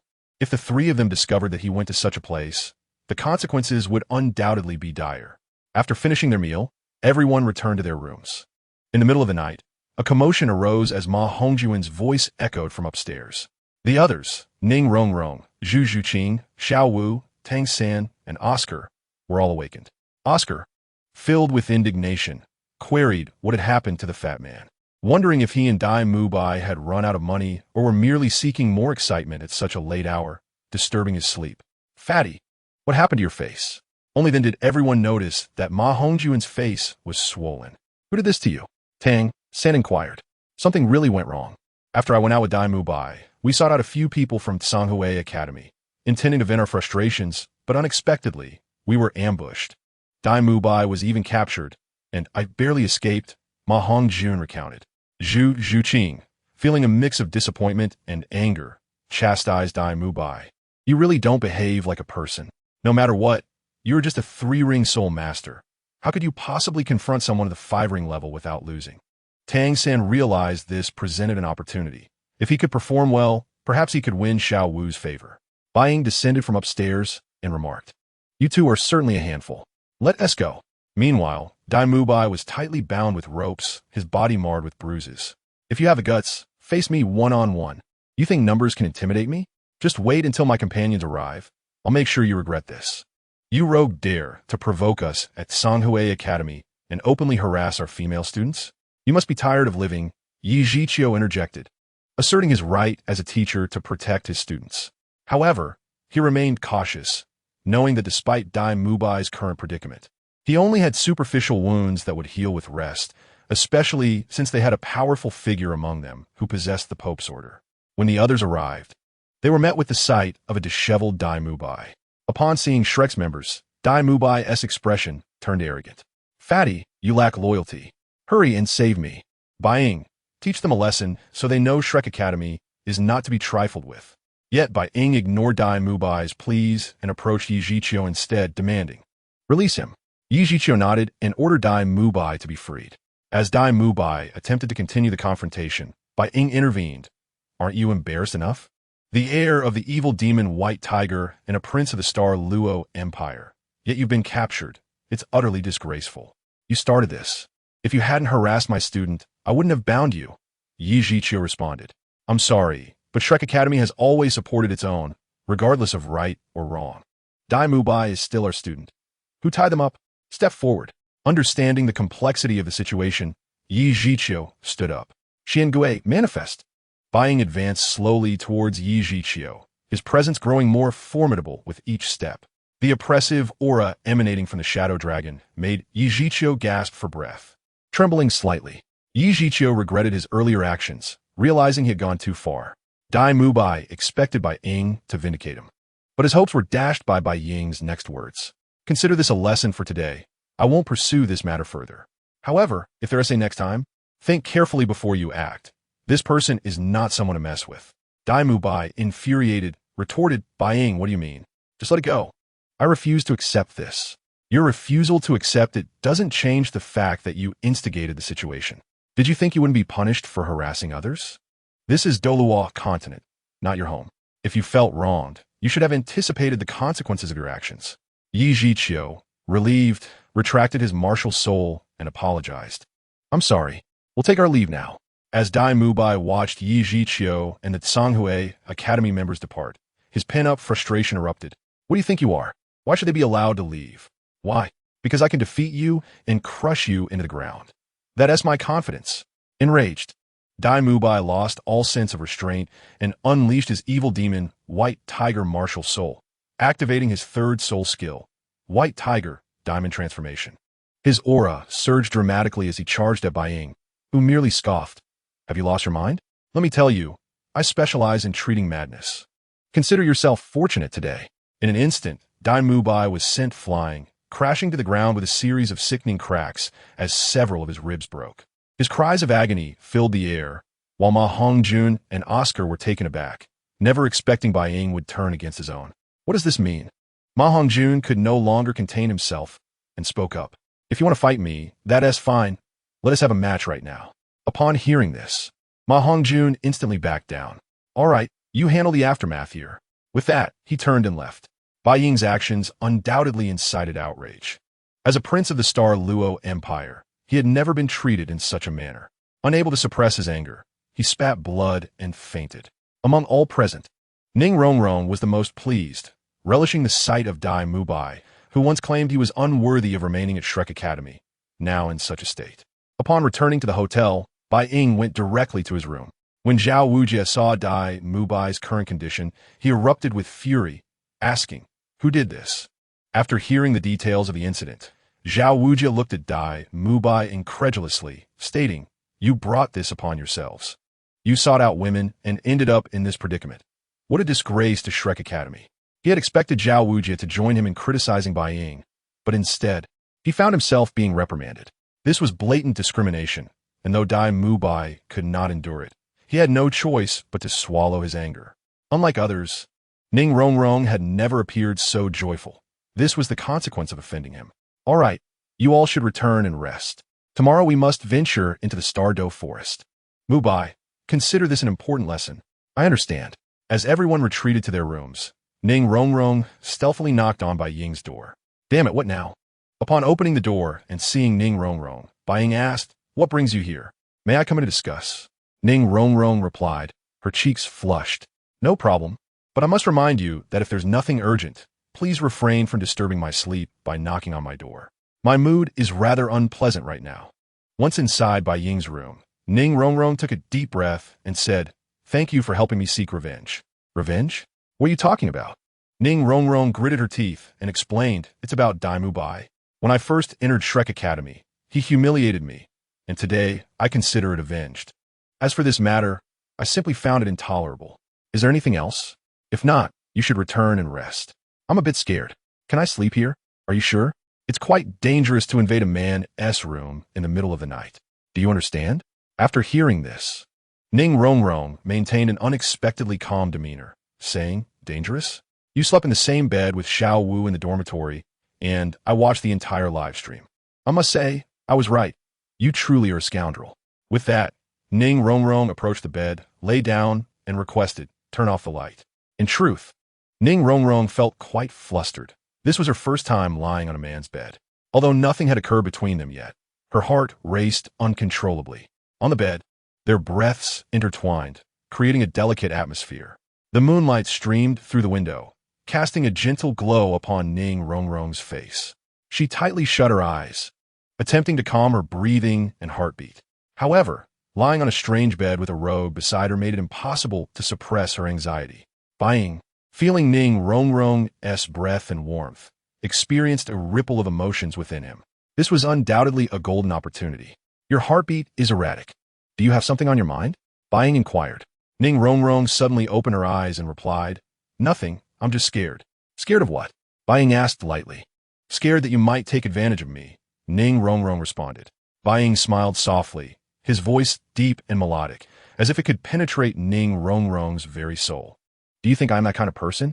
Ning Rongrong was drawn back to reality by his voice, turning to face Bai Ying. Under the moonlight, his features were sharply defined, and his gaze was profound. She suddenly realized that her previous worries and fears were unfounded. This seemingly cold man was not as terrifying as she had imagined. I don't know, Ning Rongrong stammered, acknowledging her limited understanding of him. Bai Ying sat up, moving closer to her, his eyes filled with seriousness.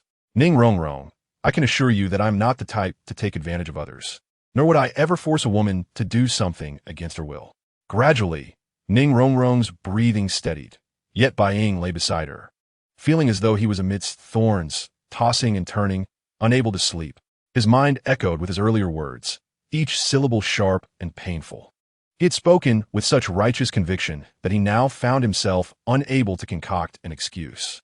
He sighed quietly, extending his hand to smooth away the faint worry etched on Ning Rongrong's brow. However, his hand lingered in the air for a moment before ultimately retreating. He feared his actions might disturb Ning Rongrong's sweet slumber, and he was even more afraid of what he might do in the moment. After all, merely gazing upon such a beautiful woman without being able to touch her was excruciating. The temptation was overwhelming, and he reminded himself resolutely to refrain from acting on his desires. What a little enchantress, he thought. The following day, upon waking, Ning Rongrong found herself pressed against Bai Ying's form, momentarily dazed. How'd I end up here? Bai Ying, sporting dark circles under his eyes, smirked. What do you think? Do you have any idea how tempting you are? I almost lost control last night. If someone had discovered us, they would have surely misunderstood. You should leave quickly. Chapter 67. The phoenix-tailed coxcomb snake Ning Rongrong flashed a cunning smile and then exited. The one who was most elated about entering the Stardow forest was Xiao Wu. After walking a distance, Zhao Wujia instructed everyone to stop. Oscar created a sausage, saying, My sausage has certain detoxifying properties. If we encounter danger, eat this. The group nodded, and with Daimu Bai and Bai Ying leading the way, they arrived at a more open space. Teacher Zhao, I actually have a method to find suitable soul beasts. Bai Ying interjected. Zhao Wujia turned to Bai Ying. What method do you have? Speak up. Bai Ying nodded and retrieved a fragrant herb from his storage space. As the herb appeared, a refreshing scent enveloped the group. Is this the fragrant Chilua herb? How did you acquire it? Tang Sect exclaimed, astonished. As a disciple of the Tang Sect, he was well aware of the herb's properties. Although it did not possess detoxifying effects, any toxins within its vicinity would lose their potency. It was among the most practical herbs documented in the Tang Sect's records. You recognize this? Zhao Wujia inquired. Looking at Tang Sect nodded, glancing at Bai Ying. You intend to use the fragrant Chilua herb's properties to attract soul beasts? Indeed, Bai Ying affirmed. However, I believe this method is somewhat reckless. While the herb can attract soul beasts, it cannot guarantee their strength. If a powerful soul beast arrives, we may find ourselves in dire straits. I have already considered this, so do not worry, Bai Ying assured, producing a protective barrier that emanated a faint glow of soul power. What is this? Ning Rongrong asked. A soul guide? It should be classified as a level 9 soul tool.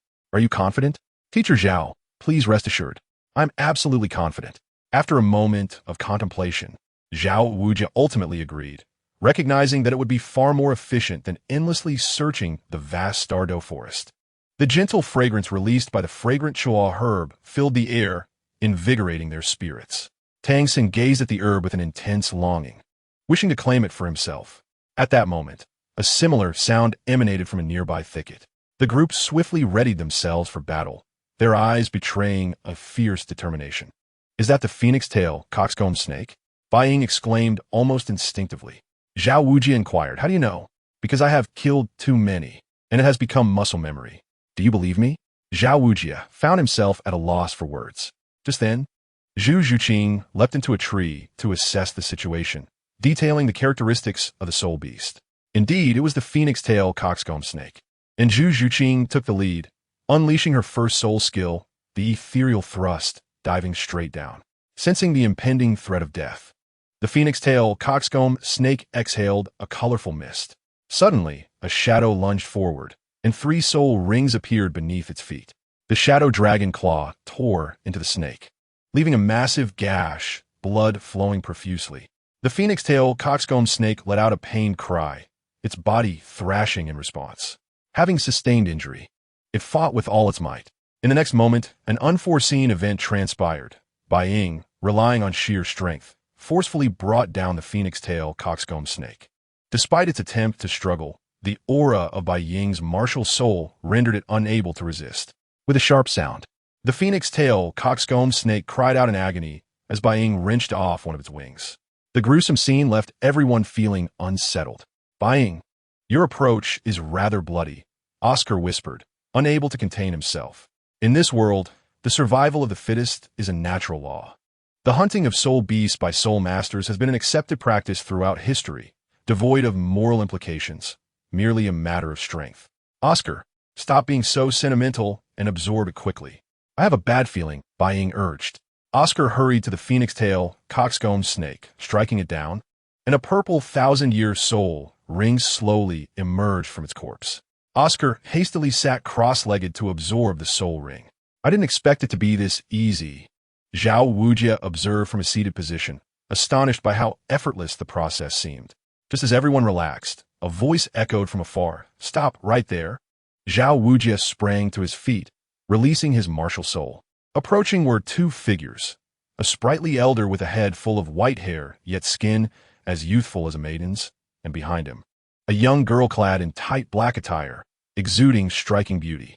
Upon seeing Zhao Wujie's 7 soul rings, the elder's demeanor shifted, and he cautiously addressed him.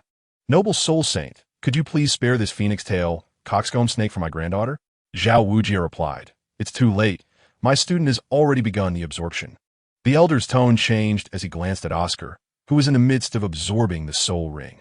"This person has actually surpassed level 30, he remarked, contemplating Oscar's age and realizing he was not much older than his granddaughter. "May I ask your name?" "The unmoved king, Zhao Wujie," he stated. The elder, increasingly discontent, lamented that the soul beast they had hunted with great effort had ultimately been seized by another. "Brother Zhao, I implore you for a resolution." "What resolution?" Zhao Wujie retorted. "You can only blame yourselves for arriving too late." Meng Yiran interjected, "You are bullying us. This soul beast was clearly obtained through our hard work, and you merely took advantage of the situation. Just a mere soul beast. Compensating you is hardly a problem," Zhao Wujie responded dismissively. "Compensate us? Are you jesting? Finding a suitable soul beast is exceedingly difficult. Is this a joke? Just wait a moment, and you will see," Bai Ying asserted confidently. "And I must warn you, should you choose to act, there is no need. Even a titled law would take time to breach this barrier, let alone you mere soul emperors. My grandmother is indeed a soul emperor. And do you know how long we've searched for this soul beast?" The elder retorted. "Who cares how long you searched? Whoever claims it first is the rightful owner." Chapter 68. The Rules of the Soul Master World. Moreover, I must remind you that even if you too wish to cause us trouble, you must first ensure your own survival, the elder added. "What does that mean?" Meng Yiran questioned. While a soul saint could indeed deal with a soul emperor, it posed a challenge. The elder feared that Zhao Wujie might act unexpectedly without her husband, Long Gong Meng Shu. She knew she could not defeat Zhao Wujie alone, especially with her granddaughter, Meng Yiran, at stake. "Brother Zhao, what do you mean by that? Are you threatening this old woman?" the elder asked. Zhao Wujie replied, "Of course not. My student means that soon a multitude of soul beasts will converge here. Given your strength and your need to protect your granddaughter, it may become quite troublesome." The elder pondered this when suddenly the roars of soul beasts echoed closer. A swarm of them surged forth like a black tide, their eyes gleaming with ferocity, their roars deafening like thunder.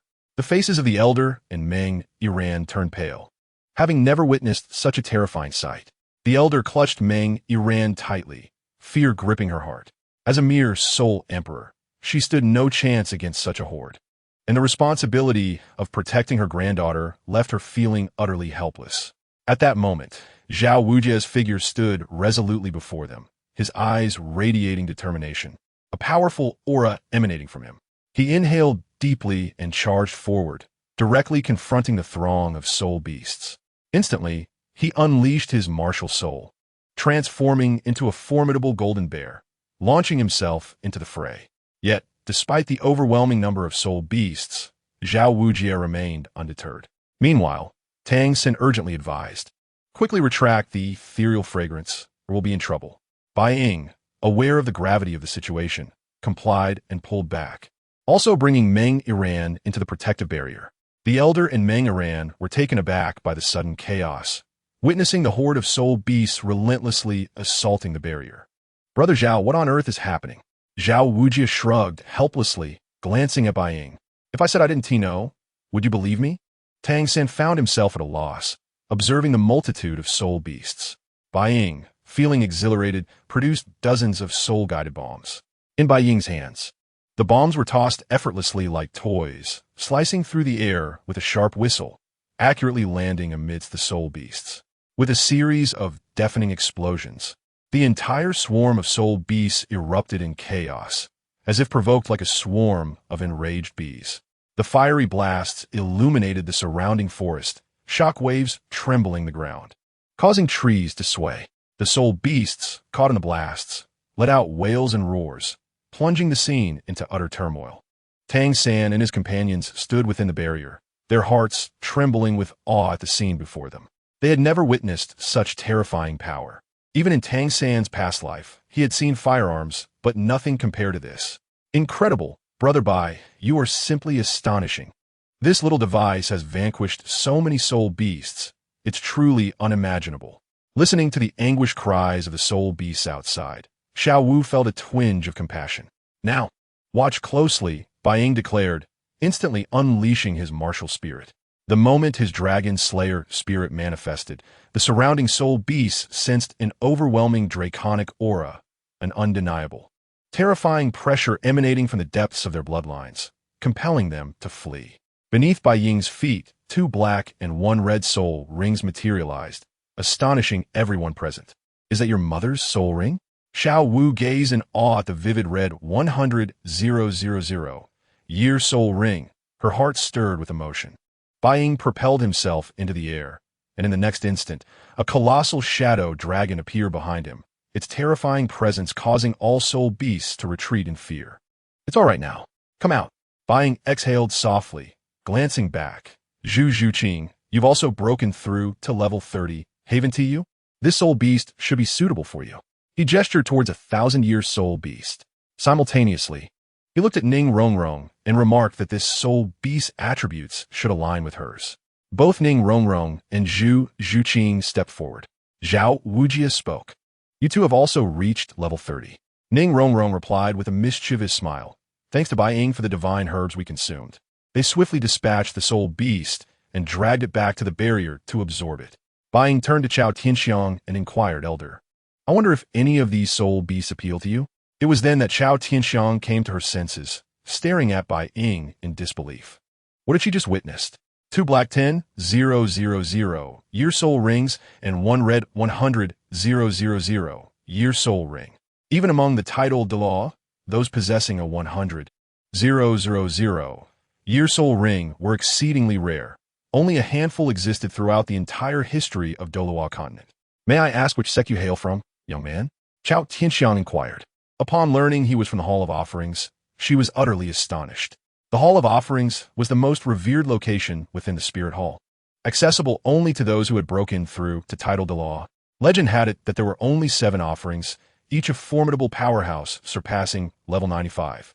Chao Tianxiang's tone shifted to one of deep respect. "It was my error. I sincerely apologize."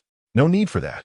Just remember to yield when you encounter me in the future, lest I make you both disappear from the entire Douluo continent," he warned. "Who do you think you are? My grandmother has already apologized." Meng Iran, audacious and unafraid, had been raised under the protection of the Dragon King and Snake Lady. Thus, Witnessing her grandmother's subservience stirred her ire. Chao Tianxiang was furious. The Hall of Offerings and the Spirit Hall were not comparable, though they belonged to the same institution. The strength of the Hall of Offerings far surpassed that of the Spirit Hall. What do you wish to do then? Let us abide by the rules of the Soul Master community. You are the granddaughter of the Dragon King and Snake Lady, yet you are not worthy to challenge me. However, I can recommend someone for you to face, Tang San. Although he was unwilling, Tang San, upon being named, reluctantly agreed, fine, if I defeat him, then I shall have the right to challenge you. Meng Yiran stepped forward confidently, while Tang San, though displeased, followed suit. Meng Yiran swiftly advanced, striking at Tang San with her serpent staff. Tang San, known for his short temper, activated his first soul skill, binding, as the attack neared. Countless blue-silver grasses ensnared Meng Yiran completely. With the added venom of the mandala snake paralyzing her, Tang San felt confident that the match was nearing its conclusion. Be cautious. She is about to unleash her true capabilities, Bai Ying warned. In an instant, Meng Yiran summoned her soul power, causing 2 soul rings to materialize. Her body appeared to melt into a puddle, swiftly escaping the bindings. The serpent staff unleashed 2 flying blades, aimed at Tang San. He caught her staff with ease, and had the snake lady not been present, Meng Yiran would have likely faced dire consequences. The two engaged in a contest of soul power, with Tang San employing the profound techniques of the Tang Sect to gain the upper hand over Meng Yiran. Suddenly, a deafening roar echoed from the distance, causing the entire forest to tremble. Everyone instinctively halted their movements, turning towards the source of the sound. A massive figure darted between the trees. Soon coming into view, a colossal ape, seemingly as large as a mountain, its muscles bulging, skin rough as iron, and eyes gleaming with ferocity. Its arrival brought an invisible pressure that rendered every person present breathless. The king of the forest, the Titan Great Ape. Bai Ying had anticipated the Titan Great Ape's appearance, knowing its target was Xiao Wu. Zhao Wujia and Chao Tianxiang acted swiftly, but their combined efforts were dismissed by the Titan Great Ape, which immediately unleashed a gravitational field. Quickly, retreat into the Soul Guide. We must not waste any more time, Bai Ying urged as he pulled Dai Mubai and Ma Hongjun into the device. At that moment, both fell unconscious. A thunderous crash shattered the earth, as if an unseen hammer had struck down. The oppressive force immobilized everyone, their hearts feeling constricted, breaths becoming labored, faces paling. Yet, the instinct for survival drove them to flee desperately. Meng Yiran, witnessing Chao Tianxiang succumb to unconsciousness, was flooded with fear. Her legs felt numb, trembling uncontrollably. Tears of terror welled in her eyes, spilling down her cheeks as her heartbeat raced, threatening to burst from her chest. She wished to flee, but her legs felt as heavy as lead. She yearned to scream, yet only faint whimpers escaped her throat, helplessly watching as the Titan Great Ape approached, its massive hands capable of easily crushing her. Bai Ying employed the Qian shift, transporting Zhao Wujia and Tang San into the Soul Guide simultaneously. Meng Yiran, overwhelmed by the immense pressure, realized she was merely a 2-ring soul master, utterly incapable of withstanding the kingly might of the Titan Great Ape. She fainted instantly. At that moment, only Xiao Wu and Bai Ying remained conscious. "They are my friends," Bai Ying declared, as soon as the words left his lips. The Titan Great Ape halted its advance. Bai Ying continued, "Xiao Wu, it seems you haven't seen the Titan Great Ape in quite some time. You should also be able to acquire the 3rd soul ring. Follow the Titan Giant Ape. With its protection, I feel quite reassured." The Titan Giant Ape gazed at the individual before him and spoke in a deep voice, "Human, what is your relationship with Sister Xiao Wu? Rather than inquiring of me, you might as well ask Xiao Wu herself. Enough of this. You two should leave now." With that, Xiao Wu followed the Titan Giant Ape and departed from the scene. Bai Ying turned to the others, Zhu Zhuqing, Ning Rongrong, and Oscar, who were still absorbing their soul rings and would need considerable time. Zhao Wujia and Chao Tianxiang had only suffered minor impacts. The Titan Giant Ape had not truly attacked. The most severely injured were Tang San and Meng Yiran. Bai Ying approached, feeling for Tang San's pulse. With his mastery of the Shantian skill, he should awaken without issue. His gaze then shifted to Meng Yiran, and he moved to lift her gently. Meng Yiran possessed an ethereal beauty, her demeanor cool, yet slightly reminiscent of Ning Rongrong's temperament. observing the unconscious individuals. Bai Ying let out a soft sigh and spoke. This cannot be blamed on me. You were injured, and I am merely healing you. He adjusted her position and channeled his internal energy, a pure and overwhelming force surging into her body. Meng Yiran coughed softly, gradually regaining consciousness. Due to the immense internal energy from the Qian Renxue, her already tattered clothing disintegrated into ashes. It must be said that Meng Yiran's figure was exquisite, her skin smooth as water. To describe her, one might say she was as delicate as a flower. On Earth, she would be best suited as a ballet dancer. Her flexibility was nothing short of extraordinary. However, Bai Ying understood that this was not the moment for admiration, especially considering her grandmother was still present. If he were to act inappropriately now, he would undoubtedly face dire consequences. The first thing Meng Yiran saw upon opening her eyes was Bai Ying. Upon realizing her attire was missing, she suddenly exclaimed, "You scoundrel!" A sharp slap resounded as Bai Ying received a blow to the face. Meng Yiran quickly stood and retreated, eyeing Bai Ying with caution. "I was saving you. Had I not intervened, you would have perished." Reflecting on her recent ordeal, Meng Yiran realized he had indeed saved her. Yet she could not help but mention her clothing, saying, "But you shouldn't have removed my clothes. Please, who would wish to strip you? At your age, you are hardly my type." Bai Ying retorted, "And that slap? I shall remember it. Had I known, I wouldn't have saved you." Meng Yiran shot back. "Did I ask you to save me? You're nothing but a rogue." Bai Ying found himself at a loss for words, having never before been countered by a woman. "I suppose this is a case of a dog biting Lu Dongbin, unable to recognize a good person," he mused. "Nevertheless, I shall settle this score." Chapter 70. The Fourth Soul Ring Grandmother. "Are you all right?" Chao Tianxiang gradually awakened, being helped up by Meng Yiran. "We must leave. This place is unsafe. The Titan giant ape may return." Meng Yiran nodded and assisted Chao Tianxiang away, while Zhu Zhuqing and Ning Rongrong were the first to regain consciousness. Observing the wreckage around them, they wondered aloud what had transpired. "As long as you finish absorbing your rings, it's fine. Xiao Wu has been taken by the Titan giant ape. I must find her.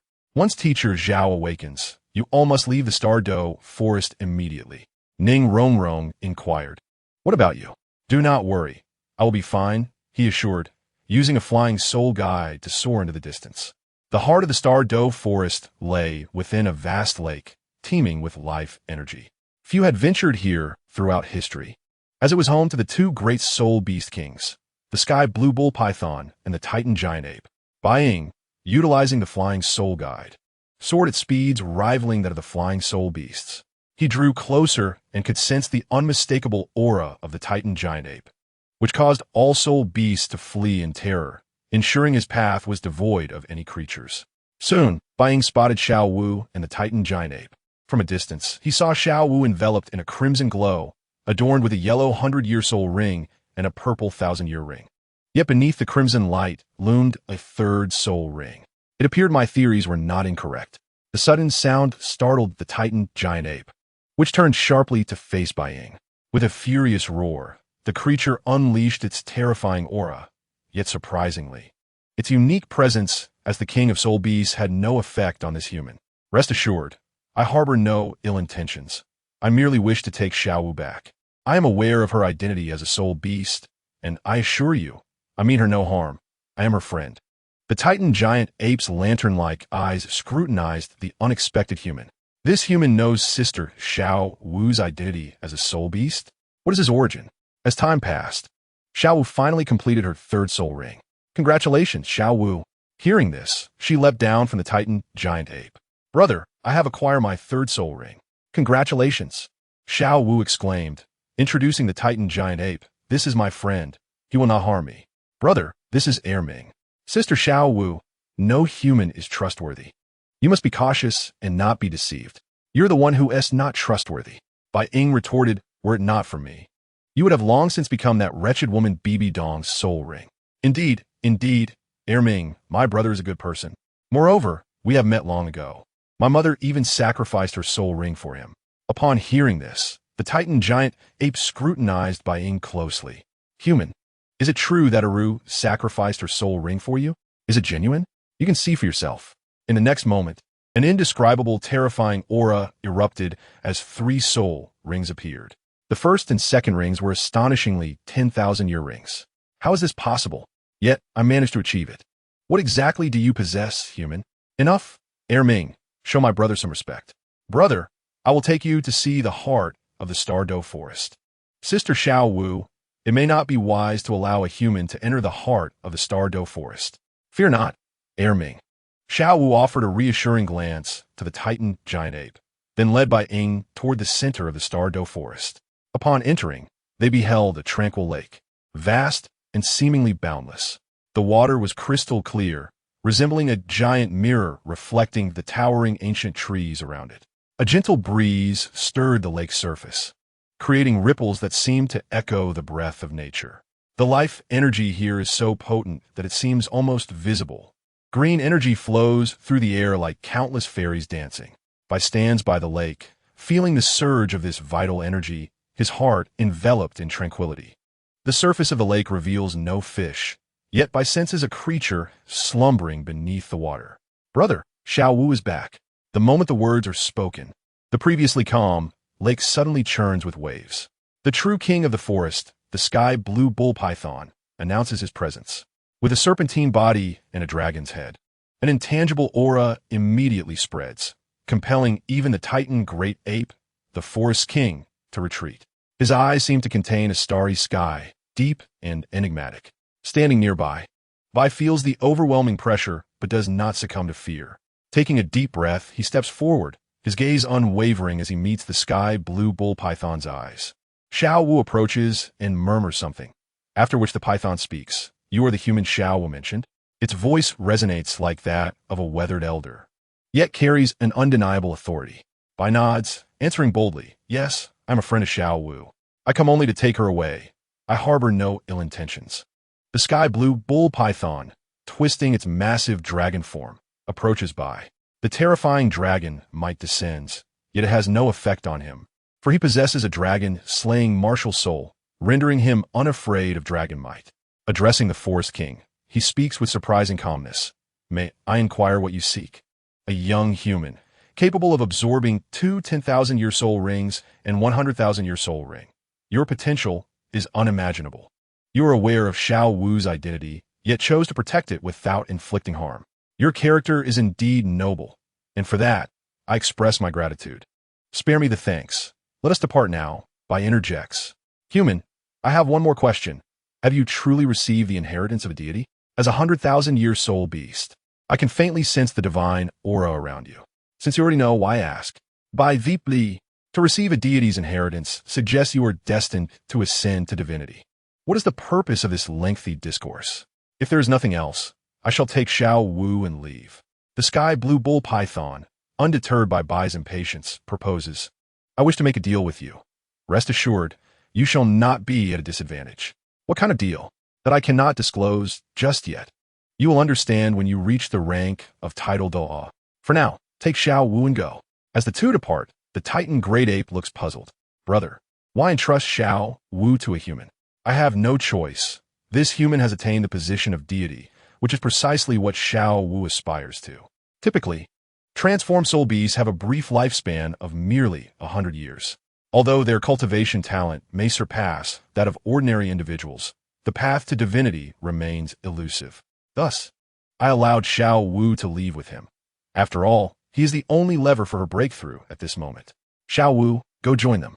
I will hunt a soul beast and obtain my 4th soul ring before reuniting with you. Brother, let me accompany you.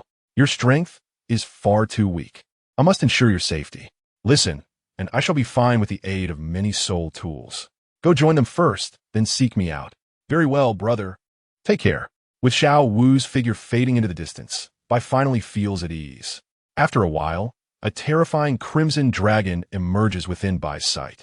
The bloodthirsty dragon is a unique variant, characterized by its frenzied state, which significantly enhances its power, speed, and defense.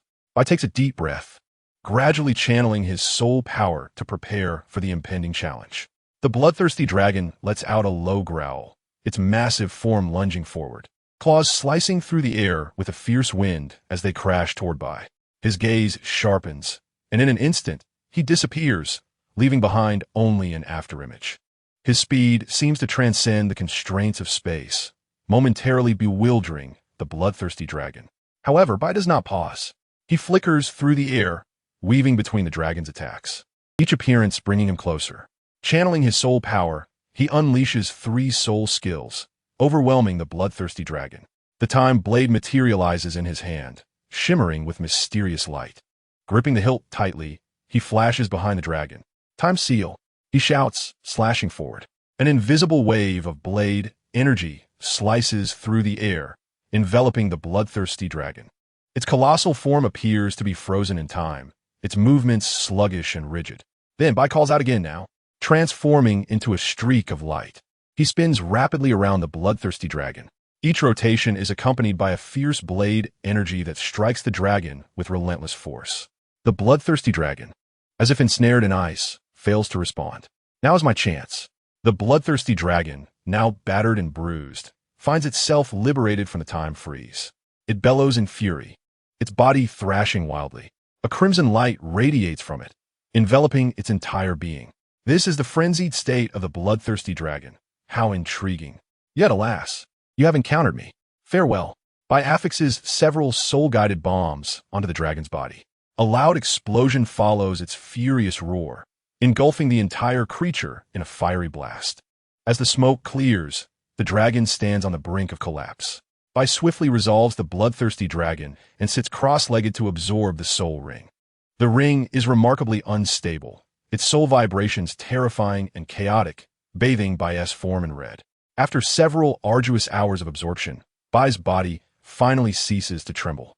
He slowly opens his eyes, his pupils gleaming with a profound crimson light, as if having devoured countless lives in the dark of night. His aura grows immensely powerful, akin to an invisible storm raging within him. The air around him warps under this force, and his silhouette flickers in and out of view. Behind him, the bloodthirsty dragon's soul ring spins slowly, emanating a disquieting energy. The rage and bloodlust contained within the ring now submit to Bai's command, becoming docile and obedient. Bai rises, gazing at his newly acquired 4th soul ring, and breaks into a smile. At last, I have completed it. My 4th soul skill is named Bloodthirst. Suddenly, from the corpse of the bloodthirsty dragon, a red light emanates, revealing 2 soul bones upon closer inspection.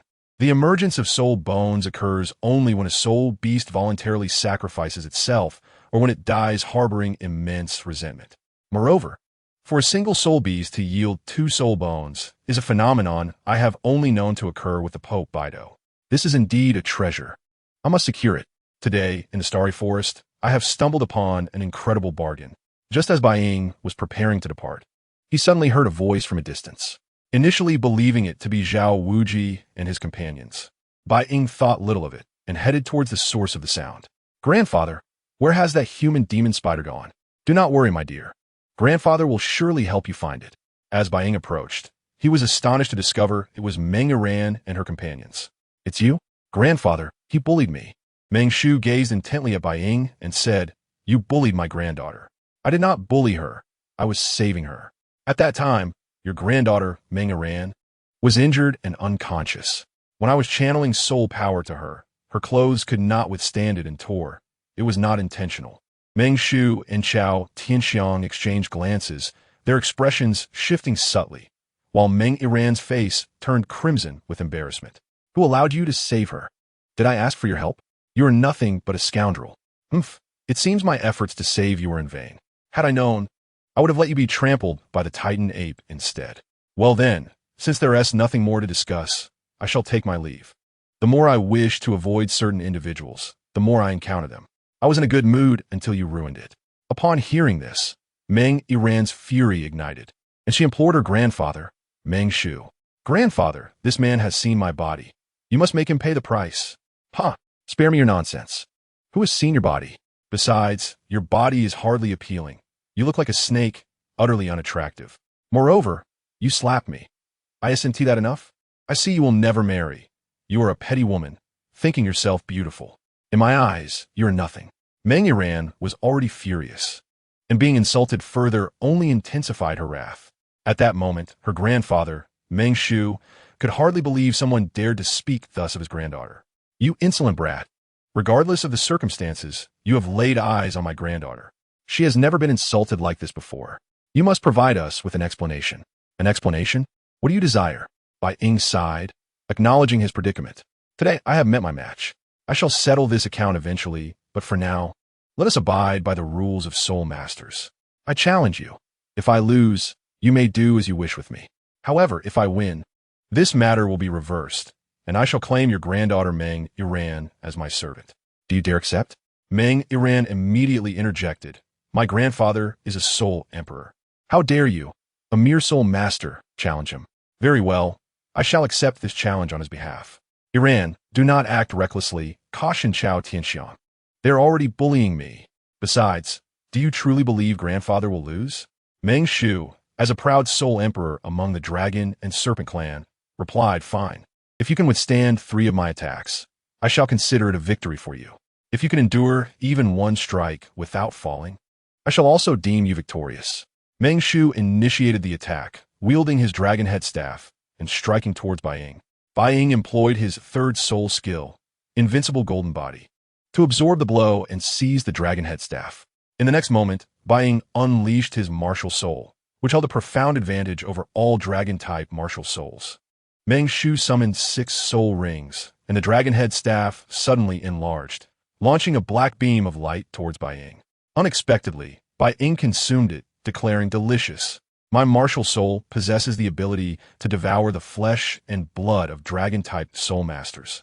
Though my current strength is insufficient to fully consume you, I can easily absorb your remnants. Now it is my turn.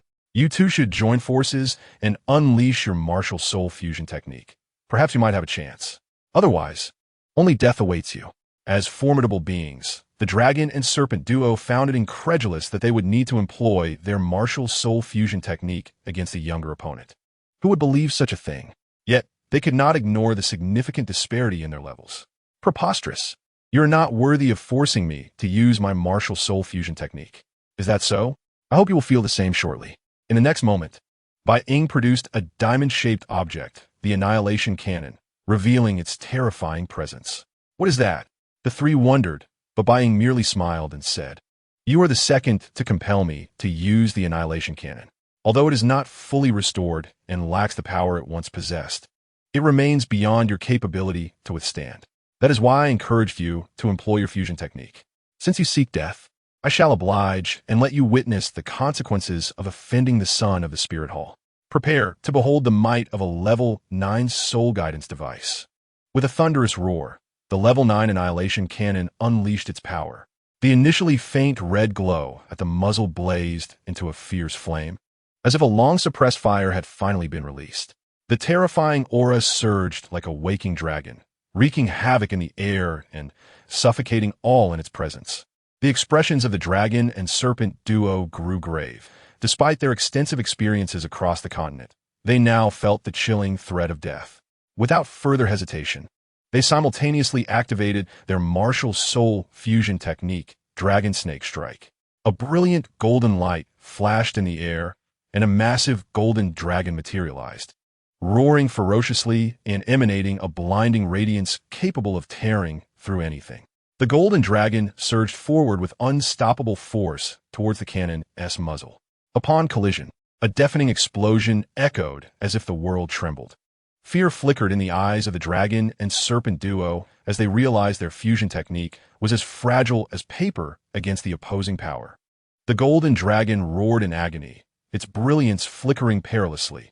In an instant, they collapsed, gasping for breath. The two gazed in terror at the soul guidance device, fully aware of its tremendous power, having just experienced it firsthand. The commotion quickly attracted numerous soul beasts, and, as they struggled to stand, they were taken aback to find Meng Yiran and Bai Ying had vanished. Yiran, Chao Tianxiang, and Meng Shu felt overwhelming regret, but before they could leave, a multitude of soul beasts surrounded them.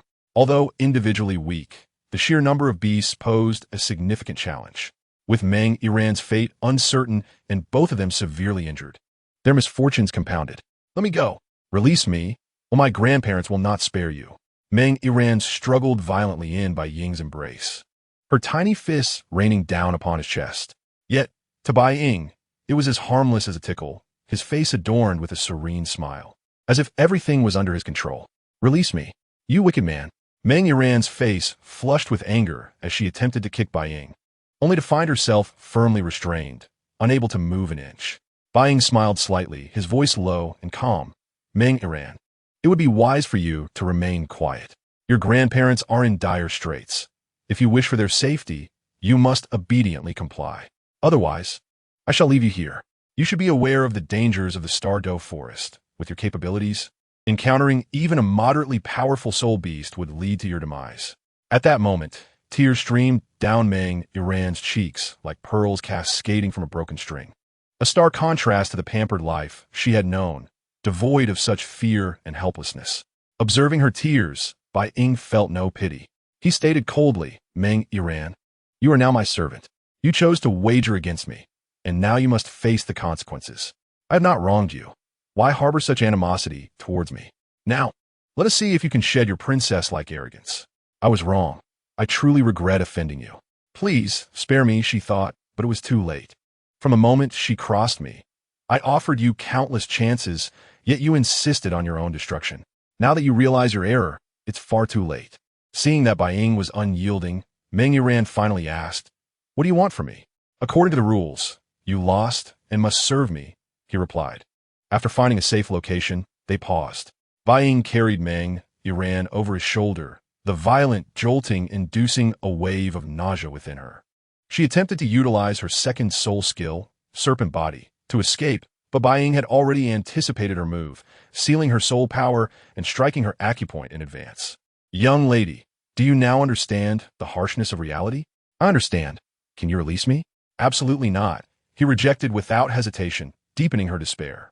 "What must I do for you to let me go? Did I not make myself clear? Serve me, and I shall grant you your freedom. As a future high-ranking member of the Spirit Hall, your servitude to me is a privilege earned from your past life." Meng Yiran gritted her teeth in anger, thinking, "This privilege is yours alone. Do you even want it? Aside from that, what else do you desire? I can grant your wishes. But I only want this," he insisted, "and I have no interest in what you offer. Did you not refer to me as a villain? Allow me to show you what a true villain is," he said, leaning in to kiss her. Startled, Meng Yiran's eyes widened, her lips parting slightly as if she forgot to breathe. Bai Ying's lips brushed against hers like a feather, and in that instant, she felt as if she had entered a dream, the world around her fading away. His lips were warm and soft, and she could distinctly feel his breath and heartbeat, which quickened her own pulse to a frantic rhythm. Confusion enveloped her mind, leaving her at a loss for how to react. Bai Ying's tongue gently explored her mouth, sending a shiver coursing through her body. She yearned to resist, yet her body felt paralyzed. The only thought that lingered was the loss of her innocence. Is this what a true villain is? She pondered as they parted, realizing the terrifying nature of this man. He was far more vindictive than she had imagined. "You dare to kiss me? No one has ever had the audacity to do so." Meng Yiran's face burned crimson, a mixture of anger and embarrassment consuming her. "Now that you recognize your mistake, I shall grant you time to reflect. You are now my servant, so behave accordingly. Rest assured, your future will hold benefits, but only if you obey. Disobedient servants meet but one fate, death. Do you truly dare to kill me? Why not? Even if you perish, it merely adds to my troubles. Do you truly believe your grandparents can threaten me? The dragon and snake, while esteemed in Douluo continent, are merely sole emperors to the Spirit Hall, where many are far more formidable. You would be better off taking your own life than falling into my hands." Meng Yiran's face was resolute, yet in the next moment, her neck was seized tightly, a wave of suffocation overwhelming her. She gasped for air as the pressure intensified. "Do you feel that? That is death. Did you not wish for it? I can fulfill that wish." Meng Yiran initially contemplated forcing him to release her through threats of self-harm, but his unpredictable nature left her aghast. The suffocating grip ignited her instinct to survive, and tears filled her eyes, but ultimately, she suppressed her fear. As Bai Ying sensed her weakening breaths and fading color, he inquired, "Do you still wish for death? I can grant it to you now. I do not want to die," she pleaded, her voice growing faint as she clutched his hand around her throat. "Remember your words today.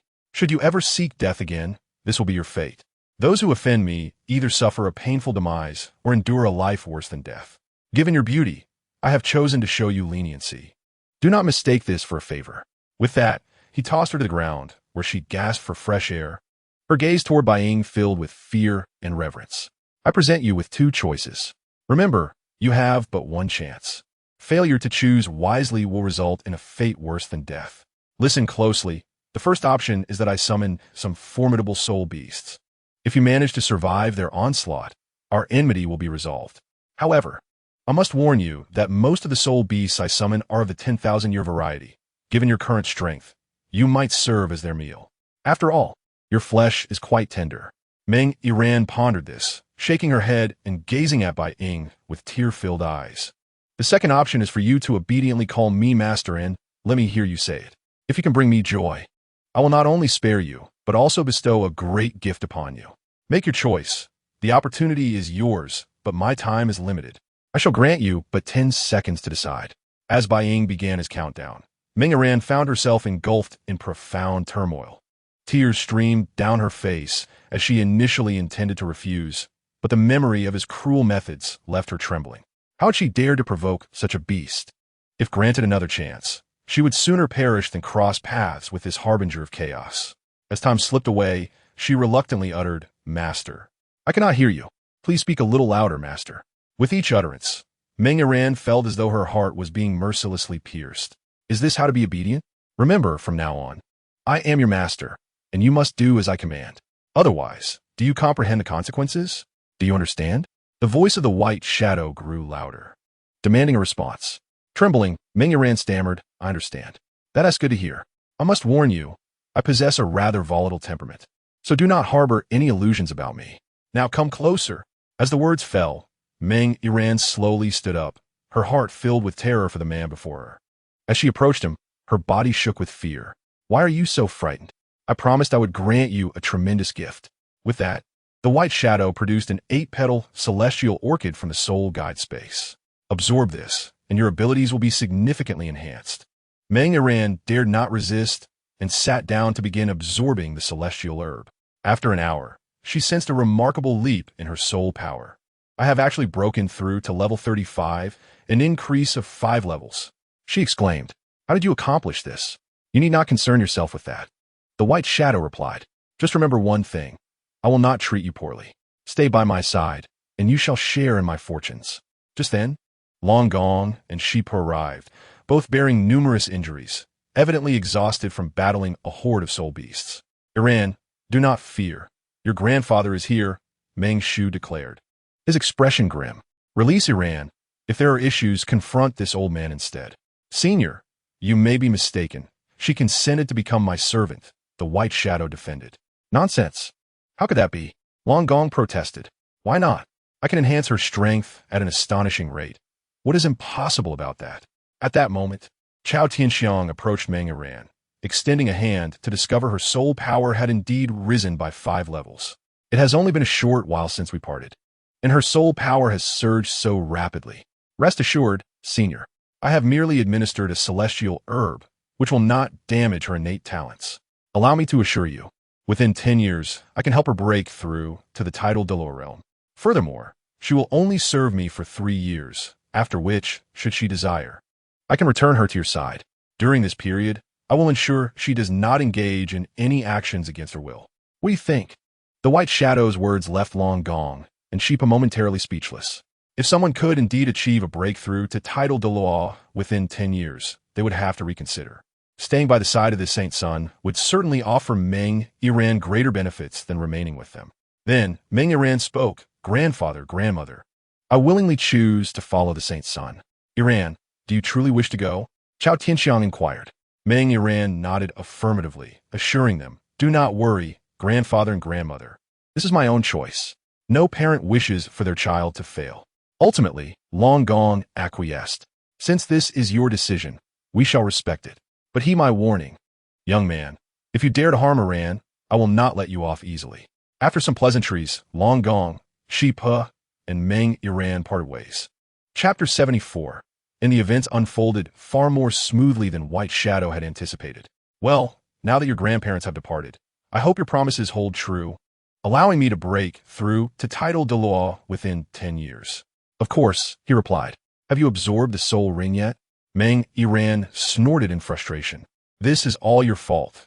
The phoenix-tailed, chicken-crowned serpent soul ring was taken from us, and now the human-faced demon spider is nowhere to be found.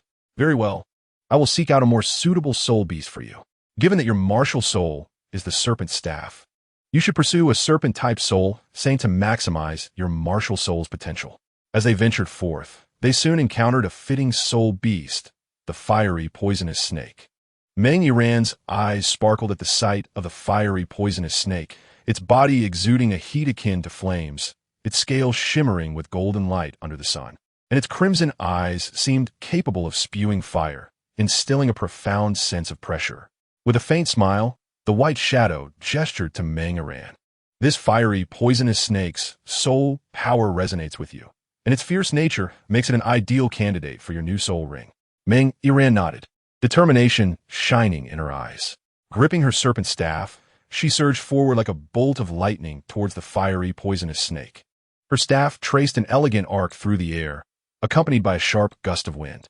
Meng Yiran's speed was astonishing. She reached the fiery, poisonous snake in an instant. Startled by the sudden attack, the fiery, poisonous snake unleashed a resounding roar, coiling its fiery body, ready to counterattack. Yet Meng Yiran was swifter. Her staff struck precisely at the creature's vital point. The fiery, poisonous snake writhed in agony, its crimson eyes filled with terror. Observing this, White Shadow immediately released his soul power to help stabilize the fiery, poisonous snake, allowing Meng Yiran to secure it.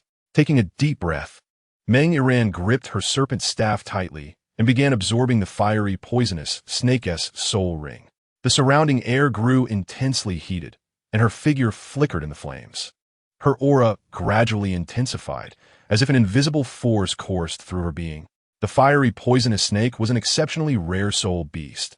Even the human-faced demon spider, known as a nightmare among lesser soul beasts, would hesitate to provoke it due to its unique fire poison. After an indeterminate period, she finally completed the absorption. I did it. I succeeded. What is your third soul skill?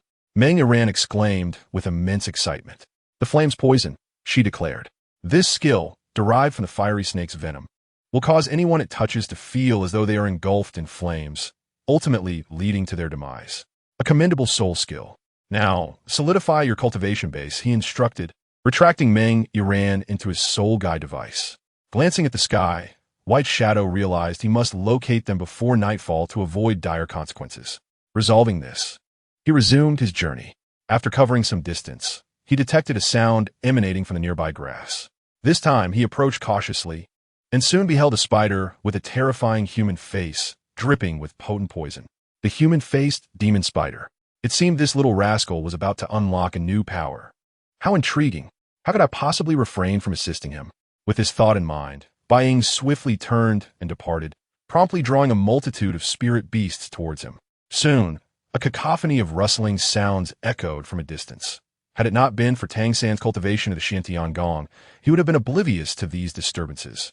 Previously, Tang Sect had struggled against the faceless demon spider, and now, with an influx of spirit beasts appearing, he found himself at an even greater disadvantage, as these creatures were beyond his current capability to confront. Yet, he could not bear to relinquish the soul ring of the faceless demon spider. Through his purple extreme demon eye, he discerned that the spirit beasts were still some distance away, prompting him to resolve the matter swiftly. At this juncture, Zhao Wujia and the others arrived. Teacher Zhao, this faceless demon spider is perfectly suited to become my soul ring. Please assist me. Upon hearing this, Zhao Wujia did not hesitate. With a powerful gravity compression, he firmly restrained the faceless demon spider and followed up with a strike that sent it hurtling into a tree. The faceless demon spider was in a dire state.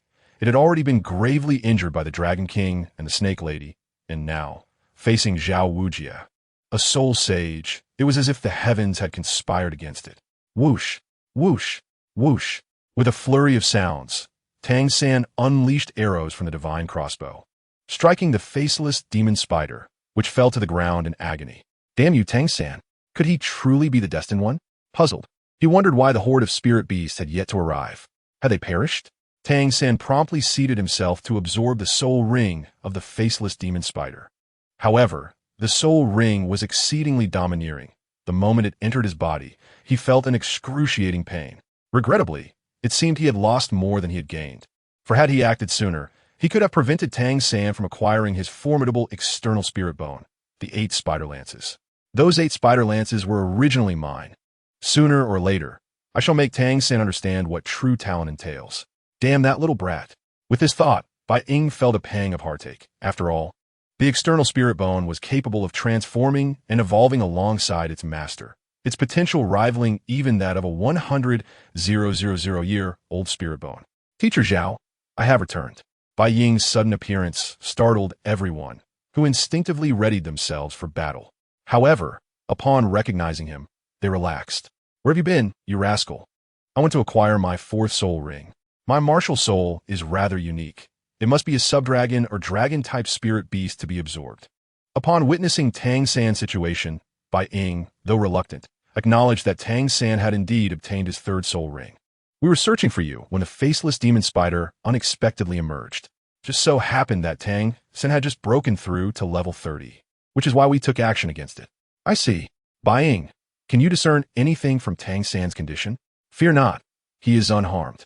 The power from the faceless demon spider is overwhelmingly potent, and the limit for a rogue lies in physical strength.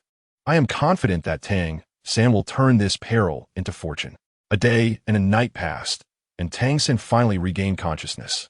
Now sporting 8 spider legs protruding from his back, resembling a living monstrosity.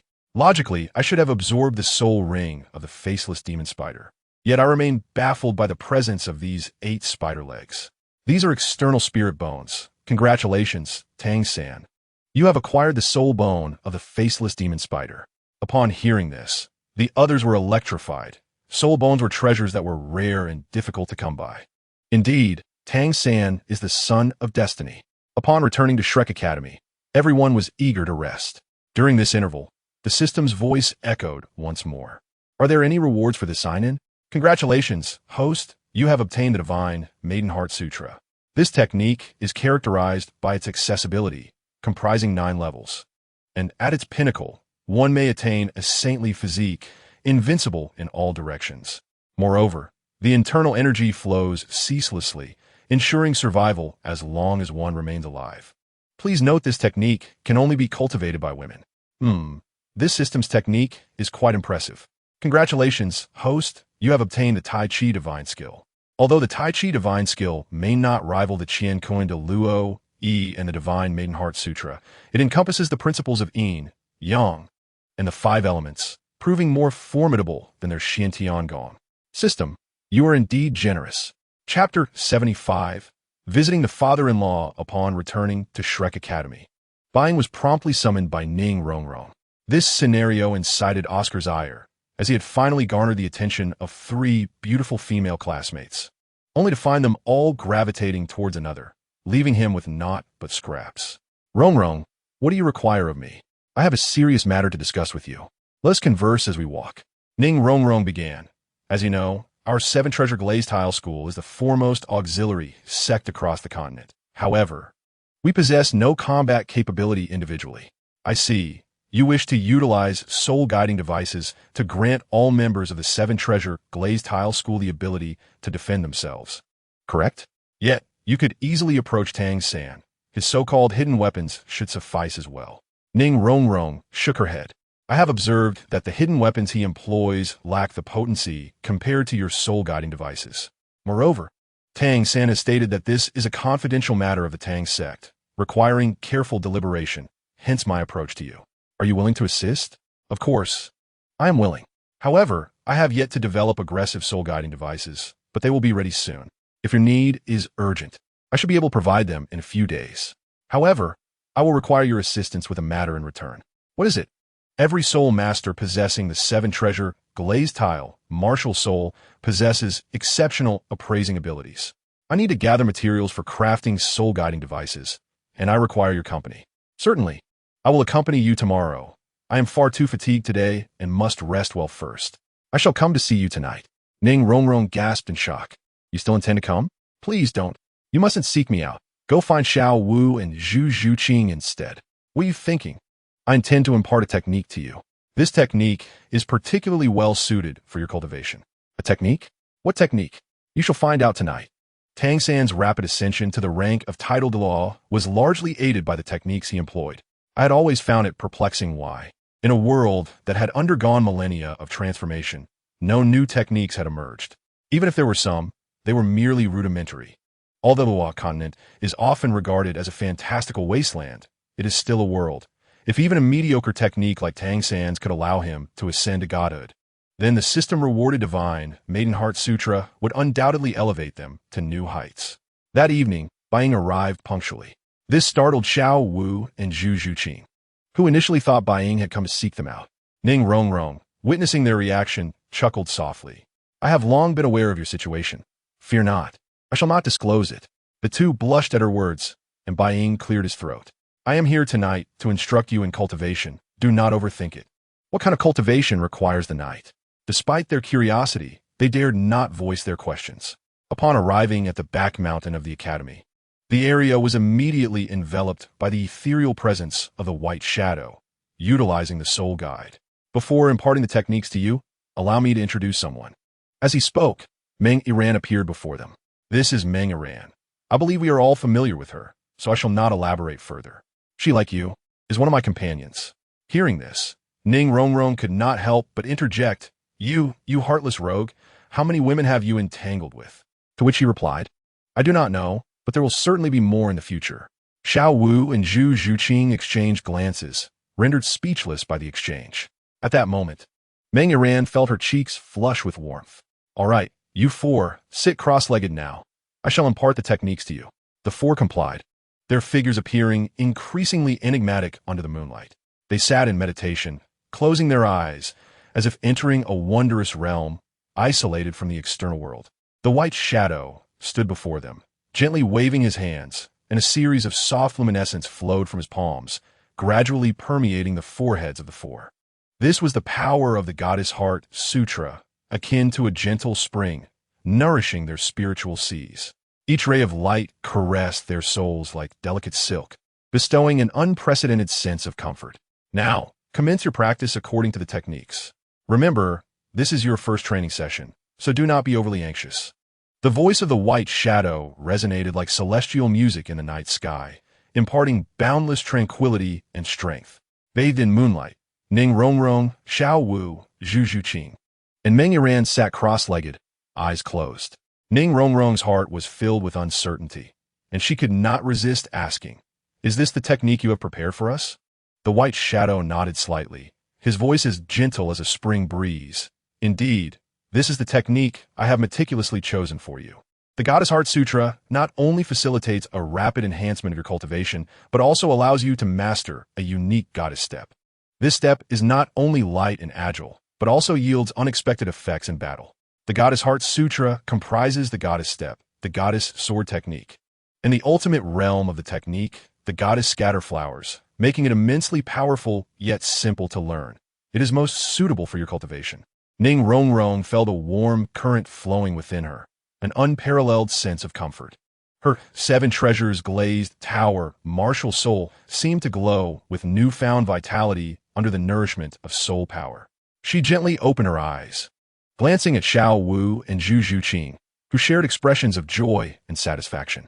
Meng Iran, however, kept her eyes tightly shut, surrounded by a faint mist, as if her soul power was fervently circulating, merging with the celestial essence of the world outside.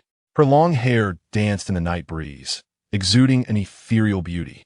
I feel as though all the fatigue in my body has vanished, Xiao Wu exclaimed in astonishment, seemingly invigorated by the experience. Ning Renxue and the others echoed her sentiments, each taken aback by the miraculous nature of the technique. Now, Xiao Wu, you and the others continue your training. Renxue, come with me. I have another technique prepared specifically for the members of the Seven Treasures Glazed Sect. This technique is simple and even more suitable for your sect. Ning Renxue nodded in agreement, and the two walked a short distance.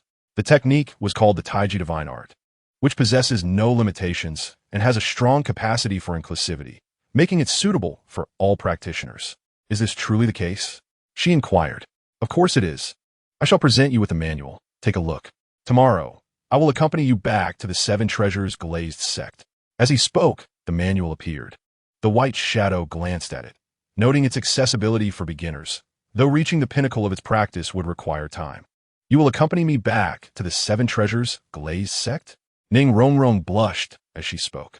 Of course, it is time to meet my future father-in-law, and my sole guide requires a deeper integration with the Seven Treasures Glazed Sect, for which I will need your assistance. Chapter 76. Will you truly return with me? You and meet my father? No, that is absolutely out of the question. The primary concern stemmed from the fact that the White Shadow was affiliated with the Spirit Hall, and the relationship between the Spirit Hall and the Seven Treasures Glazed Sect had always been fraught with tension. Moreover, the Seven Treasures Glazed Sect was currently tightly bound to the Tiando royal family.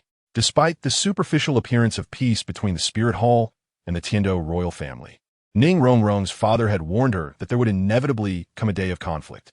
Furthermore, the Tiando royal family would never allow the Seven Treasures Glazed Sect to join the Spirit Hall. Should that occur, it would pose a significant threat to the empire. In such a case, the most prudent course of action would be to eliminate any potential threat to their rule, a consensus understood by all. I understand your concerns regarding the relationship between the Spirit Hall and the Seven Treasures Glazed Sect, but do not forget, I represent only the Hall of Offerings, not the Spirit Hall itself. This distinction is crucial. At least for now, the Spirit Hall remains in a state of division. Rest assured, it will be all right, regardless. We will face this matter eventually, whether sooner or later. But what if my father harbors ill intentions towards you? Do not worry.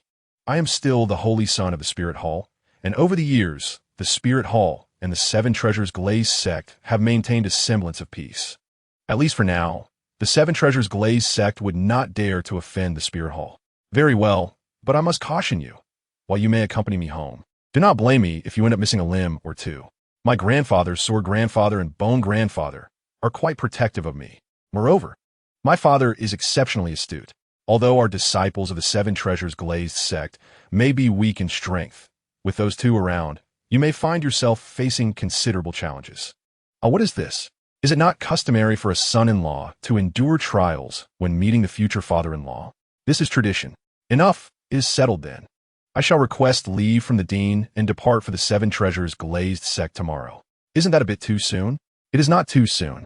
It is better to act early than to delay. Moreover, once I arrive at the Tiando Imperial City, I will require some preparation, which may take additional time. In the dean's office, the atmosphere between Master and Flinder grew increasingly tense, with both speaking in restrained tones. If it were not for Tang San, I would not have come to you. I certainly know how long you wish to continue evading this. I merely wish to prove myself. Tang San is the son of the Haotian Douluo. Only his talent can provide me the opportunity to validate my theories. If I can nurture a genius with dual martial souls, I will be able to return honorably to the Blue Lightning Tyrant Dragon clan. And I will ensure that everyone knows I, alongside Xiao Gang, have cultivated a titled law with dual martial souls. You remain as stubborn as ever. Can you not relent a little?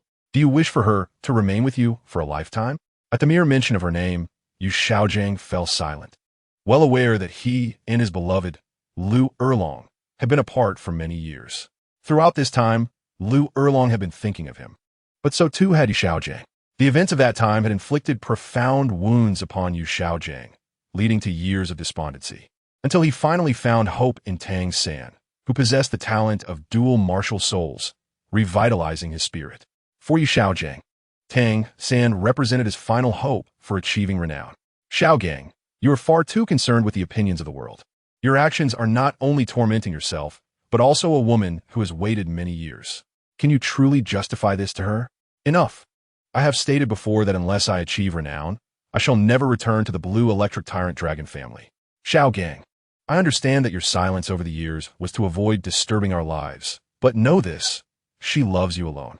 If there were any possibility between him and me, while we have waited until now, the moment I realized he was my biological brother, any potential was extinguished. Let's not dwell on this matter. Your current happiness stems from your mistress.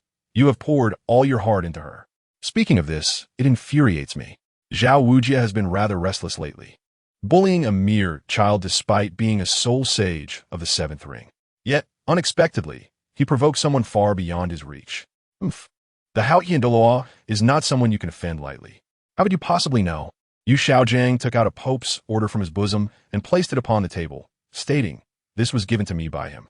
If he were an ordinary man, how could I have accepted him as my disciple? Do not forget, he is the son of the Qian Renxue, possessing the bloodline of the Qian Renxue. Are you suggesting that his martial soul is mutated? No, he is the third person in history to possess twin martial souls.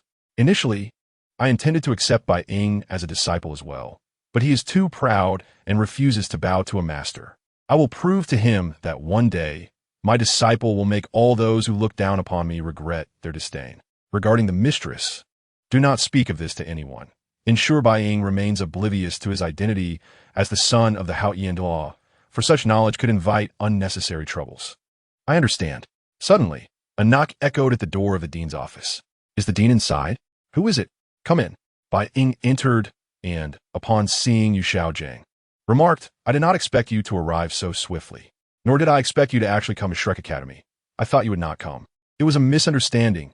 I did not come here on your account. I merely wished to see how far your disciple might go. This is none of your concern. The atmosphere grew tense, prompting Flinder to intervene, saying, Bai Ying, what brings you here? Dean, I would like to request a leave of absence to visit the Seven Treasure Glazed Tile School with Ning Renxue. Leave of absence? What is your purpose? Naturally, I wish to establish a cooperative relationship with the Seven Treasure Glazed Tile School, and also to meet my future father-in-law. Very well then, the matter is settled. I shall take my leave now. I trust the dean will agree. Yes? Flinder thought to himself, what use is my consent? What difference does it make if I agree or not? Very well, just return promptly. You truly wish to accompany me back. You have asked more than once, of course. However, upon reaching the Heaven Do Imperial City, you cannot go directly to the Seven Treasure Glazed Tile School. Rest assured, I will ensure you make a grand return to the Seven Treasure Glazed Tile School in a few days. Moreover, the gift I have prepared for Ning Fingji will certainly not be refused. Chapter 77. Conditions what gift? You will know when the time comes. It remains a secret for now. The following morning, they boarded a carriage heading towards the Heaven Do Imperial City. As they traveled, Ning Renxue's heart raced with an unusual blend of anxiety and fear. Fear that if Bai Ying were to come to harm, it would cause her unbearable pain. Noticing her troubled expression, Bai Ying felt a pang of concern. After all, they were about to meet Ning Fingji, a cunning man renowned for his intellect throughout the Douluo series. Although his methods might be irksome, one cannot help but admire his wisdom. After a lengthy pause, Bai Ying finally spoke.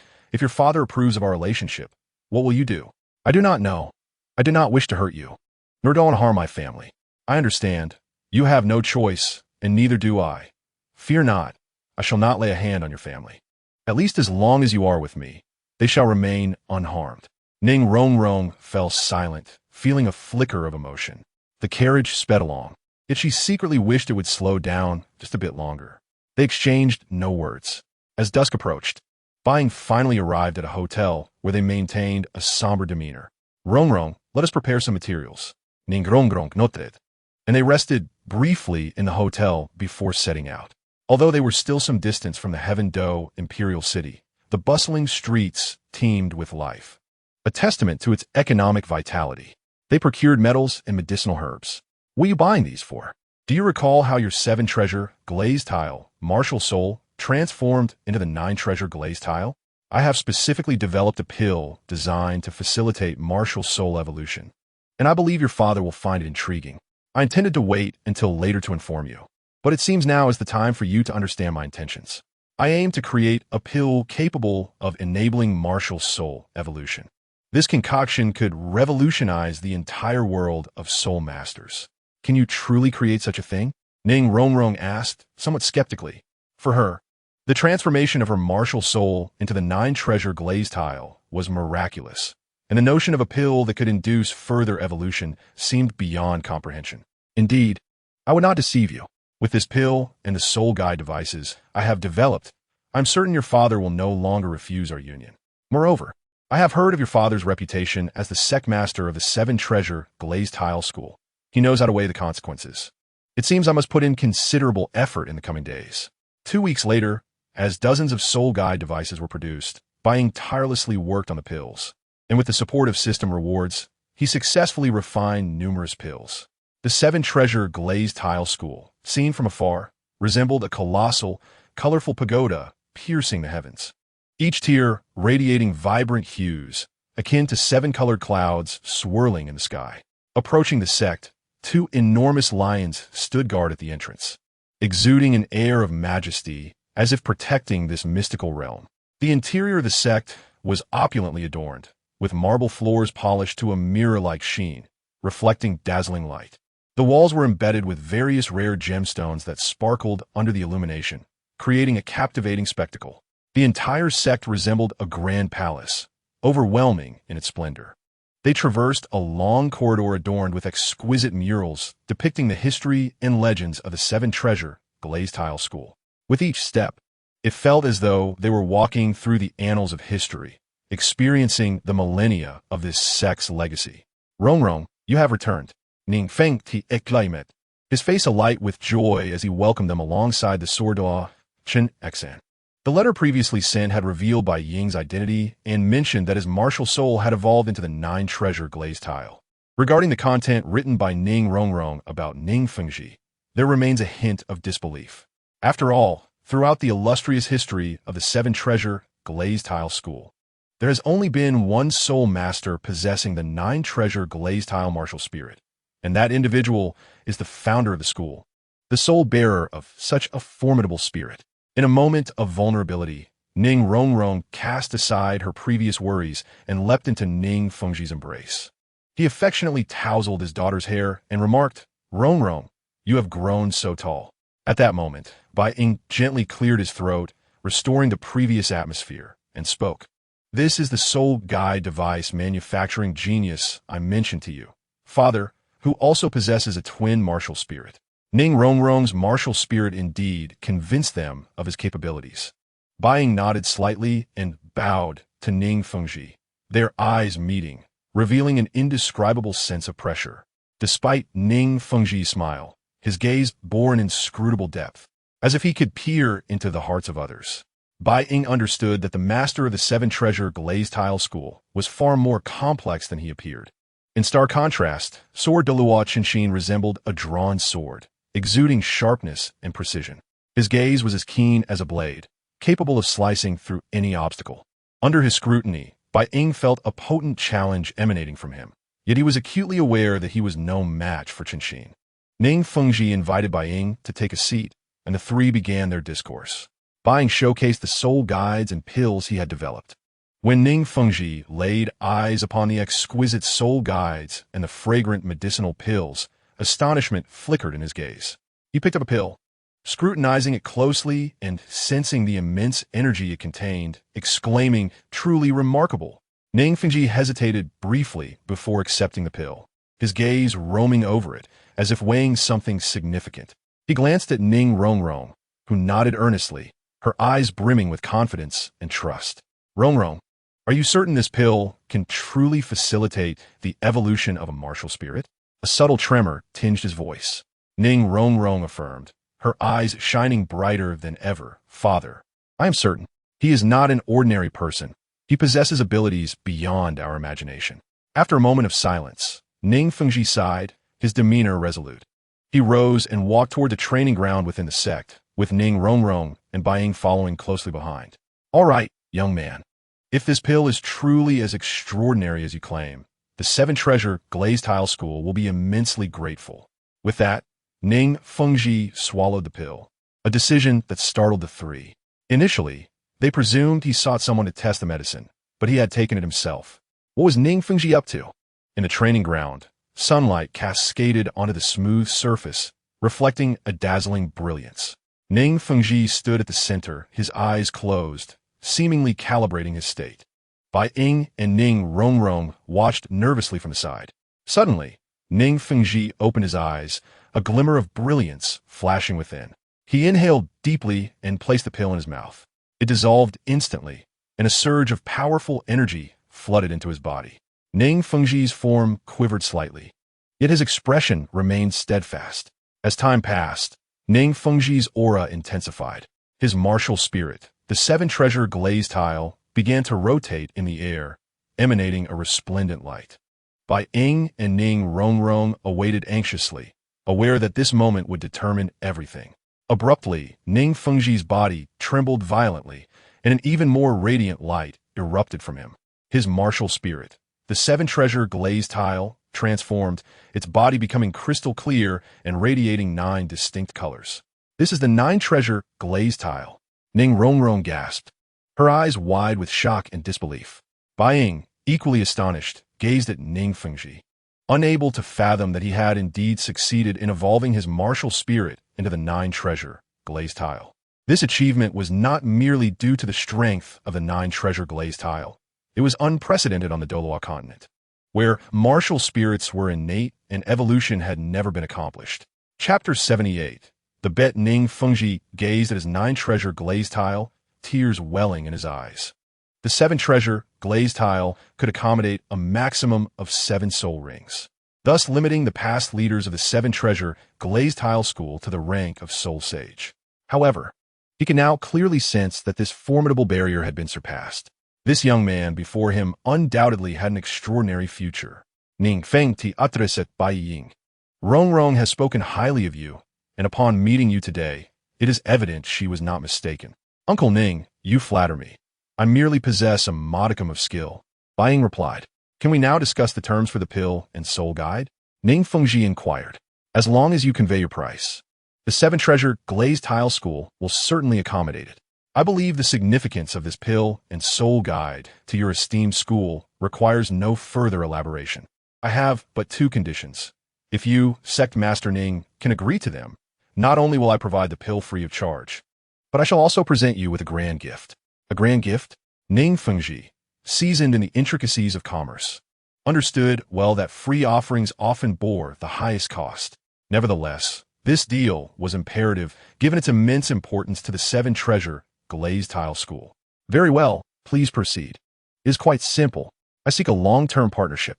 First, I require substantial financial resources and materials, which I trust Sect Master Ning can provide. That is certainly feasible.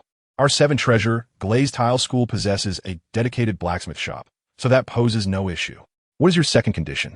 I wish to marry your daughter, Bai Ying declared. At this juncture, an unexpected tension surged within Bai Ying, while Ning Rongrong's face flushed with color.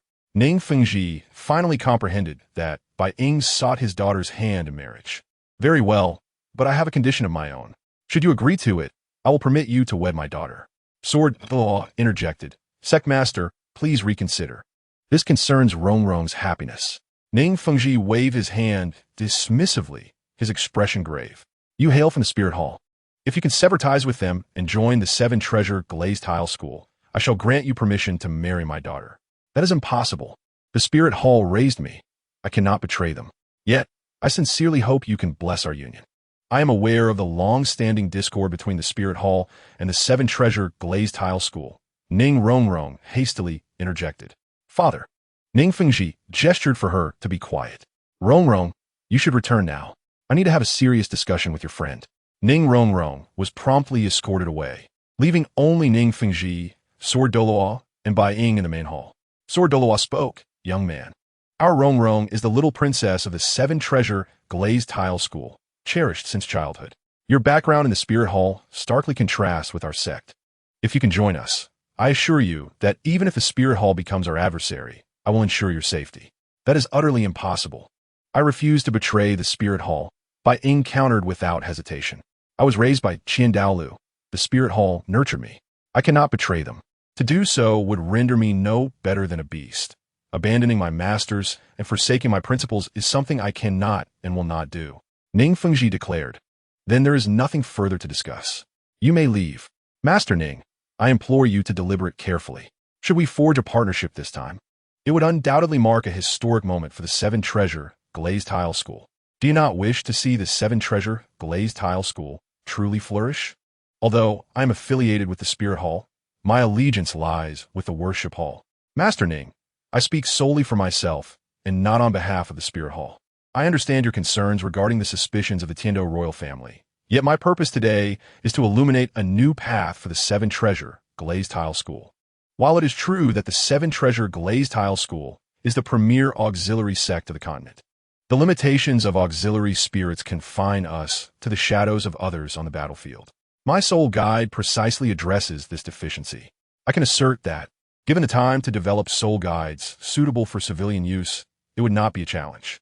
Imagine a civilian, untrained yet wielding a soul guide. I can guarantee they would harness at least 30 to 40% of its potential. The number of soul masters is finite, whereas the populace of civilians is vastly greater. Consider this. A civilian facing a soul master, even in death, would still make a gain, as the power of the soul guide could allow for a life exchange.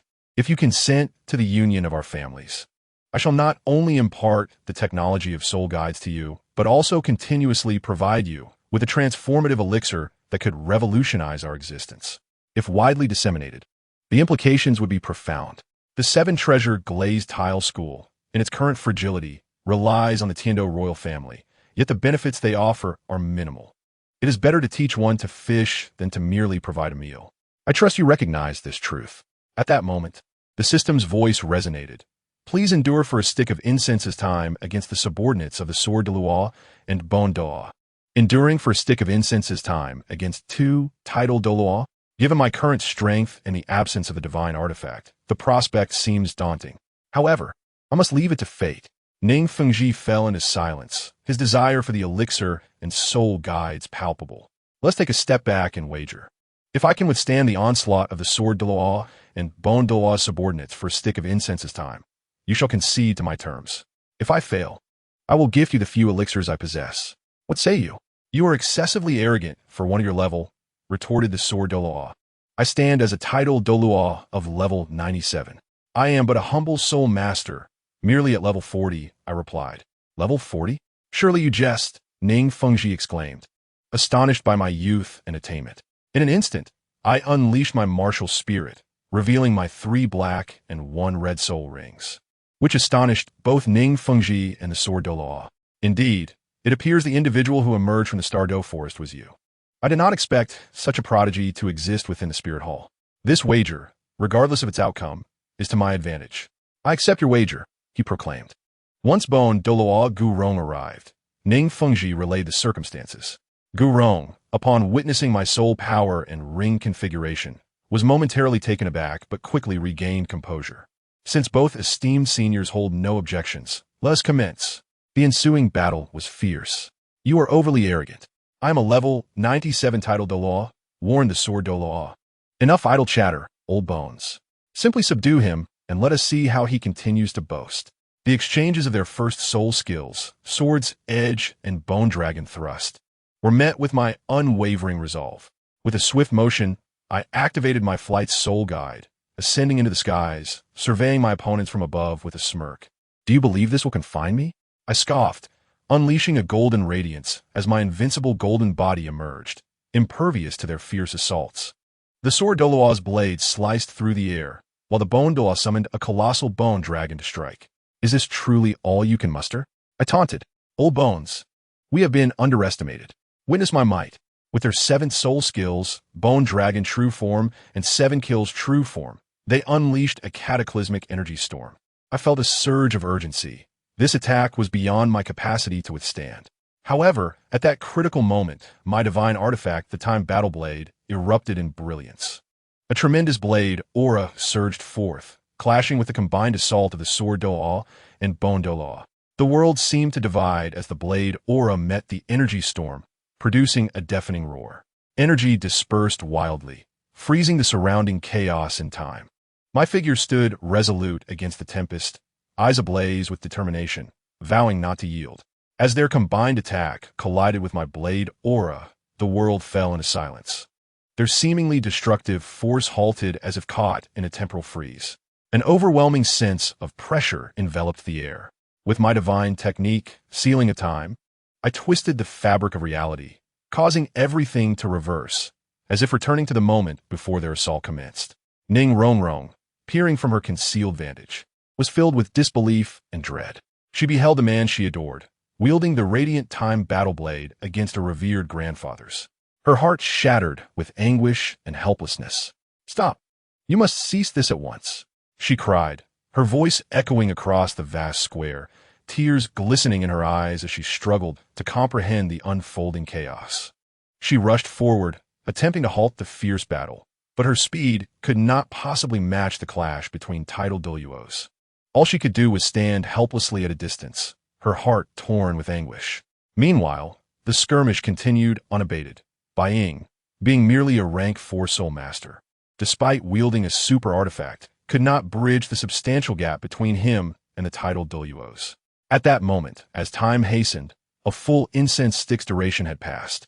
Yet the assault from Sword Douluo and Bone Douluo showed no signs of abating. An incense stick's time has elapsed. Esteemed seniors, please cease your attacks. Remarkably powerful. Then allow me to counter with another move. Congratulations to the host for acquiring 2 divine abilities of the Time Battle Blade, Time Reversal and Time Acceleration. Time Acceleration permits the swiftness of aging in opponents, allowing their attacks to dissipate entirely through the power of time. Time Reversal enables one to revert to a previous moment, applicable for both offense and defense. 9th Soul Skill, Bone Transformation Dragon. 9th Soul Skill, Demon and God Dual Slash. At this moment, even Ning Fengji felt a surge of panic. The 9th Soul Skills of titled Douluos are typically the most formidable among their arsenal. Should Bai Ying perish, the 7-treasure Glazed Tile School would undoubtedly face catastrophic repercussions. Boy, it's still not too late to concede. In my lexicon, the word surrender does not exist.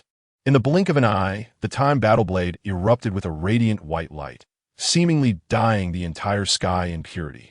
Simultaneously, cracks appeared upon his battle armor, as if it were enduring unimaginable pressure. Yet, at that juncture, additional plates emerged upon his original armor, enveloping his entire form. With a thunderous roar, Bai Ying wielded the Time Battle Blade, unleashing all 4 divine abilities simultaneously. Time appeared to warp in that instant, rendering the surroundings indistinct. The assaults of Sword Douluo and Bone Douluo, upon reaching Bai Ying, seemed to be devoured by an invisible force, vanishing without a trace. Fortunately, I employed the 4th divine ability of the Time Battle Blade, Time Reversal. Otherwise, the consequences would have been dire. As Bai Ying's blade energy dissipated, the heavens seemed to exhale in relief. Sword Douluo, Qian Renxue, and Bone Douluo Gurong, both titled Douluos, now descended like fallen leaves. Their bodies traced melancholic arcs through the air before crashing heavily to the ground, stirring clouds of dust. Both sustained grievous injuries, blood gushing from their wounds. Their faces as pale as parchment. They struggled to rise, only to find their strength utterly drained, unable to move even a finger. Do you yield? Ning Fengji observed the unfolding events. Though still reluctant to accept the reality, he had no recourse. The wager was one he had agreed to. Ning Zhongzhu, I have triumphed. Ning Rongrong rushed over, supporting Bai Ying with a face full of concern. At this moment, Sword Douluo and Bone Douluo slowly rose, and Ning Rongrong, witnessing her beloved grandfather's injured, exclaimed, Grandfather Jian, Grandfather Gu, are you all right? We old fellows are fine, but this boy's strength is formidable. Ning Fengji, observing the scene, ultimately conceded with a sense of resignation. Regardless of the outcome, there were benefits to be gained. Chapter 80. Conversation. Father, Bai Gu has won. Surely you must agree now. Ning Fengji sighed. Ah, how quickly a daughter forgets her father when a man enters her life. Ning Rongrong, you blush so easily, he teased, to which she retorted, Father, spare me your jesting. A clever person like you cannot be unaware of Bai Ying's significance to our 7-treasure Glazed Tile School. Ning Fengji sighed again and asked, Are you willing to marry him? Willing. Ning Fengji nodded. Very well, a daughter cannot be kept. At this moment, Bai Ying addressed Sword Douluo, Qian Renxue, and Bone Douluo Gurong. Seniors, do you wish to continue? Old Bones, how can you be so ineffectual? Who is ineffectual? I was also defeated. Was it my inadequacy or yours? A dignified title Douluo bested by a mere soul master? Speak again if you dare. Both Sword Douluo, Qian Renxue, and Bone Douluo Gurong were brimming with fury. Yet Ning Fengji interjected, Uncles, you are both titled Douluos. Do not lose your dignity before the younger generation. Finally, they relented, turning to Bai Ying. Boy, we shall compete again someday. My Rongrong cannot be so easily taken from me. Bai Ying replied, If the seniors wish to challenge me, I am ever ready. Ning Rongrong added, Grandfathers, this is my own choice. You have witnessed his talent firsthand. Such aptitude is perhaps unparalleled throughout the Douluo continent. Even if he hails from the Spear Hall, If he can elevate our 7-treasure glazed tile school to the 9-treasure glazed tile school, what sacrifice would I make? Moreover, I genuinely care for him. Rongrong, we do not mean it that way. We merely fear he may mistreat you in the future. Ning Rongrong quickly approached Sword Douluo Chenexin, stating, if he ever wrongs me, I shall certainly inform Grandfather Jian, and you shall help me discipline him. Sword Douluo Chenexin promptly agreed, very well. Finally, the matter reached a resolution, and they returned to the main hall of the sect. I have only concocted over 20 pills thus far, but if provided with suitable materials and time, I assure you that all soul masters of the 7-treasure glazed tile tower can transform into the 9-treasure glazed tile tower. However, I must caution you, Uncle Ning, that these materials are quite rare, hence the cost may be rather steep. Material concerns are not an issue. Our 7-treasure glazed tile school is renowned as the foremost support sect. Since the material issue is settled, I shall draft a list of materials and a method for pill concoction. With my assistance, you shall learn the method within months. Although the pills produced may not be flawless, they should suffice. Are you truly willing to share this method with our 7-treasure glazed tile school? Of course, it is merely a trivial pill concoction method. It holds no value for me. Even if I provide it to you, the likelihood of successful concoction may not be high, as it requires immense patience and profound soul power, along with the genius of a true prodigy. Otherwise, it is utterly impossible. I understand. Let us set this matter aside for now. I wish to inquire about another issue. You must be aware of the discord between our 3 upper sects and the Spear Hall. Our 7-treasure glazed tile school supports the Tiando imperial family, while the Blue Lightning Tyrant Dragon clan remains neutral. Although the Qian sect remains hidden, they seem to favor the Shiluo imperial family. The continent has been tumultuous these years. I sense change is imminent. I would like to know your insights on this matter. Since Rongrong has chosen you, I, as her father, naturally wish for my children's happiness. Speak your mind. Truly, the leader of the 7-treasure glazed tile school possesses sharp insight. Indeed, without the Spirit Hall's intervention, the Tiando Empire would have long since perished. The Tiando imperial family's standing pales in comparison to the Shiluo Empire, primarily due to the quality of their martial spirits. Additionally, the nobility indulges in pleasure, showing little interest in governance. As the royal family of the Tiando Empire continues to decline and chaos ensues, it seems only a matter of time before further turmoil arises. However, in recent years, I have learned that the second prince, Xue Qinghe, is a man of considerable ability. Perhaps he could lead the Tiando Empire toward a new future. Bai Ying, of course, recognizes that Xue Qinghe is none other than Qian Renxue, and thus sings his praises. Ning Fengji suddenly inquired about Xue Bong, questioning what accomplishments a mere dandy could achieve. His talent, while not ordinary within the royal lineage of the Tiando Empire, certainly does not classify him as a genius. I believe he is incapable of significant achievements. You possess an astonishing understanding of the Tiando Empire, Rongrong. It seems I did not misjudge you, he remarked. But let us shift the topic. Tell us about the soul guidance devices. As far as I know, the manufacturing techniques for these devices have been lost to time. How do you manage it? This is a secret I cannot divulge, Bai Ying replied. However, rest assured, I can share some of the research techniques with you. Ning Fengji nodded, saying very well. I, Ning Fengji, am by no means a stingy man. You have aided us immensely, and I have now entrusted my daughter to you. I hope you will treat her well. Furthermore, if there is anything else you require, we shall do our utmost to fulfill your needs.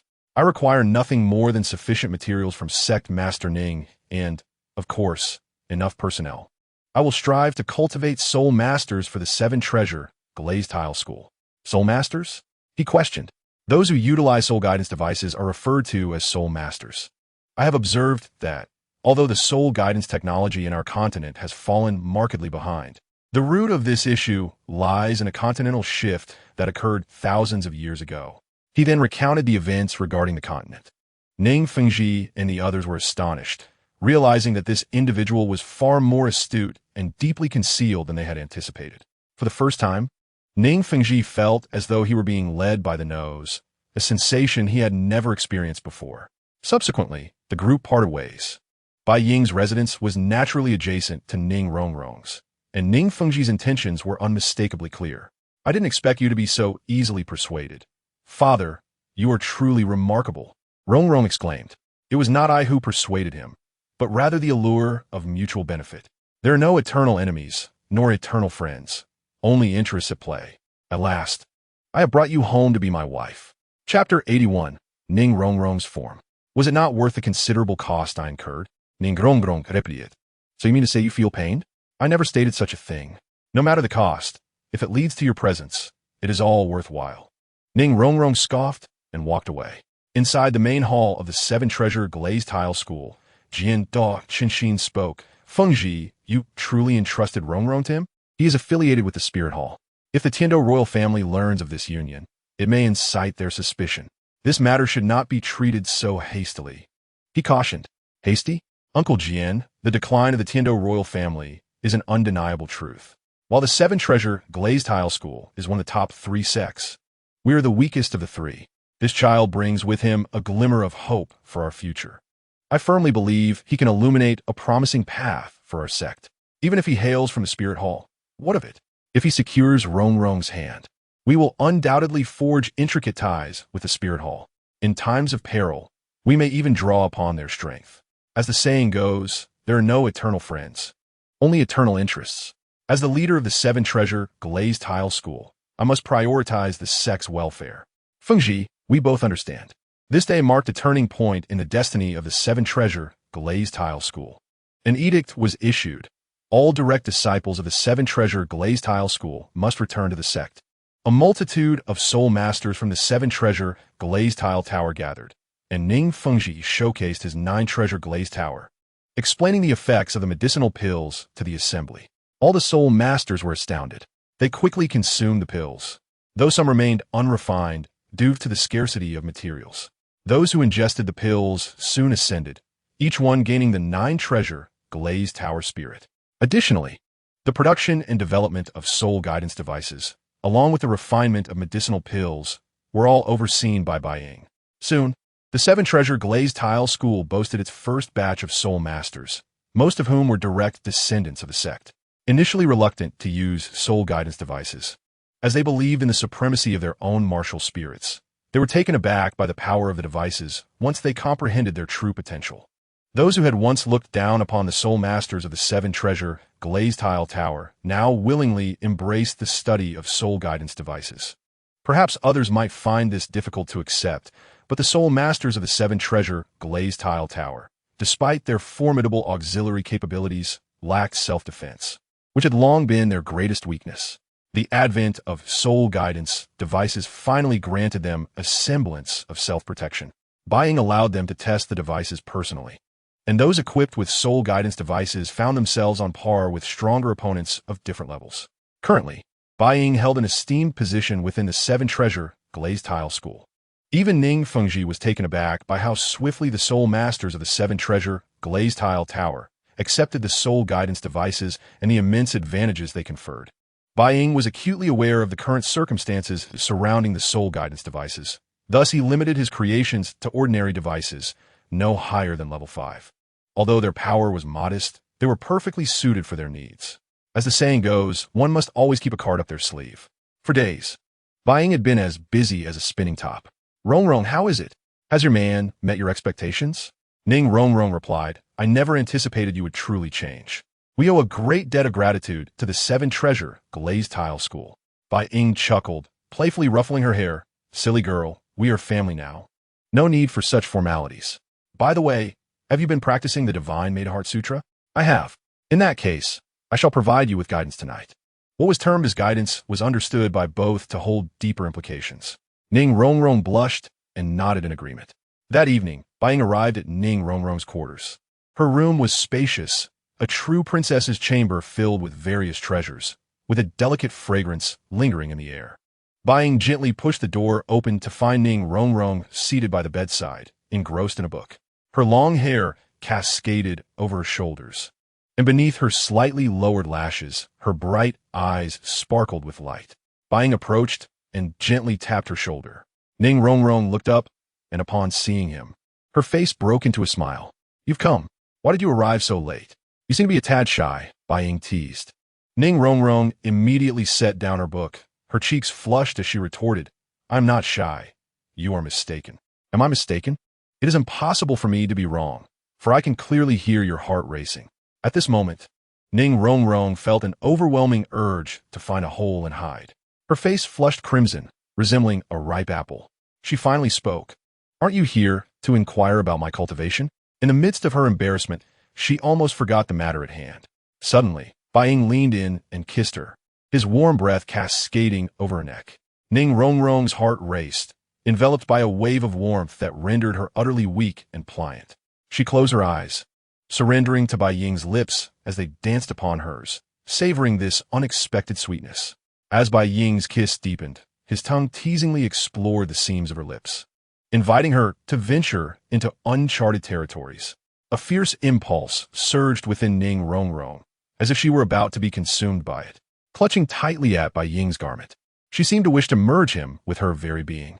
With a rip, her exquisite dress fell away like shattered butterfly wings, revealing her flawless form. Bathed in moonlight, her skin glimmered like porcelain, exuding a delicate jade-like luster. Her curves were gracefully fluid, every detail radiating alluring charm. Her bosom was full and proud, akin to soaring peaks that drew the eye irresistibly. Her abdomen was flat and supple, reminiscent of fine silk, evoking an instinctual desire to caress. Her legs were long and proportionate, akin to two straight bamboo stalks, leaving onlookers in awe. Bai Ying's gaze sparkled with astonishment, his throat bobbing as he swallowed hard. As if grappling with his own desire, he slowly reached out, gently caressing Ning Rongrong's skin, reveling in its silken texture. His fingers glided over her body, playing a melodious symphony. His eyes locked onto hers, as if yearning to peer into the depths of her soul. After a gentle breeze swept through, the two were utterly spent. Chapter 82. The good son-in-law outside, the sword Douluo, Chunixent, the bone Douluo Gurong. And Ning Fengji felt as if their prize cabbage had been ravaged by a pig. Ning Fengji, overhearing the sounds from within, struggled to maintain his composure. "That scoundrel," he muttered. Just as he was about to push the door open, sword Douluo, Chan Xian stopped him, saying, "If you open the door now, what will Rongrong think?" "Fengji, you promised the lad, and thus you must uphold your commitment. After all, this was bound to happen sooner or later." Sighing, Gurong lamented, "Old bones, this is your fault. If you weren't so useless, how could Rongrong have acted this way? You old man, are you blaming me for everything? You're a dignified 97th level title Doa, yet you were defeated by a mere soul zone. It's embarrassing just to think about it. Are you looking for a fight? Old bones, do you think I want to take you on?" Listening to their banter, Ning Fengji felt a headache coming on. As title Douluos, they were both rivals and close friends. Their strong bond often led to minor squabbles. "Enough, you two," Ning Fengji interjected, causing them to fall silent. They were eager to confront Bai Ying, yet feared causing Ning Rongrong distress, so they departed in frustration. Inside the room, Bai Ying sensed the departure of their eavesdroppers and sighed in relief. "What are you nervous about?" Ning Rongrong asked, puzzled. "Your father was just outside." "What?"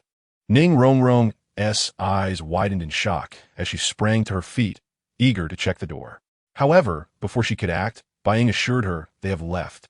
It seems they were quite upset. How could a father not be angry when his beloved daughter is courted by a pig like me? Ning Rongrong tuklet. At least you have some self-awareness. Are you implying I'm a pig? How bold of you to insult me. As soon as Ning Rongrong heard this, she felt a shiver. She knew that every time Bai Ying said such things, trouble was brewing. Instinctively, she tried to escape, only to find her wrist firmly grasped. From behind, Bai Ying's voice dripped with mischief. "Why does my little enchantress wish to flee? It seems you're not yet exhausted." With a swift pull, he drew her into his embrace. "I was wrong. I shouldn't have insulted you," she pleaded, glancing cautiously at Bai Ying. "Too late," he replied. In the stillness of the night, Ning Rongrong's pleas mingled with excitement. The following morning, a message echoed, "Congratulations, host, for signing in a divine soul ring." Bai Ying mused, "This divine soul ring looks splendid. Today is indeed a wonderful day." He turned to gaze at Ning Rongrong, who was still lost in slumber, her body glistening with fragrant sweat from the previous night's fervent encounter. One could not deny the exhilaration of conquering the little enchantress from the Seven Treasure Glazed Tile School. According to the original narrative, the Seven Treasure Glazed Tile School was the Tang Sect's largest client. Now that I have claimed it, I am eager to see how the Tang Sect will emerge. As Ning Rongrong gradually awakened, Her body instinctively trembled upon seeing Bai Ying, a reflex of her being. Renxue, having you is truly a blessing, he declared. You rascal. She retorted playfully, delivering a small punch to his chest. Bai Ying seized her tiny fist, gently kissing her forehead and smiling. I know I'm a rascal. But only with you can I find my true self. Hearing this, a blush crept onto Renxue's face. She shot him a playful glare and teased, you rascal. Always sweet-talking me. Bai Ying chuckled, but said nothing further. He took her hand, and together they stepped out into the sunlight, which bathed them in warmth. They entered the courtyard where Sword Douluo, Qian Renxue, and Douluo Gu Renxue waited. Upon seeing the couple emerge hand in hand, their expressions grew complex. Renxue, you young ones are rather hasty, Ning Fengji remarked, prompting Renxue to release Bai Ying's hand, her cheeks flushing. She approached her father, saying, Dad, you just love to tease me. Ning Fengji affectionately tousled his daughter's hair. All right, I want to say more. But Renxue, please don't be willful. And don't anger Bai Ying. I understand, Dad, she replied. Ning Fengji then turned to Bai Ying, stating, though I may not wish to admit it, you're the first person Renxue has taken a liking to. Regardless, as her father, I hope for her happiness. Rest assured, I will cherish her, Bai Ying assured. However, there is something else I wish to discuss with you. What is it? Speak freely. It concerns our prolonged absence from the academy. It is time for us to return. When do you intend to leave? Today. Most matters at the Seven Treasure Glazed Tile School have been resolved, and the emergence of soul masters will undoubtedly rejuvenate the school. It should be renamed the Nine Treasure Glazed Tile School now. Indeed, Dad, we have been away from the academy for far too long. We must return, Renxue added. Ning Fengji glanced at his daughter and sighed. This is the golden card for my Seven Treasures Glazed Tile. Though it may not seem substantial, it represents a considerable fortune. I give it to you. This is unacceptable. I am not short of money, Uncle Ning. I truly cannot accept this. This is what you deserve for helping our Seven Treasures Glazed Tile sect. By the way, what did you just call me? It took a moment for him to process her words. I apologize. Bai Ying took a deep breath and then spoke, Dad. Instantly, Ning Fengji's face lit up with joy as he patted Bai Ying's shoulder and said, good son-in-law. Accepting the card, Renxue finally exhaled in relief. By the way, this secret technique is called the Taiji Divine Skill. It is a martial art. Dad, please give it a try and see how it goes. As she spoke, she produced the technique. Ning Fengji nodded and then sat down to begin his practice. As he started to circulate his soul power, he felt a subtle surge within him. Both Sword Douluo, Qian Renxue, and Douluo Gu Renxue were equally astonished to sense the turmoil of Ning Fengji's soul power. Bai Ying nodded and encouraged. You two should give it a try as well. Thus, the three of them entered a state of cultivation. When they finally opened their eyes, they felt a remarkable enhancement in their abilities, especially Sword Douluo, Qian Renxue, who clearly sensed he was but a step away from reaching level 98. This technique, if cultivated to its peak, would provide the entire Seven Treasures Glazed Tile sect with a means of self-preservation. Coupled with the soul tools and soul masters I have left behind, the issues plaguing the Seven Treasures Glazed Tile sect would be entirely resolved. Ning Fengji promptly decided to have the technique copied for all disciples of the Seven Treasures Glazed Tile sect, who then began their cultivation. It's been a long time since I returned to the academy. I truly miss them. Renxue coldly snorted. I think you miss Zhu Zhuqing and Xiao Wu more than the academy. Am I not enough? You truly are a fickle-hearted fool. Bai Ying replied. I said nothing. This is all your conjecture, not my words. Hearing this, Renxue chuckled. As the saying goes, marry a chicken and follow the chicken. Marry a dog and follow the dog. Now I understand, I married a pig. Chapter 83. Farewell, Qian Renxue. So, you think I'm a pig? Then you must be the pig's wife. Renxue retorted. When it comes to conversation, I cannot outmatch you. Are we to leave or what? You wait here for an hour. I have something important to attend to. What could be so important? Can you tell me? I cannot. If you were to know now, it may lead to much confusion, and telling you would only cause you sadness. Renxue nodded and refrained from further inquiry. At the Tiando Palace, Bai Ying stood before the palace gate. A guard approached and inquired, Who are you? Do you know where this place is? Of course. Please inform the Crown Prince that an old friend has come to visit. An old friend of the Crown Prince? The guard scrutinized Bai Ying. What is your name? Please inform the Crown Prince that Xiao Bai has arrived. He will surely know who I am. Very well, please wait here. Inside the palace, Crown Prince Xue Qinghe was handling official documents. In recent years, due to the unexpected fate of the second prince and the third prince's idle behavior, Emperor Shui had designated the position of heir to Crown Prince Shui Qinghe. At this time, Qian Renxue had cultivated a significant following. Crown Prince, at the palace gate. Someone claiming to be an old friend has come to visit. Shui Qinghe paused, putting down his pen, and replied nonchalantly, "An old friend? Did he say who he is?" "He said his name is Xiao Bai, a close friend of yours." Xiao Bai. Qian Renxue's expression turned excited. Since arriving at the Tiando Palace, she had not seen Bai Ying while disguised as Shui Qinghe. In her heart, she had always missed him. Otherwise, his name would not have appeared in the intelligence report she received. "Quickly, invite him in," Qian Renxue instructed calmly. The guard complied, and soon Bai Ying appeared. After dismissing everyone, Qian Renxue smiled. "It has been many years. You no longer resemble your former self." "Indeed, it has been a long time, Sister Shui. I never imagined you would look so stunning in male attire." Qian Renxue felt delighted upon seeing her brother and smiled. "Did you come specifically to see me?" "Not particularly. I happened to be here on some business and decided to visit you when I had the time. Now, Sister Shui, you are the crown prince of the Tiando Empire, a person of great importance. I would feel remiss to impose upon you." Qian Renxue, slightly irritated, responded, "Then what brings you here?" "I came to see you, of course. After all these years, my longing for you has only deepened. There's a saying, 1 day apart feels like 3 years, and it has been quite a while since we last met." "Such sweet talk," Qian Renxue remarked. "I heard from grandfather that you have left the spirit hall to travel the continent." "Yes, the old man is correct. I have indeed been traveling and even met Hao Douluo as well as Tang Sect." "What? You found Hao Douluo? Where is he?" "I merely encountered him once by chance. I no longer know his whereabouts. I suspect he will appear during the upcoming high-level Soul Master Tournament, and, at that time, I will certainly have the means to confront him." "Fool, you must protect yourself, understand? My matters are not for you to worry about. I will seek revenge myself." "Tell me more about this Tang Sect." "Of course. Tang Sect is currently studying at Shrek Academy, an institution founded by Flander, one of the Golden Iron Triangle. It boasts several soul emperors among its ranks, and the academy is quite unique." "In what way is it unique?" "It only accepts extraordinary talents, rejecting ordinary individuals.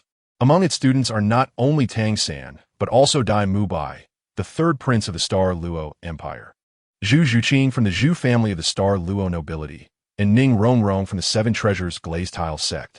There are also 2 ordinary students, both possessing exceptional talents.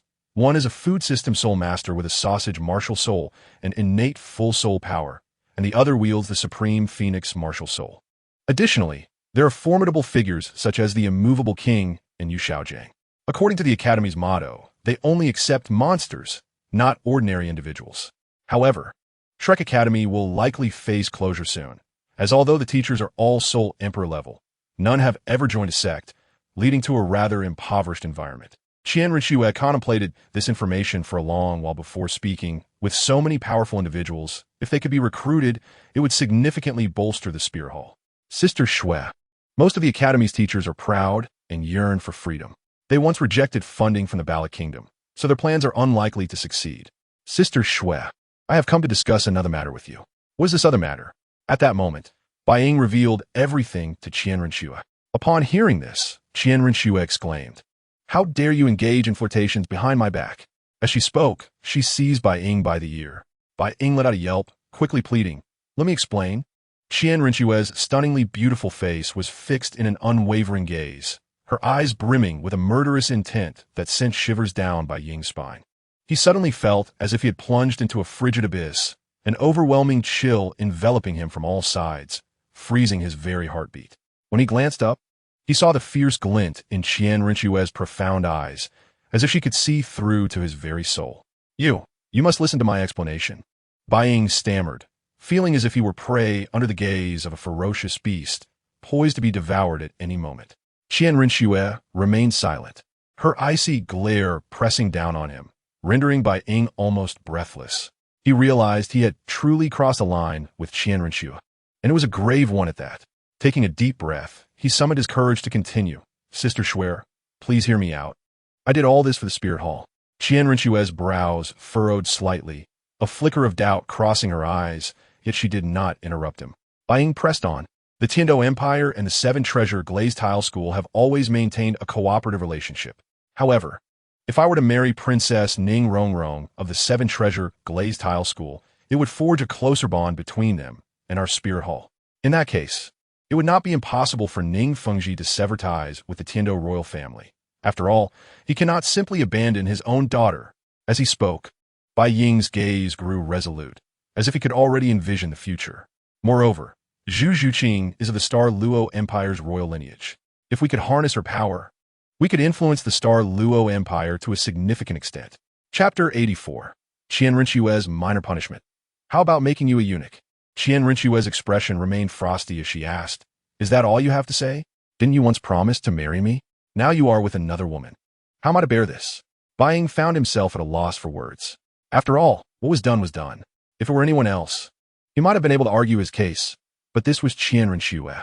To her, he would always be a younger brother, and he dared not sweet-talk her. Her imposing aura completely subdued him.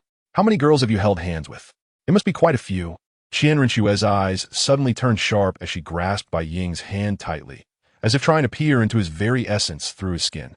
Bai Ying was momentarily stunned by this unexpected force. Looking up at Qian Renxue, whose expression was ominously dark, her eyes seeming to blaze with fire. "Is there anything left to explain?" Qian Renxue's voice was low and powerful, each word striking Bai Ying's heart like a hammer. He inhaled deeply, knowing that no matter what he said, it would not quell Qian Renxue's fury, yet he resolved to be honest. "No," he nearly blurted, his voice soft yet filled with conviction. "This time, I will let it slide for the sake of my grandfather." Qian Renxue slowly stood, reverting to her true form, and asked, "So tell me, who is more beautiful, me or those other women?" "Of course, Sister Schwerer is the most beautiful," Bai Ying replied. Qian Renxue approached him gracefully, each step feeling like a weight pressed upon his heart, quickening his pulse and making it hard to breathe. Her eyes were filled with curiosity and anticipation, as if seeking to uncover the depths of his soul. An inexplicable tension surged within Bai Ying. He was uncertain how to navigate this situation. When Qian Renxue stood before him, she suddenly lowered her head and lightly licked his ear with her tongue. This action left Bai Ying frozen, a jolt of electricity coursing through him, causing him to shudder involuntarily. Qian Renxue's breath brushed against his ear, cool yet tantalizing. "Sister Schwerer, Bai Ying began, unsure of how to articulate his feelings. "Do you know why I forgive you? Although I indeed have feelings for you, that is not the primary reason.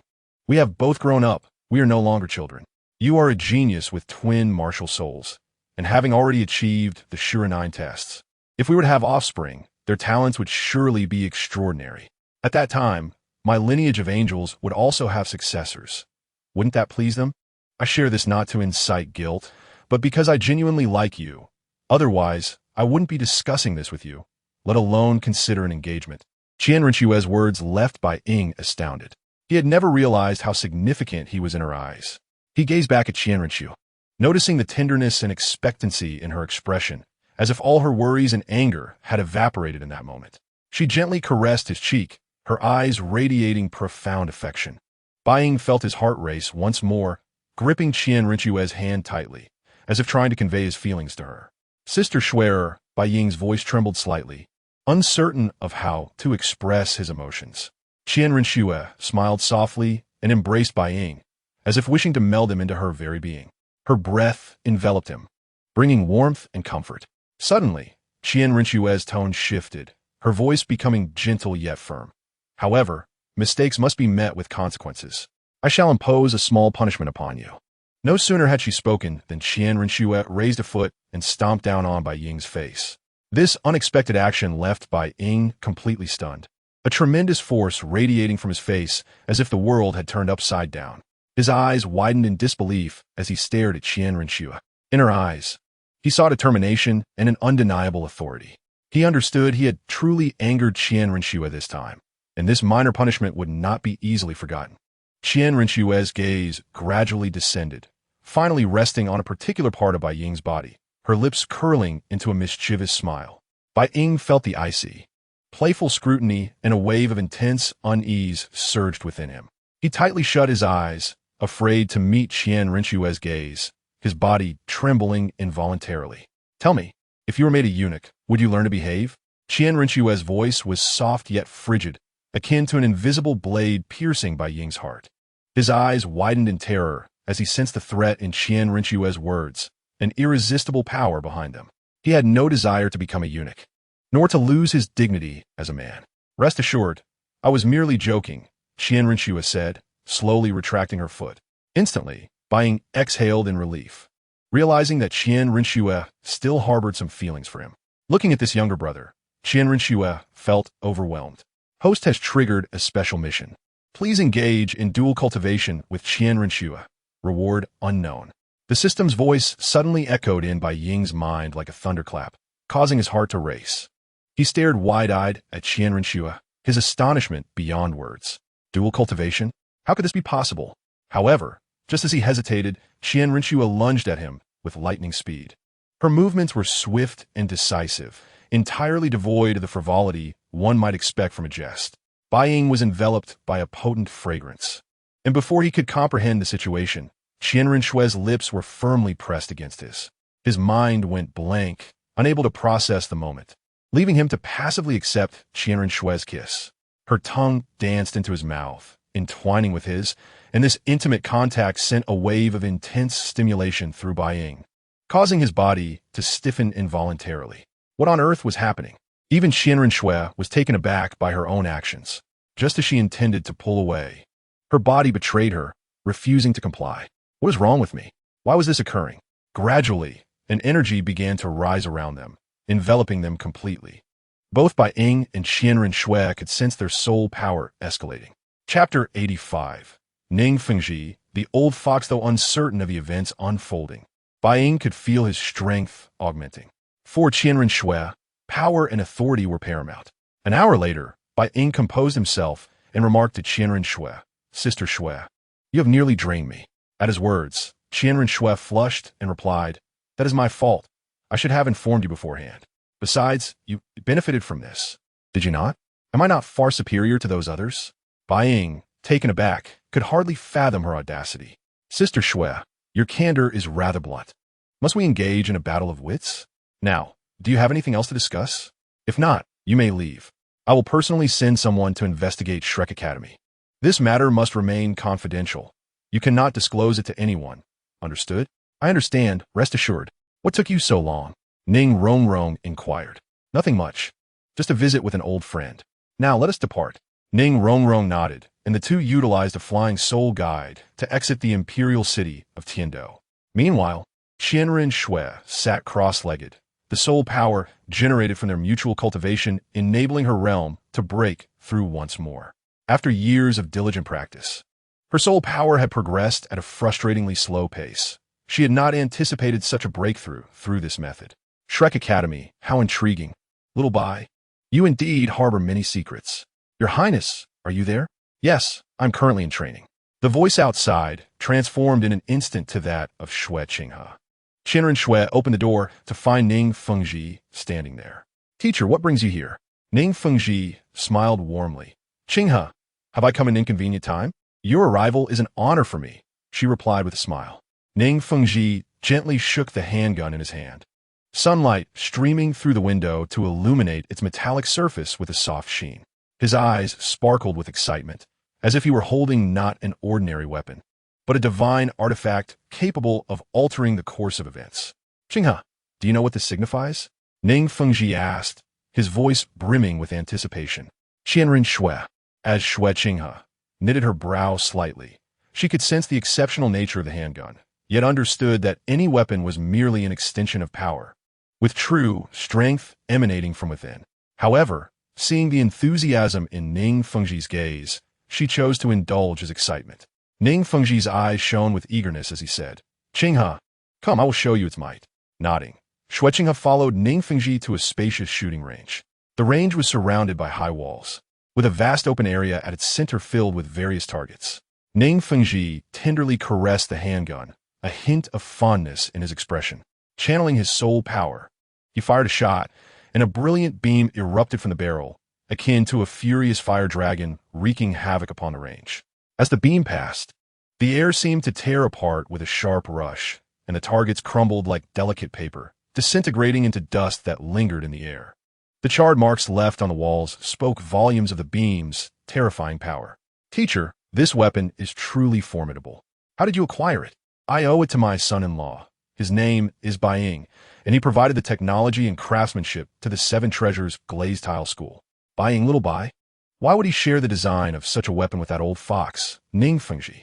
And if this technology were to benefit the Spirit Hall, it would be a tremendous boon for them. Ning Fengji, observing Xue Qinghe's eager expression, smiled and said, Qinghe, there is no need for haste.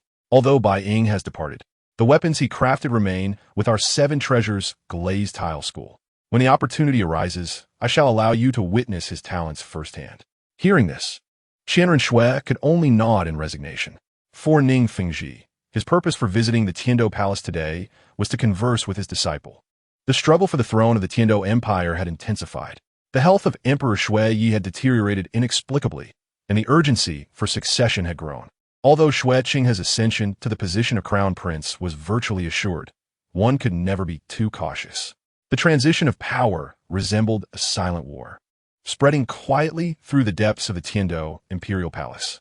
Though this conflict lacked the bloodshed of the new Luo Empire succession struggle, where defeated princes could still retain their noble titles and enjoy a lifetime of wealth, Ning Fengji understood that this was still insufficient. If Xue Qinghe could successfully claim the title of ruler of Tiando, it would undoubtedly benefit the Seven Treasures glazed tile school immensely. Among the two princes, Xue Beng was notoriously unruly, while Xue Qinghe excelled in both character and academics. Though Xue Qinghe was the rightful crown prince, the possibility of unexpected developments remained. Xue Beng's uncle, Prince Xue Xing, had quietly supported him for years. Despite being merely a prince, Xue Xing wielded substantial military power and control over the empire's wealth. For years, the two brothers had engaged in a covert struggle, yet it was ultimately Xue Qinghe who was destined to ascend to the throne. Ning Fengji aimed for the entire Seven Treasures glazed tile school to rise higher and endure longer. This was why he sought to curry favor with both the Spirit Hall and the Tiando royal family. He understood the vulnerabilities of the Seven Treasures glazed tile school, a family boasting a top-tier auxiliary spirit. While they appeared to thrive, lurking dangers were omnipresent, necessitating early preparation. Thus, he intended to introduce his disciple Xue Qinghe to Bai Ying, believing that even if Bai Ying belonged to the Spirit Hall, his assistance would yield countless benefits without any drawbacks. Ning Fengji, you truly are a cunning old fox, seeking to appease the Spirit Hall while simultaneously encouraging me to meet little Bai. Your calculations are indeed masterful. Since you have such intentions for me, how could I possibly refuse your goodwill? After all, it would be foolish to turn down a beneficial offer. Chapter 86, Training at Shrek Academy. Upon the return of Bai Ying and Ning Renxue to this place, they encountered Shrek, where the others were seen carrying bamboo baskets while running, their exhaustion evident. You're back, Master said softly from within a pavilion, sipping on a pot of tea. What are you doing? Can't you see? Exercising. The physical fitness of this group of children is woefully inadequate. They must engage in proper training. Ning Renxue responded, glancing around. If this is training, I shall join. Once known for her willfulness, Ning Renxue had transformed entirely into a different person. What are you still standing there for? Hurry and train. Yuxi gang, what do you mean? I still need to run. Now that I am a teacher at Shrek Academy, my words are commands. If you refuse to comply, you are free to leave Shrek Academy. Brother, you two are back, Xiao Wu panted, her body drenched in sweat yet persisting. Is this training beneficial for you? It is of no use to me. You all should persevere. Just as she was about to depart, Yuxia Gang abruptly stood up and declared, Are you challenging my authority as a teacher? Either run or leave. Having long harbored disdain for him since his time at Nodding Academy, Yuxia Gang would not let this opportunity slip by now that he was a teacher at Shrek. Master, I respect your status, but my training methods differ significantly from theirs. In terms of physical prowess, I surpass them all. Hearing this, Yuxia Gang proposed, How about a wager? If I win, you will obediently follow my instructions. What do you say? What shall we wager? Did you not claim your physical condition is superior to theirs? You must carry 10,000 gene of stones and run 10 laps. If you return still lively and sprightly, I will exempt you from training. How's that sound? 10,000 gene is no laughing matter. It could truly be fatal. Even now, as a soul master, I might not endure. Very well. Bai Ying found a bamboo basket, loaded it with stones, and began to run. Before leaving, he had Master check the weight. Bai Ying's speed was like the wind. Having absorbed the 8-cornered ice grass and the fiery apricot blossom, coupled with the waters from the ice and fiery yang eyes, his physique had long surpassed that of his peers. Thus, he returned with the others in mere hours, completely devoid of fatigue. At this moment, Master's expression was grim. Subsequently, Bai Ying unleashed his martial spirit, and 4 10,000-year soul rings manifested around him. The absolute desire reflected in Master's eyes was unmistakable. It was the thrill of a man witnessing something extraordinary. After all, having the first through 4 soul rings, all at the 10,000-year level, is unparalleled in the realm of soul masters. Yuxiagang had initially intended for Tang Sect to cultivate the blue-silver grass to the title Douluo level, then have the Haoyan hammer paired with such a formidable soul ring configuration. Now, witnessing it firsthand, their surprise was palpable. Ultimately, Flandres made the final call, and Master Yuxiagang had no choice but to agree to exempt Bai Ying from training. By evening, as the others finished their training, utterly exhausted, only Ning Rongrong, Zhu Zhuqing, and Xiao Wu remained in the academy, while Meng Yiran had already departed with the dragon and snake elders, agreeing to meet again at the Elite Soul Master Tournament across the continent. Since breaking through to level 40, Bai Ying felt he had encountered a bottleneck. Previously, after circulating a small and a large circulation of soul power, he felt an abundance of strength, as if it flowed like a mighty river. However, now he sensed a profound fatigue, as though he had reached the top of a bottle. Sighing, Bai Ying murmured, "I never expected to face a bottleneck as well. Have I been too impatient?" With these thoughts, he made his way to Xiao Wu's residence. Upon entering, he was greeted by a rich herbal aroma, indicative of many tonic herbs. Xiao Wu, Zhu Zhuqing, and Ning Rongrong had all succumbed to exhaustion. Despite practicing the Heart Sutra of the goddess, their bodies remained fragile. In that case, let us make this more interesting. With this thought, he approached the medicinal barrel, pricked his finger, and allowed his blood to flow into the concoction. The previously calm and gentle medicinal power was suddenly disrupted. Infused with the properties of the 8-cornered ice grass and the fiery apricot blossom, both of which were exceedingly potent, Bai Ying's blood caused immediate pain to Xiao Wu, Ning Rongrong, and Zhu Zhuqing. The surging medicinal force washed over their bodies, the intense agony jolting them awake. "Brother, what are you doing here?" Xiao Wu was the first to regain consciousness, asking upon seeing Bai Ying. "I came to check on you. For now, don't speak. Circulate your soul power. Your bodies have reached their limits, but the more you endure, the greater your physical forms will evolve." The intense pain also roused Zhu Zhuqing and Ning Rongrong. Hearing Bai Ying's words, he showed no mercy. Channel the Heart Sutra of the goddess, relax, and absorb the medicinal power. Before long, the overwhelming medicinal force was fully absorbed, transforming their initial fatigue into a lightness akin to rebirth, as if they were feathers floating effortlessly. "Brother, I feel so much better. Don't speak yet. You have entered a meditative state. Do not disturb them." At that moment, Xiao Wu realized they were immersed in a medicinal bath. Momentarily startled before her face flushed as she recalled something. "How do we end up in here?" "Rest assured, the attendants helped you remove your clothes." "Oh, then it's fine. All right, you haven't eaten yet. I happen to have some food in my soul guide." Bai Ying retrieved a set of assassin bunny girl attire from his storage soul guide. Stepping outside, Xiao Wu rinsed off the medicinal liquid from her body before putting on the outfit. "Brother, what do you think?" "Beautiful, simply stunning. You look like a fairy." Chapter 87, Training Xiao Wu. Xiao Wu appeared even more mysterious and alluring, clad in sleek black stockings that clung to her skin like a shadow in the night. Both ethereal and playfully mischievous, her enchanting eyes sparkled under the light, as if they could captivate the very souls of onlookers. Bai Ying's gaze was fixated on Xiao Wu, as if fearing she might vanish with a blink. After finishing their meal, Xiao Wu wiped her mouth, feeling her strength gradually return. "Though Yuxiagang may be inept, his methods have proven effective. You all must cooperate with him in training over the next few days. Understood?" Xiao Wu nodded in acknowledgement. "Brother, where have you and Rongrong been these past few days?" "The 7-treasure glazed tile school. The 7 treasures glass sect must be an incredibly fascinating place, brother. What is your purpose in going there?" "I seek collaboration. The 7 treasures glass sect possesses 90% of the continent's wealth, and their partnership is my optimal choice. Fortunately, with Rongrong's assistance, I was able to expedite my efforts. By the way, has anything noteworthy occurred at the academy these past few days? Not much, just that Tang Sect has been incessantly hovering around me, constantly offering me food and drinks. However, I have heeded your advice and have shown no inclination to engage with him. Bai Ying gently caressed Xiao Wu's hair and remarked, "So obedient, truly deserving of being my woman.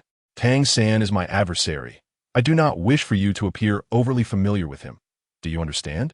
Rest assured, brother, seeing that we still have time, let me help you open your meridians. This will hasten your recovery." Xiao Wu nodded, and the two of them made their way to the dormitory bed.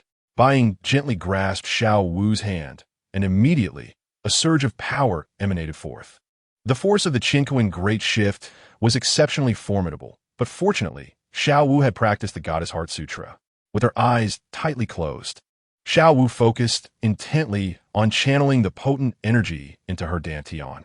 It felt as though her dantian transformed into a blazing furnace, transmuting this overwhelming power into her own. As her consciousness stirred, the energy surged from her dantian like a torrential river, rapidly flowing through her limbs and bones. Xiao Wu felt enveloped by a comforting warmth, every cell within her rejoicing. This energy coursed through her meridians, flowing freely like spring water in a brook. Suddenly, Bai Ying lightly tapped Xiao Wu's dantian with his finger, unleashing an even greater force akin to a flood breaching a dam. Xiao Wu felt her body as though it might burst from the intensity, yet she gritted her teeth, guided by the Goddess Heart Sutra, slowly suppressing and absorbing the energy. With the final surge of power, Xiao Wu sensed a profound transformation within her, every cell brimming with vitality. She opened her eyes, which glimmered with radiant light, akin to the brilliance of stars. Bai Ying gazed at Xiao Wu with admiration and joy. He gently patted her shoulder and said, "Excellent. You have fully absorbed this power. You are now stronger than before." Xiao Wu nodded, feeling her cultivation level, initially at level 30, had directly ascended to level 34. She looked at Bai Ying, her eyes filled with gratitude and affection. "Thank you, brother." Bai Ying smiled softly, holding her hand tenderly. "You are my woman. Naturally, I will support you wholeheartedly. We have much to accomplish ahead, so prepare yourself." Xiao Wu clasped Bai Ying's hand tightly, her eyes sparkling with determination. "I will, brother. You should also begin practicing the goddess step. If combined with your 8, the results will be extraordinary. Allow me to teach you." Xiao Wu nodded, and the two stepped outside, where she began to practice the techniques from her mind and integrate them with her own 8, combining it with the goddess step. "To help you better understand this technique, I shall serve as your sparring partner," Bai Ying said softly, his eyes gleaming with anticipation. Xiao Wu nodded, her gaze resolute and bright. Taking a deep breath to center herself, she prepared to commence her training. Her movements became light and agile, as if she were a fawn darting through the forest. At times quick as lightning, at other times slow as a wisp of smoke, her figure flickered in the moonlight, ressembling à mystérieuse apparition. Suddenly, Xiao Wu's body surged forward, her speed dazzling. Bai Ying reacted swiftly but was still taken aback, barely managing to evade the strike. Xiao Wu's figure traced a graceful arc in the air, her feet springing like coiled springs, relentlessly targeting Bai Ying's vital points. Bai Ying continuously dodged, his eyes reflecting admiration and astonishment. He had not anticipated that Xiao Wu could so seamlessly fuse the 8 with the goddess step, creating such a unique offensive style. Just as Bai Ying prepared to counterattack, Xiao Wu abruptly halted, her body gracefully rotating in the air like a blooming flower. Her eyes sparkled with brilliance, as if she had discerned Bai Ying's next move. Bai Ying smiled faintly, aware that this practice had reached its conclusion. He approached Xiao Wu, gently patting her shoulder. "Well done. You have completely mastered this technique. Now we can proceed to the next stage of training. Next, we shall integrate your third soul skill, instant transmission, with this technique." He murmured, "Imagine the power when you execute this technique alongside instant transmission and then follow it with the 8. What do you think the outcome would be?" Xiao Wu's eyes brightened at once, as if she glimpsed a new realm. She closed her eyes, envisioning the scenario in her mind. The suddenness of instant transmission, the agility of the goddess step, combined with the ferocity of the 8. The potency of their union was simply unimaginable. Abruptly, Xiao Wu opened her eyes, determination shining within them. She nodded lightly, indicating her understanding, then inhaled deeply, commencing her attempt to amalgamate the three elements. Xiao Wu began her training, with Bai Ying taking on the role of her sparring partner. Her figure vanished from sight, leaving behind a faint afterimage. Bai Ying blinked in surprise. His reflexes were sharp, yet he still failed to catch Xiao Wu's form. Just then, a shadow darted from his side. It was Xiao Wu launching an attack post-instant transmission. Bai Ying's figure shifted, skillfully evading her strike, yet he did not pause. Swiftly retaliating with a palm strike aimed at Xiao Wu. Anticipating this, she twisted her body, deftly dodging the blow. Then, employing the agility of the goddess step, she unleashed a flurry of attacks upon Bai Ying. Xiao Wu executed a rapid side kick, her toes sharp as blades, slicing through the air towards Bai Ying's chest. Bai Ying's expression sharpened, his form instantly shifting to avoid the lethal strike. However, Xiao Wu's assault was far from over. Her other foot darted forth like a viper, landing precisely on Bai Ying's neck. In that moment, Bai Ying felt an overwhelming force surge forth, lifting him off the ground against his will. Xiao Wu twirled gracefully in the air, her form illuminated by the moonlight, akin to an ethereal fairy. Utilizing the fluidity of the goddess step, she danced through the air, each movement impeccably executed. Suddenly, Xiao Wu propelled herself with immense force, shooting towards Bai Ying like a cannonball. A flicker of surprise crossed Bai Ying's eyes. He had not anticipated Xiao Wu's flawless synthesis of instant transmission, the goddess step, and the eight. He quickly adjusted his stance, preparing to meet the impending strike. At the instant their figures were about to collide, Xiao Wu executed a backflip, elegantly evading Bai Ying's attack. Then, leveraging the agility of the goddess step, she launched another assault on Bai Ying. Her speed escalated, her form becoming increasingly blurry, as if a bolt of lightning traversing the sky. Bai Ying continued to evade, his expression growing grave. He realized that Xiao Wu had completely mastered this offensive style, and her speed and power were perpetually increasing, leaving him both astonished and exhilarated. Just as Bai Ying believed he had deciphered Xiao Wu's attack pattern, she suddenly performed a backflip, tracing a perfect arc in the air, before launching herself towards Bai Ying like an arrow released from its bowstring. This time, her speed of attack was so swift that Bai Ying was utterly caught off guard. Just as Xiao Wu's strike was about to land, Bai Ying suddenly trembled, and a formidable surge of soul power erupted from him. His figure instantly became blurred, as if transformed into a mere phantom. Xiao Wu's blow missed, and a flicker of surprise crossed her eyes. She never anticipated that Bai Ying could retaliate under such circumstances.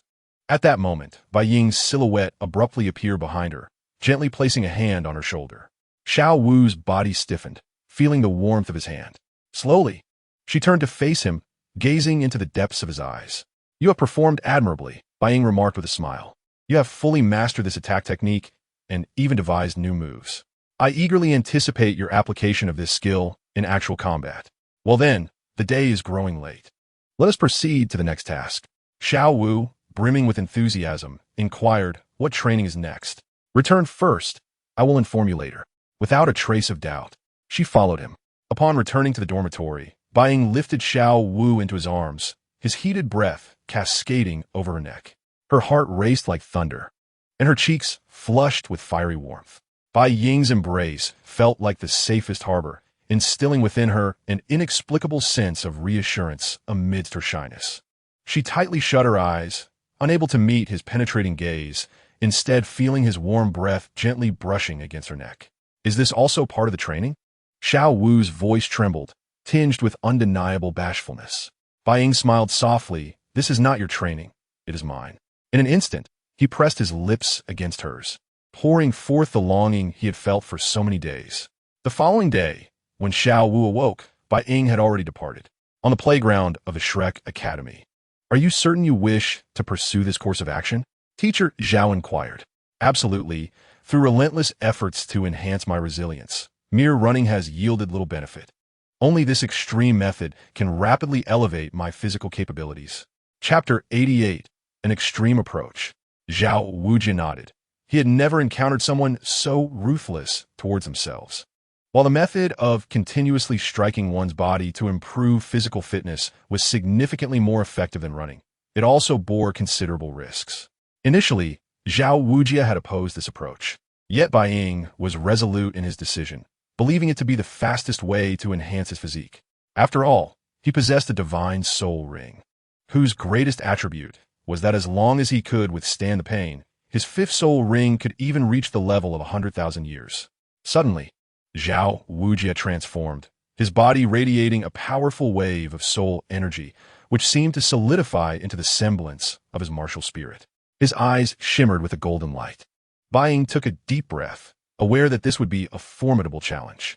He steadied himself, his body taut, ready for anything. Without warning, Zhao Wujie unleashed a strike, the air cracking with a thunderous sound. Bai Ying felt an overwhelming force surging towards him, his internal energy momentarily reversing, as if threatening to burst from his body. Yet, he remained silent, gritting his teeth and mustering all his strength to withstand the onslaught. The sounds of impact echoed repeatedly, each strike from Zhao Wujie leaving Bai Ying more battered. Nevertheless, he showed no signs of retreat, maintaining his stance resolutely. Yu Xiaojiang hurried to their side, his face etched with shock and concern. The scene before him was inconceivable. Zhao Wujie, renowned for his strength within the academy, was fully exerting himself against Bai Ying, who remained steadfast, silently enduring the brutal assault. "Stop!" Yu Xiaojiang shouted, his voice laced with urgency and anxiety. He was not afraid for Bai Ying's safety. Rather, he feared that he could not afford to let Bai Ying perish at Shrek Academy. Zhao Wujie's attacks ceased abruptly as he turned to Yu Xiaojiang, confusion and dissatisfaction flickering in his gaze. "Master, what are you doing?" "I'm helping him enhance his physical prowess." By this time, the Shrek 7 had all arrived, and Zhao Wujie's revelation about Bai Ying's method startled everyone. Dai Mubai's eyes widened. He had thought Zhao Wujie's challenge of running with weights for 300 or 400 meters was the ultimate test, yet Bai Ying was enduring a far more grueling ordeal. His pride surged within him, igniting like a flame. Without a second thought, he turned and sprinted away, the bamboo basket on his back swaying and producing a dull sound. Tang San, Oscar, Ning Rongrong, and Ma Hongjun exchanged glances, their eyes reflecting determination. They recognized this as a challenge to themselves, a call to elevate their own abilities. Thus, they followed Dai Mubai's lead and began to run. Tang San had contemplated this approach as well, but Yu Xiaojiang had firmly opposed it, unwilling to see his disciples suffer any harm. Although this method could yield rapid improvements, it inflicted severe damage on the body. Only a reckless fool would resort to such measures. Though Ning Rongrong's speed paled in comparison to the boys, her resilience was unmatched. Ma Hongjun, while running, shouted Dai Lauda, "Wait for me," as he exerted himself to catch up. Under the relentless barrage from Zhao Wujie, Bai Ying's body swayed precariously, as though on the brink of collapse. Witnessing this, Zhao Wujie felt a surge of concern. He halted, gasping for breath, his gaze fixed intently on Bai Ying, fearful of any unforeseen mishap. Bai Ying fell to the ground, his body marred with wounds, blood staining his garments. Yet he emitted no sound, silently enduring the ordeal. His eyes remained resolute and profound, as if an inexhaustible strength sustained him. Suddenly, Bai Ying's body began to tremble, a powerful force surging within him. He sat cross-legged, channeling his energy to mend his injuries. The air around him crackled with intense soul power, materializing into a palpable force. This extreme method persisted for several days, with Bai Ying embodying an indomitable warrior, battling against his physical limits each day. As night fell, he bore the marks of his struggles, yet his eyes sparkled with unwavering determination, as if to proclaim, "I can endure." This regimen continued for several days. Finally, after days of relentless effort, Bai Ying sat cross-legged, enveloped in a faint golden glow. His soul power was mending his injuries, each breath accompanied by anguish. Yet he gritted his teeth, silently enduring. With the passage of time, the wounds on his body gradually faded, replaced by stronger muscles. "Brother, why are you pushing yourself so hard?" In the girls' dormitory, Xiao Wu, Zhu Qing, and Ning Rongrong looked at Bai Ying with deep concern. "Ordinary training has ceased to be effective for me. Only through such extreme methods can I improve. I must grow stronger." Ning Rongrong was filled with concern, having witnessed Bai Ying's injuries over the past few days. The 9-treasure glazed tile pagoda activated swiftly, its divine light healing Bai Ying and restoring his soul power. "You cannot resort to this method any longer. What if something were to go awry?" she cautioned. "Rest assured, I'm fine now. My physical training has concluded, and I will not employ this method again for the next few days. Now it is your turn, the three of you. Although that rascal Yu Xiaojiang has given you a break, I can assure you, your days will not be easy, Bai Ying replied. Ningrongrong, Zhu Zhuqing, and Xiao Wu immediately sensed an ominous premonition. Wait, you still intend to train us? Ning Rongrong lamented. We have already trained for so long. Surely we need no further training. Bai Ying responded, this is unacceptable. While I may forego training for others, you must undergo it. If you wish to grow stronger, you must endure hardship. Bai Ying led them to the Rose Hotel, where they booked a room. Although they understood this was for training, the choice of location felt peculiar. Are we truly going to train here? You don't have any ulterior motives, do you? Ning Rongrong asked. I am quite adept at distinguishing when it comes to training. Bai Ying reassured them. Now, cast aside those errant thoughts. Chapter 89. Training. The most troubling matter is you. To what extent have you mastered the distraction control of the 7 treasure glazed tile school? The Soul Master competition is fast approaching. This time, I must make a name for myself across the continent. Ning Rongrong felt a wave of dizziness. She knew that the distraction control of their pagoda was not an extraordinary skill. Other factions had learned it to some extent as well. But only the 7 treasure glazed tile school had elevated it to greatness. The greatest challenge of this skill lay in its difficulty to practice. And it was not merely challenging. Bai Ying continued, although the 7 treasure glazed tile pagoda consumes soul power at an alarming rate, it remains the most formidable support type, martial soul. The key lies in distraction control, which consists of 5 layers: the heart of mastery, the heart of constancy, the heart of dispersion, the heart of contentment, and the heart of delicacy. With each layer, the mastery over soul power becomes increasingly precise, explaining why the 7 treasure glazed tile pagoda is the mightiest support type martial soul in Douluo continent.